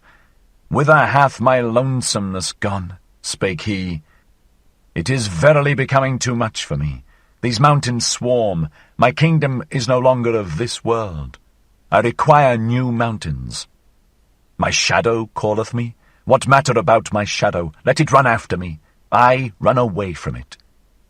Thus spake Zarathustra to his heart, and ran away. But the one behind followed after him, so that immediately there were 3 runners, one after the other, namely, foremost the voluntary beggar, then Zarathustra, and thirdly and hindmost his shadow. But not long had they run thus when Zarathustra became conscious of his folly, and shook off with one jerk all his irritation and detestation. What, said he, have not the most ludicrous things always happened to us old anchorites and saints? Verily my folly hath grown big in the mountains. Now do I hear 6 old fools' legs rattling behind one another. But doth Zarathustra need to be frightened by his shadow? Also methinketh that after all it hath longer legs than mine. Thus spake Zarathustra, and laughing with eyes and entrails, he stood still and turned round quickly, and behold, he almost thereby threw his shadow and follower to the ground, so closely had the latter followed at his heels, and so weak was he. For when Zarathustra scrutinized him with his glance, he was frightened as by a sudden apparition. So slender, swarthy, hollow, and worn out did this follower appear. Who art thou? Asked Zarathustra vehemently. What doest thou here? And why callest thou thyself my shadow? Thou art not pleasing unto me. Forgive me, answered the shadow, that it is I. And if I please thee not, well, O Zarathustra, therein do I admire thee and thy good taste. A wanderer am I, who have walked long at thy heels, always on the way, but without a goal, also without a home, so that verily I lack little of being the eternally wandering Jew, except that I am not eternal, and not a Jew. What, must I ever be on the way, whirled by every wind, unsettled, driven about? O earth, thou hast become too round for me. On every surface have I already sat, like tired dust have I fallen asleep on mirrors and window panes. Everything taketh from me, nothing giveth. I become thin, I am almost equal to a shadow. After thee, however, O Zarathustra, did I fly, and high longest, and though I hid myself from thee, I was nevertheless thy best shadow. Wherever thou hast sat, there sat I also. With thee have I wandered about in the remotest, coldest worlds, like a phantom that voluntarily haunteth winter roofs and snows. With thee have I pushed into all the forbidden, all the worst and the furthest, and if there be anything of virtue in me, it is that I have had no fear of any prohibition. With thee have I broken up whatever my heart revered. All boundary stones and statues have I o'erthrown. The most dangerous wishes did I pursue. Verily beyond every crime did I once go. With thee did I unlearn the belief in words and worths, and in great names. When the devil casteth his skin, doth not his name also fall away? It is also skin. The devil himself is perhaps skin. Nothing is true, all is permitted. So said I to myself. Into the coldest water did I plunge with head and heart. Ah, how oft did I stand there naked on that account, like a red crab. Ah, where have gone all my goodness and all my shame and all my belief in the good? Ah, where is the lying innocence which I once possessed, the innocence of the good and of their noble lies? Too oft, verily, did I follow close to the heels of truth. Then did it kick me in the face. Sometimes I meant to lie, and, behold, then only did I hit the truth. Too much hath become clear unto me. Now it doth not concern me any more. Nothing liveth any longer that I love. How should I still love myself? To live as I incline, or not to live at all, so do I wish. So wisheth also the holiest. But alas, how have I still inclination? Have I still a goal, a haven towards which my sail is set? A good wind? Ah, he only who knoweth whither he saileth knoweth what wind is good, and a fair wind for him. What still remaineth to me? A heart weary and flippant, an unstable will, fluttering wings, a broken backbone. This seeking for my home, O Zarathustra, dost thou know that this seeking hath been my home sickening? It eateth me up. Where is my home? For it do I ask and seek, and have sought, but have not found it. O eternal everywhere, O eternal nowhere, O eternal in vain. Thus spake the shadow, and Zarathustra's countenance lengthened at his words. Thou art my shadow, said he at last sadly. Thy danger is not small, thou free spirit and wanderer. Thou hast had a bad day. See that a still worse evening doth not overtake thee. To such unsettled ones as thou seemeth at last even a prisoner blessed. Didst thou ever see how captured criminals sleep? They sleep quietly, they enjoy their new security. Beware lest in the end a narrow faith capture thee, a hard rigorous delusion. For now everything that is narrow and fixed seduceth and tempteth thee. Thou hast lost thy goal. Alas, how wilt thou forego and forget that loss? Thereby hast thou also lost thy way. Thou poor rover and rambler, thou tired butterfly, wilt thou have a rest and a home this evening? Then go up to my cave. Thither leadeth the way to my cave, and now will I run quickly away from thee again. Already lieth, as it were, a shadow upon me. I will run alone, so that it may again become bright around me. Therefore must I still be a long time merrily upon my legs. In the evening, however, there will be dancing with me. Thus spake Zarathustra. 70. Noontide. And Zarathustra ran and ran, but he found no one else and was alone, and ever found himself again. He enjoyed and quaffed his solitude, and thought of good things for hours. About the hour of noontide, however, when the sun stood exactly over Zarathustra's head, he passed an old bent and gnarled tree which was encircled round by the ardent love of a vine, and hidden from itself. From this there hung yellow grapes in abundance, confronting the wanderer. Then he felt inclined to quench a little thirst, and to break off for himself a cluster of grapes. When, however, he had already his arm outstretched for that purpose, he felt still more inclined for something else, namely to lie down beside the tree at the hour of perfect noontide and sleep.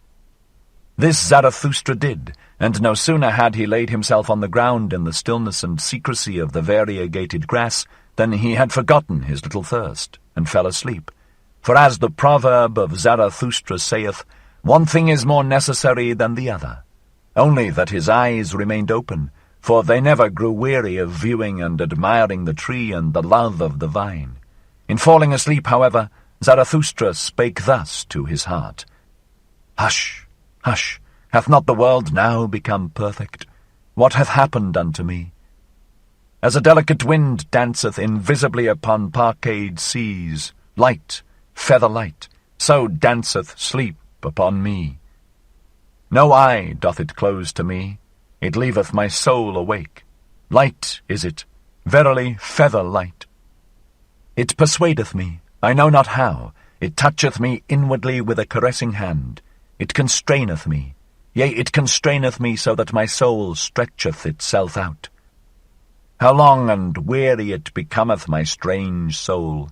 Hath a seventh day evening come to it precisely at noontide? Hath it already wandered too long blissfully among good and ripe things? It stretcheth itself out long, longer. It lieth still, my strange soul. Too many good things hath it already tasted. This golden sadness oppresseth it. It distorteth its mouth. As a ship that putteth into the calmest cove, it now draweth up to the land, weary of long voyages and uncertain seas. Is not the land more faithful? As such a ship huggeth the shore, tuggeth the shore, then it sufficeth for a spider to spin its thread from the ship to the land. No stronger ropes are required there. As such a weary ship in the calmest cove, so do I also now repose, nigh to the earth, faithful, trusting, waiting, bound to it with the lightest threads. O happiness, wilt thou perhaps sing, O my soul? Thou liest in the grass, but this is the secret, solemn hour, when no shepherd playeth his pipe. Take care, hot noontide sleepeth on the fields. Do not sing, hush, the world is perfect. Do not sing, thou prairie bird, my soul, do not even whisper. Lo, hush, the old noontide sleepeth, it moveth its mouth. Doth it not just now drink a drop of happiness? An old brown drop of golden happiness, golden wine, something whisketh over it, its happiness laugheth, thus laugheth a god. Hush! For happiness, how little sufficeth for happiness! Thus spake I once and thought myself wise, but it was a blasphemy. That have I now learned. Wise fools speak better. The least thing precisely, the gentlest thing, the lightest thing, a lizard's rustling, a breath, a whisk, an eye-glance, little maketh up the best happiness. Hush! What hath befallen me? Hark! Hath time flown away? Do I not fall? Have I not fallen? Hark! Into the well of eternity. What happeneth to me? Hush! It stingeth me, alas, to the heart. To the heart! Oh, break up, my heart after such happiness, after such a sting. What? Hath not the world just now become perfect, round and ripe? Oh, for the golden round ring! Whither doth it fly? Let me run after it, quick! Hush!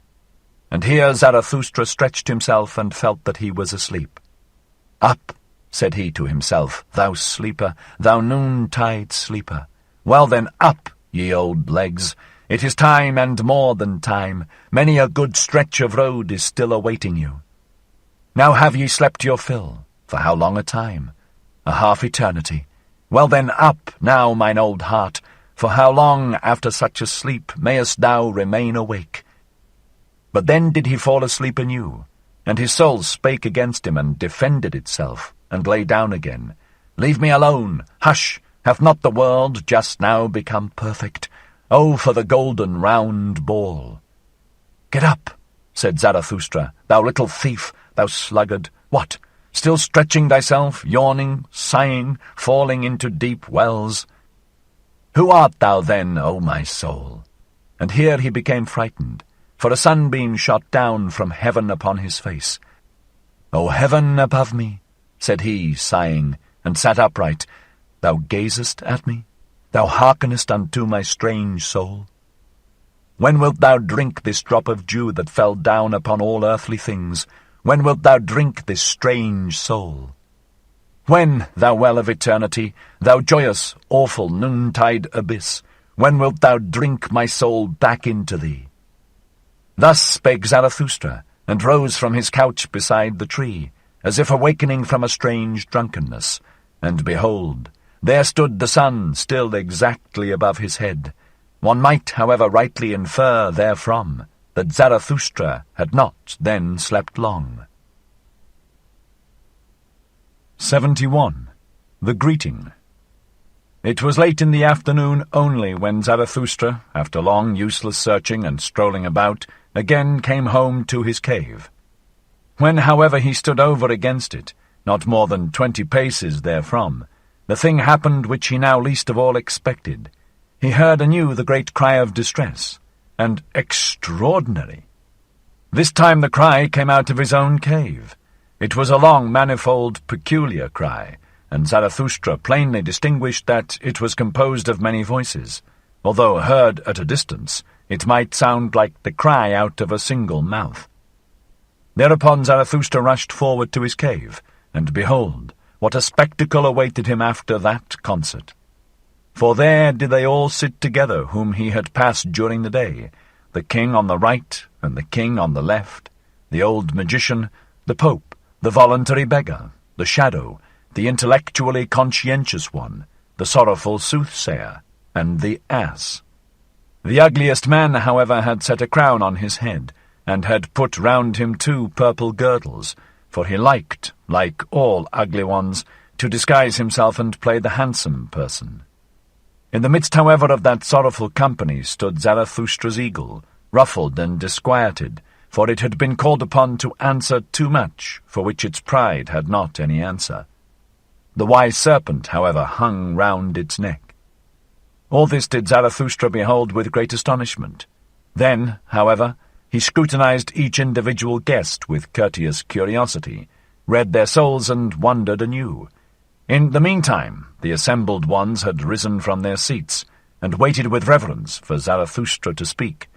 Zarathustra, however, spake thus: Ye despairing ones, ye strange ones, so it was your cry of distress that I heard. And now do I know also where he is to be sought, whom I have sought for in vain today, the higher man. In mine own cave sitteth he, the higher man. But why do I wonder?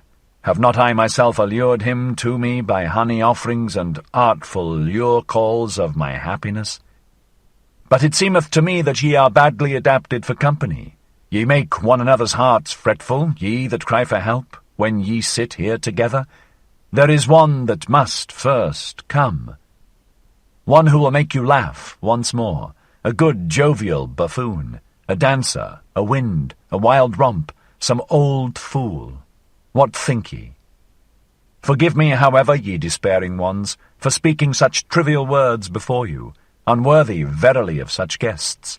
But ye do not divine what maketh my heart wanton. Ye yourselves do it, and your aspect, forgive it me, for every one becometh courageous who beholdeth a despairing one. To encourage a despairing one, every one thinketh himself strong enough to do so. To myself have ye given this power, a good gift, mine honourable guests, an excellent guests present. Well, do not then upbraid when I also offer you something of mine. This is mine empire and my dominion.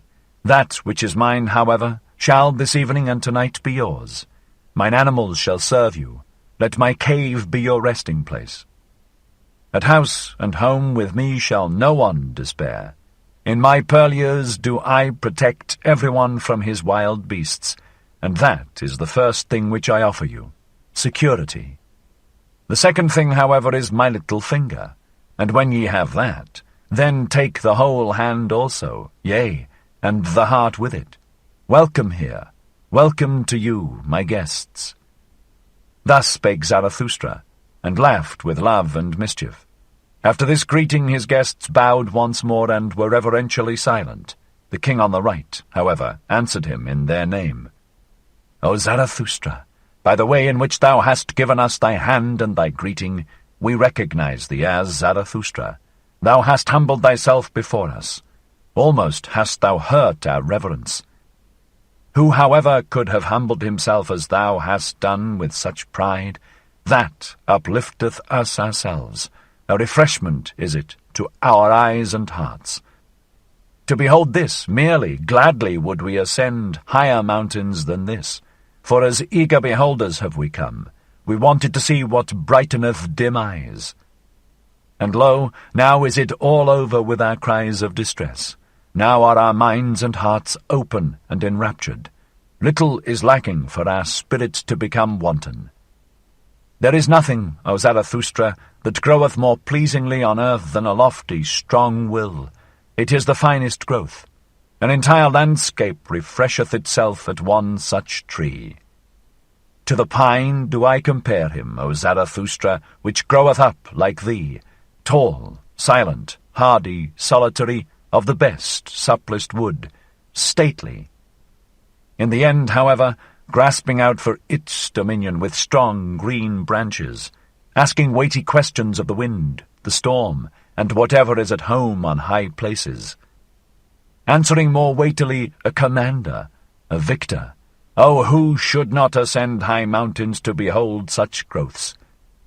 At thy tree, O Zarathustra, the gloomy and ill-constituted also refresh themselves. At thy look, even the wavering become steady and heal their hearts. And verily, towards thy mountain and thy tree do many eyes turn today. A great longing hath arisen, and many have learned to ask, Who is Zarathustra? And those into whose ears thou hast at any time dripped thy song and thy honey, all the hidden ones, the lone dwellers and the twain dwellers, have simultaneously said to their hearts, Doth Zarathustra still live? It is no longer worth while to live. Everything is indifferent. Everything is useless. Or else we must live with Zarathustra. Why doth he not come, who hath so long announced himself? Thus do many people ask, Hath solitude swallowed him up, or should we perhaps go to him? Now doth it come to pass that solitude itself becometh fragile and breaketh open, like a grave that breaketh open and can no longer hold its dead. Everywhere one seeth resurrected ones. Now do the waves rise and rise around thy mountain, O Zarathustra, and however high be thy height, many of them must rise up to thee. Thy boat shall not rest much longer on dry ground. And that we, despairing ones, have now come into thy cave, and already no longer despair, it is but a prognostic and a presage that better ones are on the way to thee. For they themselves are on the way to thee, the last remnant of God among men, that is to say, all the men of great longing, of great loathing, of great satiety. All who do not want to live unless they learn again to hope, unless they learn from thee, O Zarathustra, the great hope. Thus spake the king on the right, and seized the hand of Zarathustra in order to kiss it. But Zarathustra checked his veneration and stepped back, frightened, fleeing, as it were, silently and suddenly into the far distance. After a little while, however, he was again at home with his guests, looked at them with clear, scrutinizing eyes, and said, My guests, ye higher men, I will speak plain language and plainly with you. It is not for you that I have waited here in these mountains. Plain language and plainly? Good God, said here the king on the left to himself, one seeth he doth not know the good Occidentals, this sage out of the Orient. But he meaneth blunt language and bluntly. Well, that is not the worst taste in these days. Ye may verily all of you be higher men, continued Zarathustra, but for me ye are neither high enough nor strong enough. For me, that is to say, for the inexorable which is now silent in me, but will not always be silent. And if ye appertain to me, still it is not as my right arm. For he who himself standeth, like you, on sickly and tender legs, wisheth above all to be treated indulgently, whether he be conscious of it or hide it from himself. My arms and my legs, however, I do not treat indulgently. I do not treat my warriors indulgently. How then could ye be fit for my warfare? With you I should spoil all my victories, and many of you would tumble over if ye but heard the loud beating of my drums. Moreover, ye are not sufficiently beautiful and well-born for me. I require pure, smooth mirrors for my doctrines. On your surface even mine own likeness is distorted. On your shoulders presseth many a burden, many a recollection, many a mischievous dwarf squatteth in your corners.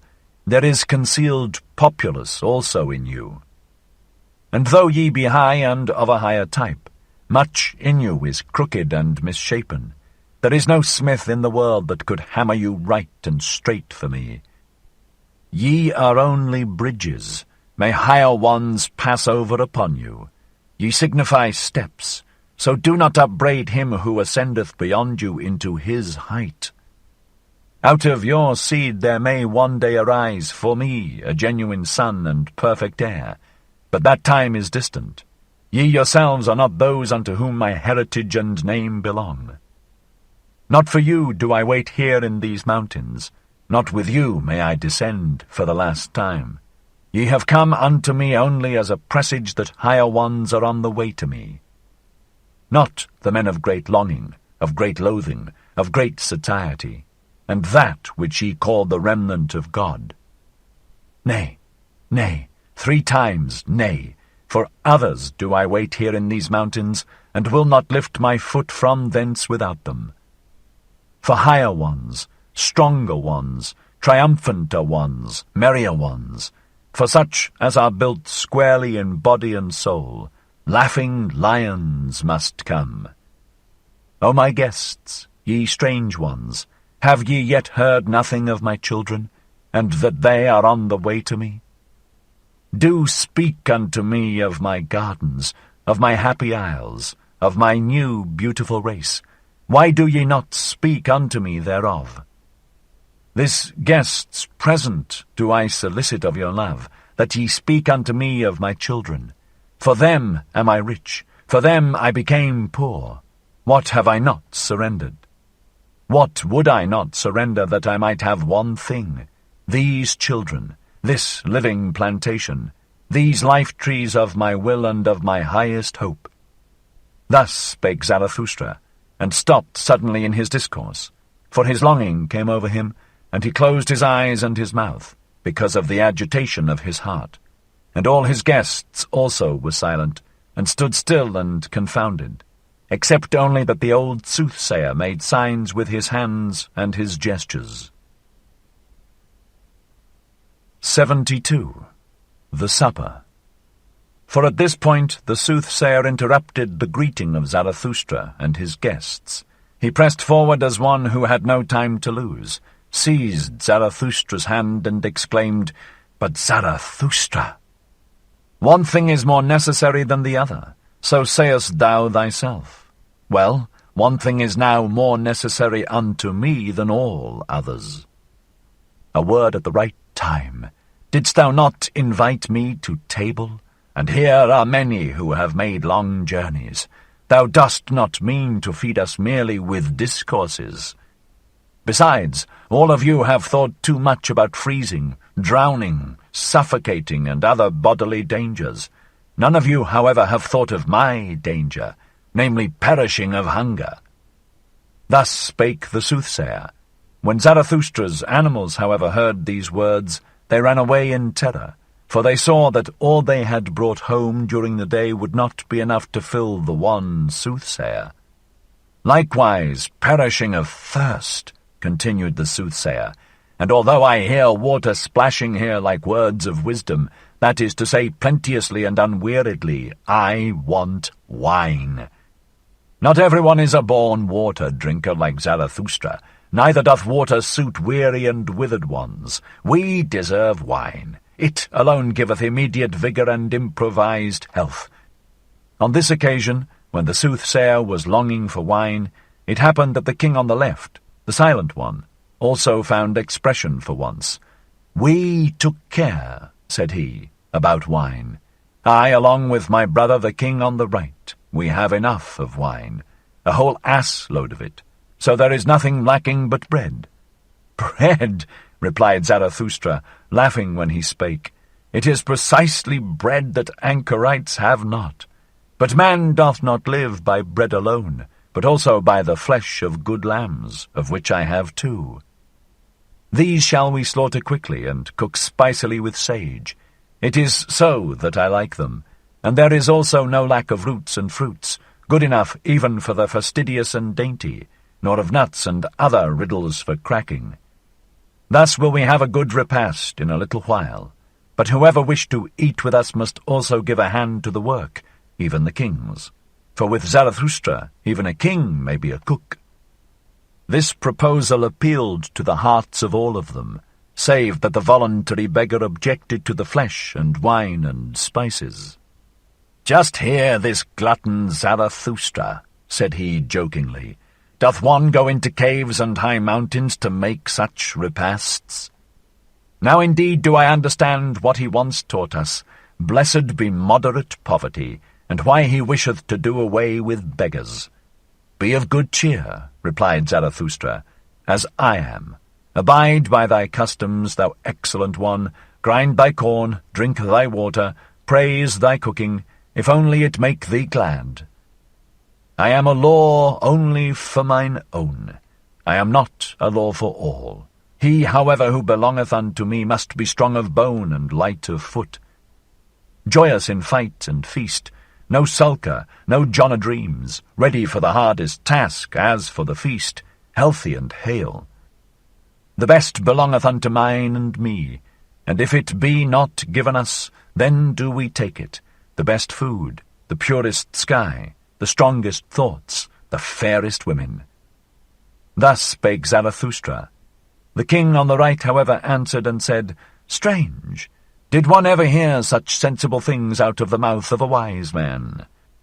And verily it is the strangest thing in a wise man, if, over and above, he be still sensible and not an ass.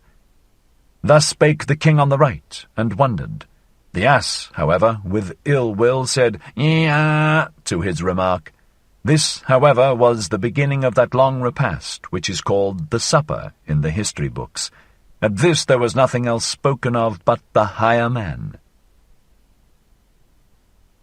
73.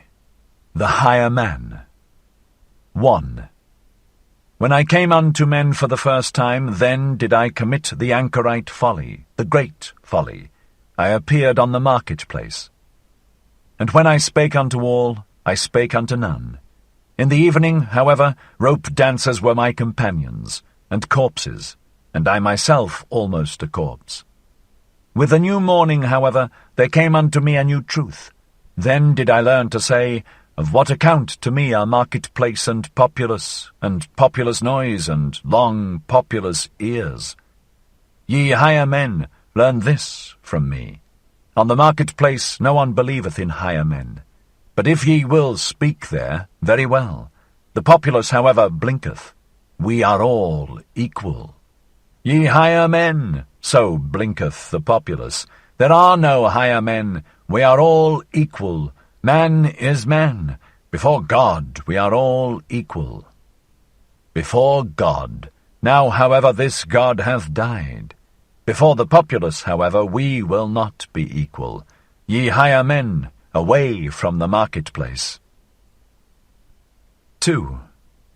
Before God. Now, however, this God hath died. Ye higher men, this God was your greatest danger. Only since he lay in the grave have ye again arisen. Now only cometh the great noontide. Now only doth the higher man become master. Have ye understood this word, O my brethren? Ye are frightened. Do your hearts turn giddy? Doth the abyss here yawn for you? Doth the hellhound here yelp at you? Well, take heart, ye higher men. Now only travaileth the mountain of the human future. God hath died. Now do we desire the Superman to live. 3. The most careful ask today, how is man to be maintained? Zarathustra, however, asketh, as the first and only one, how is man to be surpassed? The Superman I have at heart, that is the first and only thing to me, and not man, not the neighbour, not the poorest, not the sorriest, not the best. O my brethren, what I can love in man is that he is an overgoing and a downgoing, and also in you there is much that maketh me love and hope. In that ye have despised, ye higher men, that maketh me hope, for the great despisers are the great reverers. In that ye have despaired, there is much to honour, for ye have not learned to submit yourselves, ye have not learned petty policy. For today have the petty people become master. They all preach submission and humility and policy and diligence and consideration and the long etc. of petty virtues. Whatever is of the effeminate type, whatever originateth from the servile type, and especially the populous mishmash, that wisheth now to be master of all human destiny. Oh, disgust, disgust, disgust! That asketh and never tireth, how is man to maintain himself best, longest, most pleasantly? Thereby are they the masters of today. These masters of today surpass them, O my brethren. These petty people, they are the Superman's greatest danger. Surpass, ye higher men, the petty virtues, the petty policy, the sand-grain considerateness, the ant-hill trumpery, the pitiable comfortableness, the happiness of the greatest number. And rather despair than submit yourselves. And verily I love you, because ye know not today how to live, ye higher men, for thus do ye live best. 4. Have ye courage, O my brethren? Are ye stout-hearted? Not the courage before witnesses, but anchorite and eagle courage, which not even a god any longer beholdeth. Cold souls, mules, the blind and the drunken, I do not call stout-hearted. He hath heart who knoweth fear, but vanquisheth it, who seeth the abyss, but with pride. He who seeth the abyss, but with eagle's eyes, he who with eagle's talons graspeth the abyss, he hath courage. 5. Man is evil. So said to me for consolation all the wisest ones. Ah, if only it be still true today, for the evil is man's best force. Man must become better and eviler. So do I teach. The evilest is necessary for the Superman's best. It may have been well for the preacher of the petty people to suffer and be burdened by men's sin. I, however, rejoice in great sin as my great consolation. Such things, however, are not said for long ears. Every word also is not suited for every mouth. These are fine, far-away things. At them sheep's claws shall not grasp. 6. Ye higher men, think ye that I am here to put right what ye have put wrong? Or that I wished henceforth to make snugger couches for you sufferers, or show you restless, miswandering, misclimbing ones new and easier footpaths? Nay, nay, 3 times nay, always more, always better ones of your type shall succumb, for ye shall always have it worse and harder. Thus only groweth man aloft to the height where the lightning striketh and shattereth him, high enough for the lightning. Towards the few, the long, the remote, go forth my soul and my seeking. Of what account to me are your many little short miseries? Ye do not yet suffer enough for me, for ye suffer from yourselves. Ye have not yet suffered from man. Ye would lie if ye spake otherwise. None of you suffereth from what I have suffered. 7. It is not enough for me that the lightning no longer doeth harm. I do not wish to conduct it away. It shall learn to work for me. My wisdom hath accumulated long like a cloud. It becometh stiller and darker. So doeth all wisdom which shall one day bear lightnings. Unto these men of today will I not be light, nor be called light. Them will I blind. Lightning of my wisdom, put out their eyes. 8. Do not will anything beyond your power. There is a bad falseness in those who will beyond their power, especially when they will great things, for they awaken distrust in great things, the subtle, false coiners and stage players, until at last they are false towards themselves, squint-eyed, whited cankers, glossed over with strong words, parade virtues and brilliant false deeds. Take good care there, ye higher men, for nothing is more precious to me and rarer than honesty. Is this today not that of the populace? The populace, however, knoweth not what is great and what is small, what is straight and what is honest. It is innocently crooked, it ever lieth. 9. Have a good distrust today, ye higher men, ye enheartened ones, ye open-hearted ones, and keep your reasons secret, for this today is that of the populace. What the populace once learned to believe without reasons, who could refute it to them by means of reasons? And on the marketplace one convinceth with gestures, but reasons make the populace distrustful. And when truth hath once triumphed there, then ask yourselves with good distrust, what strong error hath fought for it?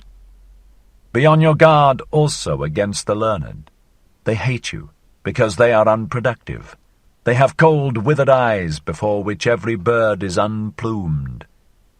Such persons vaunt about not lying, but inability to lie is still far from being love to truth. Be on your guard. Freedom from fever is still far from being knowledge. Refrigerated spirits I do not believe in. He who cannot lie doth not know what truth is. 10. If ye would go up high, then use your own legs. Do not get yourselves carried aloft. Do not seat yourselves on other people's backs and heads. Thou hast mounted, however, on horseback. Thou now ridest briskly up to thy goal.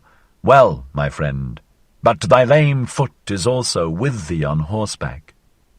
When thou reachest thy goal, when thou alightest from thy horse, precisely on thy height, thou higher man, then wilt thou stumble. 11. Ye creating ones, ye higher men, one is only pregnant with one's own child. Do not let yourselves be imposed upon or put upon. Who then is your neighbour? Even if ye act for your neighbour, ye still do not create for him. Unlearn, I pray you, this for, ye creating ones. Your very virtue wisheth you to have naught to do with for and on account of and because. Against these false little words shall ye stop your ears. For one's neighbour is the virtue only of the petty people. There it is said, like, and hand washeth hand. They have neither the right nor the power for your self-seeking. In your self-seeking, ye creating ones, there is the foresight and foreseeing of the pregnant. What no one's eye hath yet seen, namely the fruit, this sheltereth and saveth and nourisheth your entire love.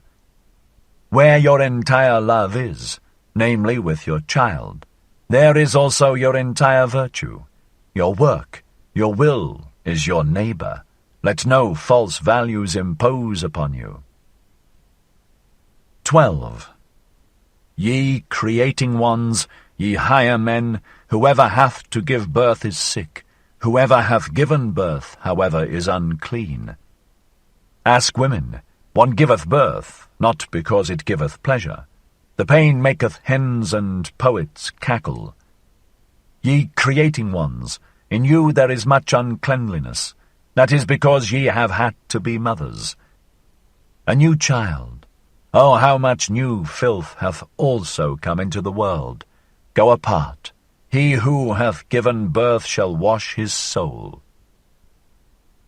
13.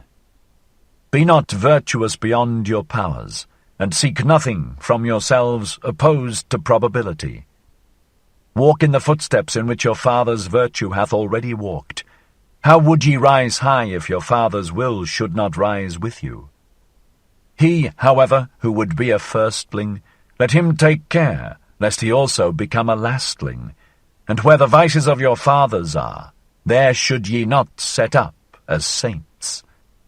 He whose fathers were inclined for women, and for strong wine and flesh of wild boar swine, what would it be if he demanded chastity of himself? A folly would it be. Much verily doth it seem to me for such a one, if he should be the husband of one, or of two, or of three women. And if he founded monasteries, and inscribed over their portals the way to holiness, I should still say, what good is it? It is a new folly. He hath founded for himself a penance house and refuge house. Much good may it do, but I do not believe in it. In solitude there groweth what any one bringeth into it, also the brute in one's nature. Thus is solitude inadvisable unto many. Hath there ever been anything filthier on earth than the saints of the wilderness? Around them was not only the devil loose, but also the swine. 14. Shy, ashamed, awkward, like the tiger whose spring hath failed, thus, ye higher men, have I often seen you slink aside. A cast which ye made had failed. But what doth it matter, ye dice-players? Ye had not learned to play and mock, as one must play and mock. Do we not ever sit at a great table of mocking and playing? And if great things have been a failure with you, have ye yourselves therefore been a failure? And if ye yourselves have been a failure, hath man therefore been a failure? If man, however, hath been a failure, well then, never mind. 15. The higher its type, always the seldomer doth a thing succeed. Ye higher men here, have ye not all been failures? Be of good cheer. What doth it matter? How much is still possible? Learn to laugh at yourselves as ye ought to laugh. What wonder even that ye have failed, and only half succeeded, ye half-shattered ones? Doth not man's future strive and struggle in you? Man's furthest, profoundest, star-highest issues, his prodigious powers, do not all these foam through one another in your vessel? What wonder that many a vessel shattereth? Learn to laugh at yourselves as ye ought to laugh. Ye higher men, oh, how much is still possible! And verily, how much hath already succeeded? How rich is this earth in small, good, perfect things, in well-constituted things! Set around you small, good, perfect things, ye higher men.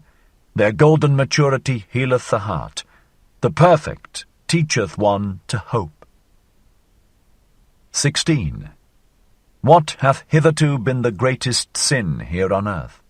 Was it not the word of him who said, Woe unto them that laugh now? Did he himself find no cause for laughter on the earth? Then he sought badly. A child even findeth cause for it. He did not love sufficiently. Otherwise would he also have loved us, the laughing ones. But he hated and hooted us. Wailing and teeth-gnashing did he promise us. Must one then curse immediately when one doth not love? That seemeth to me bad taste. Thus did he, however, this absolute one, he sprang from the populace. And he himself just did not love sufficiently. Otherwise would he have raged less, because people did not love him. All great love doth not seek love, it seeketh more. Go out of the way of all such absolute ones. They are a poor, sickly type, a populous type. They look at this life with ill will. They have an evil eye for this earth. Go out of the way of all such absolute ones. They have heavy feet and sultry hearts. They do not know how to dance. How could the earth be light to such ones? 17. Tortuously do all good things come nigh to their goal. Like cats they curve their backs, they purr inwardly with their approaching happiness. All good things laugh. His step betrayeth whether a person already walketh on his own path. Just see me walk. He, however, who cometh nigh to his goal, danceth. And verily a statue have I not become. Not yet do I stand there stiff, stupid, and stony like a pillar. I love fast racing. And though there be on earth fens and dense afflictions, he who hath light feet runneth even across the mud, and danceth as upon well-swept ice. Lift up your hearts, my brethren, high, higher, and do not forget your legs. Lift up also your legs, ye good dancers, and better still, if ye stand upon your heads. 18. This crown of the laughter, this rose-garland crown, I myself have put on this crown. I myself have consecrated my laughter. No one else have I found today potent enough for this. Zarathustra the dancer, Zarathustra the light one, who beckoneth with his pinions, one ready for flight, beckoning unto all birds, ready and prepared, a blissfully light-spirited one. Zarathustra the soothsayer, Zarathustra the sooth-laugher, no impatient one, no absolute one, one who loveth leaps and side-leaps. I myself have put on this crown. 19. Lift up your hearts, my brethren, high, higher, and do not forget your legs. Lift up also your legs, ye good dancers, and better still if ye stand upon your heads. There are also heavy animals in a state of happiness. There are club-footed ones from the beginning. Curiously do they exert themselves, like an elephant which endeavoureth to stand upon its head. Better, however, to be foolish with happiness than foolish with misfortune. Better to dance awkwardly than walk lamely. So learn, I pray you, my wisdom, ye higher men. Even the worst thing hath two good reverse sides. Even the worst thing hath good dancing legs. So learn, I pray you, ye higher men, to put yourselves on your proper legs. So unlearn, I pray you, the sorrow-sighing and all the populace sadness. Oh, how sad the buffoons of the populace seem to me today. This today, however, is that of the populace. 20. Do like unto the wind when it rusheth forth from its mountain caves. Unto its own piping will it dance. The seas tremble and leap under its footsteps. That which giveth wings to asses, that which milketh the lionesses, praised be that good unruly spirit, which cometh like a hurricane unto all the present, and unto all the populace, which is hostile to thistleheads and puzzleheads, and to all withered leaves and weeds.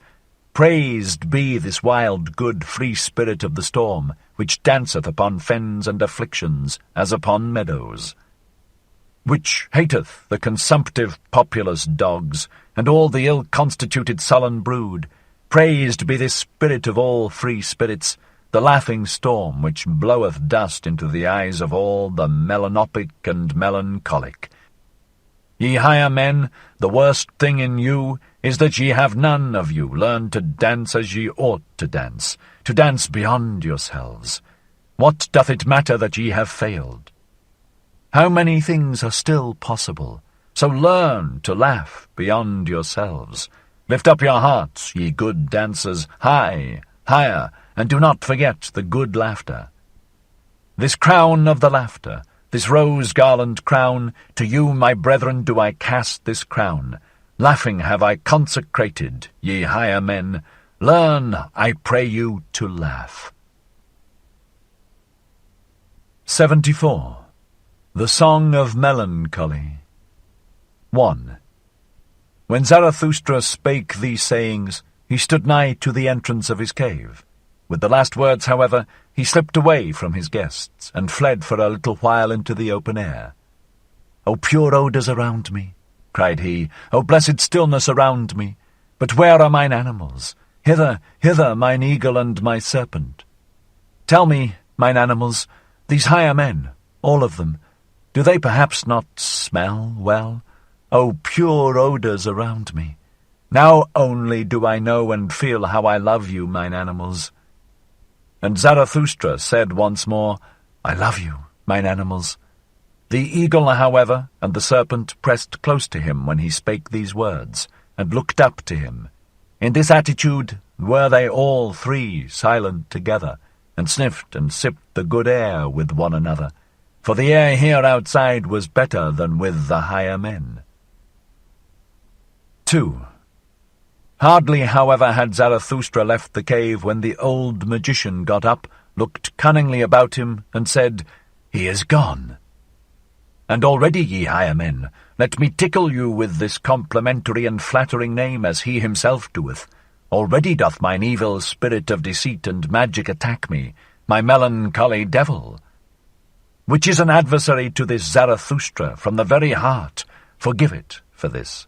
Now doth it wish to conjure before you. It hath just its hour. In vain do I struggle with this evil spirit.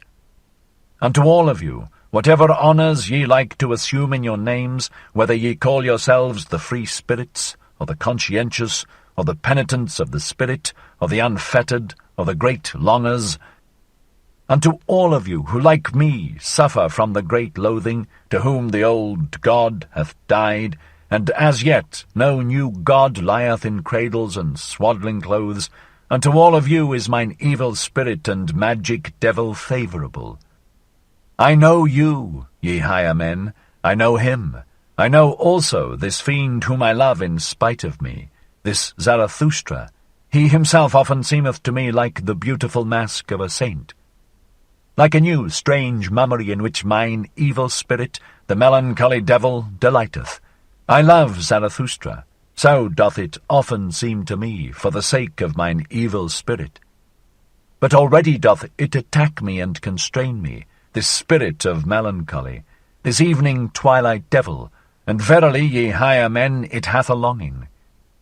Open your eyes, it hath a longing to come naked, whether male or female, I do not yet know, but it cometh, it constraineth me. Alas, open your wits.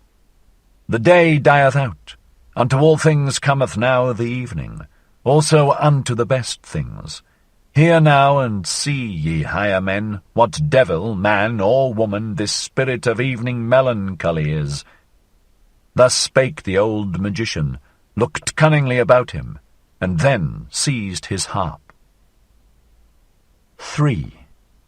In evening's limpid air, what time the dews soothing unto the earth downpour, invisibly and unheard, for tender shoe-gear wear the soothing dews, like all that's kind gentle.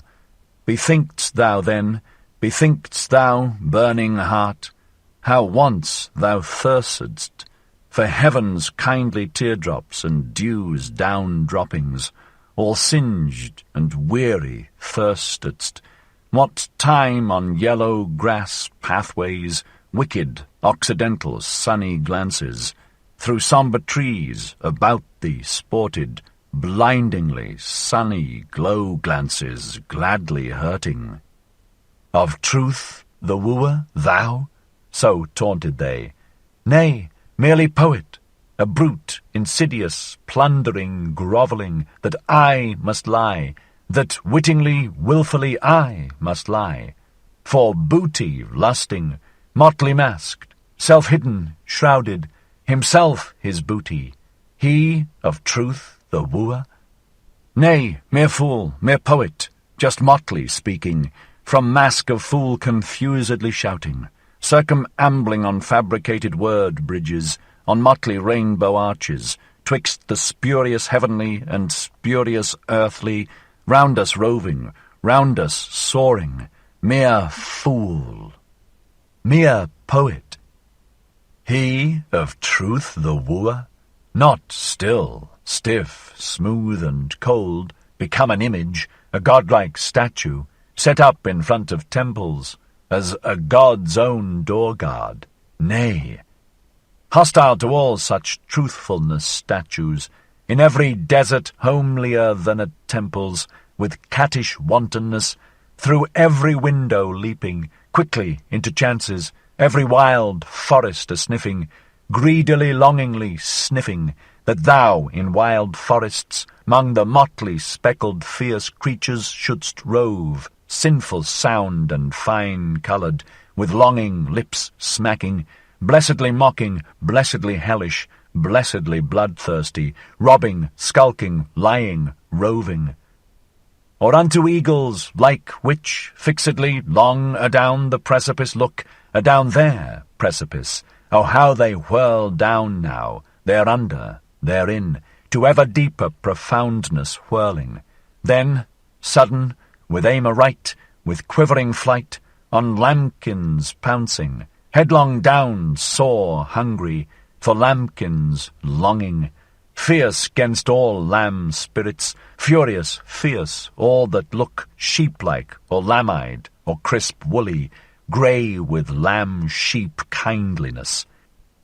Even thus, eagle-like, panther-like, are the poet's desires, are thine own desires 'neath 1,000 guises, thou fool, thou poet, thou who all mankind viewedst so, God as sheep, the God to rend within mankind, as the sheep in mankind, and in rending laughing.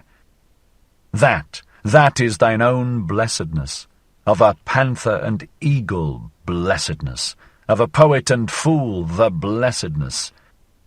In evening's limpid air, what time the moon's sickle, green twixt the purple glowings, and jealous stealeth forth, of day the foe, with every step in secret, the rosy garland hammocks, down sickling till they've sunken down nightwards, faded down sunken.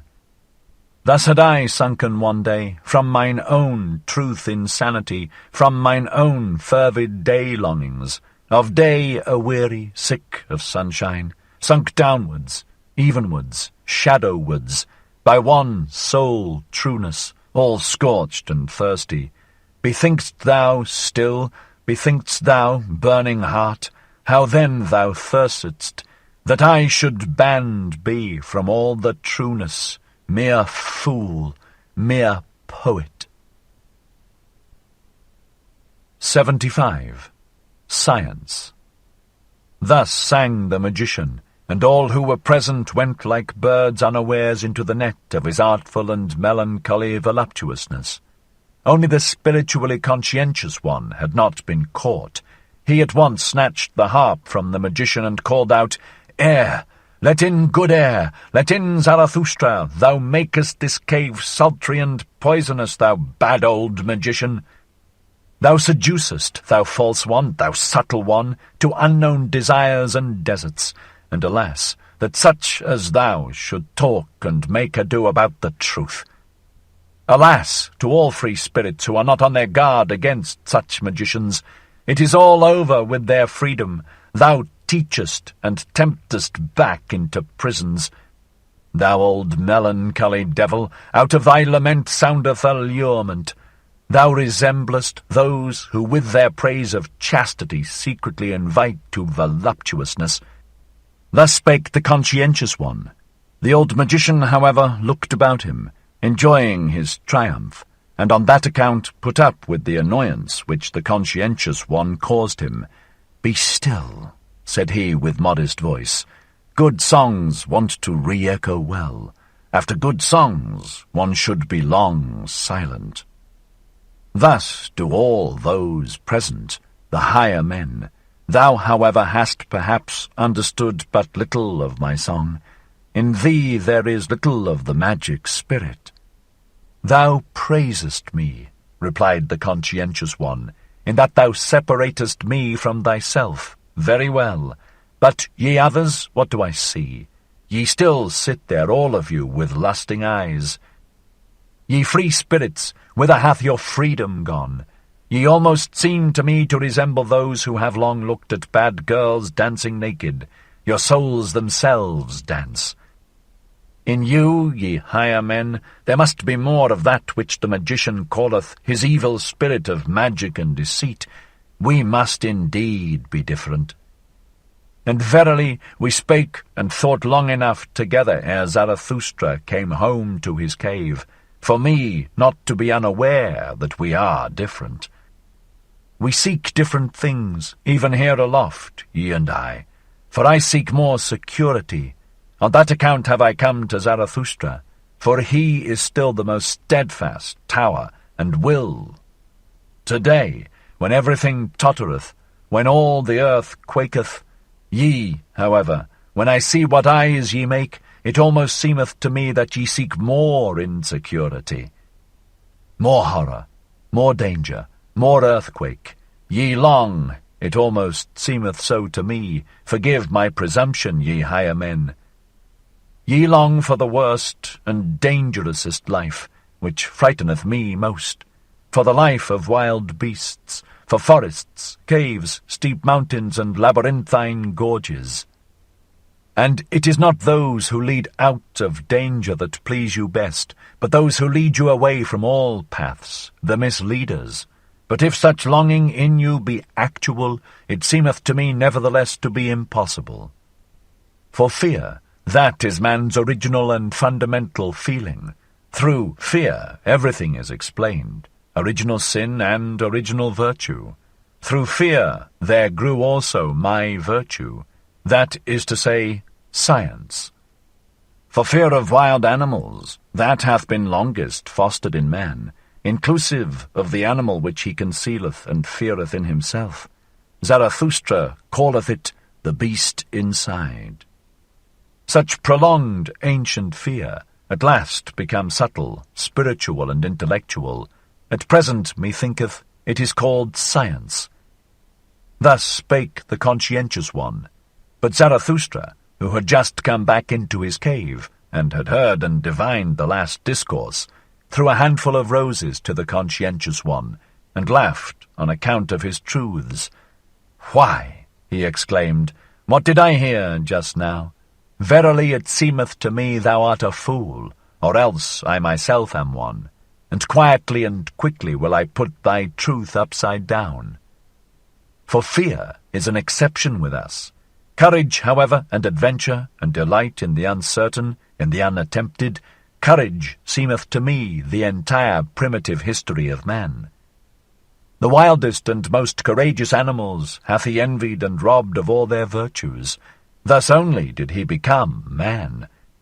This courage at last becomes subtle, spiritual, and intellectual, this human courage, with eagle's pinions and serpent's wisdom, this, it seemeth to me, is called at present Zarathustra!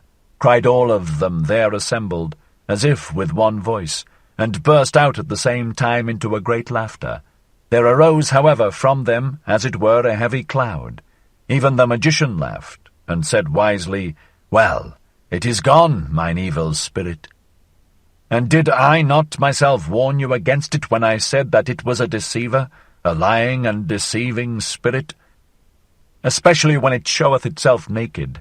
But what can I do with regard to its tricks? Have I created it and the world? Well, let us be good again and of good cheer. And although Zarathustra looketh with evil eye, just see him, he disliketh me. Ere night cometh, will he again learn to love and laud me. He cannot live long without committing such follies. He loveth his enemies. This art knoweth he better than any one I have seen, but he taketh revenge for it on his friends." Thus spake the old magician, and the higher men applauded him, so that Zarathustra went round, and mischievously and lovingly shook hands with his friends, like one who hath to make amends and apologize to everyone for something. When, however, he had thereby come to the door of his cave, lo, then had he again a longing for the good air outside, and for his animals, and wished to steal out.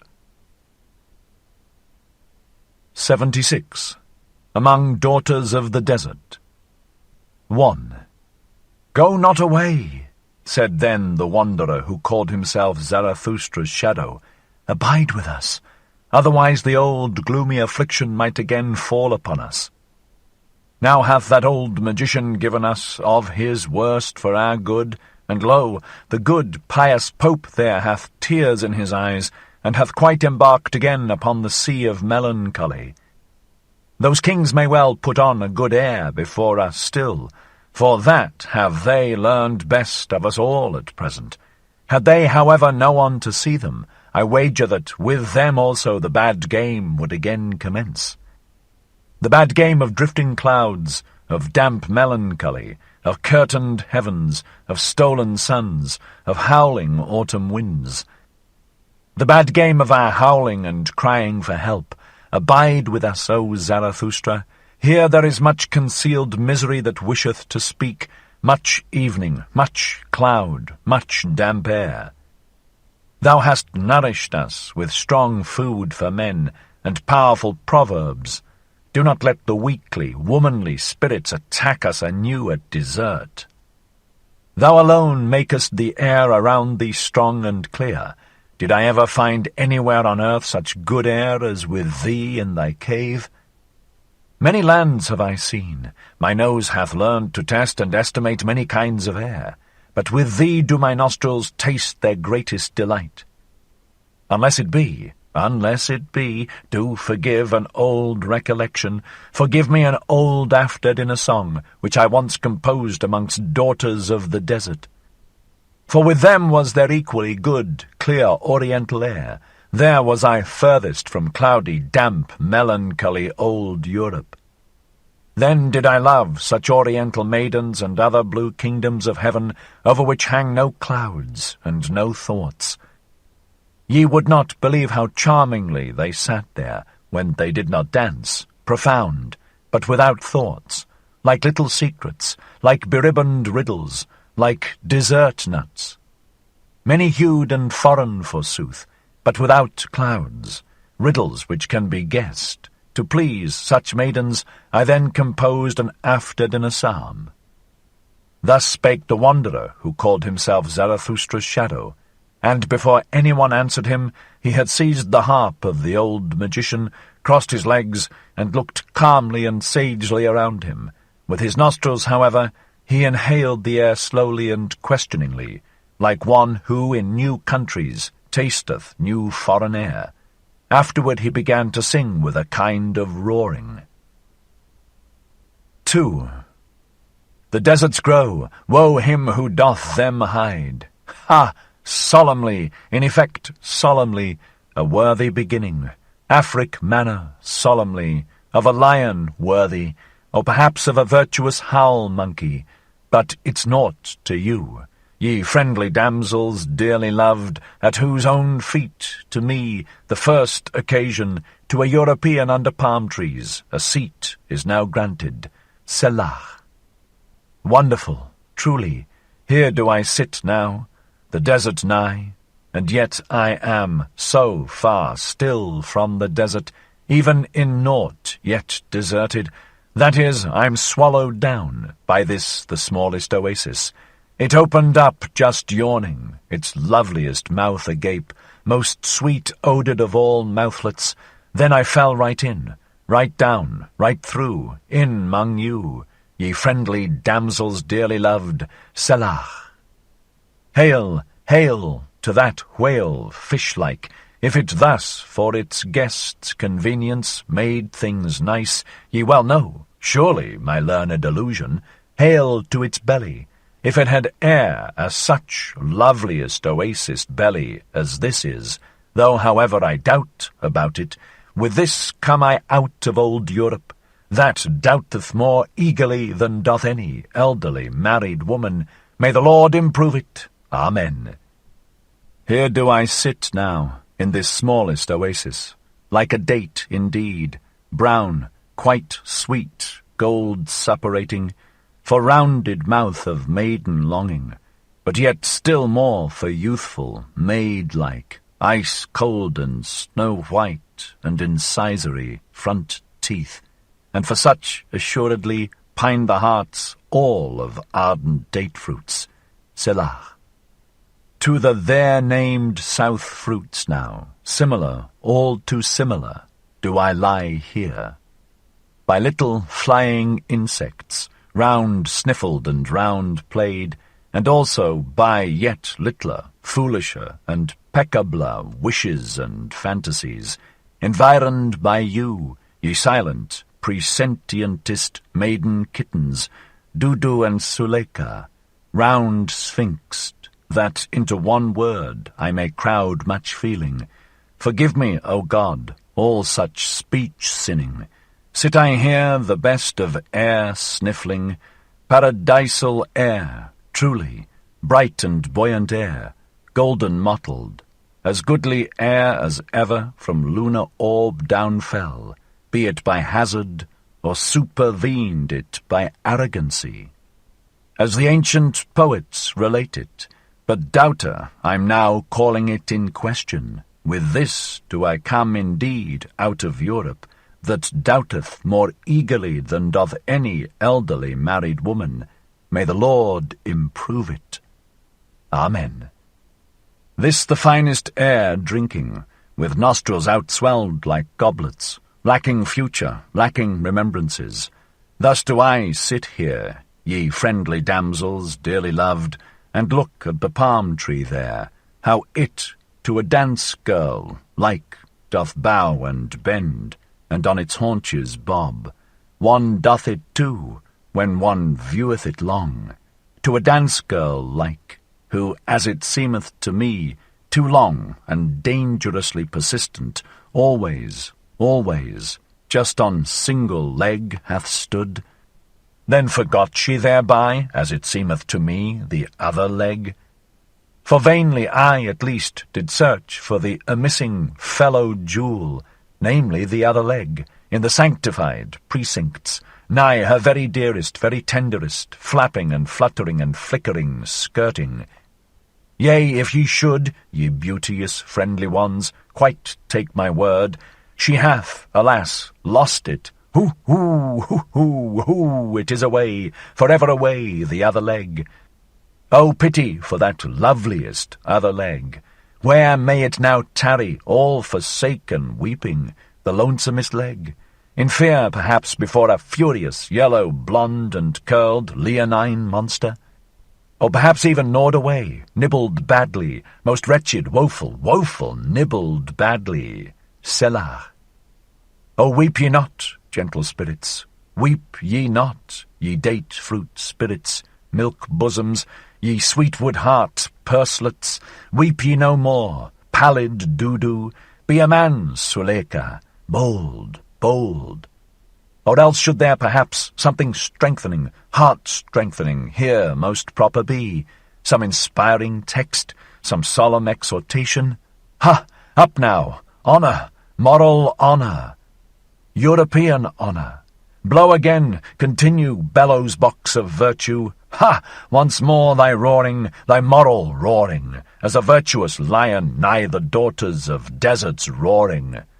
For virtue's out-howl, ye very dearest maidens, is more than every European fervour, European hot hunger, and now do I stand here as European. I can't be different, God's help to me. Amen. The deserts grow, woe him who doth them hide. 77. The Awakening. 1.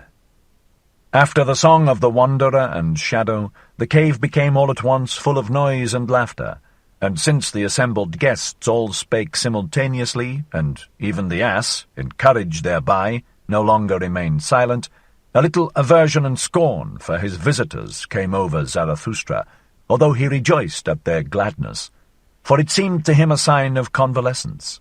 So he slipped out into the open air and spake to his animals. "Whither hath their distress now gone?" said he, and already did he himself feel relieved of his petty disgust. "With me it seemeth that they have unlearned their cries of distress, though alas, not yet their crying." And Zarathustra stopped his ears, for just then did the "ee-ah" of the ass mix strangely with the noisy jubilation of those higher men. "They are merry," he began again, "and who knoweth? Perhaps at their host's expense, and if they have learned of me to laugh, still it is not my laughter they have learned. But what matter about that? They are old people. They recover in their own way.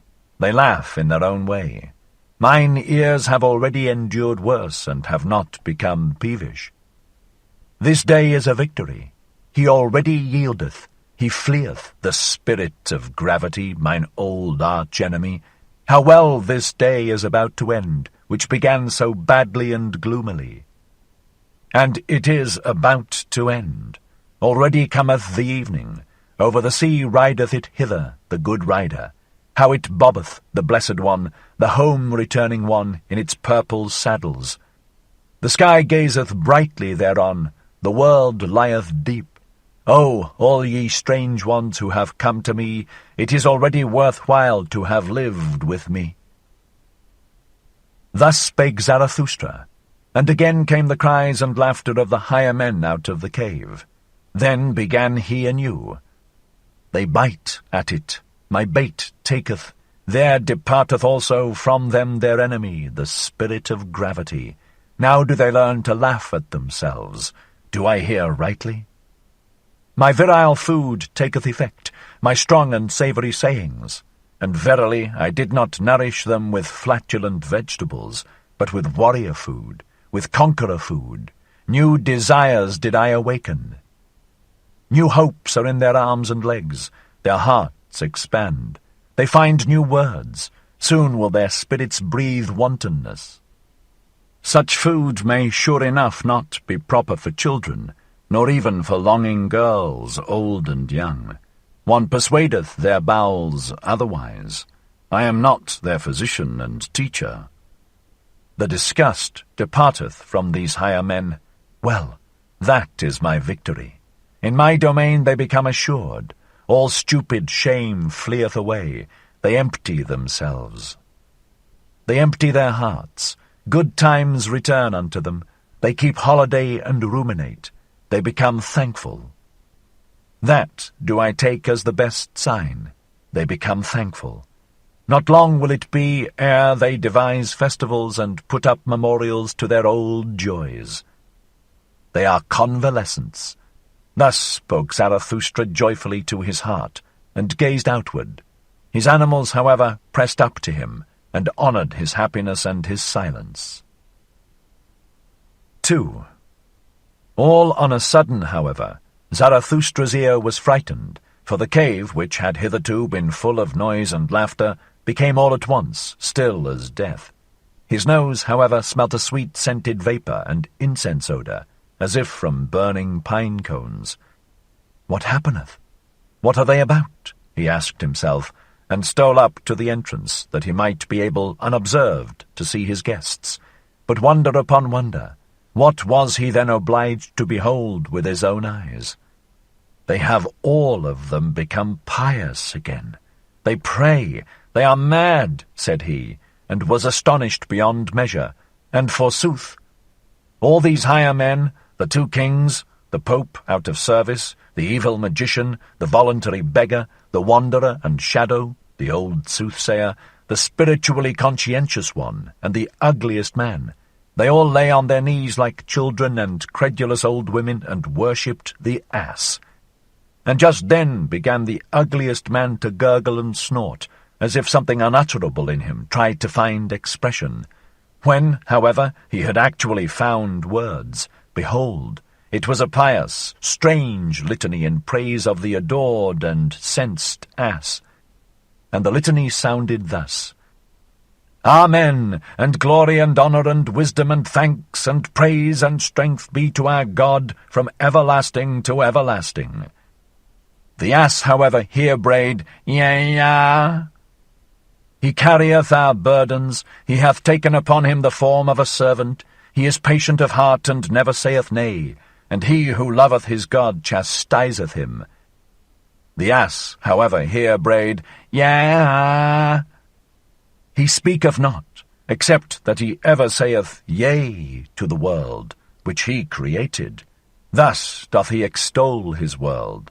It is his artfulness that speaketh not. Thus is he rarely found wrong. The ass, however, here brayed, Yea. Uncomely goeth he through the world. Grey is the favourite colour in which he wrappeth his virtue. Hath he spirit, then doth he conceal it. Every one, however, believeth in his long ears. The ass, however, here brayed, Yea. What hidden wisdom it is to wear long ears, and only to say yea, and never nay. Hath he not created the world in his own image, namely, as stupid as possible? The ass, however, here brayed, Yea. Thou goest straight and crooked ways. It concerneth thee little what seemeth straight or crooked unto us men. Beyond good and evil is thy domain. It is thine innocence not to know what innocence is. The ass, however, here brayed, Yea. Lo, how thou spurnest none from thee, neither beggars nor kings. Thou sufferest little children to come unto thee, and when the bad boys decoy thee, then sayest thou simply, Yea. The ass, however, here brayed, Yea. Thou lovest she-asses and fresh figs. Thou art no food despiser. A thistle tickleth thy heart when thou chancest to be hungry. There is the wisdom of a god therein. The ass, however, here brayed, Yea. 78. The Ass Festival. 1. At this place in the litany, however, Zarathustra could no longer control himself. He himself cried out, Yea! Louder even than the ass, and sprang into the midst of his maddened guests. Whatever are you about, ye grown-up children? He exclaimed, pulling up the praying ones from the ground. Alas, if anyone else, except Zarathustra, had seen you! Everyone would think you the worst blasphemers, or the very foolishest old women with your new belief. And thou thyself, thou old Pope, how is it in accordance with thee to adore an ass in such a manner as God? O Zarathustra, answered the Pope, forgive me, but in divine matters I am more enlightened even than thou, and it is right that it should be so. Better to adore God so in this form than in no form at all. Think over this saying, mine exalted friend. Thou wilt readily divine that in such a saying there is wisdom. He who said God is a spirit made the greatest stride and slide hitherto made on earth towards unbelief. Such a dictum is not easily amended again on earth.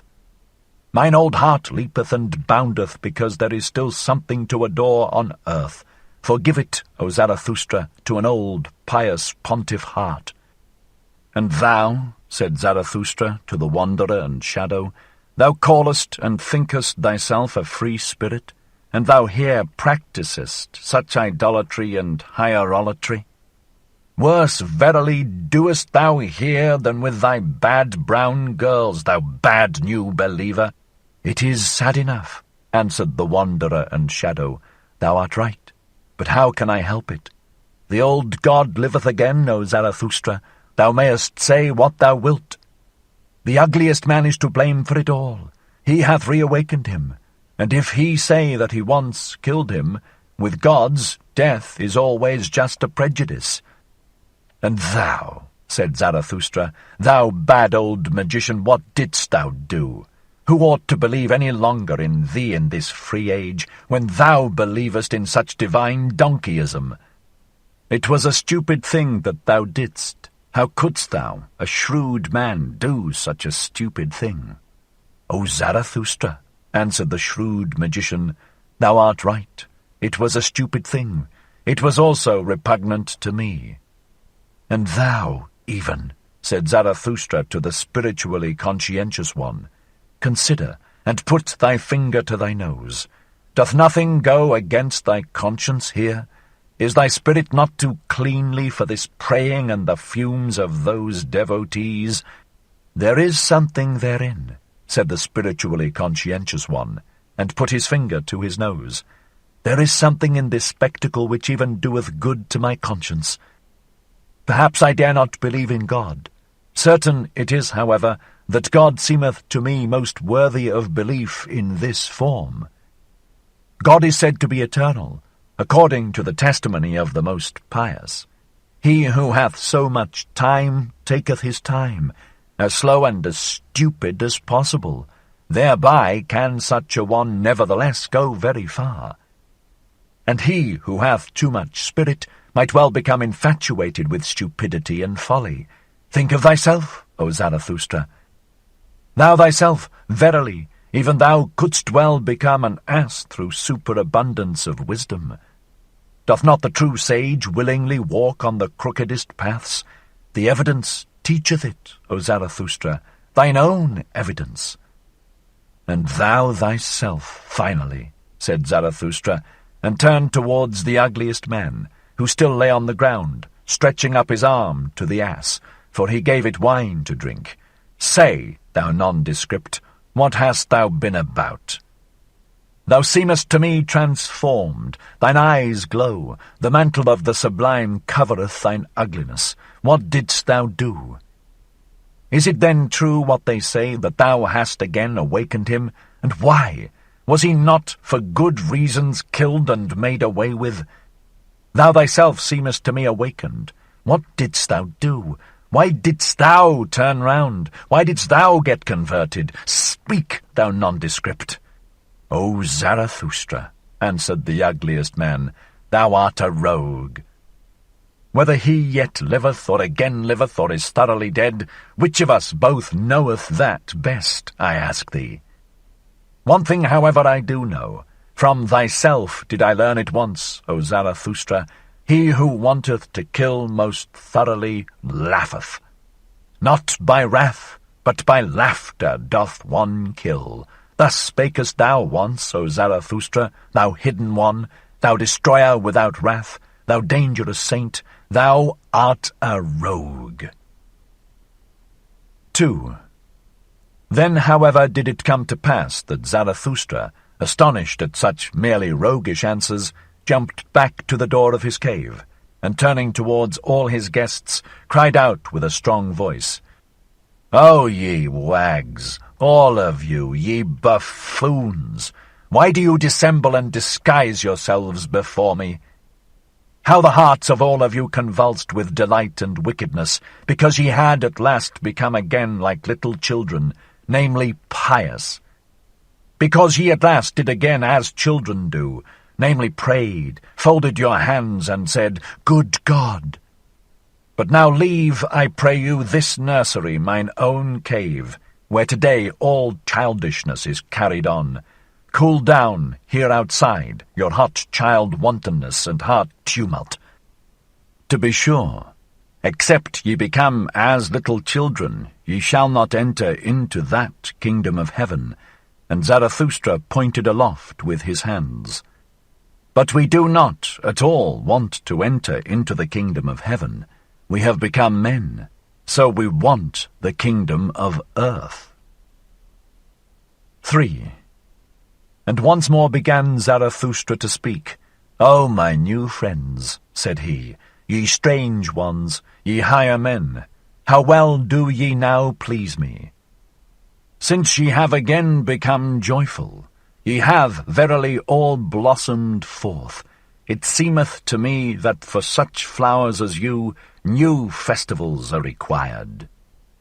A little valiant nonsense, some divine service and ass festival, some old joyful Zarathustra fool, some blusterer to blow your souls bright. Forget not this night and this ass festival, ye higher men. That did ye devise when with me, that do I take as a good omen. Such things only the convalescents devise. And should ye celebrate it again, this ass festival, do it from love to yourselves. Do it also from love to me, and in remembrance of me. Thus spake Zarathustra. 79. The Drunken Song. 1. Meanwhile one after another had gone out into the open air, and into the cool, thoughtful night. Zarathustra himself, however, led the ugliest man by the hand, that he might show him his night world, and the great round moon, and the silvery waterfalls near his cave. There they at last stood still beside one another, all of them old people, but with comforted brave hearts, and astonished in themselves that it was so well with them on earth. The mystery of the night, however, came nigher and nigher to their hearts, and anew Zarathustra thought to himself, "Oh, how well do they now please me, these higher men!" But he did not say it aloud, for he respected their happiness and their silence. Then, however, there happened that which, in this astonishing long day, was most astonishing. The ugliest man began once more, and for the last time, to gurgle and snort. And when he had at length found expression, behold, there sprang a question, plump and plain out of his mouth, a good, deep, clear question, which moved the hearts of all who listened to him. "My friends, all of you," said the ugliest man, "what think ye? For the sake of this day, I am for the first time content to have lived mine entire life. And that, I testify so much, is still not enough for me. It is worthwhile living on the earth. One day, one festival with Zarathustra hath taught me to love the earth. Was that life? Will I say unto death? Well, once more. My friends, what think ye? Will ye not, like me, say unto death, was that life? For the sake of Zarathustra, well, once more. Thus spake the ugliest man. It was not, however, far from midnight. And what took place then, think ye?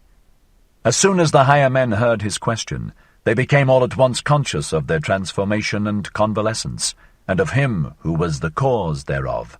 Then did they rush up to Zarathustra, thanking, honouring, caressing him, and kissing his hands, each in his own peculiar way. So that some laughed, and some wept. The old soothsayer, however, danced with delight, and though he was then, as some narrators suppose, full of sweet wine, he was certainly still fuller of sweet life, and had renounced all weariness. There are even those who narrate that the ass then danced, for not in vain had the ugliest man previously given it wine to drink. That may be the case, or it may be otherwise. And if in truth the ass did not dance that evening, there nevertheless happened then greater and rarer wonders than the dancing of an ass would have been. In short, as the proverb of Zarathustra saith, what doth it matter? 2. When, however, this took place with the ugliest man, Zarathustra stood there like one drunken, his glance dulled, his tongue faltered, and his feet staggered. And who could divine what thoughts then passed through Zarathustra's soul? Apparently, however, his spirit retreated and fled in advance, and was in remote distances, and as it were wandering on the high mountain ridges, as it standeth written, twixt two seas, wandering twixt the past and the future as a heavy cloud. Gradually, however, while the higher men held him in their arms, he came back to himself a little, and resisted with his hands the crowd of the honouring and caring ones.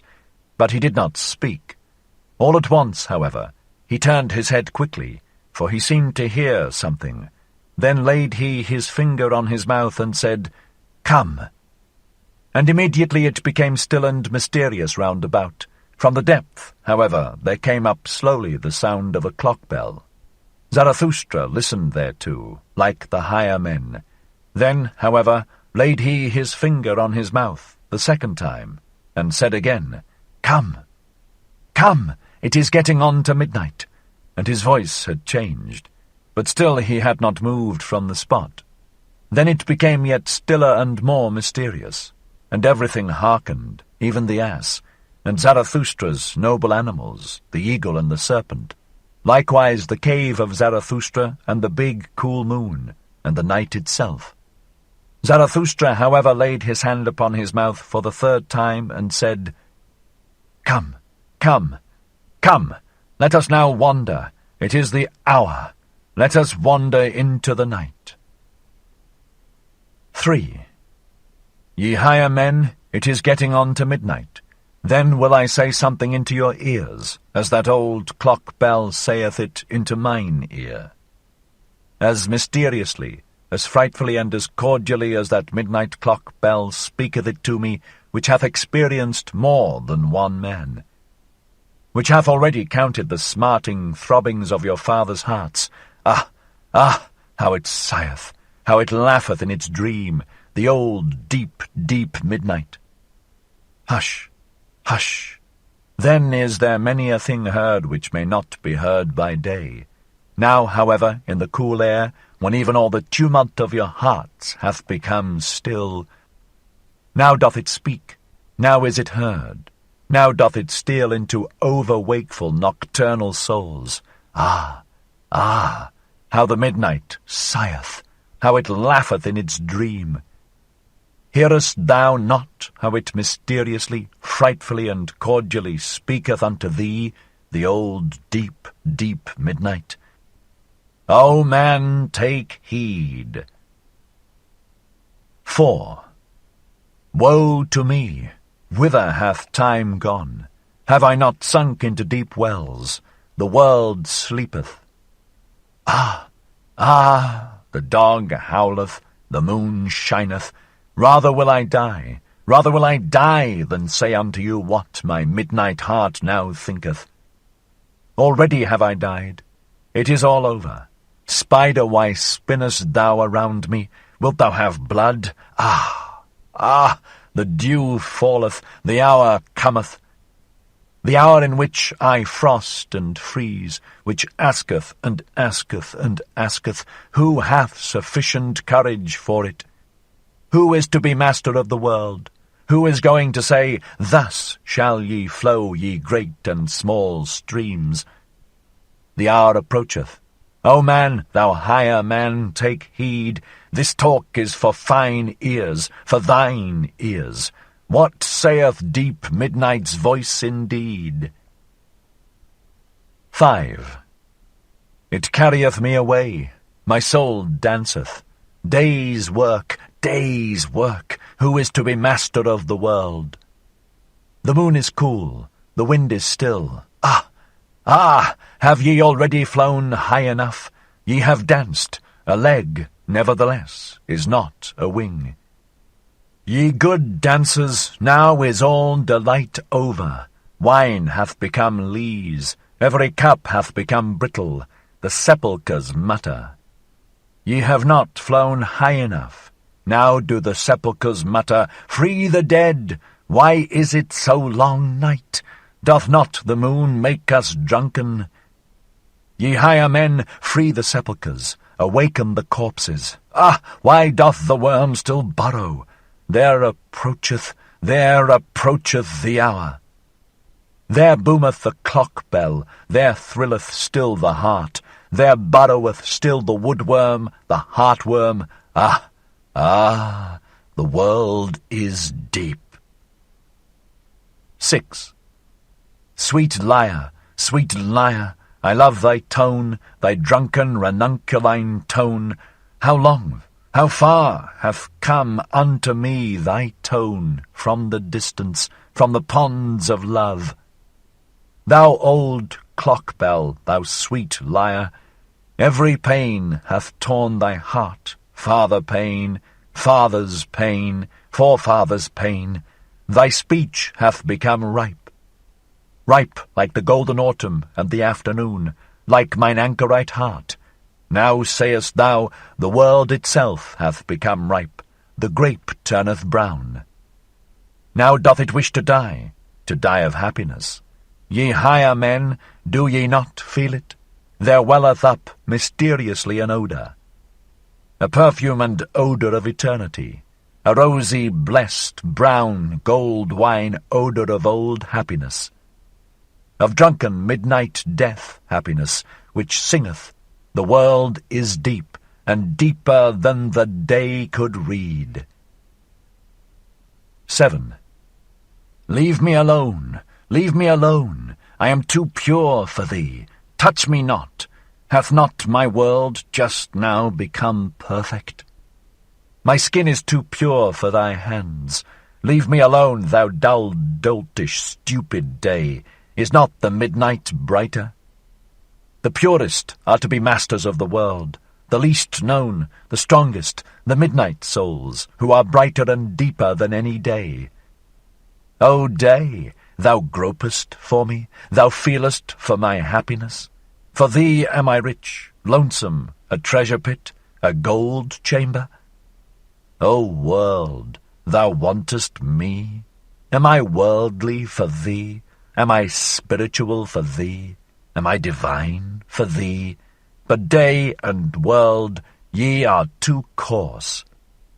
Have cleverer hands, grasp after deeper happiness, after deeper unhappiness, grasp after some God, grasp not after me.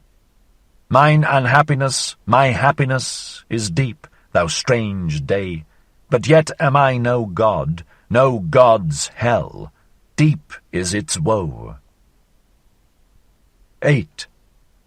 God's woe is deeper, thou strange world, grasp at God's woe, not at me. What am I? A drunken, sweet lyre. A midnight lyre, a bell-frog, which no one understandeth, but which must speak before deaf ones, ye higher men, for ye do not understand me. Gone, gone, O youth, O noontide, O afternoon, now have come evening and night and midnight. The dog howleth, the wind... Is the wind not a dog? It whineth, it barketh, it howleth. Ah, ah, how she sigheth, how she laugheth, how she wheezeth and panteth the midnight. How she just now speaketh soberly, this drunken poetess. Hath she perhaps overdrunk her drunkenness? Hath she become overawake? Doth she ruminate? Her woe doth she ruminate over in a dream, the old deep midnight, and still more her joy. For joy, although woe be deep, joy is deeper still than grief can be. 9. Thou grapevine, why dost thou praise me? Have I not cut thee? I am cruel, thou bleedest. What meaneth thy praise of my drunken cruelty? Whatever hath become perfect, everything mature, wanteth to die. So sayest thou. Blessed, blessed be the vintner's knife, but everything immature wanteth to live, alas. Woe saith, hence, go, away, thou woe, but everything that suffereth wanteth to live, that it may become mature and lively and longing. Longing for the further, the higher, the brighter. I want heirs. So saith everything that suffereth. I want children. I do not want myself. Joy, however, doth not want heirs. It doth not want children. Joy wanteth itself. It wanteth eternity. It wanteth recurrence. It wanteth everything eternally like itself. Woe saith, break, bleed, thou heart, wander, thou leg, thou wing, fly, onward, upward, thou pain. Well, cheer up, O mine old heart. Woe saith, hence, go. 10. Ye higher men, what think ye? Am I a soothsayer, or a dreamer, or a drunkard, or a dream reader, or a midnight bell? Or a drop of dew, or a fume and fragrance of eternity? Hear ye it not? Smell ye it not? Just now hath my world become perfect. Midnight is also midday. Pain is also a joy. Curse is also a blessing. Night is also a sun. Go away, or ye will learn that a sage is also a fool. Said ye ever yea to one joy? O my friends, then said ye yea also unto all woe. All things are enlinked, enlaced, and enamoured. Wanted ye ever once to come twice? Said ye ever, thou pleasest me, happiness, instant, moment, then wanted ye all to come back again. All anew, all eternal, all enlinked, enlaced, and enamoured, O then did ye love the world. Ye eternal ones, ye love it eternally, and for all time. And also unto woe do ye say, hence, go, but come back, for joys all want eternity. 11. All joy wanteth the eternity of all things. It wanteth honey. it wanteth lees, it wanteth drunken midnight, it wanteth graves, it wanteth grave tears consolation, it wanteth gilded evening red. What doth not joy want? It is thirstier, heartier, hungrier, more frightful, more mysterious than all woe. It wanteth itself, it biteth into itself, the ring's will writheth in it. It wanteth love, it wanteth hate, it is over-rich, it bestoweth, it throweth away, it beggeth for someone to take from it, it thanketh the taker, it would fain be hated. So rich is joy that it thirsteth for woe, for hell, for hate, for shame, for the lame, for the world, for this world. O ye know it indeed. Ye higher men, for you doth it long, this joy, this irrepressible blessed joy. For your woe, ye failures, for failures longeth all eternal joy. For joys all want themselves, therefore do they also want grief. O happiness, O pain, O break, thou heart, ye higher men, do learn it, that joys want eternity. Joys want the eternity of all things. They want deep, profound eternity. 12. Have ye now learned my song? Have ye divined what it would say? Well, cheer up, ye higher men, sing now my roundelay. Sing now yourselves the song, the name of which is once more, the signification of which is unto all eternity. Sing, ye higher men, Zarathustra's roundelay. O man, take heed, what saith deep midnight's voice indeed? I slept my sleep, from deepest dream I've woke, and plead, the world is deep, and deeper than the day could read. Deep is its woe, joy deeper still than grief can be. Woe saith, hence, go, but joys all want eternity, want deep, profound eternity. 80. The Sign. In the morning, however, after this night, Zarathustra jumped up from his couch, and having girded his loins, he came out of his cave glowing and strong, like a morning sun coming out of gloomy mountains. Thou great star, spake he, as he had spoken once before, thou deep eye of happiness, what would be all thy happiness if thou hadst not those for whom thou shinest? And if they remained in their chambers whilst thou art already awake, and comest and bestowest and distributest, how would thy proud modesty upbraid for it? Well, they still sleep, these higher men, whilst I am awake. They are not my proper companions, not for them do I wait here in my mountains. At my work I want to be, at my day, but they understand not what are the signs of my morning. My step is not for them the awakening call. They still sleep in my cave. Their dream still drinketh at my drunken songs. The audient ear for me, the obedient ear, is yet lacking in their limbs. This had Zarathustra spoken to his heart when the sun arose. Then looked he inquiringly aloft, for he heard above him the sharp call of his eagle. Well, called he upwards, thus is it pleasing and proper to me. Mine animals are awake, for I am awake. Mine eagle is awake, and like me honoureth the sun. With eagled talons doth it grasp at the new light. Ye are my proper animals. I love you. But still do I lack my proper men. Thus spake Zarathustra. Then, however, it happened that all on a sudden he became aware that he was flocked around and fluttered around, as if by innumerable birds. The whizzing of so many wings, however, and the crowding around his head was so great that he shut his eyes. And verily there came down upon him, as it were, a cloud, like a cloud of arrows which poureth upon a new enemy. But behold, here it was a cloud of love, and showered upon a new friend. What happeneth unto me? thought Zarathustra in his astonished heart, and slowly seated himself on the big stone which lay close to the exit from his cave.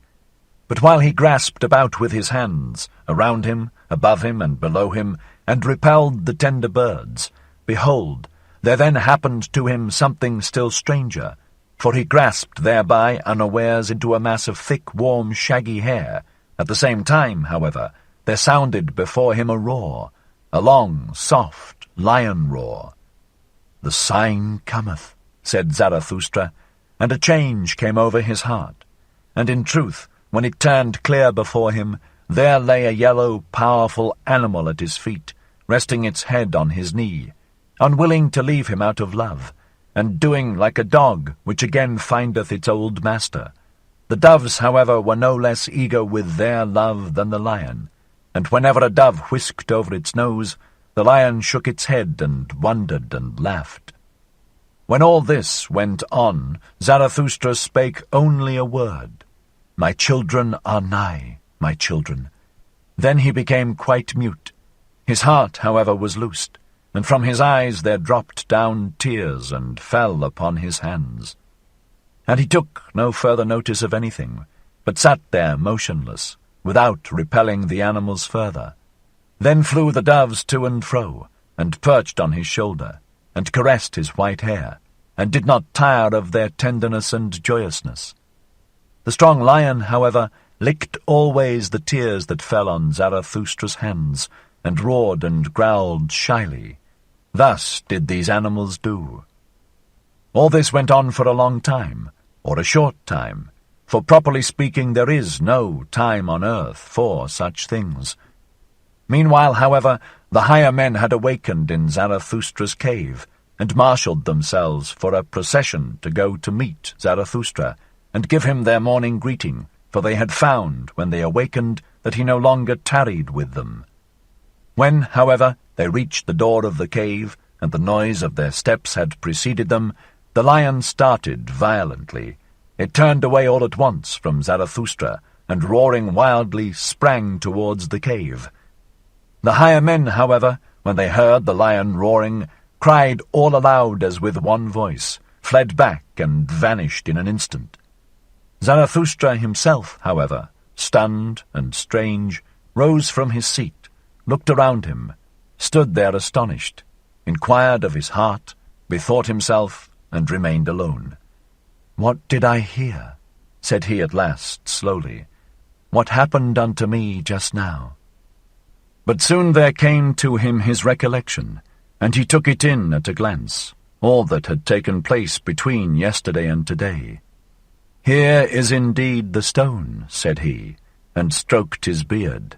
"On it sat I yestermorn, and here came the soothsayer unto me, and here heard I first the cry, which I heard just now, the great cry of distress.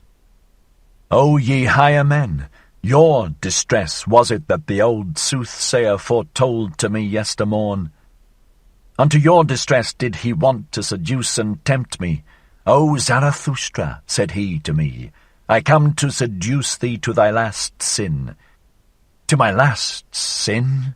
Cried Zarathustra, and laughed angrily at his own words. What hath been reserved for me as my last sin? And once more Zarathustra became absorbed in himself, and sat down again on the big stone and meditated. Suddenly he sprang up. Fellow-suffering with the higher men, he cried out, and his countenance changed into brass.